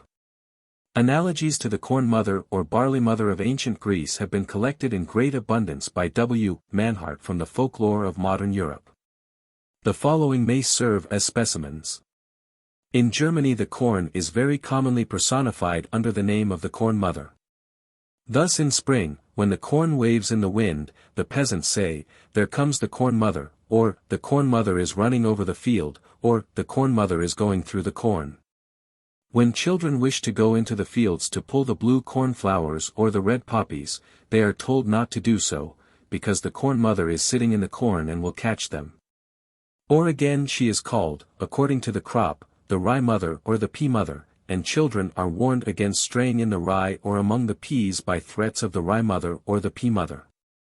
Again the Corn Mother is believed to make the crop grow. Thus in the neighborhood of Magdeburg it is sometimes said, "It will be a good year for flax, the flax mother has been seen." In a village of Styria it is said that the Corn Mother, in the shape of a female puppet made out of the last sheaf of corn and dressed in white, may be seen at midnight in the cornfields, which she fertilizes by passing through them. But if she is angry with a farmer, she withers up all his corn. Further, the Corn Mother plays an important part in harvest customs. She is believed to be present in the handful of corn which is left standing last on the field. And with the cutting of this last handful she is caught, or driven away, or killed. In the first of these cases, the last sheaf is carried joyfully home and honored as a divine being. It is placed in the barn, and at threshing the corn spirit appears again. In the Hanoverian district of Hadeln the reapers stand round the last sheaf and beat it with sticks in order to drive the Corn Mother out of it. They call to each other, "There she is. Hit her. Take care she doesn't catch you." The beating goes on till the grain is completely threshed out, then the Corn Mother is believed to be driven away. In the neighborhood of Danzig the person who cuts the last ears of corn makes them into a doll, which is called the Corn Mother or the Old Woman and is brought home on the last wagon. In some parts of Holstein the last sheaf is dressed in woman's clothes and called the Corn Mother. It is carried home on the last wagon, and then thoroughly drenched with water. The drenching with water is doubtless a rain charm. In the district of Bruck in Styria the last sheaf, called the Corn Mother, is made up into the shape of a woman by the oldest married woman in the village, of an age from 50 to 55 years. The finest ears are plucked out of it and made into a wreath, which, twined with flowers, is carried on her head by the prettiest girl of the village to the farmer or squire, while the Corn Mother is laid down in the barn to keep off the mice. In other villages of the same district the Corn Mother, at the close of harvest, is carried by two lads at the top of a pole. They march behind the girl who wears the wreath to the squire's house, and while he receives the wreath and hangs it up in the hall, the Corn Mother is placed on the top of a pile of wood, where she is the center of the harvest supper and dance. Afterwards she is hung up in the barn and remains there till the threshing is over. The man who gives the last stroke at threshing is called the son of the Corn Mother. He is tied up in the Corn Mother, beaten, and carried through the village. The wreath is dedicated in church on the following Sunday, and on Easter Eve the grain is rubbed out of it by a 7-year-old girl and scattered amongst the young corn. At Christmas the straw of the wreath is placed in the manger to make the cattle thrive. Here the fertilizing power of the Corn Mother is plainly brought out by scattering the seed taken from her body, for the wreath is made out of the Corn Mother, among the new corn. And her influence over animal life is indicated by placing the straw in the manger. Amongst the Slavs also the last sheaf is known as the Rye Mother, the Wheat Mother, the Oats Mother, the Barley Mother, and so on, according to the crop. In the district of Tarnow, Galicia, the wreath made out of the last stalks is called the Wheat Mother, Rye Mother, or Pea Mother. It is placed on a girl's head and kept till spring, when some of the grain is mixed with the seed corn. Here again the fertilizing power of the Corn Mother is indicated. In France, also, in the neighborhood of Auxerre, the last sheaf goes by the name of the Mother of the Wheat, Mother of the Barley, Mother of the Rye, or Mother of the Oats. They leave it standing in the field till the last wagon is about to wend homewards. Then they make a puppet out of it, dress it with clothes belonging to the farmer, and adorn it with a crown and a blue or white scarf. A branch of a tree is stuck in the breast of the puppet, which is now called the Ceres. At the dance in the evening the Ceres is set in the middle of the floor, and the reaper who reaped fastest dances round it with the prettiest girl for his partner. After the dance a pyre is made. All the girls, each wearing a wreath, strip the puppet, pull it to pieces, and place it on the pyre, along with the flowers with which it was adorned. Then the girl who was the first to finish reaping sets fire to the pile, and all pray that Ceres may give a fruitful year. Here, as Manhart observes, the old custom has remained intact, though the name Ceres is a bit of schoolmaster's learning. In Upper Brittany the last sheaf is always made into human shape, but if the farmer is a married man, it is made double and consists of a little corn puppet placed inside of a large one. This is called the mother sheaf. It is delivered to the farmer's wife, who unties it and gives drink money in return. Sometimes the last sheaf is called, not the Corn Mother, but the Harvest Mother or the Great Mother. In the province of Osnabrück, Hanover, it is called the Harvest Mother. It is made up in female form, and then the reapers dance about with it. In some parts of Westphalia the last sheaf at the rye harvest is made especially heavy by fastening stones in it. They bring it home on the last wagon and call it the Great Mother, though they do not fashion it into any special shape. In the district of Erfurt a very heavy sheaf, not necessarily the last, is called the Great Mother, and is carried on the last wagon to the barn, where all hands lift it down amid a fire of jokes. Sometimes again the last sheaf is called the Grandmother, and is adorned with flowers, ribbons, and a woman's apron. In East Prussia, at the rye or wheat harvest, the reapers call out to the woman who binds the last sheaf, "You are getting the old grandmother." In the neighborhood of Magdeburg the men and women servants strive who shall get the last sheaf, called the Grandmother. Whoever gets it will be married in the next year, but his or her spouse will be old. If a girl gets it, she will marry a widower, if a man gets it, he will marry an old crone. In Silesia the Grandmother, a huge bundle made up of 3 or 4 sheaves by the person who tied the last sheaf, was formerly fashioned into a rude likeness of the human form. In the neighborhood of Belfast the last sheaf sometimes goes by the name of the Granny. It is not cut in the usual way, but all the reapers throw their sickles at it and try to bring it down. It is plaited and kept till the next autumn. Whoever gets it will marry in the course of the year. Often the last sheaf is called the old woman or the old man. In Germany it is frequently shaped and dressed as a woman, and the person who cuts it or binds it is said to get the old woman. At Altesheim, in Swabia, when all the corn of a farm has been cut except a single strip, all the reapers stand in a row before the strip, each cuts his share rapidly, and he who gives the last cut has the old woman. When the sheaves are being set up in heaps, the person who gets hold of the old woman, which is the largest and thickest of all the sheaves, is jeered at by the rest, who call out to him, he has the old woman and must keep her. The woman who binds the last sheaf is sometimes herself called the old woman, and it is said that she will be married in the next year.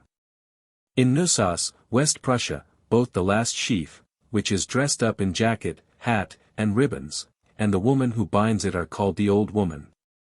Together they are brought home on the last wagon and are drenched with water.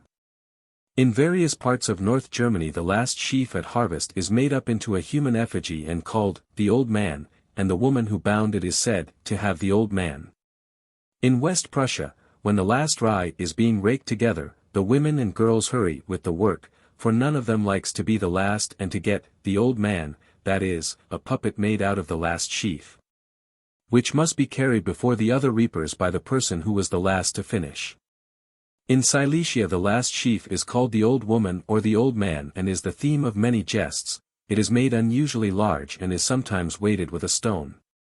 Among the Wends the man or woman who binds the last sheaf at wheat harvest is said to have the old man. A puppet is made out of the wheaten straw and ears in the likeness of a man decked with flowers. The person who bound the last sheaf must carry the old man home, while the rest laugh and jeer at him. The puppet is hung up in the farmhouse and remains till a new old man is made at the next harvest. In some of these customs, as Manhart has remarked, the person who is called by the same name as the last sheaf and sits beside it on the last wagon is obviously identified with it. He or she represents the corn spirit which has been caught in the last sheaf. In other words, the corn spirit is represented in duplicate, by a human being and by a sheaf.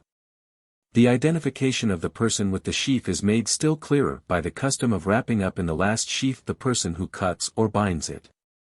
Thus at Hermsdorf in Silesia it used to be the regular practice to tie up in the last sheaf the woman who had bound it.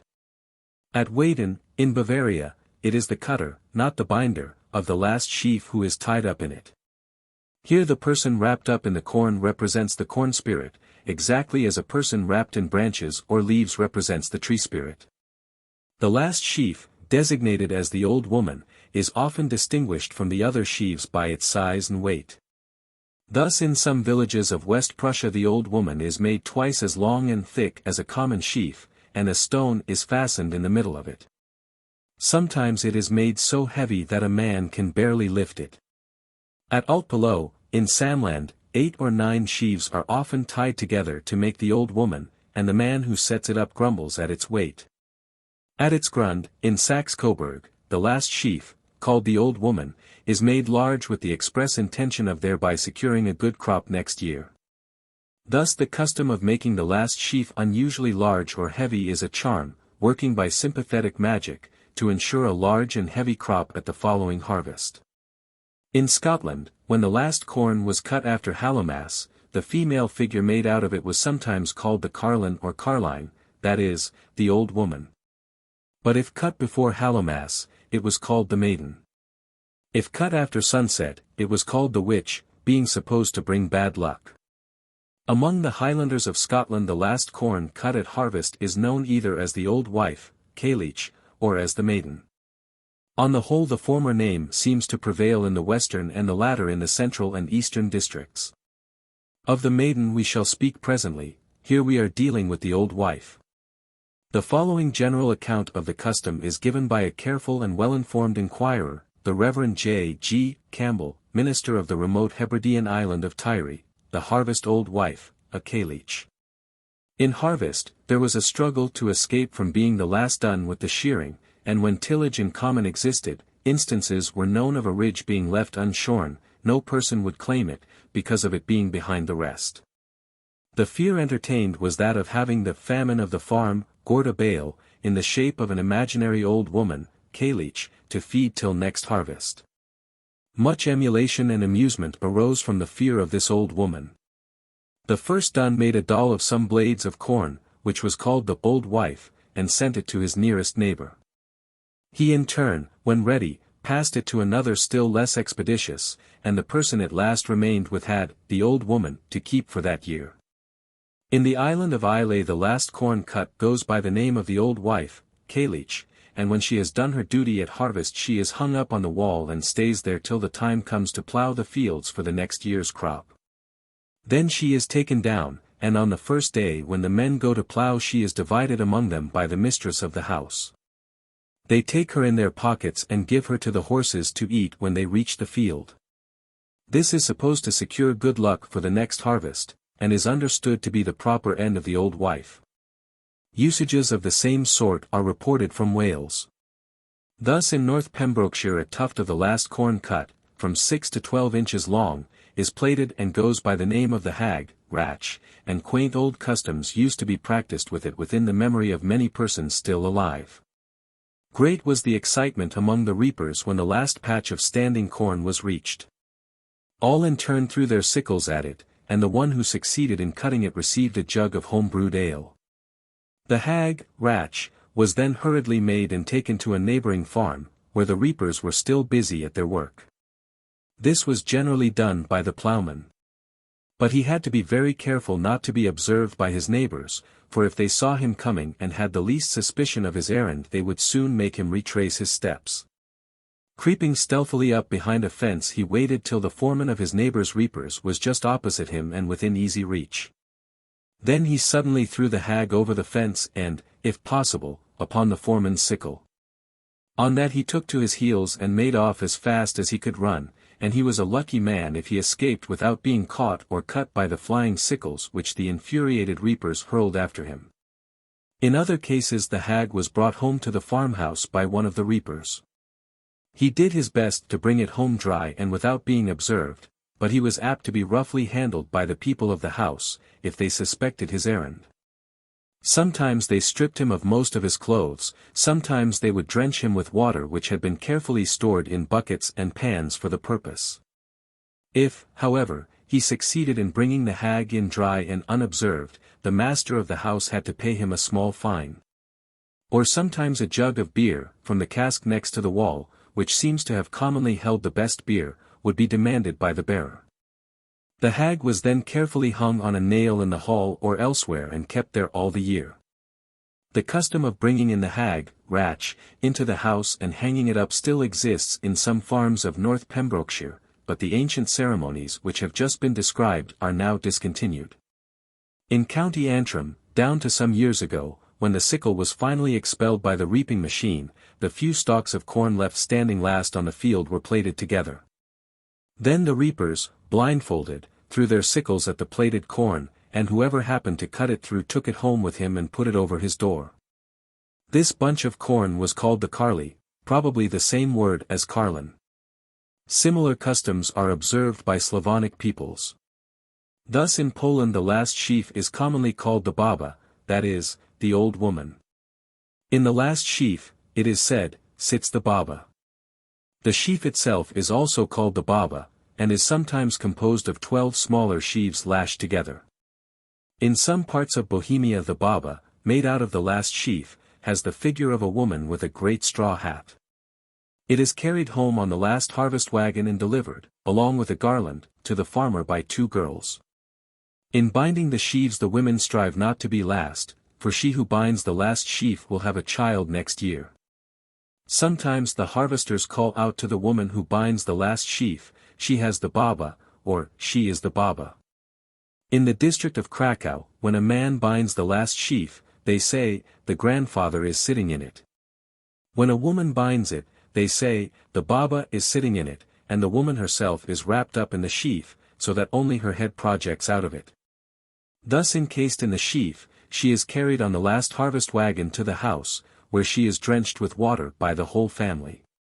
She remains in the sheaf till the dance is over, and for a year she retains the name of baba. In Lithuania the name for the last sheaf is boba, old woman, answering to the Polish name baba.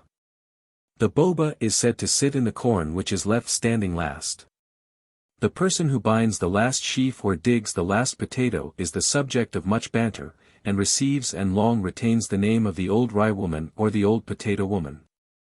The last sheaf, the boba, is made into the form of a woman, carried solemnly through the village on the last harvest wagon, and drenched with water at the farmer's house, then everyone dances with it. In Russia also the last sheaf is often shaped and dressed as a woman, and carried with dance and song to the farmhouse. Out of the last sheaf the Bulgarians make a doll which they call the corn queen or corn mother. It is dressed in a woman's shirt, carried round the village, and then thrown into the river in order to secure plenty of rain and dew for the next year's crop. Or it is burned and the ashes strew on the fields, doubtless to fertilize them. The name queen, as applied to the last sheaf, has its analogies in Central and Northern Europe. Thus, in the Salzburg district of Austria, at the end of the harvest a great procession takes place, in which a queen of the corn ears, Berenkenigen, is drawn along in a little carriage by young fellows. The custom of the harvest queen appears to have been common in England. Milton must have been familiar with it, for in Paradise Lost he says, Adam the while, waiting desirous her return, had wove of choicest flowers a garland to adorn her tresses, and her rural labours crown. As reapers oft are wont their harvest queen. Often customs of this sort are practiced, not on the harvest field but on the threshing floor. The spirit of the corn, fleeing before the reapers as they cut down the ripe grain, quits the reaped corn and takes refuge in the barn, where it appears in the last sheaf threshed. Either to perish under the blows of the flail or to flee thence to the still unthreshed corn of a neighboring farm. Thus the last corn to be threshed is called the mother corn or the old woman. Sometimes the person who gives the last stroke with the flail is called the old woman, and is wrapped in the straw of the last sheaf, or has a bundle of straw fastened on his back. Whether wrapped in the straw or carrying it on his back, he is carted through the village amid general laughter. In some districts of Bavaria, Thuringen, and elsewhere, the man who threshes the last sheaf is said to have the old woman or the old corn woman. He is tied up in straw, carried or carted about the village, and set down at last on the dunghill, or taken to the threshing floor of a neighboring farmer who has not finished his threshing. In Poland the man who gives the last stroke at threshing is called baba, old woman. He is wrapped in corn and wheeled through the village.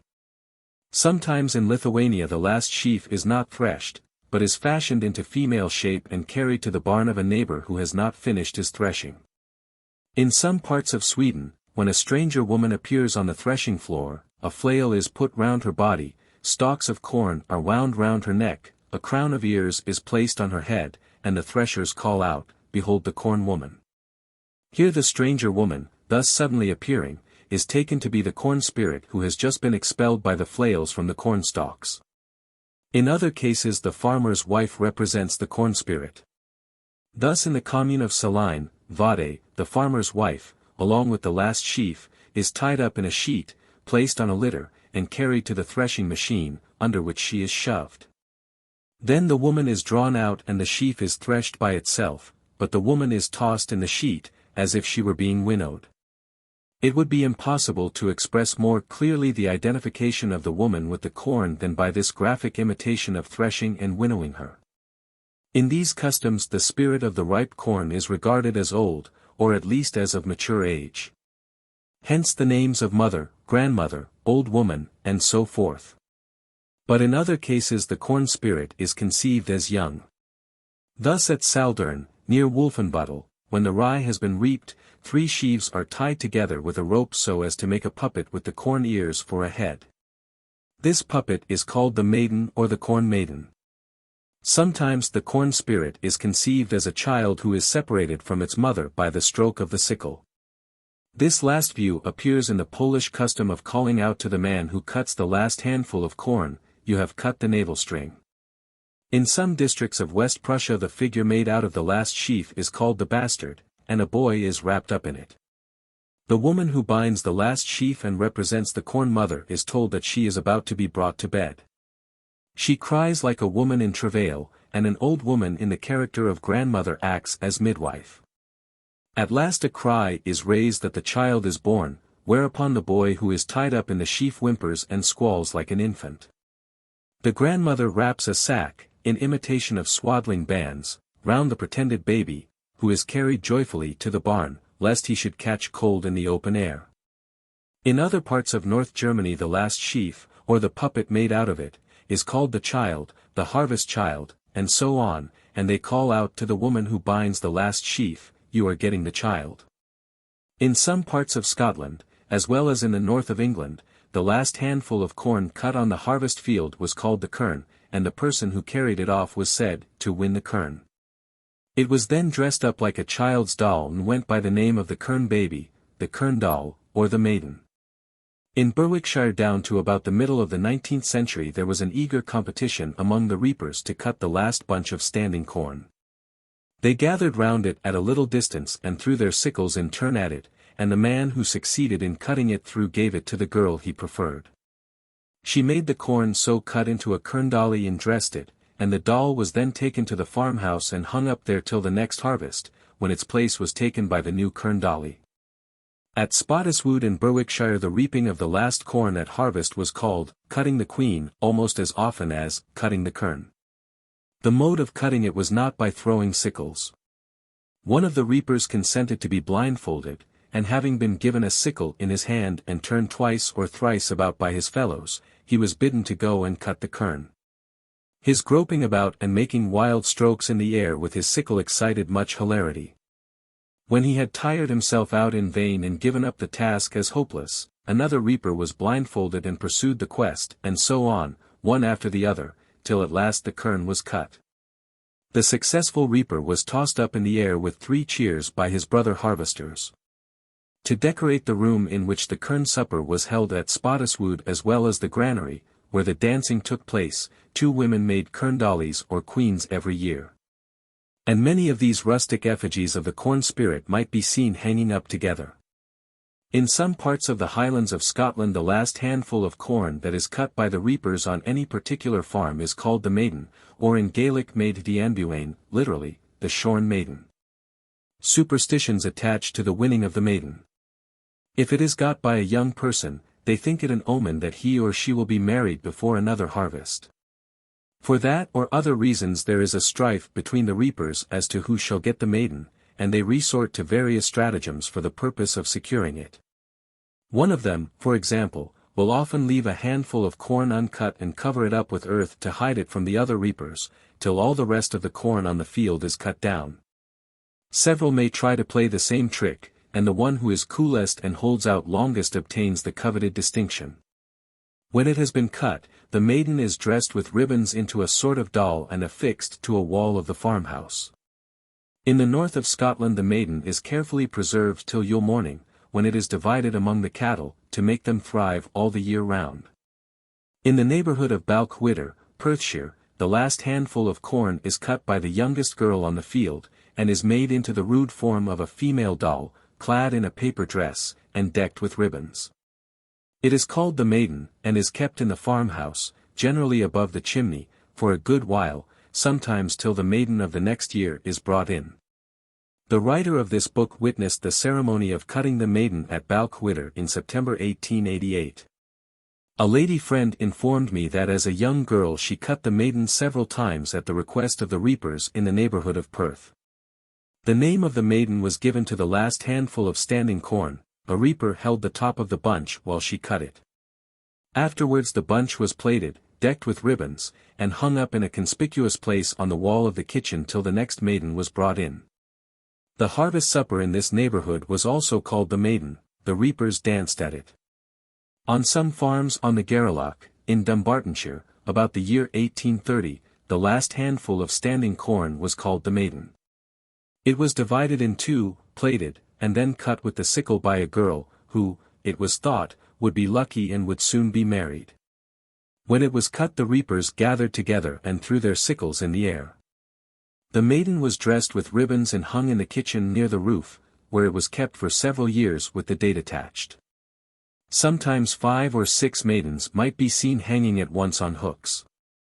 The harvest supper was called the kern.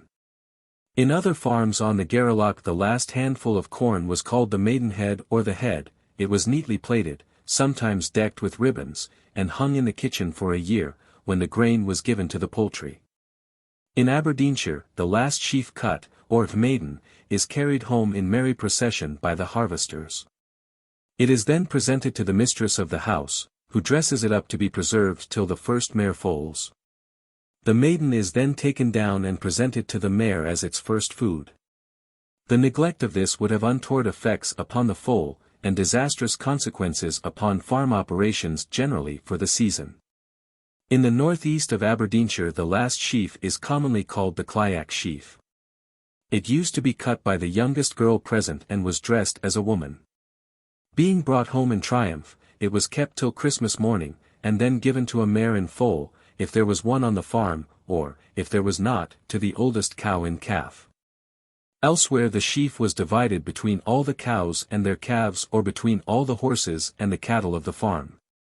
In Fifeshire the last handful of corn, known as the maiden, is cut by a young girl and made into the rude figure of a doll, tied with ribbons, by which it is hung on the wall of the farm kitchen till the next spring. The custom of cutting the maiden at harvest was also observed in Inverness-shire and Sutherlandshire. A somewhat mature but still youthful age is assigned to the corn spirit by the appellations of bride, oats bride, and wheat bride, which in Germany are sometimes bestowed both on the last sheaf and on the woman who binds it. At wheat harvest near Muglitz, in Moravia, a small portion of the wheat is left standing after all the rest has been reaped. This remnant is then cut, amid the rejoicing of the reapers, by a young girl who wears a wreath of wheaten ears on her head and goes by the name of the wheat bride. It is supposed that she will be a real bride that same year. Near Roslin and Stonehaven, in Scotland, the last handful of corn cut got the name of the bride, and she was placed over the breast or chimney piece. She had a ribbon tied below her numerous ears, and another round her waist. Sometimes the idea implied by the name of bride is worked out more fully by representing the productive powers of vegetation as bride and bridegroom. Thus in the Vorhars an oatsman and an oatswoman, swathed in straw, dance at the harvest feast. In South Saxony an oats bridegroom and an oats bride figure together at the harvest celebration. The oats bridegroom is a man completely wrapped in oats straw, the oats bride is a man dressed in woman's clothes, but not wrapped in straw. They are drawn in a wagon to the ale-house, where the dance takes place. At the beginning of the dance the dancers pluck the bunches of oats one by one from the oats bridegroom, while he struggles to keep them, till at last he is completely stripped of them and stands bare, exposed to the laughter and jests of the company. In Austrian Silesia the ceremony of the wheat bride is celebrated by the young people at the end of the harvest. The woman who bound the last sheaf plays the part of the wheat bride, wearing the harvest crown of wheat ears and flowers on her head. Thus adorned, standing beside her bridegroom in a wagon and attended by bridesmaids, she is drawn by a pair of oxen, in full imitation of a marriage procession, to the tavern, where the dancing is kept up till morning. Somewhat later in the season the wedding of the oats bride is celebrated with the like rustic pomp. About Nysa, in Silesia, an oats king and an oats queen, dressed up quaintly as a bridal pair, are seated on a harrow and drawn by oxen into the village. In these last instances the corn spirit is personified in double form as male and female.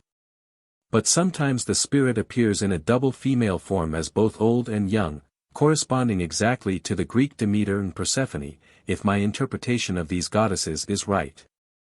We have seen that in Scotland, especially among the Gaelic-speaking population, the last corn cut is sometimes called the old wife and sometimes the maiden. Now there are parts of Scotland in which both an old wife, Cailleach, and a maiden are cut at harvest. The accounts of this custom are not quite clear and consistent, but the general rule seems to be that, where both a maiden and an old wife, Cailleach, are fashioned out of the reaped corn at harvest. The maiden is made out of the last stalks left standing, and is kept by the farmer on whose land it was cut.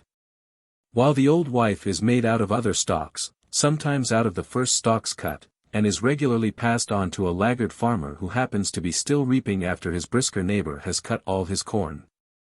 Thus while each farmer keeps his own maiden, as the embodiment of the young and fruitful spirit of the corn, he passes on the old wife as soon as he can to a neighbor.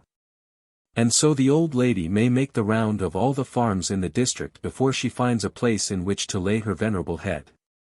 The farmer with whom she finally takes up her abode is of course the one who has been the last of all the countryside to finish reaping his crops, and thus the distinction of entertaining her is rather an invidious one. He is thought to be doomed to poverty or to be under the obligation of providing for the dearth of the township in the ensuing season. Similarly we saw that in Pembrokeshire, where the last corn cut is called, not the maiden, but the hag. She is passed on hastily to a neighbor who is still at work in his fields and who receives his aged visitor with anything but a transport of joy. If the old wife represents the corn spirit of the past year, as she probably does wherever she is contrasted with and opposed to a maiden, it is natural enough that her faded charms should have less attractions for the husbandman than the buxom form of her daughter, who may be expected to become in her turn the mother of the golden grain when the revolving year has brought round another autumn. The same desire to get rid of the effete mother of the corn by palming her off on other people comes out clearly in some of the customs observed at the close of threshing, particularly in the practice of passing on a hideous straw puppet to a neighbor farmer who is still threshing his corn. The harvest customs just described are strikingly analogous to the spring customs which we reviewed in an earlier part of this work. 1. As in the spring customs the tree spirit is represented both by a tree and by a person, so in the harvest customs the corn spirit is represented both by the last sheaf and by the person who cuts or binds or threshes it. The equivalence of the person to the sheaf is shown by giving him or her the same name as the sheaf, by wrapping him or her in it. And by the rule observed in some places, that when the sheaf is called the mother, it must be made up into human shape by the oldest married woman, but that when it is called the maiden, it must be cut by the youngest girl. Here the age of the personal representative of the corn spirit corresponds with that of the supposed age of the corn spirit, just as the human victims offered by the Mexicans to promote the growth of the maize varied with the age of the maize. For in the Mexican, as in the European, custom the human beings were probably representatives of the corn spirit rather than victims offered to it. 2. Again the same fertilizing influence which the tree spirit is supposed to exert over vegetation, cattle, and even women is ascribed to the corn spirit. Thus, its supposed influence on vegetation is shown by the practice of taking some of the grain of the last sheaf, in which the corn spirit is regularly supposed to be present, and scattering it among the young corn in spring or mixing it with the seed corn. Its influence on animals is shown by giving the last sheaf to a mare in foal, to a cow in calf, and to horses at the first ploughing. Lastly, its influence on women is indicated by the custom of delivering the mother sheaf, made into the likeness of a pregnant woman, to the farmer's wife, by the belief that the woman who binds the last sheaf will have a child next year. Perhaps, too, by the idea that the person who gets it will soon be married. Plainly, therefore, these spring and harvest customs are based on the same ancient modes of thought, and form parts of the same primitive heathendom, which was doubtless practiced by our forefathers long before the dawn of history. Amongst the marks of a primitive ritual we may note the following. 1. No special class of persons is set apart for the performance of the rites, in other words, there are no priests. The rites may be performed by any one, as occasion demands. 2. No special places are set apart for the performance of the rites, in other words, there are no temples. The rites may be performed anywhere, as occasion demands. 3. Spirits, not gods, are recognized. As distinguished from gods, spirits are restricted in their operations to definite departments of nature. Their names are general, not proper. Their attributes are generic, rather than individual. In other words, there is an indefinite number of spirits of each class, and the individuals of a class are all much alike. They have no definitely marked individuality. No accepted traditions are current as to their origin, life, adventures, and character. On the other hand, gods, as distinguished from spirits, are not restricted to definite departments of nature. It is true that there is generally some one department over which they preside as their special province, but they are not rigorously confined to it, they can exert their power for good or evil in many other spheres of nature and life. Again, they bear individual or proper names, such as Demeter, Persephone, Dionysus, and their individual characters and histories are fixed by current myths and the representations of art. 4. The rites are magical rather than propitiatory. In other words, the desired objects are attained, not by propitiating the favor of divine beings through sacrifice, prayer, and praise, but by ceremonies which, as I have already explained, are believed to influence the course of nature directly through a physical sympathy or resemblance between the rite and the effect which it is the intention of the rite to produce. Judged by these tests, the spring and harvest customs of our European peasantry deserve to rank as primitive. For no special class of persons and no special places are set exclusively apart for their performance. They may be performed by any one, master or man, mistress or maid, boy or girl. They are practiced, not in temples or churches, but in the woods and meadows, beside brooks, in barns, on harvest fields and cottage floors. The supernatural beings whose existence is taken for granted in them are spirits rather than deities. Their functions are limited to certain well-defined departments of nature, their names are general like the barley mother, the old woman, the maiden, not proper names like Demeter, Persephone, Dionysus. Their generic attributes are known, but their individual histories and characters are not the subject of myths. For they exist in classes rather than as individuals, and the members of each class are indistinguishable. For example, every farm has its corn mother, or its old woman, or its maiden, but every corn mother is much like every other corn mother, and so with the old women and maidens. Lastly, in these harvests, as in the spring customs, the ritual is magical rather than propitiatory. This is shown by throwing the corn mother into the river in order to secure rain and dew for the crops. By making the old woman heavy in order to get a heavy crop next year, by strewing grain from the last sheaf amongst the young crops in spring, and by giving the last sheaf to the cattle to make them thrive. 46. The Corn Mother in Many Lands. 1. The Corn Mother in America. European peoples, ancient and modern, have not been singular in personifying the corn as a mother goddess. The same simple idea has suggested itself to other agricultural races in distant parts of the world, and has been applied by them to other indigenous cereals than barley and wheat. If Europe has its wheat mother and its barley mother, America has its maize mother and the East Indies their rice mother. These personifications I will now illustrate, beginning with the American personification of the maize. We have seen that among European peoples it is a common custom to keep the plaited corn stalks of the last sheaf, or the puppet which is formed out of them, in the farmhouse from harvest to harvest. The intention no doubt is, or rather originally was, by preserving the representative of the corn spirit to maintain the spirit itself in life and activity throughout the year, in order that the corn may grow and the crops be good. This interpretation of the custom is at all events rendered highly probable by a similar custom observed by the ancient Peruvians. And thus described by the old Spanish historian Acosta, they take a certain portion of the most fruitful of the maize that grows in their farms, the which they put in a certain granary which they do call pirua, with certain ceremonies. Watching 3 nights. They put this maize in the richest garments they have, and being thus wrapped and dressed, they worship this pirua, and hold it in great veneration, saying it is the mother of the maize of their inheritances. And that by this means the maize augments and is preserved.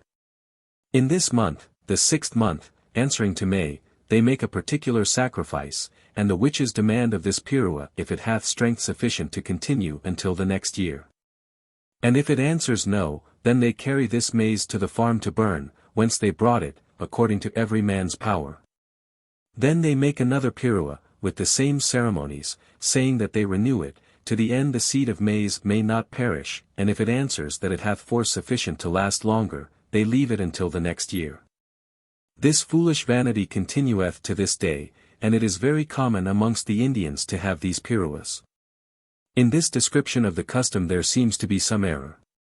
Probably it was the dressed-up bunch of maize, not the granary, pirua, which was worshipped by the Peruvians and regarded as the mother of the maize.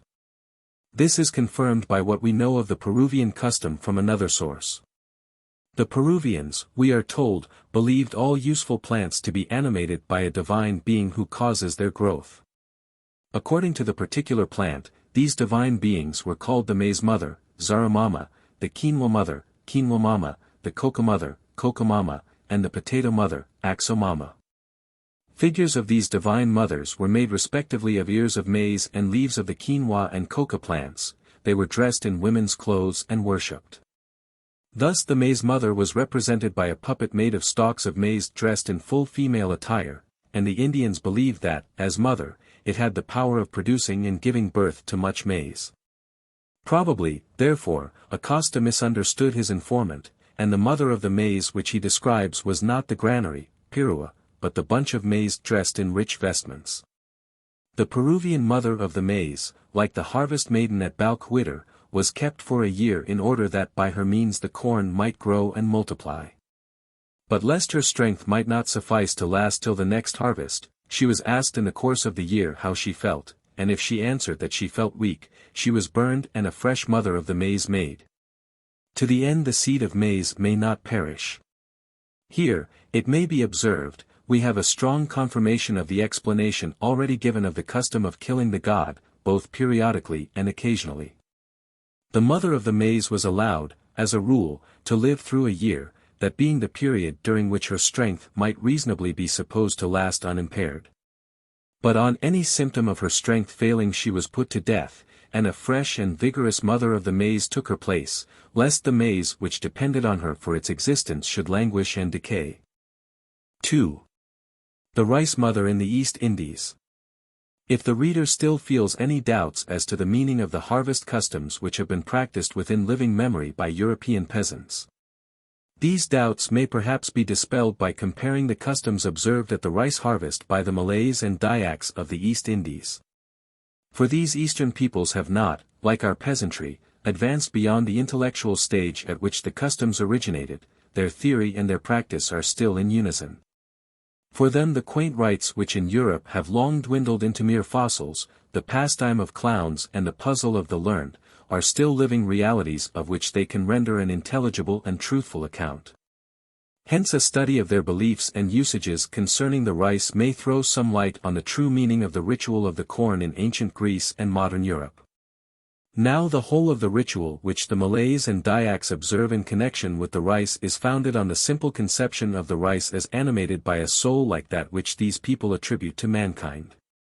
They explain the phenomena of reproduction, growth, decay, and death in the rice on the same principles on which they explain the corresponding phenomena in human beings. They imagine that in the fibers of the plant, as in the body of a man, there is a certain vital element, which is so far independent of the plant that it may for a time be completely separated from it without fatal effects. Though if its absence be prolonged beyond certain limits the plant will wither and die. This vital yet separable element is what, for the want of a better word, we must call the soul of a plant, just as a similar vital and separable element is commonly supposed to constitute the soul of man. And on this theory or myth of the plant soul is built the whole worship of the cereals, just as on the theory or myth of the human soul is built the whole worship of the dead, a towering superstructure reared on a slender and precarious foundation. Believing the rice to be animated by a soul like that of a man, the Indonesians naturally treat it with the deference and the consideration which they show to their fellows. Thus they behave towards the rice in bloom as they behave towards a pregnant woman. They abstain from firing guns or making loud noises in the field, lest they should so frighten the soul of the rice that it would miscarry and bear no grain. And for the same reason they will not talk of corpses or demons in the rice fields. Moreover, they feed the blooming rice with foods of various kinds which are believed to be wholesome for women with child. But when the rice ears are just beginning to form, they are looked upon as infants, and women go through the fields feeding them with rice pap as if they were human babes. In such natural and obvious comparisons of the breeding plant to a breeding woman, and of the young grain to a young child, is to be sought the origin of the kindred Greek conception of the corn mother and the corn daughter, Demeter and Persephone. But if the timorous feminine soul of the rice can be frightened into a miscarriage even by loud noises, it is easy to imagine what her feelings must be at harvest, when people are under the sad necessity of cutting down the rice with the knife. At so critical a season every precaution must be used to render the necessary surgical operation of reaping as inconspicuous and as painless as possible. For that reason the reaping of the seed rice is done with knives of a peculiar pattern, such that the blades are hidden in the reaper's hands and do not frighten the rice spirit till the very last moment, when her head is swept off almost before she is aware. And from a like delicate motive the reapers at work in the fields employ a special form of speech, which the rice spirit cannot be expected to understand, so that she has no warning or inkling of what is going forward till the heads of rice are safely deposited in the basket. Among the Indonesian peoples who thus personify the rice we may take the Kayans or Bahos of central Borneo as typical. In order to secure and detain the volatile soul of the rice the Kayans resort to a number of devices. Among the instruments employed for this purpose are a miniature ladder, a spatula, and a basket containing hooks, thorns, and cords. With the spatula the priestess strokes the soul of the rice down the little ladder into the basket, where it is naturally held fast by the hooks, the thorn, and the cord. And having thus captured and imprisoned the soul she conveys it into the rice granary.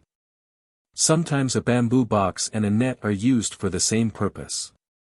And in order to ensure a good harvest for the following year it is necessary not only to detain the soul of all the grains of rice which are safely stored in the granary, but also to attract and recover the soul of all the rice that has been lost through falling to the earth or being eaten by deer, apes, and pigs. For this purpose instruments of various sorts have been invented by the priests. One, for example, is a bamboo vessel provided with 4 hooks made from the wood of a fruit tree, by means of which the absent rice soul may be hooked and drawn back into the vessel, which is then hung up in the house.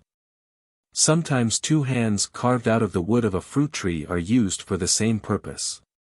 And every time that a Kayan housewife fetches rice from the granary for the use of her household, she must propitiate the souls of the rice in the granary, lest they should be angry at being robbed of their substance. The same need of securing the soul of the rice, if the crop is to thrive, is keenly felt by the Karens of Burma.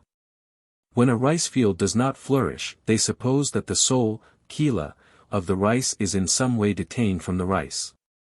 If the soul cannot be called back, the crop will fail.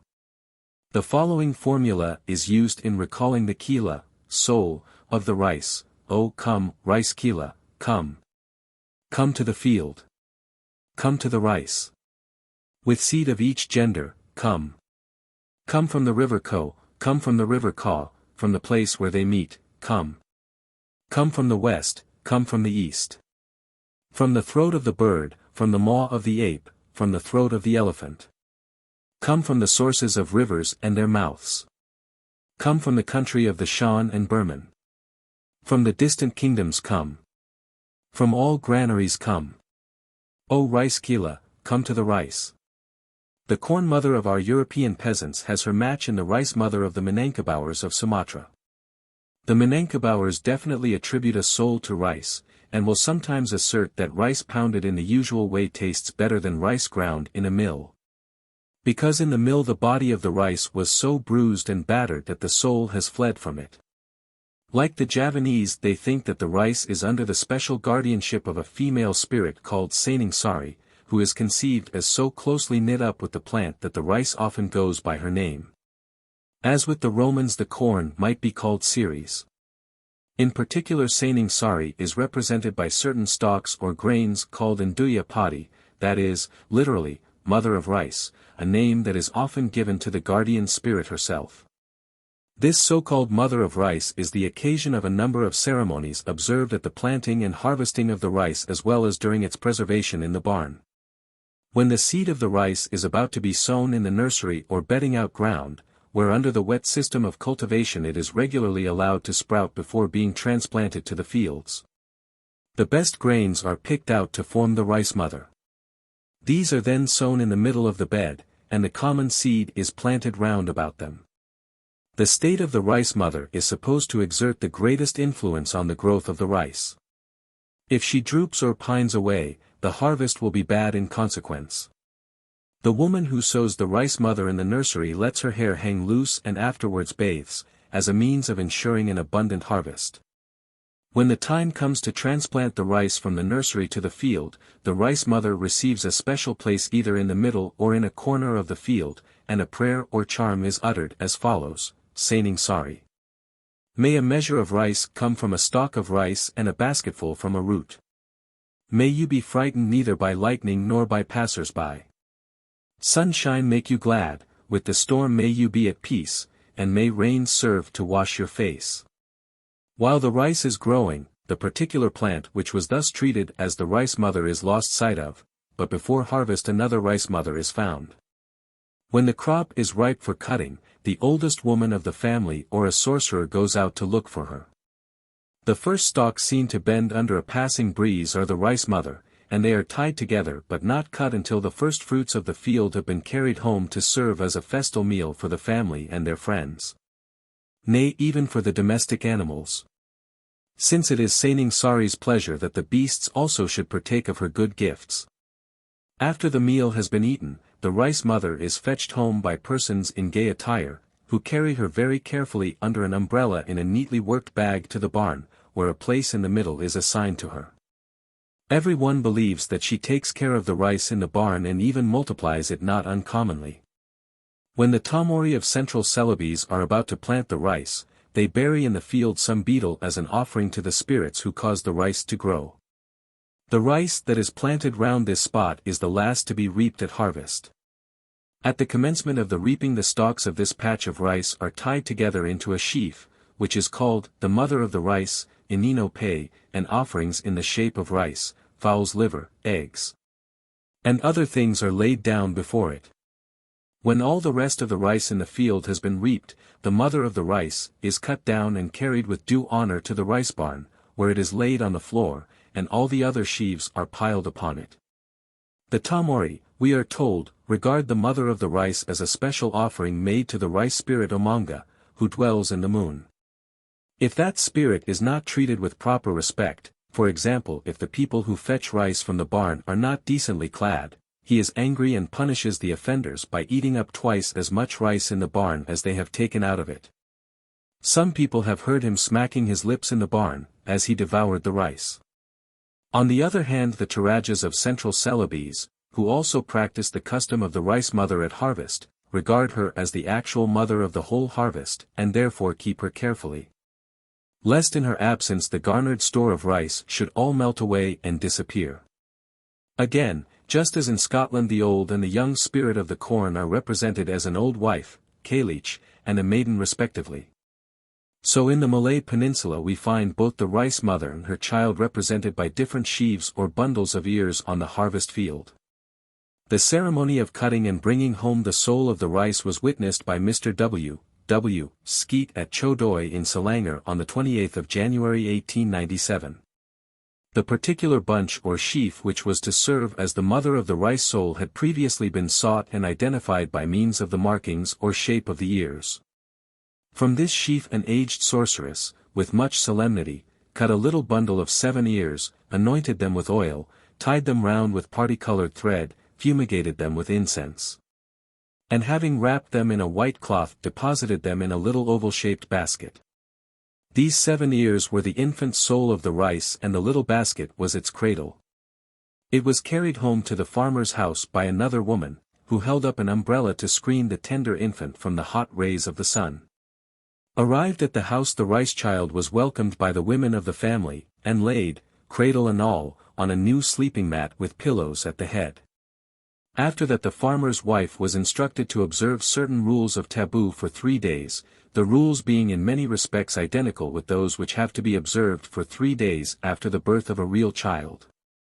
Something of the same tender care which is thus bestowed on the newly born rice child is naturally extended also to its parent, the sheaf from whose body it was taken. This sheaf, which remains standing in the field after the rice soul has been carried home and put to bed, is treated as a newly made mother. That is to say, young shoots of trees are pounded together and scattered broadcast every evening for 3 successive days, and when the 3 days are up you take the pulp of a coconut and what are called goat flowers, mix them up. Eat them with a little sugar, and spit some of the mixture out among the rice. So after a real birth the young shoots of the jackfruit, the rose apple, certain kinds of banana, and the thin pulp of young coconuts are mixed with dried fish, salt, acid, prawn condiment, and the like dainties to form a sort of salad, which is administered to mother and child for 3 successive days. The last sheaf is reaped by the farmer's wife, who carries it back to the house, where it is threshed and mixed with the rice soul. The farmer then takes the rice soul and its basket and deposits it, together with the product of the last sheaf, in the big circular rice bin used by the Malays. Some grains from the rice soul are mixed with the seed which is to be sown in the following year. In this rice mother and rice child of the Malay Peninsula we may see the counterpart and in a sense the prototype of the Demeter and Persephone of ancient Greece. Once more, the European custom of representing the corn spirit in the double form of bride and bridegroom has its parallel in a ceremony observed at the rice harvest in Java. Before the reapers begin to cut the rice, the priest or sorcerer picks out a number of ears of rice, which are tied together, smeared with ointment, and adorned with flowers. Thus decked out, the ears are called the Padi Pinganton, that is, the rice bride and the rice bridegroom. Their wedding feast is celebrated, and the cutting of the rice begins immediately afterwards. Later on, when the rice is being got in, a bridal chamber is partitioned off in the barn, and furnished with a new mat, a lamp, and all kinds of toilet articles.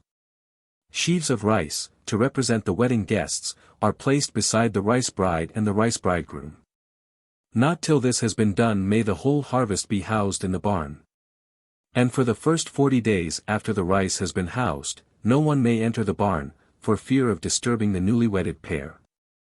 In the islands of Bali and Lombok, when the time of harvest has come, the owner of the field himself makes a beginning by cutting the principal rice with his own hands and binding it into 2 sheaves, each composed of 108 stalks with their leaves attached to them. One of the sheaves represents a man and the other a woman, and they are called husband and wife. The male sheaf is wound about with thread so that none of the leaves are visible, whereas the female sheaf has its leaves bent over and tied so as to resemble the roll of a woman's hair. Sometimes, for further distinction, a necklace of rice straw is tied round the female sheaf. When the rice is brought home from the field, the 2 sheaves representing the husband and wife are carried by a woman on her head, and are the last of all to be deposited in the barn. There they are laid to rest on a small erection or on a cushion of rice straw. The whole arrangement, we are informed, has for its object to induce the rice to increase and multiply in the granary, so that the owner may get more out of it than he put in. Hence when the people of Bali bring the 2 sheaves, the husband and wife, into the barn, they say, "Increase ye and multiply without ceasing." When all the rice in the barn has been used up, the 2 sheaves representing the husband and wife remain in the empty building till they have gradually disappeared or been devoured by mice. The pinch of hunger sometimes drives individuals to eat up the rice of these 2 sheaves, but the wretches who do so are viewed with disgust by their fellows and branded as pigs and dogs. Nobody would ever sell these holy sheaves with the rest of their profane brethren. The same notion of the propagation of the rice by a male and female power finds expression amongst the Sais of Upper Burma. When the paddy, that is, the rice with the husk still on it, has been dried and piled in a heap for threshing, all the friends of the household are invited to the threshing floor, and food and drink are brought out. The heap of paddy is divided and 1/2 spread out for threshing, while the other half is left piled up. On the pile food and spirits are set, and one of the elders, addressing the father and mother of the paddy plant, prays for plenteous harvests in future, and begs that the seed may bear many-fold. Then the whole party eat, drink, and make merry. This ceremony at the threshing floor is the only occasion when these people invoke the father and mother of the paddy. 3. The spirit of the corn embodied in human beings. Thus the theory which recognizes in the European corn mother, corn maiden, and so forth. The embodiment in vegetable form of the animating spirit of the crops is amply confirmed by the evidence of peoples in other parts of the world, who, because they have lagged behind the European races in mental development, retain for that very reason a keener sense of the original motives for observing those rustic rites which among ourselves have sunk to the level of meaningless survivals.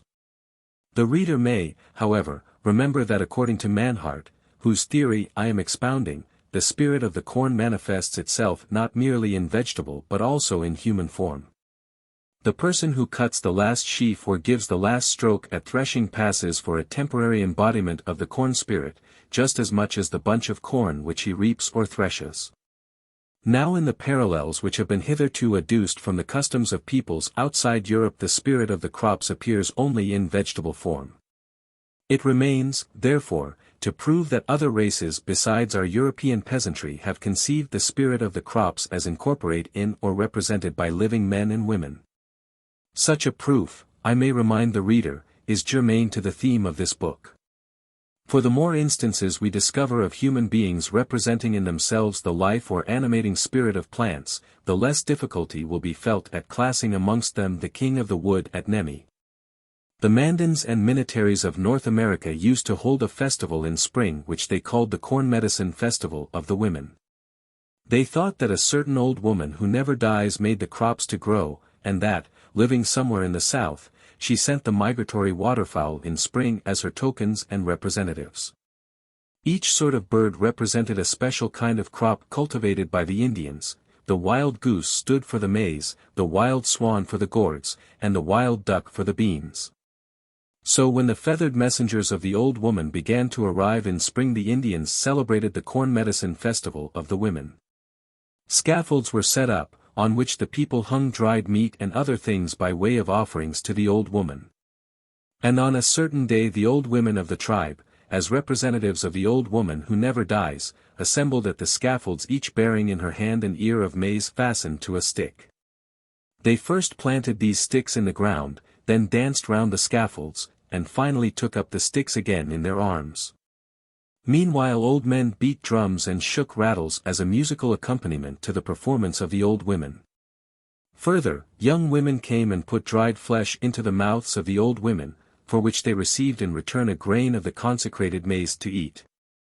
3 or 4 grains of the holy corn were also placed in the dishes of the young women, to be afterwards carefully mixed with the seed corn, which they were supposed to fertilize. The dried flesh hung on the scaffold belonged to the old women, because they represented the old woman who never dies. A similar corn medicine festival was held in autumn for the purpose of attracting the herds of buffaloes and securing a supply of meat. At that time every woman carried in her arms an uprooted plant of maize. They gave the name of the old woman who never dies both to the maize and to those birds which they regarded as symbols of the fruits of the earth, and they prayed to them in autumn saying, "Mother, have pity on us. Send us not the bitter cold too soon, lest we have not meat enough. Let not all the game depart, that we may have something for the winter." In autumn, when the birds were flying south, the Indians thought that they were going home to the old woman, taking to her the offerings that had been hung up on the scaffolds, especially the dried meat, which she ate. Here then we have the spirit or divinity of the corn conceived as an old woman and represented in bodily form by old women, who in their capacity of representatives receive some at least of the offerings which are intended for her. In some parts of India the harvest goddess Gauri is represented at once by an unmarried girl and by a bundle of wild balsam plants, which is made up into the figure of a woman dressed as such with mask, garments, and ornaments. Both the human and the vegetable representative of the goddess are worshipped, and the intention of the whole ceremony appears to be to ensure a good crop of rice. 4. The double personification of the corn as mother and daughter. Compared with the corn mother of Germany and the harvest maiden of Scotland, the Demeter and Persephone of Greece are late products of religious growth. Yet as members of the Aryan family the Greeks must at one time or another have observed harvest customs like those which are still practiced by Celts, Teutons, and Slavs, and which, far beyond the limits of the Aryan world, have been practiced by the Indians of Peru and many peoples of the East Indies, a sufficient proof that the ideas on which these customs rest are not confined to any one race, but naturally suggest themselves to all untutored peoples engaged in agriculture. It is probable, therefore, that Demeter and Persephone, those stately and beautiful figures of Greek mythology, grew out of the same simple beliefs and practices which still prevail among our modern peasantry, and that they were represented by rude dolls made out of the yellow sheaves on many a harvest field long before their breathing images were wrought in bronze and marble by the master hands of Phidias and Praxiteles. A reminiscence of that olden time, a scent, so to say, of the harvest field, lingered to the last in the title of the maiden, Kore, by which Persephone was commonly known. Thus if the prototype of Demeter is the corn mother of Germany, the prototype of Persephone is the harvest maiden which, autumn after autumn, is still made from the last sheaf on the braes of Balquhidder. Indeed, if we knew more about the peasant farmers of ancient Greece, we should probably find that even in classical times they continued annually to fashion their corn mothers, Demeters, and maidens, Persephones, out of the ripe corn on the harvest fields. But unfortunately the Demeter and Persephone whom we know were the denizens of towns, the majestic inhabitants of lordly temples, it was for such divinities alone that the refined writers of antiquity had eyes. The uncouth rites performed by rustics amongst the corn were beneath their notice. Even if they noticed them, they probably never dreamed of any connection between the puppet of corn stalks on the sunny stubble field and the marble divinity in the shady coolness of the temple. Still the writings even of these town-bred and cultured persons afford us an occasional glimpse of a Demeter as rude as the rudest that a remote German village can show. Thus the story that Iasion begot a child Plutus, wealth, abundance, by Demeter on a thrice-ploughed field, may be compared with the West Prussian custom of the mock birth of a child on the harvest field. In this Prussian custom the pretended mother represents the corn mother, Zitnia Matka, the pretended child represents the corn baby, and the whole ceremony is a charm to ensure a crop next year. The custom and the legend alike point to an older practice of performing, among the sprouting crops in spring or the stubble in autumn, one of those real or mimic acts of procreation by which, as we have seen, primitive man often seeks to infuse his own vigorous life into the languid or decaying energies of nature. Another glimpse of the savage under the civilized Demeter will be afforded farther on, when we come to deal with another aspect of those agricultural divinities. The reader may have observed that in modern folk customs the corn spirit is generally represented either by a corn mother, old woman, etc., or by a maiden, harvest child, etc., not both by a corn mother and by a maiden. Why then did the Greeks represent the corn both as a mother and a daughter? In the Breton custom the mother sheaf, a large figure made out of the last sheaf with a small corn doll inside of it, clearly represents both the corn mother and the corn daughter, the latter still unborn. Again, in the Prussian custom just referred to, the woman who plays the part of corn mother represents the ripe grain. The child appears to represent next year's corn, which may be regarded, naturally enough, as the child of this year's corn, since it is from the seed of this year's harvest that next year's crop will spring. Further, we have seen that among the Malays of the peninsula and sometimes among the Highlanders of Scotland the spirit of the grain is represented in double female form, both as old and young. By means of ears taken alike from the ripe crop, in Scotland the old spirit of the corn appears as the carline or cailleach, the young spirit as the maiden. While among the Malays of the peninsula the two spirits of the rice are definitely related to each other as mother and child. Judged by these analogies Demeter would be the ripe crop of this year. Persephone would be the seed corn taken from it and sown in autumn, to reappear in spring.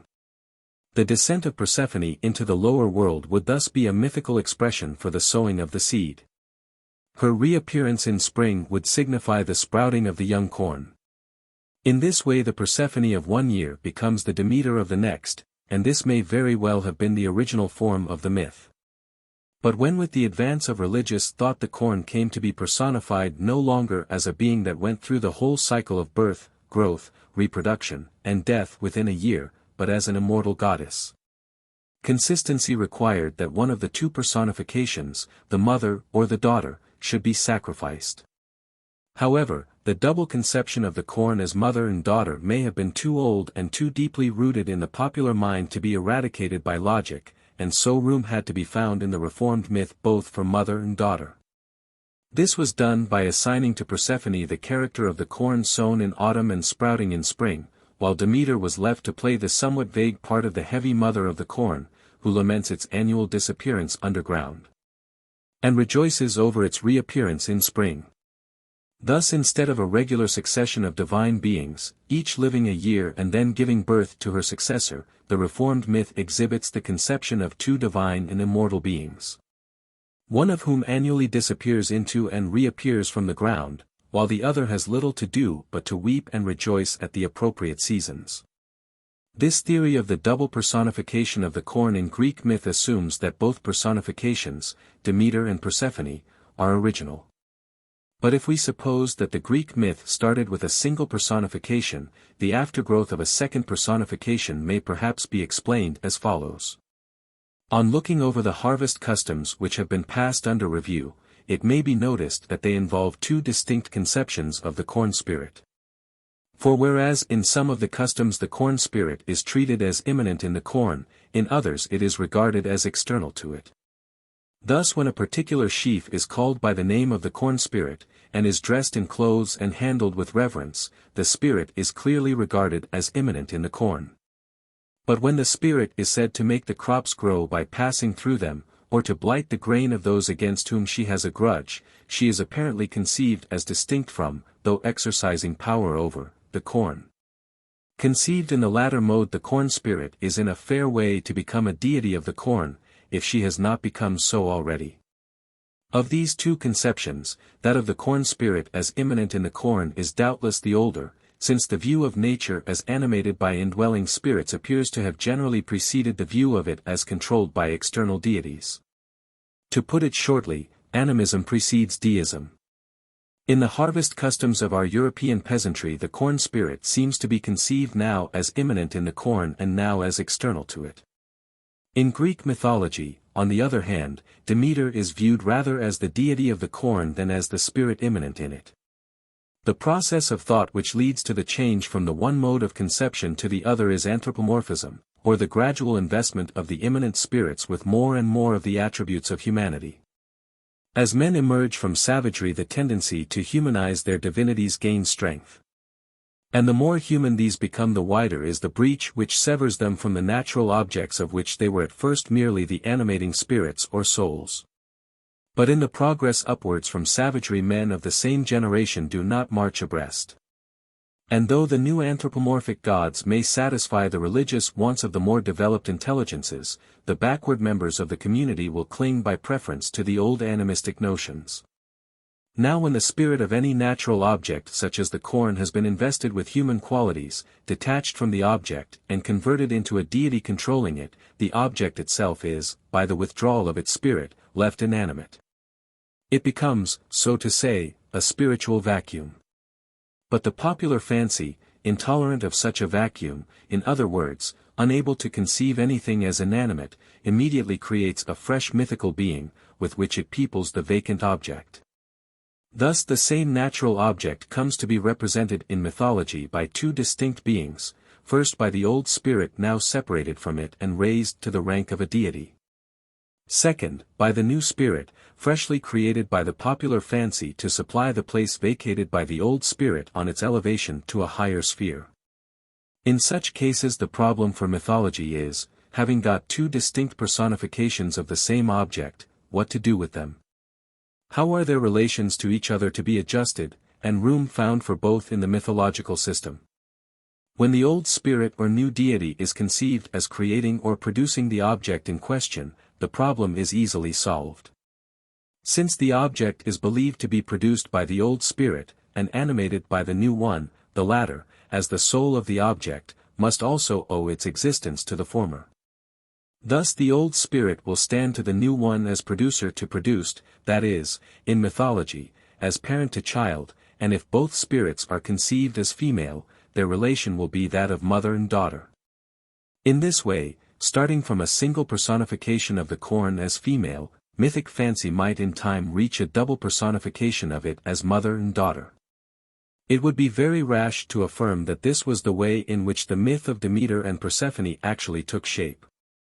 But it seems a legitimate conjecture that the reduplication of deities, of which Demeter and Persephone furnish an example, may sometimes have arisen in the way indicated.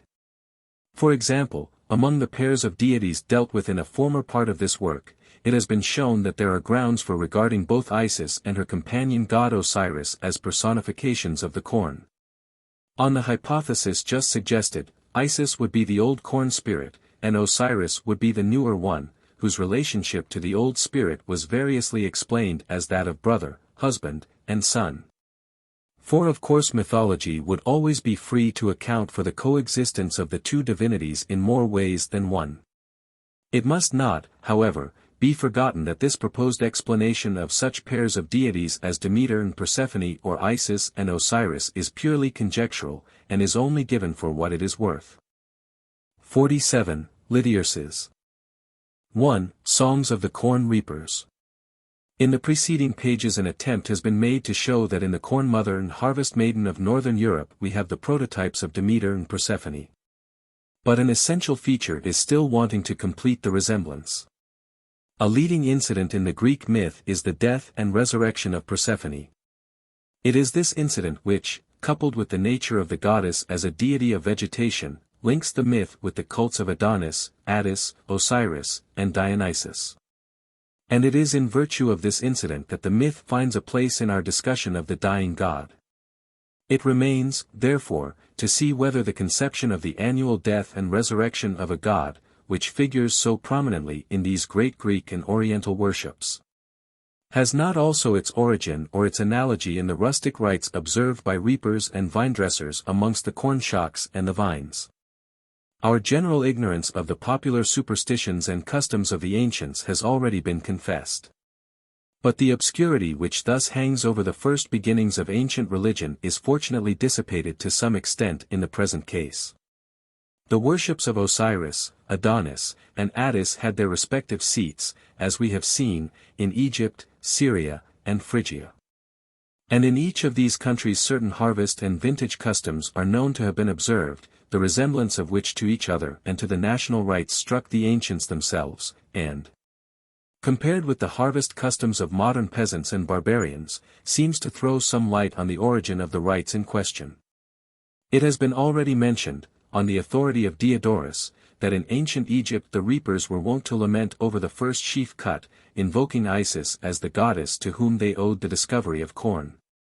To the plaintive song or cry sung or uttered by Egyptian reapers the Greeks gave the name of Maneros, and explained the name by a story that Maneros, the only son of the first Egyptian king, invented agriculture, and, dying an untimely death, was thus lamented by the people. It appears, however, that the name Maneros is due to a misunderstanding of the formula Masayanira, come to the house, which has been discovered in various Egyptian writings, for example in the Dirge of Isis in the Book of the Dead.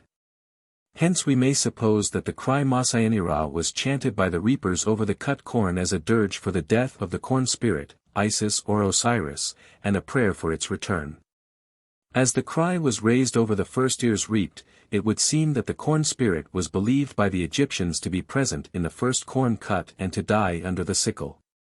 We have seen that in the Malay Peninsula and Java the first ears of rice are taken to represent either the soul of the rice or the rice bride and the rice bridegroom. In parts of Russia the first sheaf is treated much in the same way that the last sheaf is treated elsewhere. It is reaped by the mistress herself, taken home and set in the place of honor near the holy pictures. Afterwards it is threshed separately, and some of its grain is mixed with the next year's seed corn. In Aberdeenshire, while the last corn cut was generally used to make the clyack sheaf, it was sometimes, though rarely, the first corn cut that was dressed up as a woman and carried home with ceremony. In Phoenicia and Western Asia a plaintive song, like that chanted by the Egyptian corn reapers, was sung at the vintage and probably, to judge by analogy, also at harvest. This Phoenician song was called by the Greeks Linus or Elinus and explained, like Maneros, as a lament for the death of a youth named Linus. According to one story Linus was brought up by a shepherd, but torn to pieces by his dogs. But, like Maneros, the name Linus or Elinus appears to have originated in a verbal misunderstanding, and to be nothing more than the cry Ai Lenu, that is, woe to us, which the Phoenicians probably uttered in mourning for Adonis. At least Sappho seems to have regarded Adonis and Linus as equivalent. In Bithynia a like mournful ditty, called Bormus or Boremus, was chanted by Mariandynian reapers. Bormus was said to have been a handsome youth, the son of King Eupias or of a wealthy and distinguished man. One summer day, watching the reapers at work in his fields, he went to fetch them a drink of water and was never heard of more. So the reapers sought for him, calling him in plaintive strains, which they continued to chant at harvest ever afterwards. 2. Killing the corn spirit. In Phrygia the corresponding song, sung by harvesters both at reaping and at threshing, was called Lityerses. According to one story, Lityerses was a bastard son of Midas, king of Phrygia, and dwelt at Selene. He used to reap the corn, and had an enormous appetite. When a stranger happened to enter the cornfield or to pass by it, Lityerses gave him plenty to eat and drink, then took him to the cornfields on the banks of the Meander and compelled him to reap along with him. Lastly, it was his custom to wrap the stranger in a sheaf, cut off his head with a sickle, and carry away his body, swathed in the cornstalks. But at last Hercules undertook to reap with him, cut off his head with the sickle, and threw his body into the river. As Hercules is reported to have slain Lityerses in the same way that Lityerses slew others, we may infer that Lityerses used to throw the bodies of his victims into the river. According to another version of the story, Lityerses, a son of Midas, was wont to challenge people to a reaping match with him, and if he vanquished them he used to thrash them, but one day he met with a stronger reaper, who slew him. There are some grounds for supposing that in these stories of Lityerses we have the description of a Phrygian harvest custom in accordance with which certain persons, especially strangers passing the harvest field, were regularly regarded as embodiments of the corn spirit, and as such were seized by the reapers, wrapped in sheaves, and beheaded, their bodies, bound up in the corn stalks, being afterwards thrown into water as a rain charm. The grounds for this supposition are, first, the resemblance of the Lityerses story to the harvest customs of European peasantry, and, second, the frequency of human sacrifices offered by savage races to promote the fertility of the fields. We will examine these grounds successively, beginning with the former. In comparing the story with the harvest customs of Europe, 3 points deserve special attention, namely, I. The reaping match and the binding of persons in the sheaves, 2. The killing of the corn spirit or his representatives, 3. The treatment of visitors to the harvest field or of strangers passing it. I. In regard to the first head, we have seen that in modern Europe the person who cuts or binds or threshes the last sheaf is often exposed to rough treatment at the hands of his fellow laborers. For example, he is bound up in the last sheaf, and, thus encased, is carried or carted about, beaten, drenched with water, thrown on a dunghill, and so forth. Or, if he is spared this horseplay, he is at least the subject of ridicule or is thought to be destined to suffer some misfortune in the course of the year. Hence the harvesters are naturally reluctant to give the last cut at reaping or the last stroke at threshing or to bind the last sheaf, and towards the close of the work this reluctance produces an emulation among the laborers, each striving to finish his task as fast as possible, in order that he may escape the invidious distinction of being last. For example, in the Mittelmark district of Prussia, when the rye has been reaped, and the last sheaves are about to be tied up, the binders stand in 2 rows facing each other, every woman with her sheaf and her straw rope before her. At a given signal they all tie up their sheaves, and the one who is the last to finish is ridiculed by the rest. Not only so, but her sheaf is made up into human shape and called the old man, and she must carry it home to the farmyard, where the harvesters dance in a circle round her and it. Then they take the old man to the farmer and deliver it to him with the words, "We bring the old man to the master. He may keep him till he gets a new one." After that the old man is set up against a tree, where he remains for a long time, the butt of many jests. At Aschbach in Bavaria, when the reaping is nearly finished, the reapers say, "Now, we will drive out the old man." Each of them sets himself to reap a patch of corn as fast as he can. He who cuts the last handful or the last stalk is greeted by the rest with an exulting cry, "You have the old man." Sometimes a black mask is fastened on the reaper's face and he is dressed in woman's clothes, or if the reaper is a woman, she is dressed in man's clothes. A dance follows. At the supper the old man gets twice as large a portion of the food as the others. The proceedings are similar at threshing. The person who gives the last stroke is said to have the old man. At the supper given to the threshers he has to eat out of the cream ladle and to drink a great deal. Moreover, He is quizzed and teased in all sorts of ways till he frees himself from further annoyance by treating the others to brandy or beer. These examples illustrate the contests in reaping, threshing, and binding which take place amongst the harvesters, from their unwillingness to suffer the ridicule and discomfort incurred by the one who happens to finish his work last. It will be remembered that the person who is last at reaping, binding, or threshing, is regarded as the representative of the corn spirit, and this idea is more fully expressed by binding him or her in corn stalks. The latter custom has been already illustrated, but a few more instances may be added. At Klockson, near Stedin, the harvesters call out to the woman who binds the last sheaf, "You have the old man, and must keep him." As late as the first half of the 19th century the custom was to tie up the woman herself in pea straw, and bring her with music to the farmhouse, where the harvesters danced with her till the pea straw fell off. In other villages round Stedin, when the last harvest wagon is being loaded, there is a regular race amongst the women, each striving not to be last.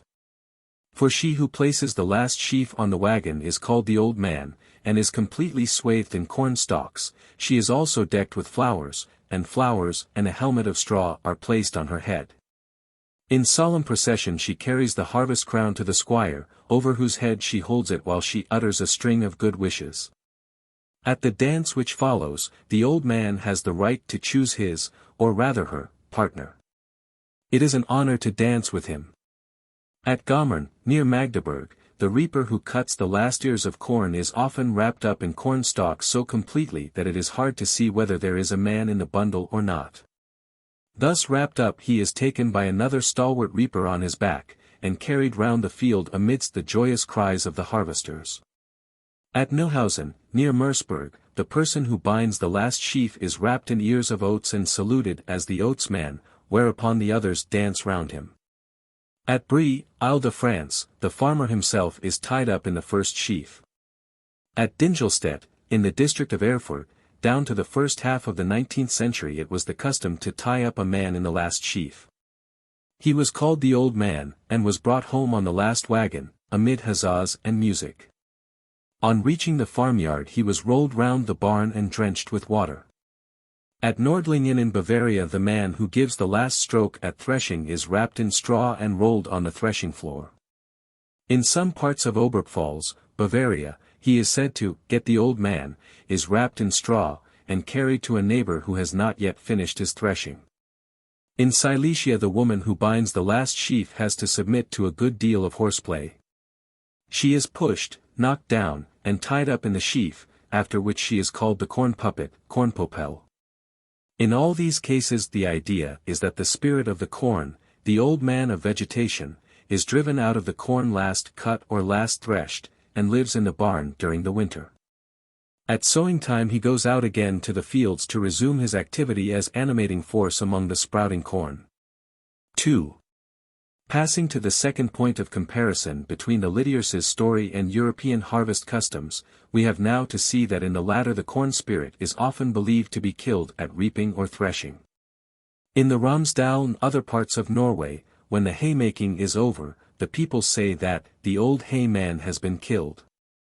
In some parts of Bavaria the man who gives the last stroke at threshing is said to have killed the corn man, the oats man, or the wheat man, according to the crop.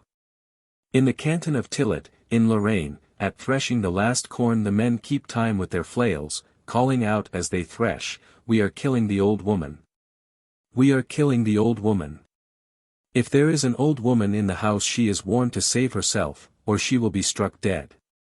Near Ragnit, in Lithuania, the last handful of corn is left standing by itself, with the words, "The old woman, Boba, is sitting in there." Then a young reaper whets his scythe and, with a strong sweep, cuts down the handful. It is now said of him that he has cut off the Boba's head, and he receives a gratuity from the farmer and a jugful of water over his head from the farmer's wife. According to another account, every Lithuanian reaper makes haste to finish his task, for the old rye woman lives in the last stalks, and whoever cuts the last stalks kills the old rye woman, and by killing her he brings trouble on himself. In Wilkischken, in the district of Tilsit, the man who cuts the last corn goes by the name of the killer of the rye woman. In Lithuania, again, the corn spirit is believed to be killed at threshing as well as at reaping. When only a single pile of corn remains to be threshed, all the threshers suddenly step back a few paces, as if at the word of command. Then they fall to work, plying their flails with the utmost rapidity and vehemence, till they come to the last bundle.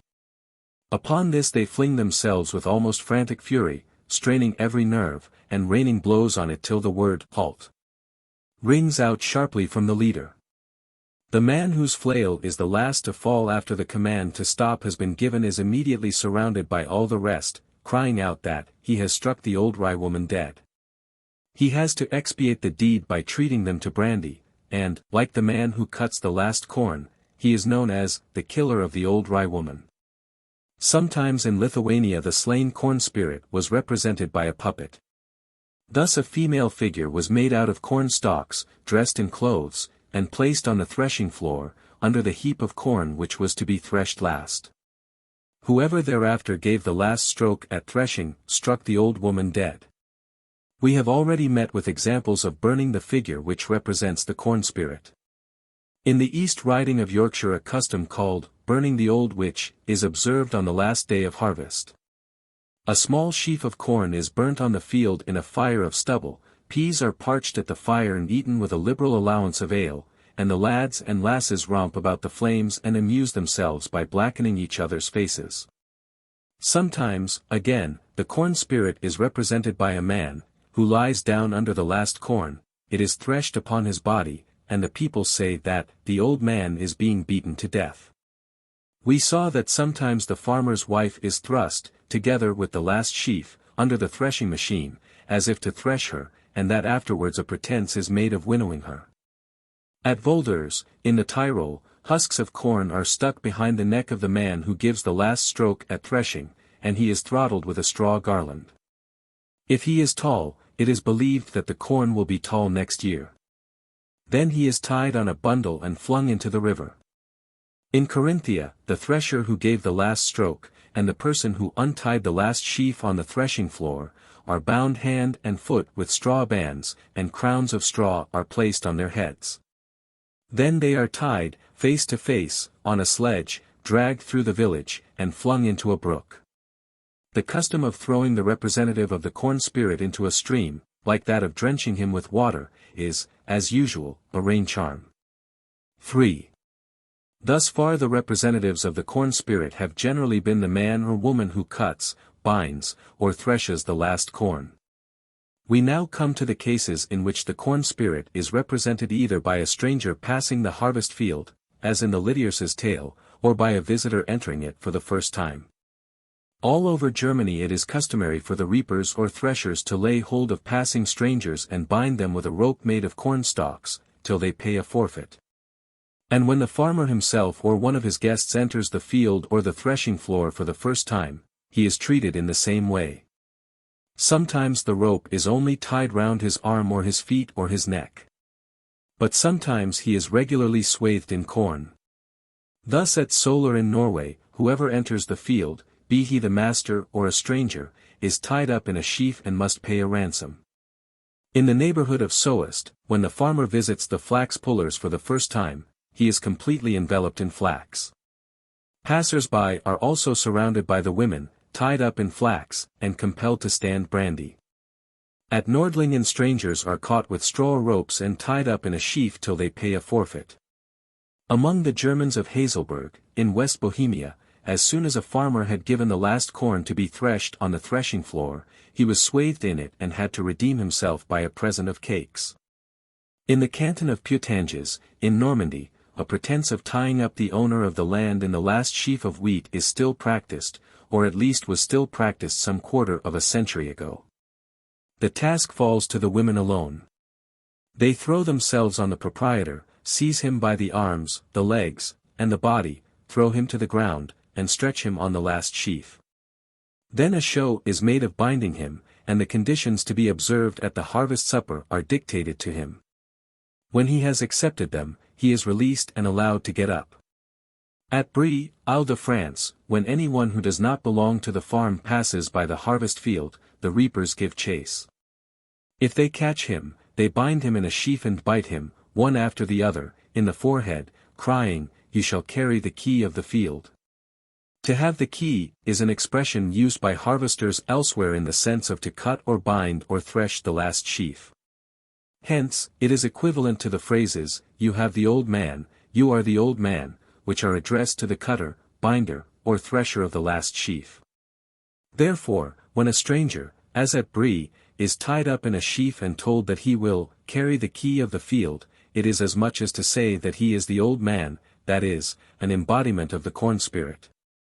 In hop picking, if a well-dressed stranger passes the hop yard, he is seized by the women, tumbled into the bin, covered with leaves, and not released till he has paid a fine. Thus, like the ancient Lydiarces, modern European reapers have been wont to lay hold of a passing stranger and tie him up in a sheaf.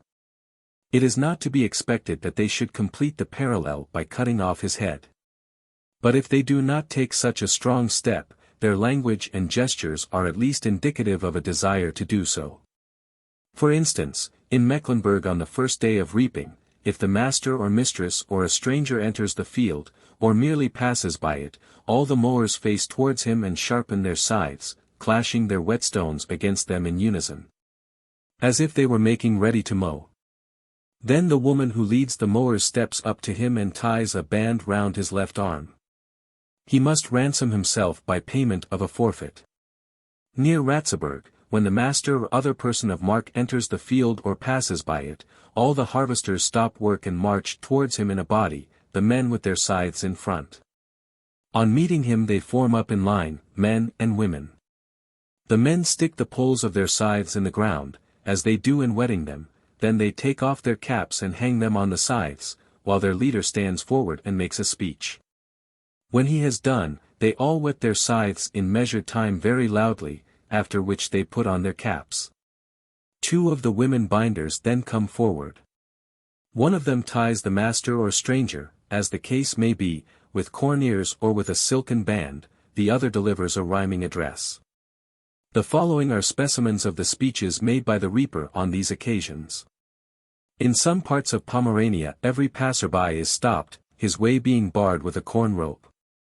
The reapers form a circle round him and sharpen their scythes, while their leader says, "The men are ready. The scythes are bent. The corn is great and small. The gentleman must be mowed." Then the process of whetting the scythes is repeated. At Rameen, in the district of Stedin, the stranger, standing encircled by the reapers, is thus addressed. "We'll stroke the gentleman with our naked sword, wherewith we shear meadows and fields. We shear princes and lords. Laborers are often athirst. If the gentleman will stand beer and brandy, the joke will soon be over. But, if our prayer he does not like, the sword has a right to strike." On the threshing floor strangers are also regarded as embodiments of the corn spirit, and are treated accordingly. At Wiedinghard in Schleswig when a stranger comes to the threshing floor he is asked, "Shall I teach you the flail dance?" If he says yes, they put the arms of the threshing flail round his neck as if he were a sheaf of corn, and press them together so tight that he is nearly choked. In some parishes of Wormland, Sweden, when a stranger enters the threshing floor where the threshers are at work, they say that, they will teach him the threshing song. Then they put a flail round his neck and a straw rope about his body. Also, as we have seen, if a stranger woman enters the threshing floor, the threshers put a flail round her body in a wreath of corn stalks round her neck, and call out, "See the corn woman! See! That is how the corn maiden looks." Thus in these harvest customs of modern Europe the person who cuts, binds, or threshes the last corn is treated as an embodiment of the corn spirit by being wrapped up in sheaves, killed in mimicry by agricultural implements, and thrown into the water. These coincidences with the Lydiarces' story seem to prove that the latter is a genuine description of an old Phrygian harvest custom. But since in the modern parallels the killing of the personal representative of the corn spirit is necessarily omitted or at most enacted only in mimicry, it is desirable to show that in rude society human beings have been commonly killed as an agricultural ceremony to promote the fertility of the fields. The following examples will make this plain. 3. human sacrifices for the crops. The Indians of Guayaquil, in Ecuador, used to sacrifice human blood and the hearts of men when they sowed their fields. The people of Canar, now Cuenca in Ecuador, used to sacrifice 100 children annually at harvest.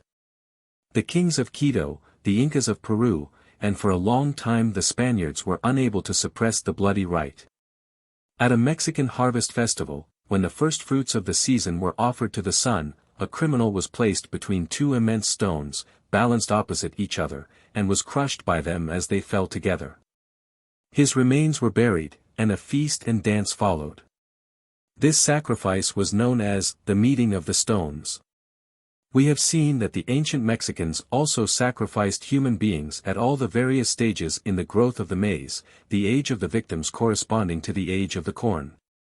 For they sacrificed newborn babes at sowing, older children when the grain had sprouted, and so on till it was fully ripe, when they sacrificed old men. No doubt the correspondence between the ages of the victims and the state of the corn was supposed to enhance the efficacy of the sacrifice. The Pawnees annually sacrificed a human victim in spring when they sowed their fields. The sacrifice was believed to have been enjoined on them by the morning star, or by a certain bird which the morning star had sent to them as its messenger. The bird was stuffed and preserved as a powerful talisman. They thought that an omission of this sacrifice would be followed by the total failure of the crops of maize, beans, and pumpkins. The victim was a captive of either sex. He was clad in the gayest and most costly attire, was fattened on the choicest food, and carefully kept in ignorance of his doom. When he was fat enough, they bound him to a cross in the presence of the multitude, danced a solemn dance, then cleft his head with a tomahawk and shot him with arrows. According to one trader, the squaws then cut pieces of flesh from the victim's body, with which they greased their hoes, but this was denied by another trader who had been present at the ceremony. Immediately after the sacrifice the people proceeded to plant their fields.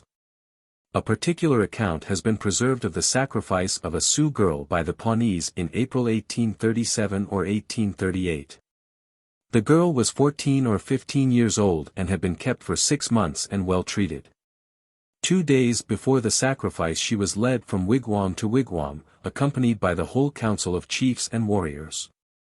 At each lodge she received a small billet of wood and a little paint, which she handed to the warrior next to her. In this way she called at every wigwam, receiving at each the same present of wood and paint. On the 22nd of April she was taken out to be sacrificed, attended by the warriors, each of whom carried 2 pieces of wood which he had received from her hands. Her body having been painted half red and half black, she was attached to a sort of gibbet and roasted for some time over a slow fire, then shot to death with arrows. The chief sacrificer next tore out her heart and devoured it. While her flesh was still warm it was cut in small pieces from the bones, put in little baskets, and taken to a neighboring cornfield. There the head chief took a piece of the flesh from a basket and squeezed a drop of blood upon the newly deposited grains of corn. His example was followed by the rest, till all the seed had been sprinkled with the blood. It was then covered up with earth.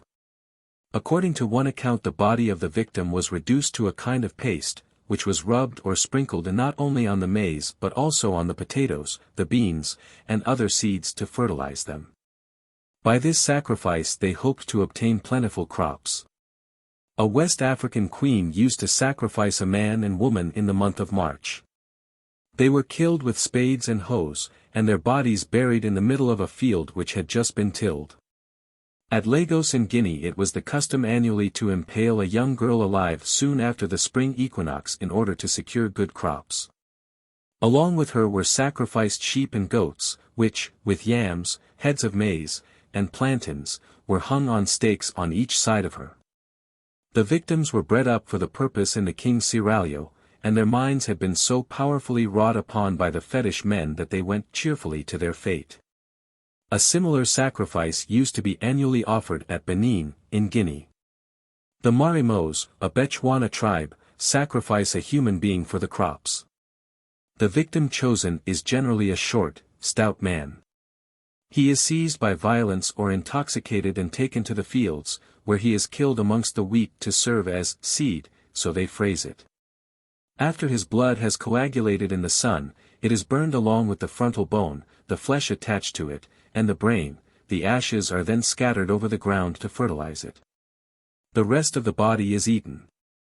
The Bagobos of Mindanao, one of the Philippine islands, offer a human sacrifice before they sow their rice.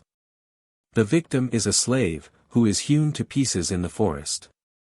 The natives of Bontoc in the interior of Luzon, one of the Philippine islands, are passionate headhunters. Their principal seasons for head hunting are the times of planting and reaping the rice. In order that the crop may turn out well, every farm must get at least one human head at planting and one at sowing.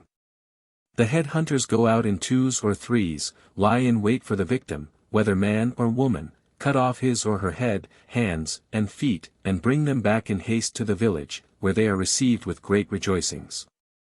The skulls are at first exposed on the branches of 2 or 3 dead trees which stand in an open space of every village surrounded by large stones which serve as seats.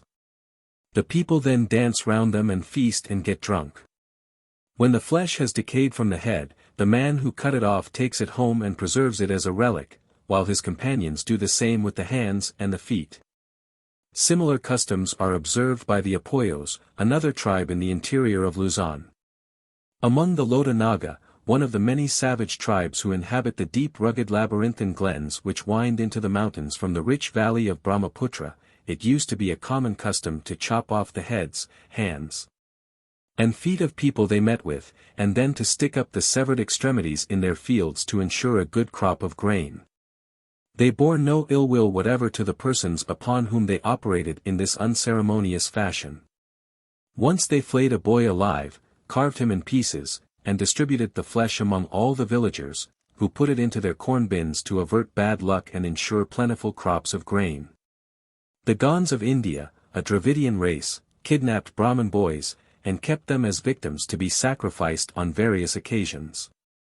At sowing and reaping, after a triumphal procession, one of the lads was slain by being punctured with a poisoned arrow. His blood was then sprinkled over the plowed field or the ripe crop, and his flesh was devoured. The Oraons or Hurons of Chota Nagpur worship a goddess called Anaquari, who can give good crops and make a man rich, but to induce her to do so it is necessary to offer human sacrifices. In spite of the vigilance of the British government, these sacrifices are said to be still secretly perpetrated. The victims are poor waifs and strays whose disappearance attracts no notice. April and May are the months when the catchpoles are out on the prowl. At that time strangers will not go about the country alone, and parents will not let their children enter the jungle or herd the cattle. When a catchpole has found a victim, he cuts his throat and carries away the upper part of the ring finger and the nose. The goddess takes up her abode in the house of any man who has offered her a sacrifice, and from that time his fields yield a double harvest. The form she assumes in the house is that of a small child. When the householder brings in his unhusked rice, he takes the goddess and rolls her over the heap to double its size. But she soon grows restless and can only be pacified with the blood of fresh human victims. But the best known case of human sacrifices, systematically offered to ensure good crops, is supplied by the Khans or Khans, another Dravidian race in Bengal. Our knowledge of them is derived from the accounts written by British officers who, about the middle of the 19th century, were engaged in putting them down. The sacrifices were offered to the earth goddess Tari Penyu or Bara Penyu, and were believed to ensure good crops and immunity from all disease and accidents. In particular, they were considered necessary in the cultivation of turmeric, the Khans arguing that the turmeric could not have a deep red color without the shedding of blood. The victim or Maria, as he was called, was acceptable to the goddess only if he had been purchased, or had been born a victim, that is, the son of a victim father, or had been devoted as a child by his father or guardian. Khans in distress often sold their children for victims, considering the beatification of their souls certain, and their death, for the benefit of mankind, the most honorable possible. A man of the Panua tribe was once seen to load a Khan with curses, and finally to spit in his face, because the Khan had sold for a victim his own child, whom the Panua had wished to marry. A party of Khans, who saw this, immediately pressed forward to comfort the seller of his child, saying, your child has died that all the world may live, and the earth goddess herself will wipe that spittle from your face. The victims were often kept for years before they were sacrificed. Being regarded as consecrated beings, they were treated with extreme affection, mingled with deference, and were welcomed wherever they went. A Maria youth, on attaining maturity, was generally given a wife, who was herself usually a Maria or victim, and with her he received a portion of land and farm stock. Their offspring were also victims. Human sacrifices were offered to the earth goddess by tribes, branches of tribes, or villages, both at periodical festivals and on extraordinary occasions. The periodical sacrifices were generally so arranged by tribes and divisions of tribes that each head of a family was enabled, at least once a year, to procure a shred of flesh for his fields. Generally about the time when his chief crop was laid down. The mode of performing these tribal sacrifices was as follows. 10 or 12 days before the sacrifice, the victim was devoted by cutting off his hair, which, until then, had been kept unshorn. Crowds of men and women assembled to witness the sacrifice, none might be excluded, since the sacrifice was declared to be for all mankind. It was preceded by several days of wild revelry and gross debauchery. On the day before the sacrifice the victim, dressed in a new garment, was led forth from the village in solemn procession, with music and dancing, to the Maria Grove. A clump of high forest trees standing a little way from the village and untouched by the axe.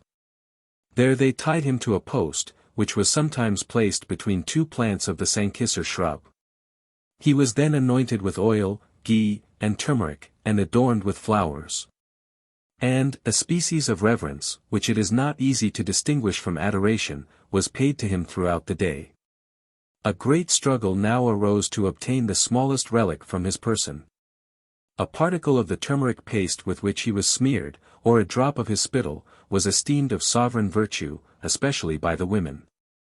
The crowd danced round the post to music, and addressing the earth, said, "O God, we offer this sacrifice to you, give us good crops, seasons, and health." Then speaking to the victim they said, "We bought you with a price, and did not seize you.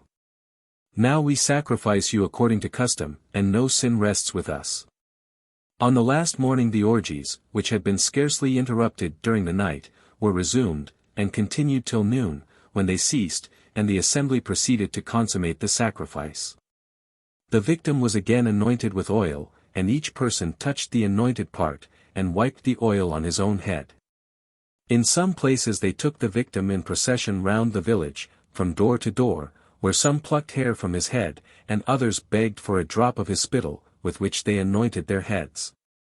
As the victim might not be bound or make any show of resistance, the bones of his arms and, if necessary, his legs were broken, but often this precaution was rendered unnecessary by stupefying him with opium.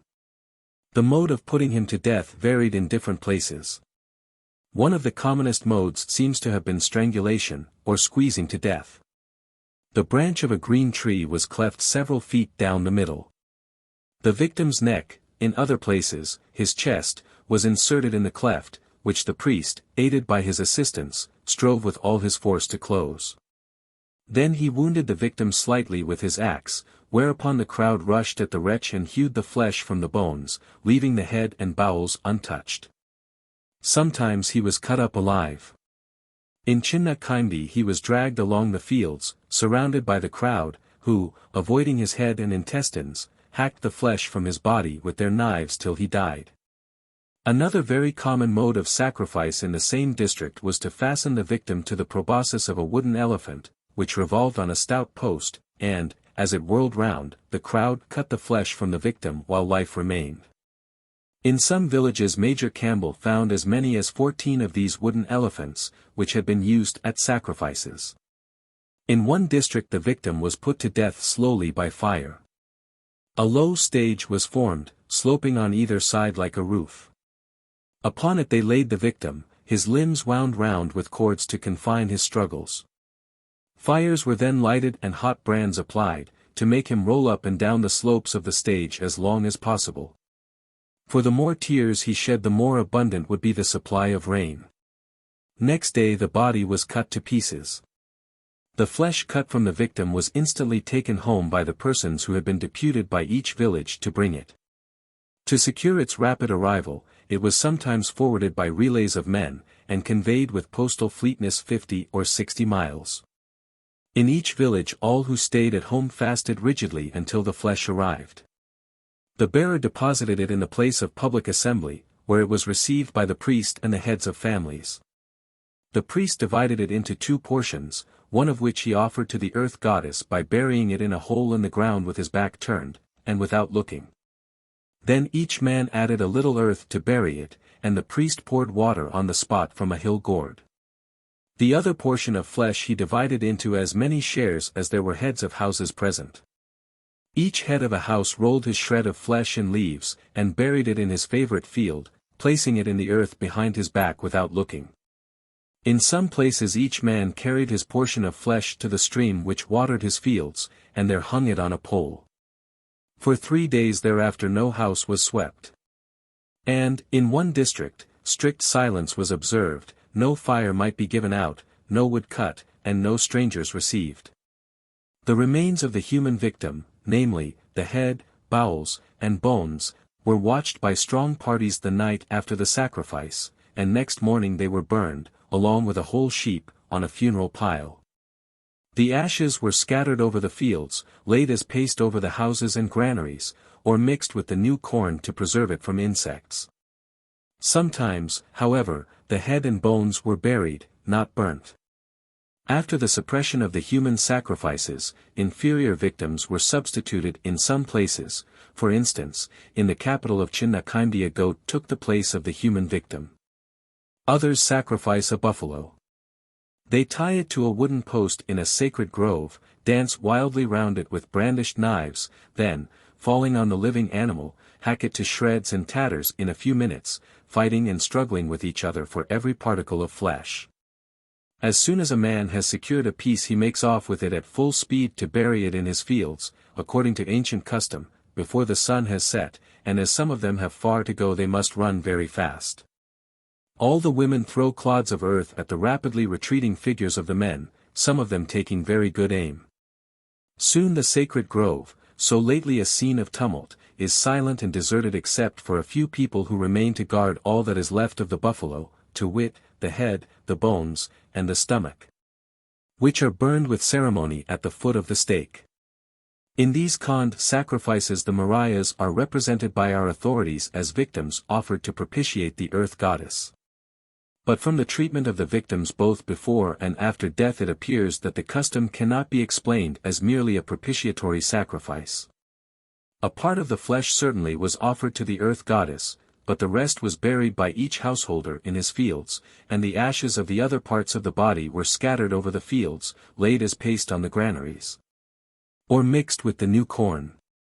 These latter customs imply that to the body of the Maria there was ascribed a direct or intrinsic power of making the crops to grow, quite independent of the indirect efficacy which it might have as an offering to secure the goodwill of the deity. In other words, the flesh and ashes of the victim were believed to be endowed with a magical or physical power of fertilizing the land. The same intrinsic power was ascribed to the blood and tears of the Maria, his blood causing the redness of the turmeric and his tears producing rain. For it can hardly be doubted that, originally at least, the tears were supposed to bring down the rain, not merely to prognosticate it. Similarly the custom of pouring water on the buried flesh of the Maria was no doubt a rain charm. Again, magical power as an attribute of the Maria appears in the sovereign virtue believed to reside in anything that came from his person, as his hair or spittle. The ascription of such power to the Maria indicates that he was much more than a mere man sacrificed to propitiate a deity. Once more, the extreme reverence paid him points to the same conclusion. Major Campbell speaks of the Maria as being regarded as something more than mortal, and Major Macpherson says, a species of reverence, which it is not easy to distinguish from adoration, is paid to him. In short, the Maria seems to have been regarded as divine. As such, he may originally have represented the earth goddess or, perhaps, a deity of vegetation. Though in later times he came to be regarded rather as a victim offered to a deity than as himself an incarnate god. This later view of the Maria as a victim rather than a divinity may perhaps have received undue emphasis from the European writers who have described the Con religion. Habituated to the later idea of sacrifice as an offering made to a god for the purpose of conciliating his favor, European observers are apt to interpret all religious slaughter in this sense. And to suppose that wherever such slaughter takes place, there must necessarily be a deity to whom the carnage is believed by the slayers to be acceptable.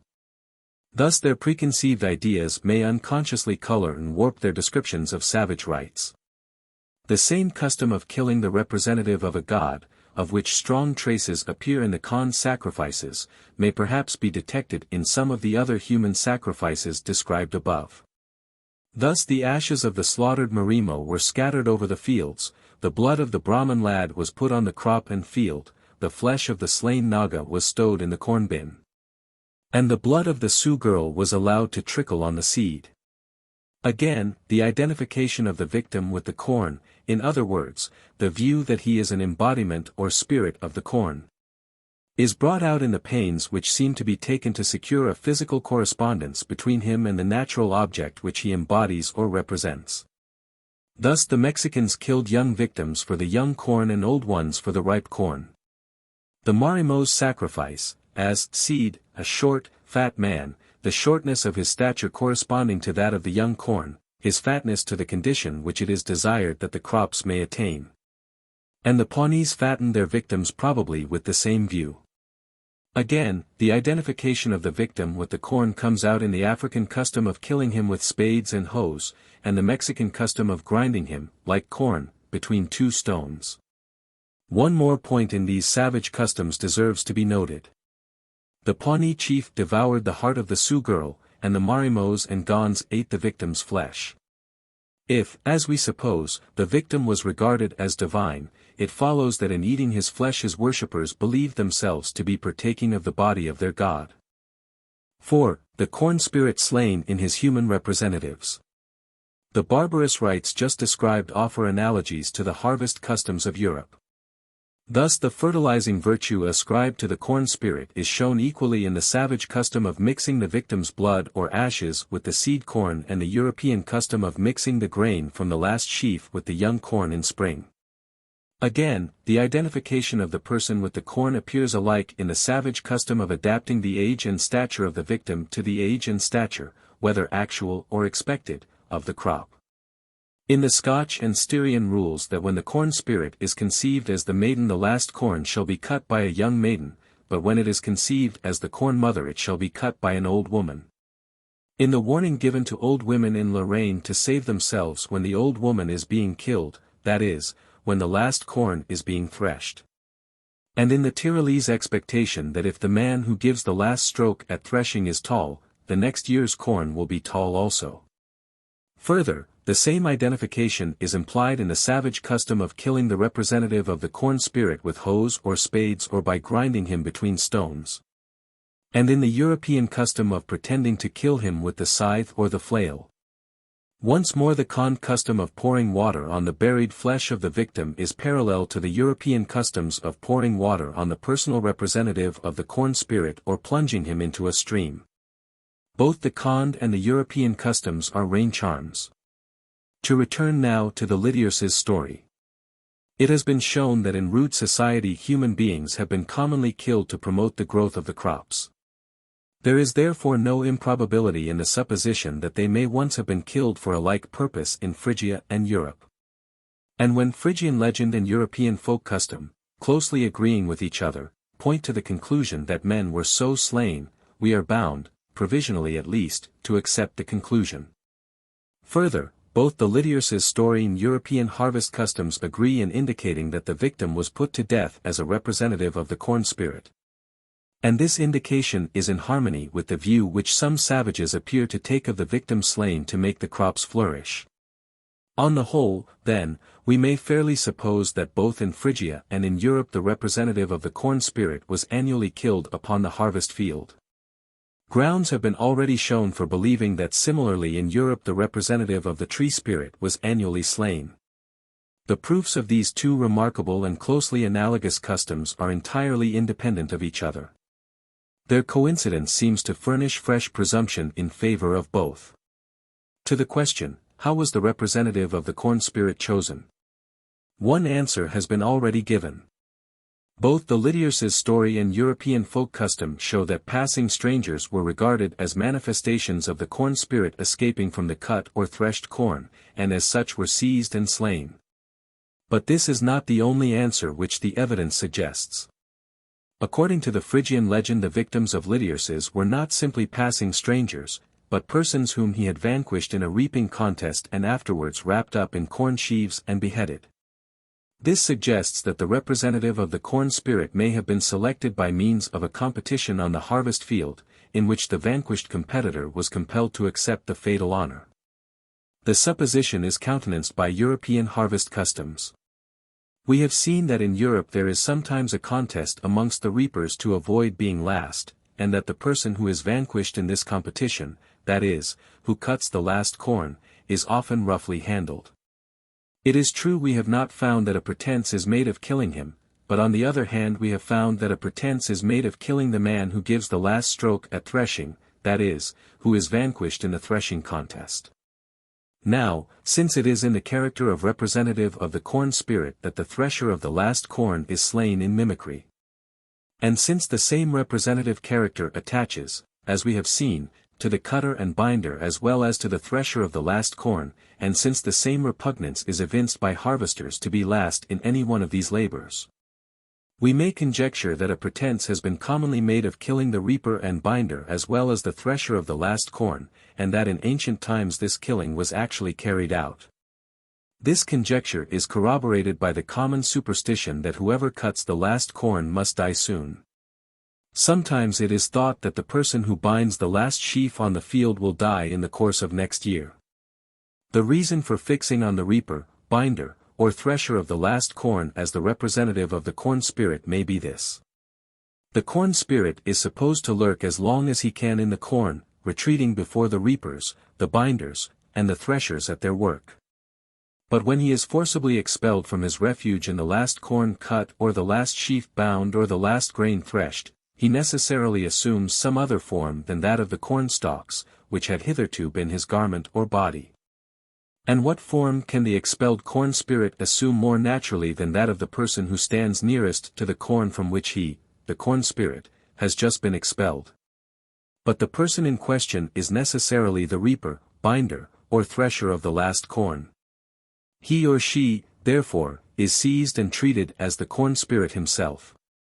Thus the person who was killed on the harvest field as the representative of the corn spirit may have been either a passing stranger or the harvester who was last at reaping, binding, or threshing.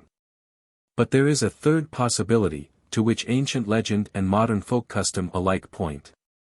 Lydiarch's not only put strangers to death.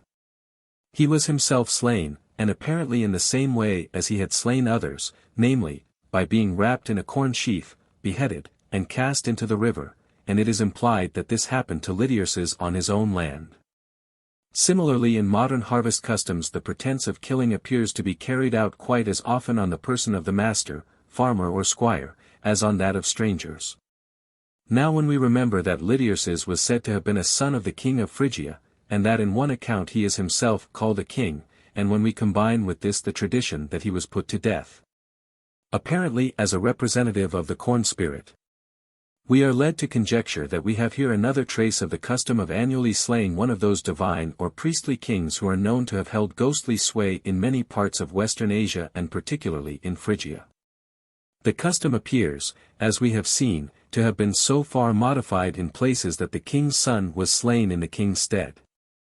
Of the custom thus modified the story of Lydiarch's would be, in one version at least, a reminiscence.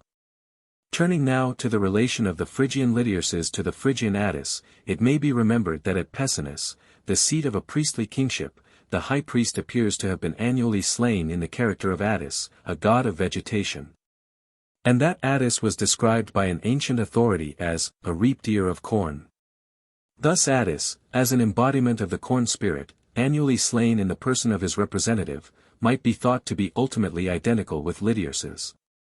The latter being simply the rustic prototype out of which the state religion of Attis was developed. It may have been so. But, on the other hand, the analogy of European folk custom warns us that amongst the same people two distinct deities of vegetation may have their separate personal representatives, both of whom are slain in the character of gods at different times of the year. For in Europe, as we have seen, it appears that one man was commonly slain in the character of the tree spirit in spring, and another in the character of the corn spirit in autumn. It may have been so in Phrygia also. Attis was especially a tree god, and his connection with corn may have been only such an extension of the power of a tree spirit as is indicated in customs like the harvest May.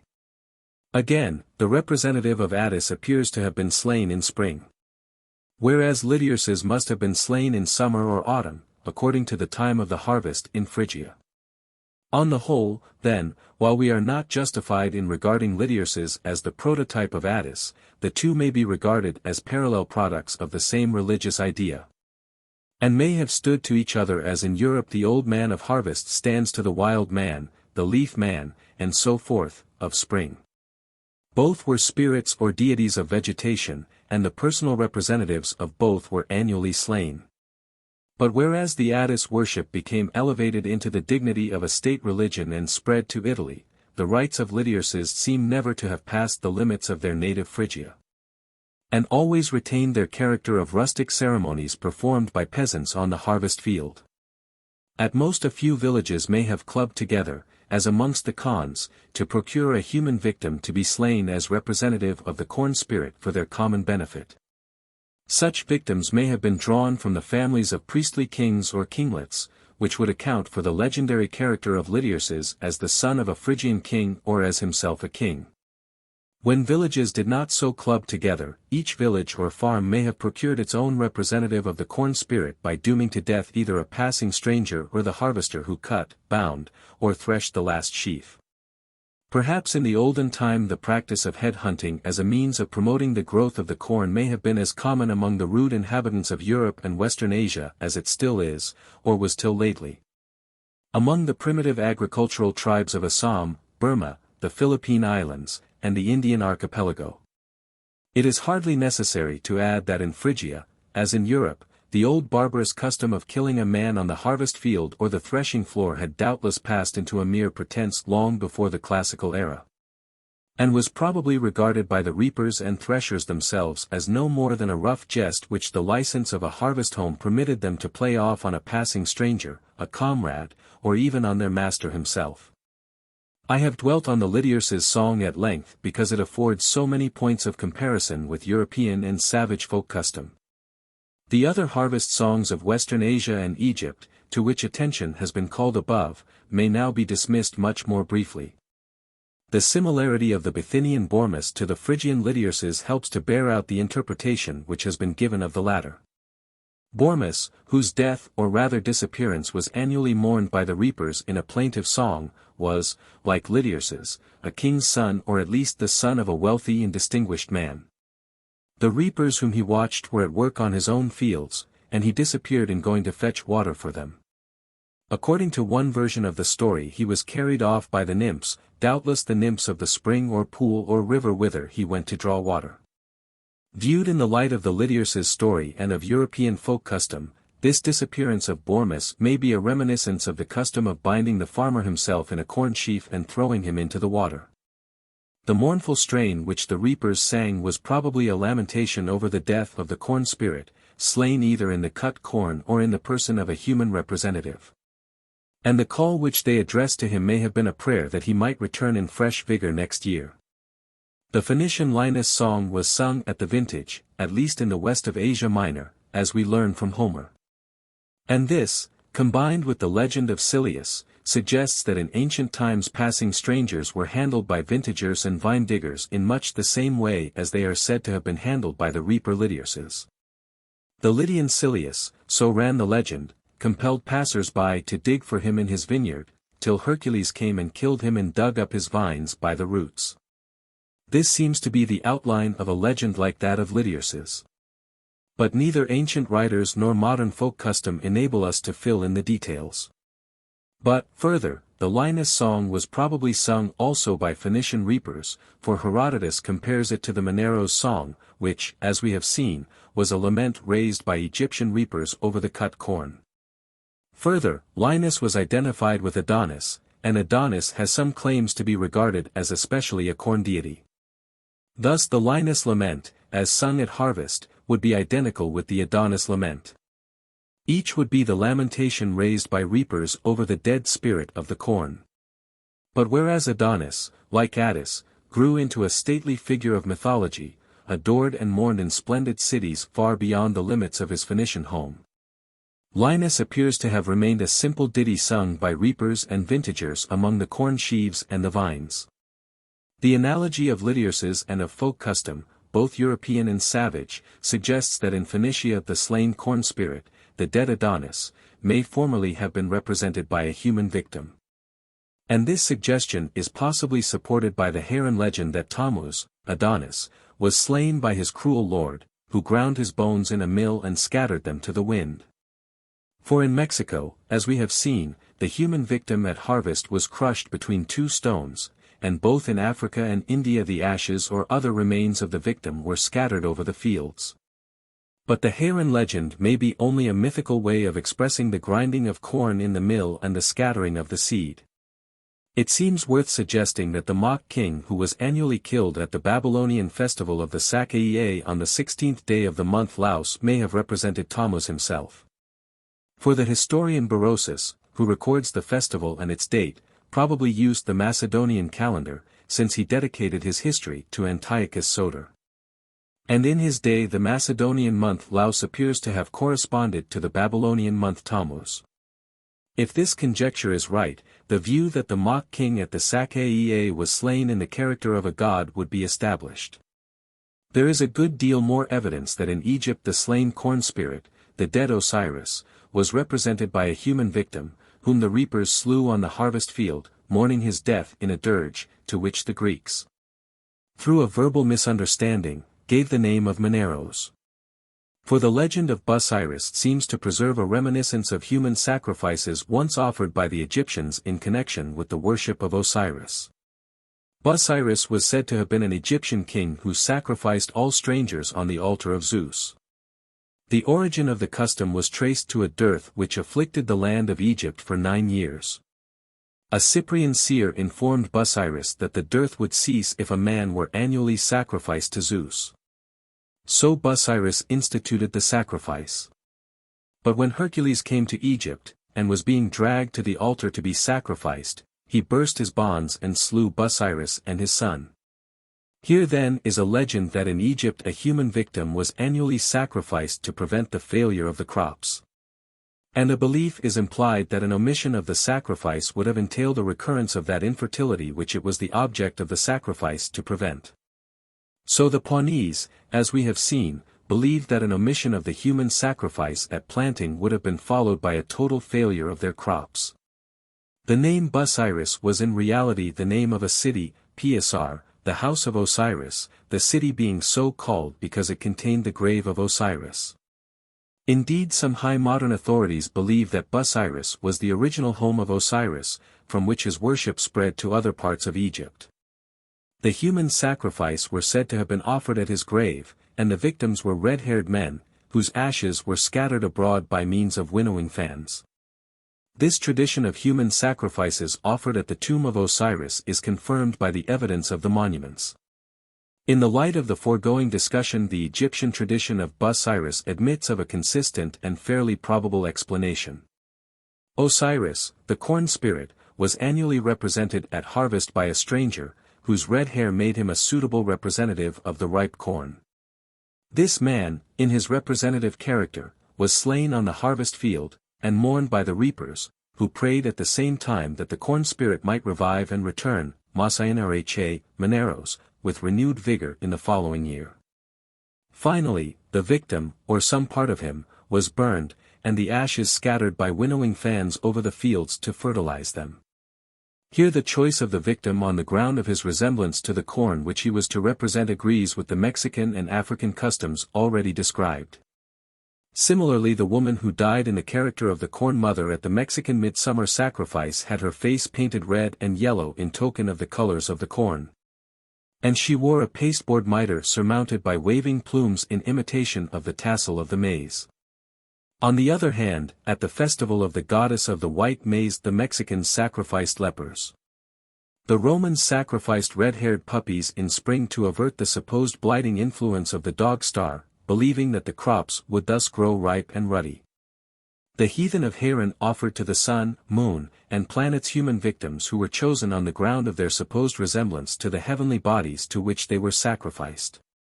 For example, the priests, clothed in red and smeared with blood, offered a red-haired, red-cheeked man to the red planet Mars, in a temple which was painted red and draped with red hangings. These and the like cases of assimilating the victim to the god, or to the natural phenomenon which he represents, are based ultimately on the principle of homeopathic or imitative magic. The notion being that the object aimed at will be most readily attained by means of a sacrifice which resembles the effect that it is designed to bring about. The story that the fragments of Osiris's body were scattered up and down the land, and buried by Isis on the spots where they lay, may very well be a reminiscence of a custom, like that observed by the Khans, of dividing the human victim in pieces and burying the pieces, often at intervals of many miles from each other, in the fields. Thus, if I am right, the key to the mysteries of Osiris is furnished by the melancholy cry of the Egyptian reapers, which down to Roman times could be heard year after year sounding across the fields, announcing the death of the corn spirit. The rustic prototype of Osiris. Similar cries, as we have seen, were also heard on all the harvest fields of Western Asia. By the ancients they are spoken of as songs. But to judge from the analysis of the names Linus and Maneros, they probably consisted only of a few words uttered in a prolonged musical note which could be heard at a great distance. Such sonorous and long-drawn cries, raised by a number of strong voices in concert, must have had a striking effect, and could hardly fail to arrest the attention of any wayfarer who happened to be within hearing. The sounds, repeated again and again, could probably be distinguished with tolerable ease even at a distance. But to a Greek traveler in Asia or Egypt the foreign words would commonly convey no meaning, and he might take them, not unnaturally, for the name of some one, Maneros, Linus, Lydiarces, Bormus, upon whom the reapers were calling. And if his journey led him through more countries than one, as Bithynia and Phrygia, or Phoenicia and Egypt, while the corn was being reaped, he would have an opportunity of comparing the various harvest cries of the different peoples. Thus we can readily understand why these harvest cries were so often noted and compared with each other by the Greeks. Whereas, if they had been regular songs, they could not have been heard at such distances, and therefore could not have attracted the attention of so many travelers. And, moreover, even if the wayfarer were within hearing of them, he could not so easily have picked out the words. Down to recent times Devonshire reapers uttered cries of the same sort, and performed on the field a ceremony exactly analogous to that in which, if I am not mistaken, the rites of Osiris originated. The cry and the ceremony are thus described by an observer who wrote in the first half of the 19th century. After the wheat is all cut, on most farms in the north of Devon, the harvest people have a custom of crying the neck. I believe that this practice is seldom omitted on any large farm in that part of the country. It is done in this way. An old man, or someone else well acquainted with the ceremonies used on the occasion, when the laborers are reaping the last field of wheat, goes round to the shocks and sheaves, and picks out a little bundle of all the best ears he can find. This bundle he ties up very neat and trim, and plats and arranges the straws very tastefully. This is called the neck of wheat, or wheaten ears. After the field is cut out, and the pitcher once more circulated, the reapers, binders, and the women stand round in a circle. The person with the neck stands in the center, grasping it with both hands. He first stoops and holds it near the ground, and all the men forming the ring take off their hats, stooping and holding them with both hands towards the ground. They then all begin at once in a very prolonged and harmonious tone to cry the neck, at the same time slowly raising themselves upright, and elevating their arms and hats above their heads, the person with the neck also raising it on high.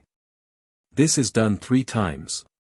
They then change their cry to Wei Yen, Wei Yen, which they sound in the same prolonged and slow manner as before, with singular harmony and effect, 3 times. This last cry is accompanied by the same movements of the body and arms as in crying the neck. After having thus repeated the neck 3 times, and Wei Yen, or Wei Yen as often, they all burst out into a kind of loud and joyous laugh, flinging up their hats and caps into the air, capering about and perhaps kissing the girls.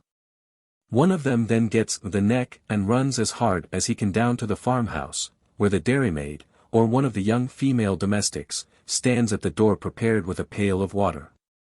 If he who holds the neck can manage to get into the house, in any way unseen, or openly, by any other way than the door at which the girl stands with the pail of water, then he may lawfully kiss her. But, if otherwise, he is regularly soused with the contents of the bucket.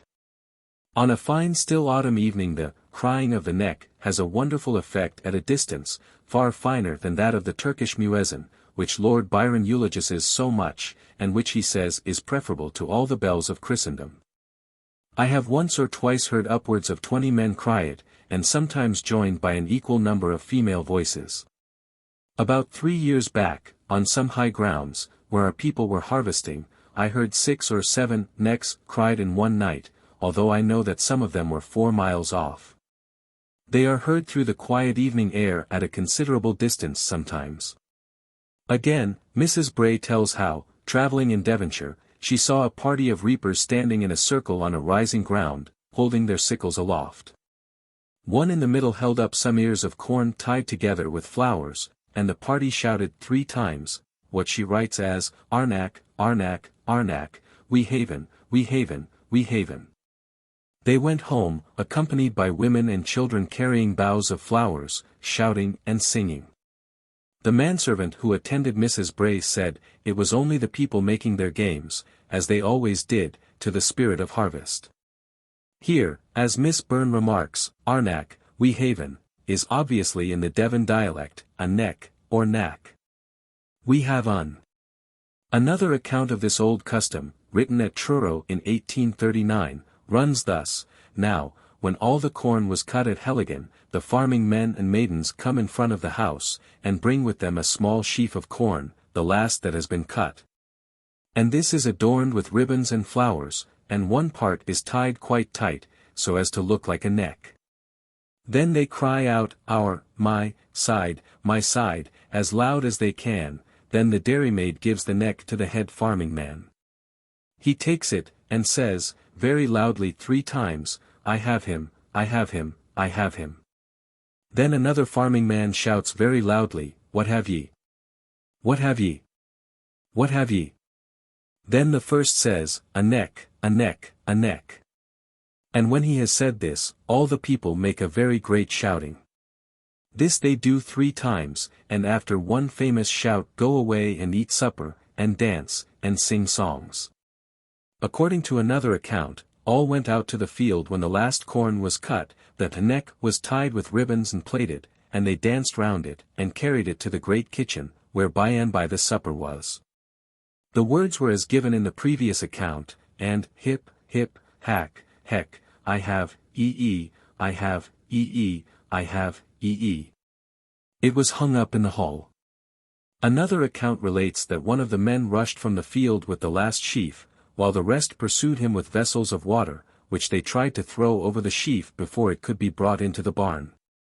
In the foregoing customs a particular bunch of ears, generally the last left standing, is conceived as the neck of the corn spirit, who is consequently beheaded when the bunch is cut down. Similarly in Shropshire the name, neck, or the gander's neck, used to be commonly given to the last handful of ears left standing in the middle of the field when all the rest of the corn was cut. It was plaited together, and the reapers, standing 10 or 20 paces off, threw their sickles at it. Whoever cut it through was said to have cut off the gander's neck. The neck was taken to the farmer's wife, who was supposed to keep it in the house for good luck till the next harvest came round.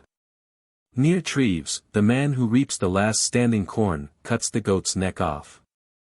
At Foss Lane, on the Gareloch, Dumbartonshire, the last handful of standing corn was sometimes called the head. At Auric, in East Friesland, the man who reaps the last corn, cuts the hare's tail off. In mowing down the last corner of a field, French reapers sometimes call out, "We have the cat by the tail." In Bresse, Bourgogne, the last sheaf represented the fox. Beside it a score of ears were left standing to form the tail, and each reaper, going back some paces, threw his sickle at it. He who succeeded in severing it, cut off the fox's tail, and a cry of, "You coo coo," was raised in his honor. These examples leave no room to doubt the meaning of the Devonshire and Cornish expression, the neck, as applied to the last sheaf.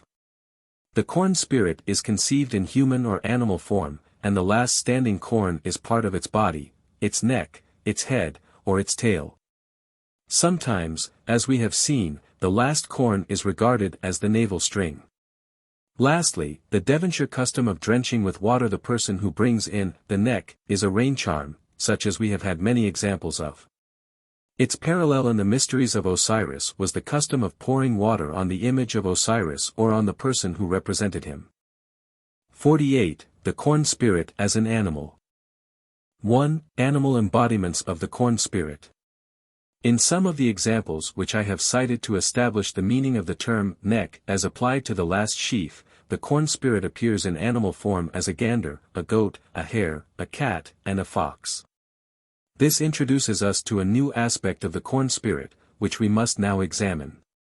By doing so we shall not only have fresh examples of killing the god, but may hope also to clear up some points which remain obscure in the myths and worship of Adonis, Attis, Osiris, Dionysus, Demeter, and Virbius.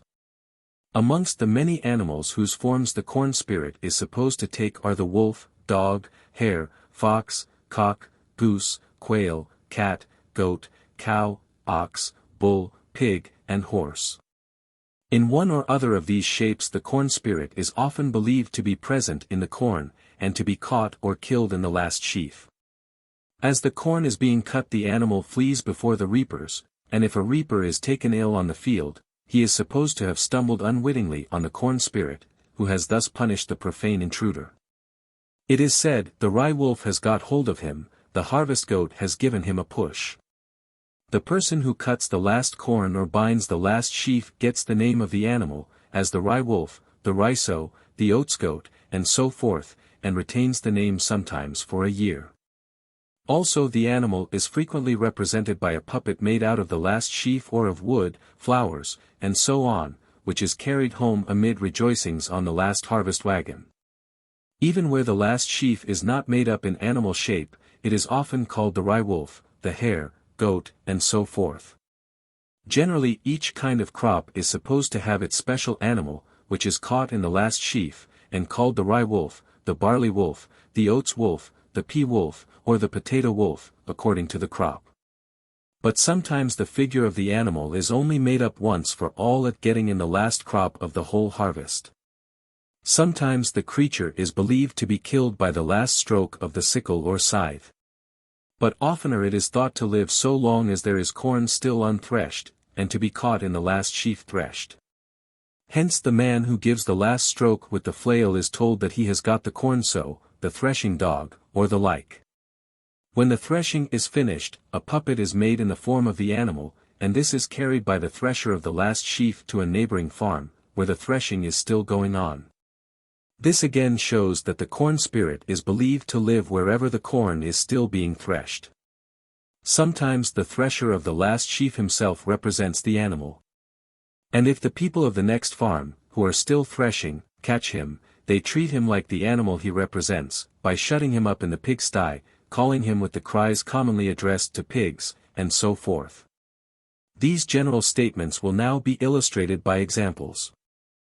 2. The corn spirit as a wolf or a dog. We begin with the corn spirit conceived as a wolf or a dog. This conception is common in France, Germany, and Slavonic countries. Thus, when the wind sets the corn in wave-like motion the peasants often say, "The wolf is going over," or through the corn, "The rye wolf is rushing over the field, the wolf is in the corn, the mad dog is in the corn, the big dog is there."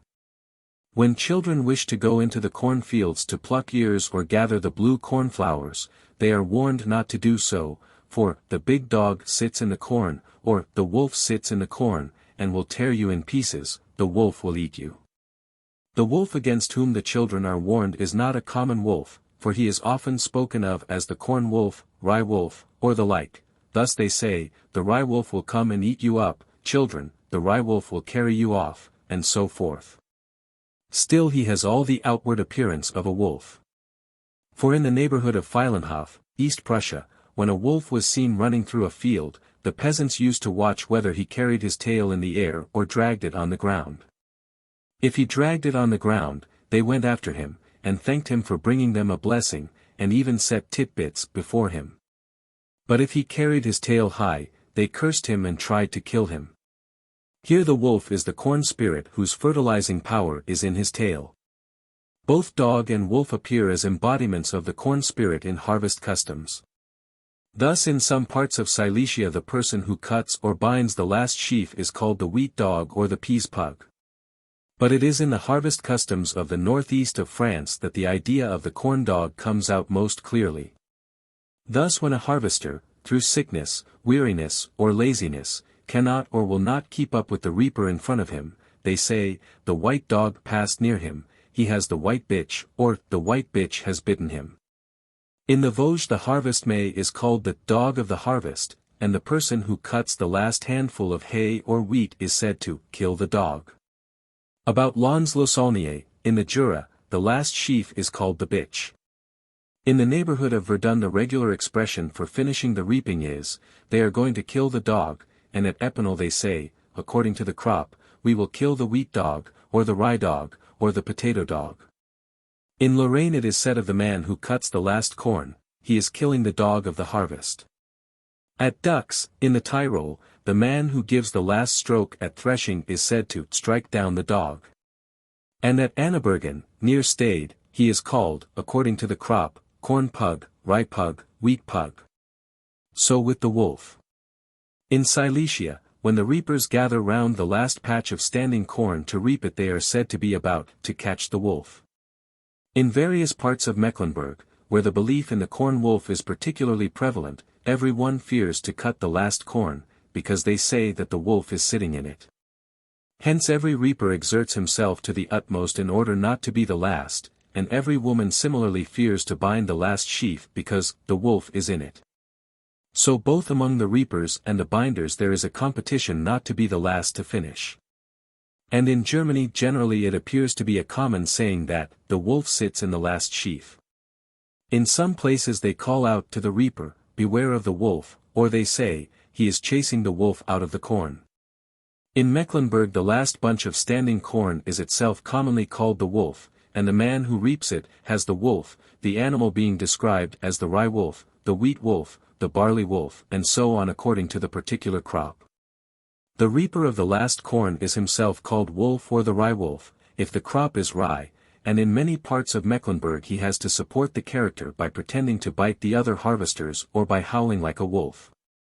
The last sheaf of corn is also called the wolf or the rye wolf or the oats wolf according to the crop, and of the woman who binds it they say, the wolf is biting her, she has the wolf, she must fetch the wolf, out of the corn. Moreover, she herself is called wolf, they cry out to her, thou art the wolf, and she has to bear the name for a whole year, sometimes, according to the crop, she is called the rye wolf or the potato wolf. In the island of Rügen not only is the woman who binds the last sheaf called wolf, but when she comes home she bites the lady of the house and the stewardess, for which she receives a large piece of meat. Yet nobody likes to be the wolf. The same woman may be rye wolf, wheat wolf, and oats wolf, if she happens to bind the last sheaf of rye, wheat, and oats. At Beer, in the district of Cologne, it was formerly the custom to give to the last sheaf the shape of a wolf. It was kept in the barn till all the corn was threshed. Then it was brought to the farmer and he had to sprinkle it with beer or brandy. At Brunschopten in Mecklenburg the young woman who bound the last sheaf of wheat used to take a handful of stalks out of it and make the wheat wolf with them. It was the figure of a wolf about 2 feet long and half a foot high, the legs of the animal being represented by stiff stalks and its tail and mane by wheat ears. This wheat wolf she carried back at the head of the harvesters to the village, where it was set up on a high place in the parlor of the farm and remained there for a long time. In many places the sheaf called the wolf is made up in human form and dressed in clothes. This indicates a confusion of ideas between the corn spirit conceived in human and in animal form. Generally the wolf is brought home on the last wagon with joyful cries. Hence the last wagon load itself receives the name of the wolf. Again, the wolf is supposed to hide himself amongst the cut corn in the granary, until he is driven out of the last bundle by the strokes of the flail. Hence at Wanzelben, near Magdeburg, after the threshing the peasants go in procession, leading by a chain a man who is enveloped in the threshed-out straw and is called the wolf. He represents the corn spirit who has been caught escaping from the threshed corn. In the district of Treves it is believed that the corn wolf is killed at threshing. The men thresh the last sheaf till it is reduced to chopped straw. In this way they think that the corn wolf, who was lurking in the last sheaf, has been certainly killed. In France also the corn wolf appears at harvest. Thus they call out to the reaper of the last corn, "You will catch the wolf." Near Chabry they form a ring round the last standing corn, and cry, "The wolf is in there." In Finistère, when the reaping draws near an end, the harvesters cry, "There is the wolf, we will catch him." Each takes a swath to reap, and he who finishes first calls out, "I've caught the wolf." In Guyenne, when the last corn has been reaped, they lead a wether all round the field. It is called the wolf of the field. Its horns are decked with a wreath of flowers and corn ears, and its neck and body are also encircled with garlands and ribbons. All the reapers march, singing, behind it. Then it is killed on the field. In this part of France the last sheaf is called the cajolage, which, in the patois, means a wether. Hence the killing of the wether represents the death of the corn spirit, considered as present in the last sheaf. But two different conceptions of the corn spirit, as a wolf and as a wether, are mixed up together. Sometimes it appears to be thought that the wolf, caught in the last corn, lives during the winter in the farmhouse, ready to renew his activity as corn spirit in the spring. Hence at midwinter, when the lengthening days begin to herald the approach of spring, the wolf makes his appearance once more. In Poland a man, with a wolf's skin thrown over his head, is led about at Christmas. Or a stuffed wolf is carried about by persons who collect money. There are facts which point to an old custom of leading about a man enveloped in leaves and called the wolf, while his conductors collected money.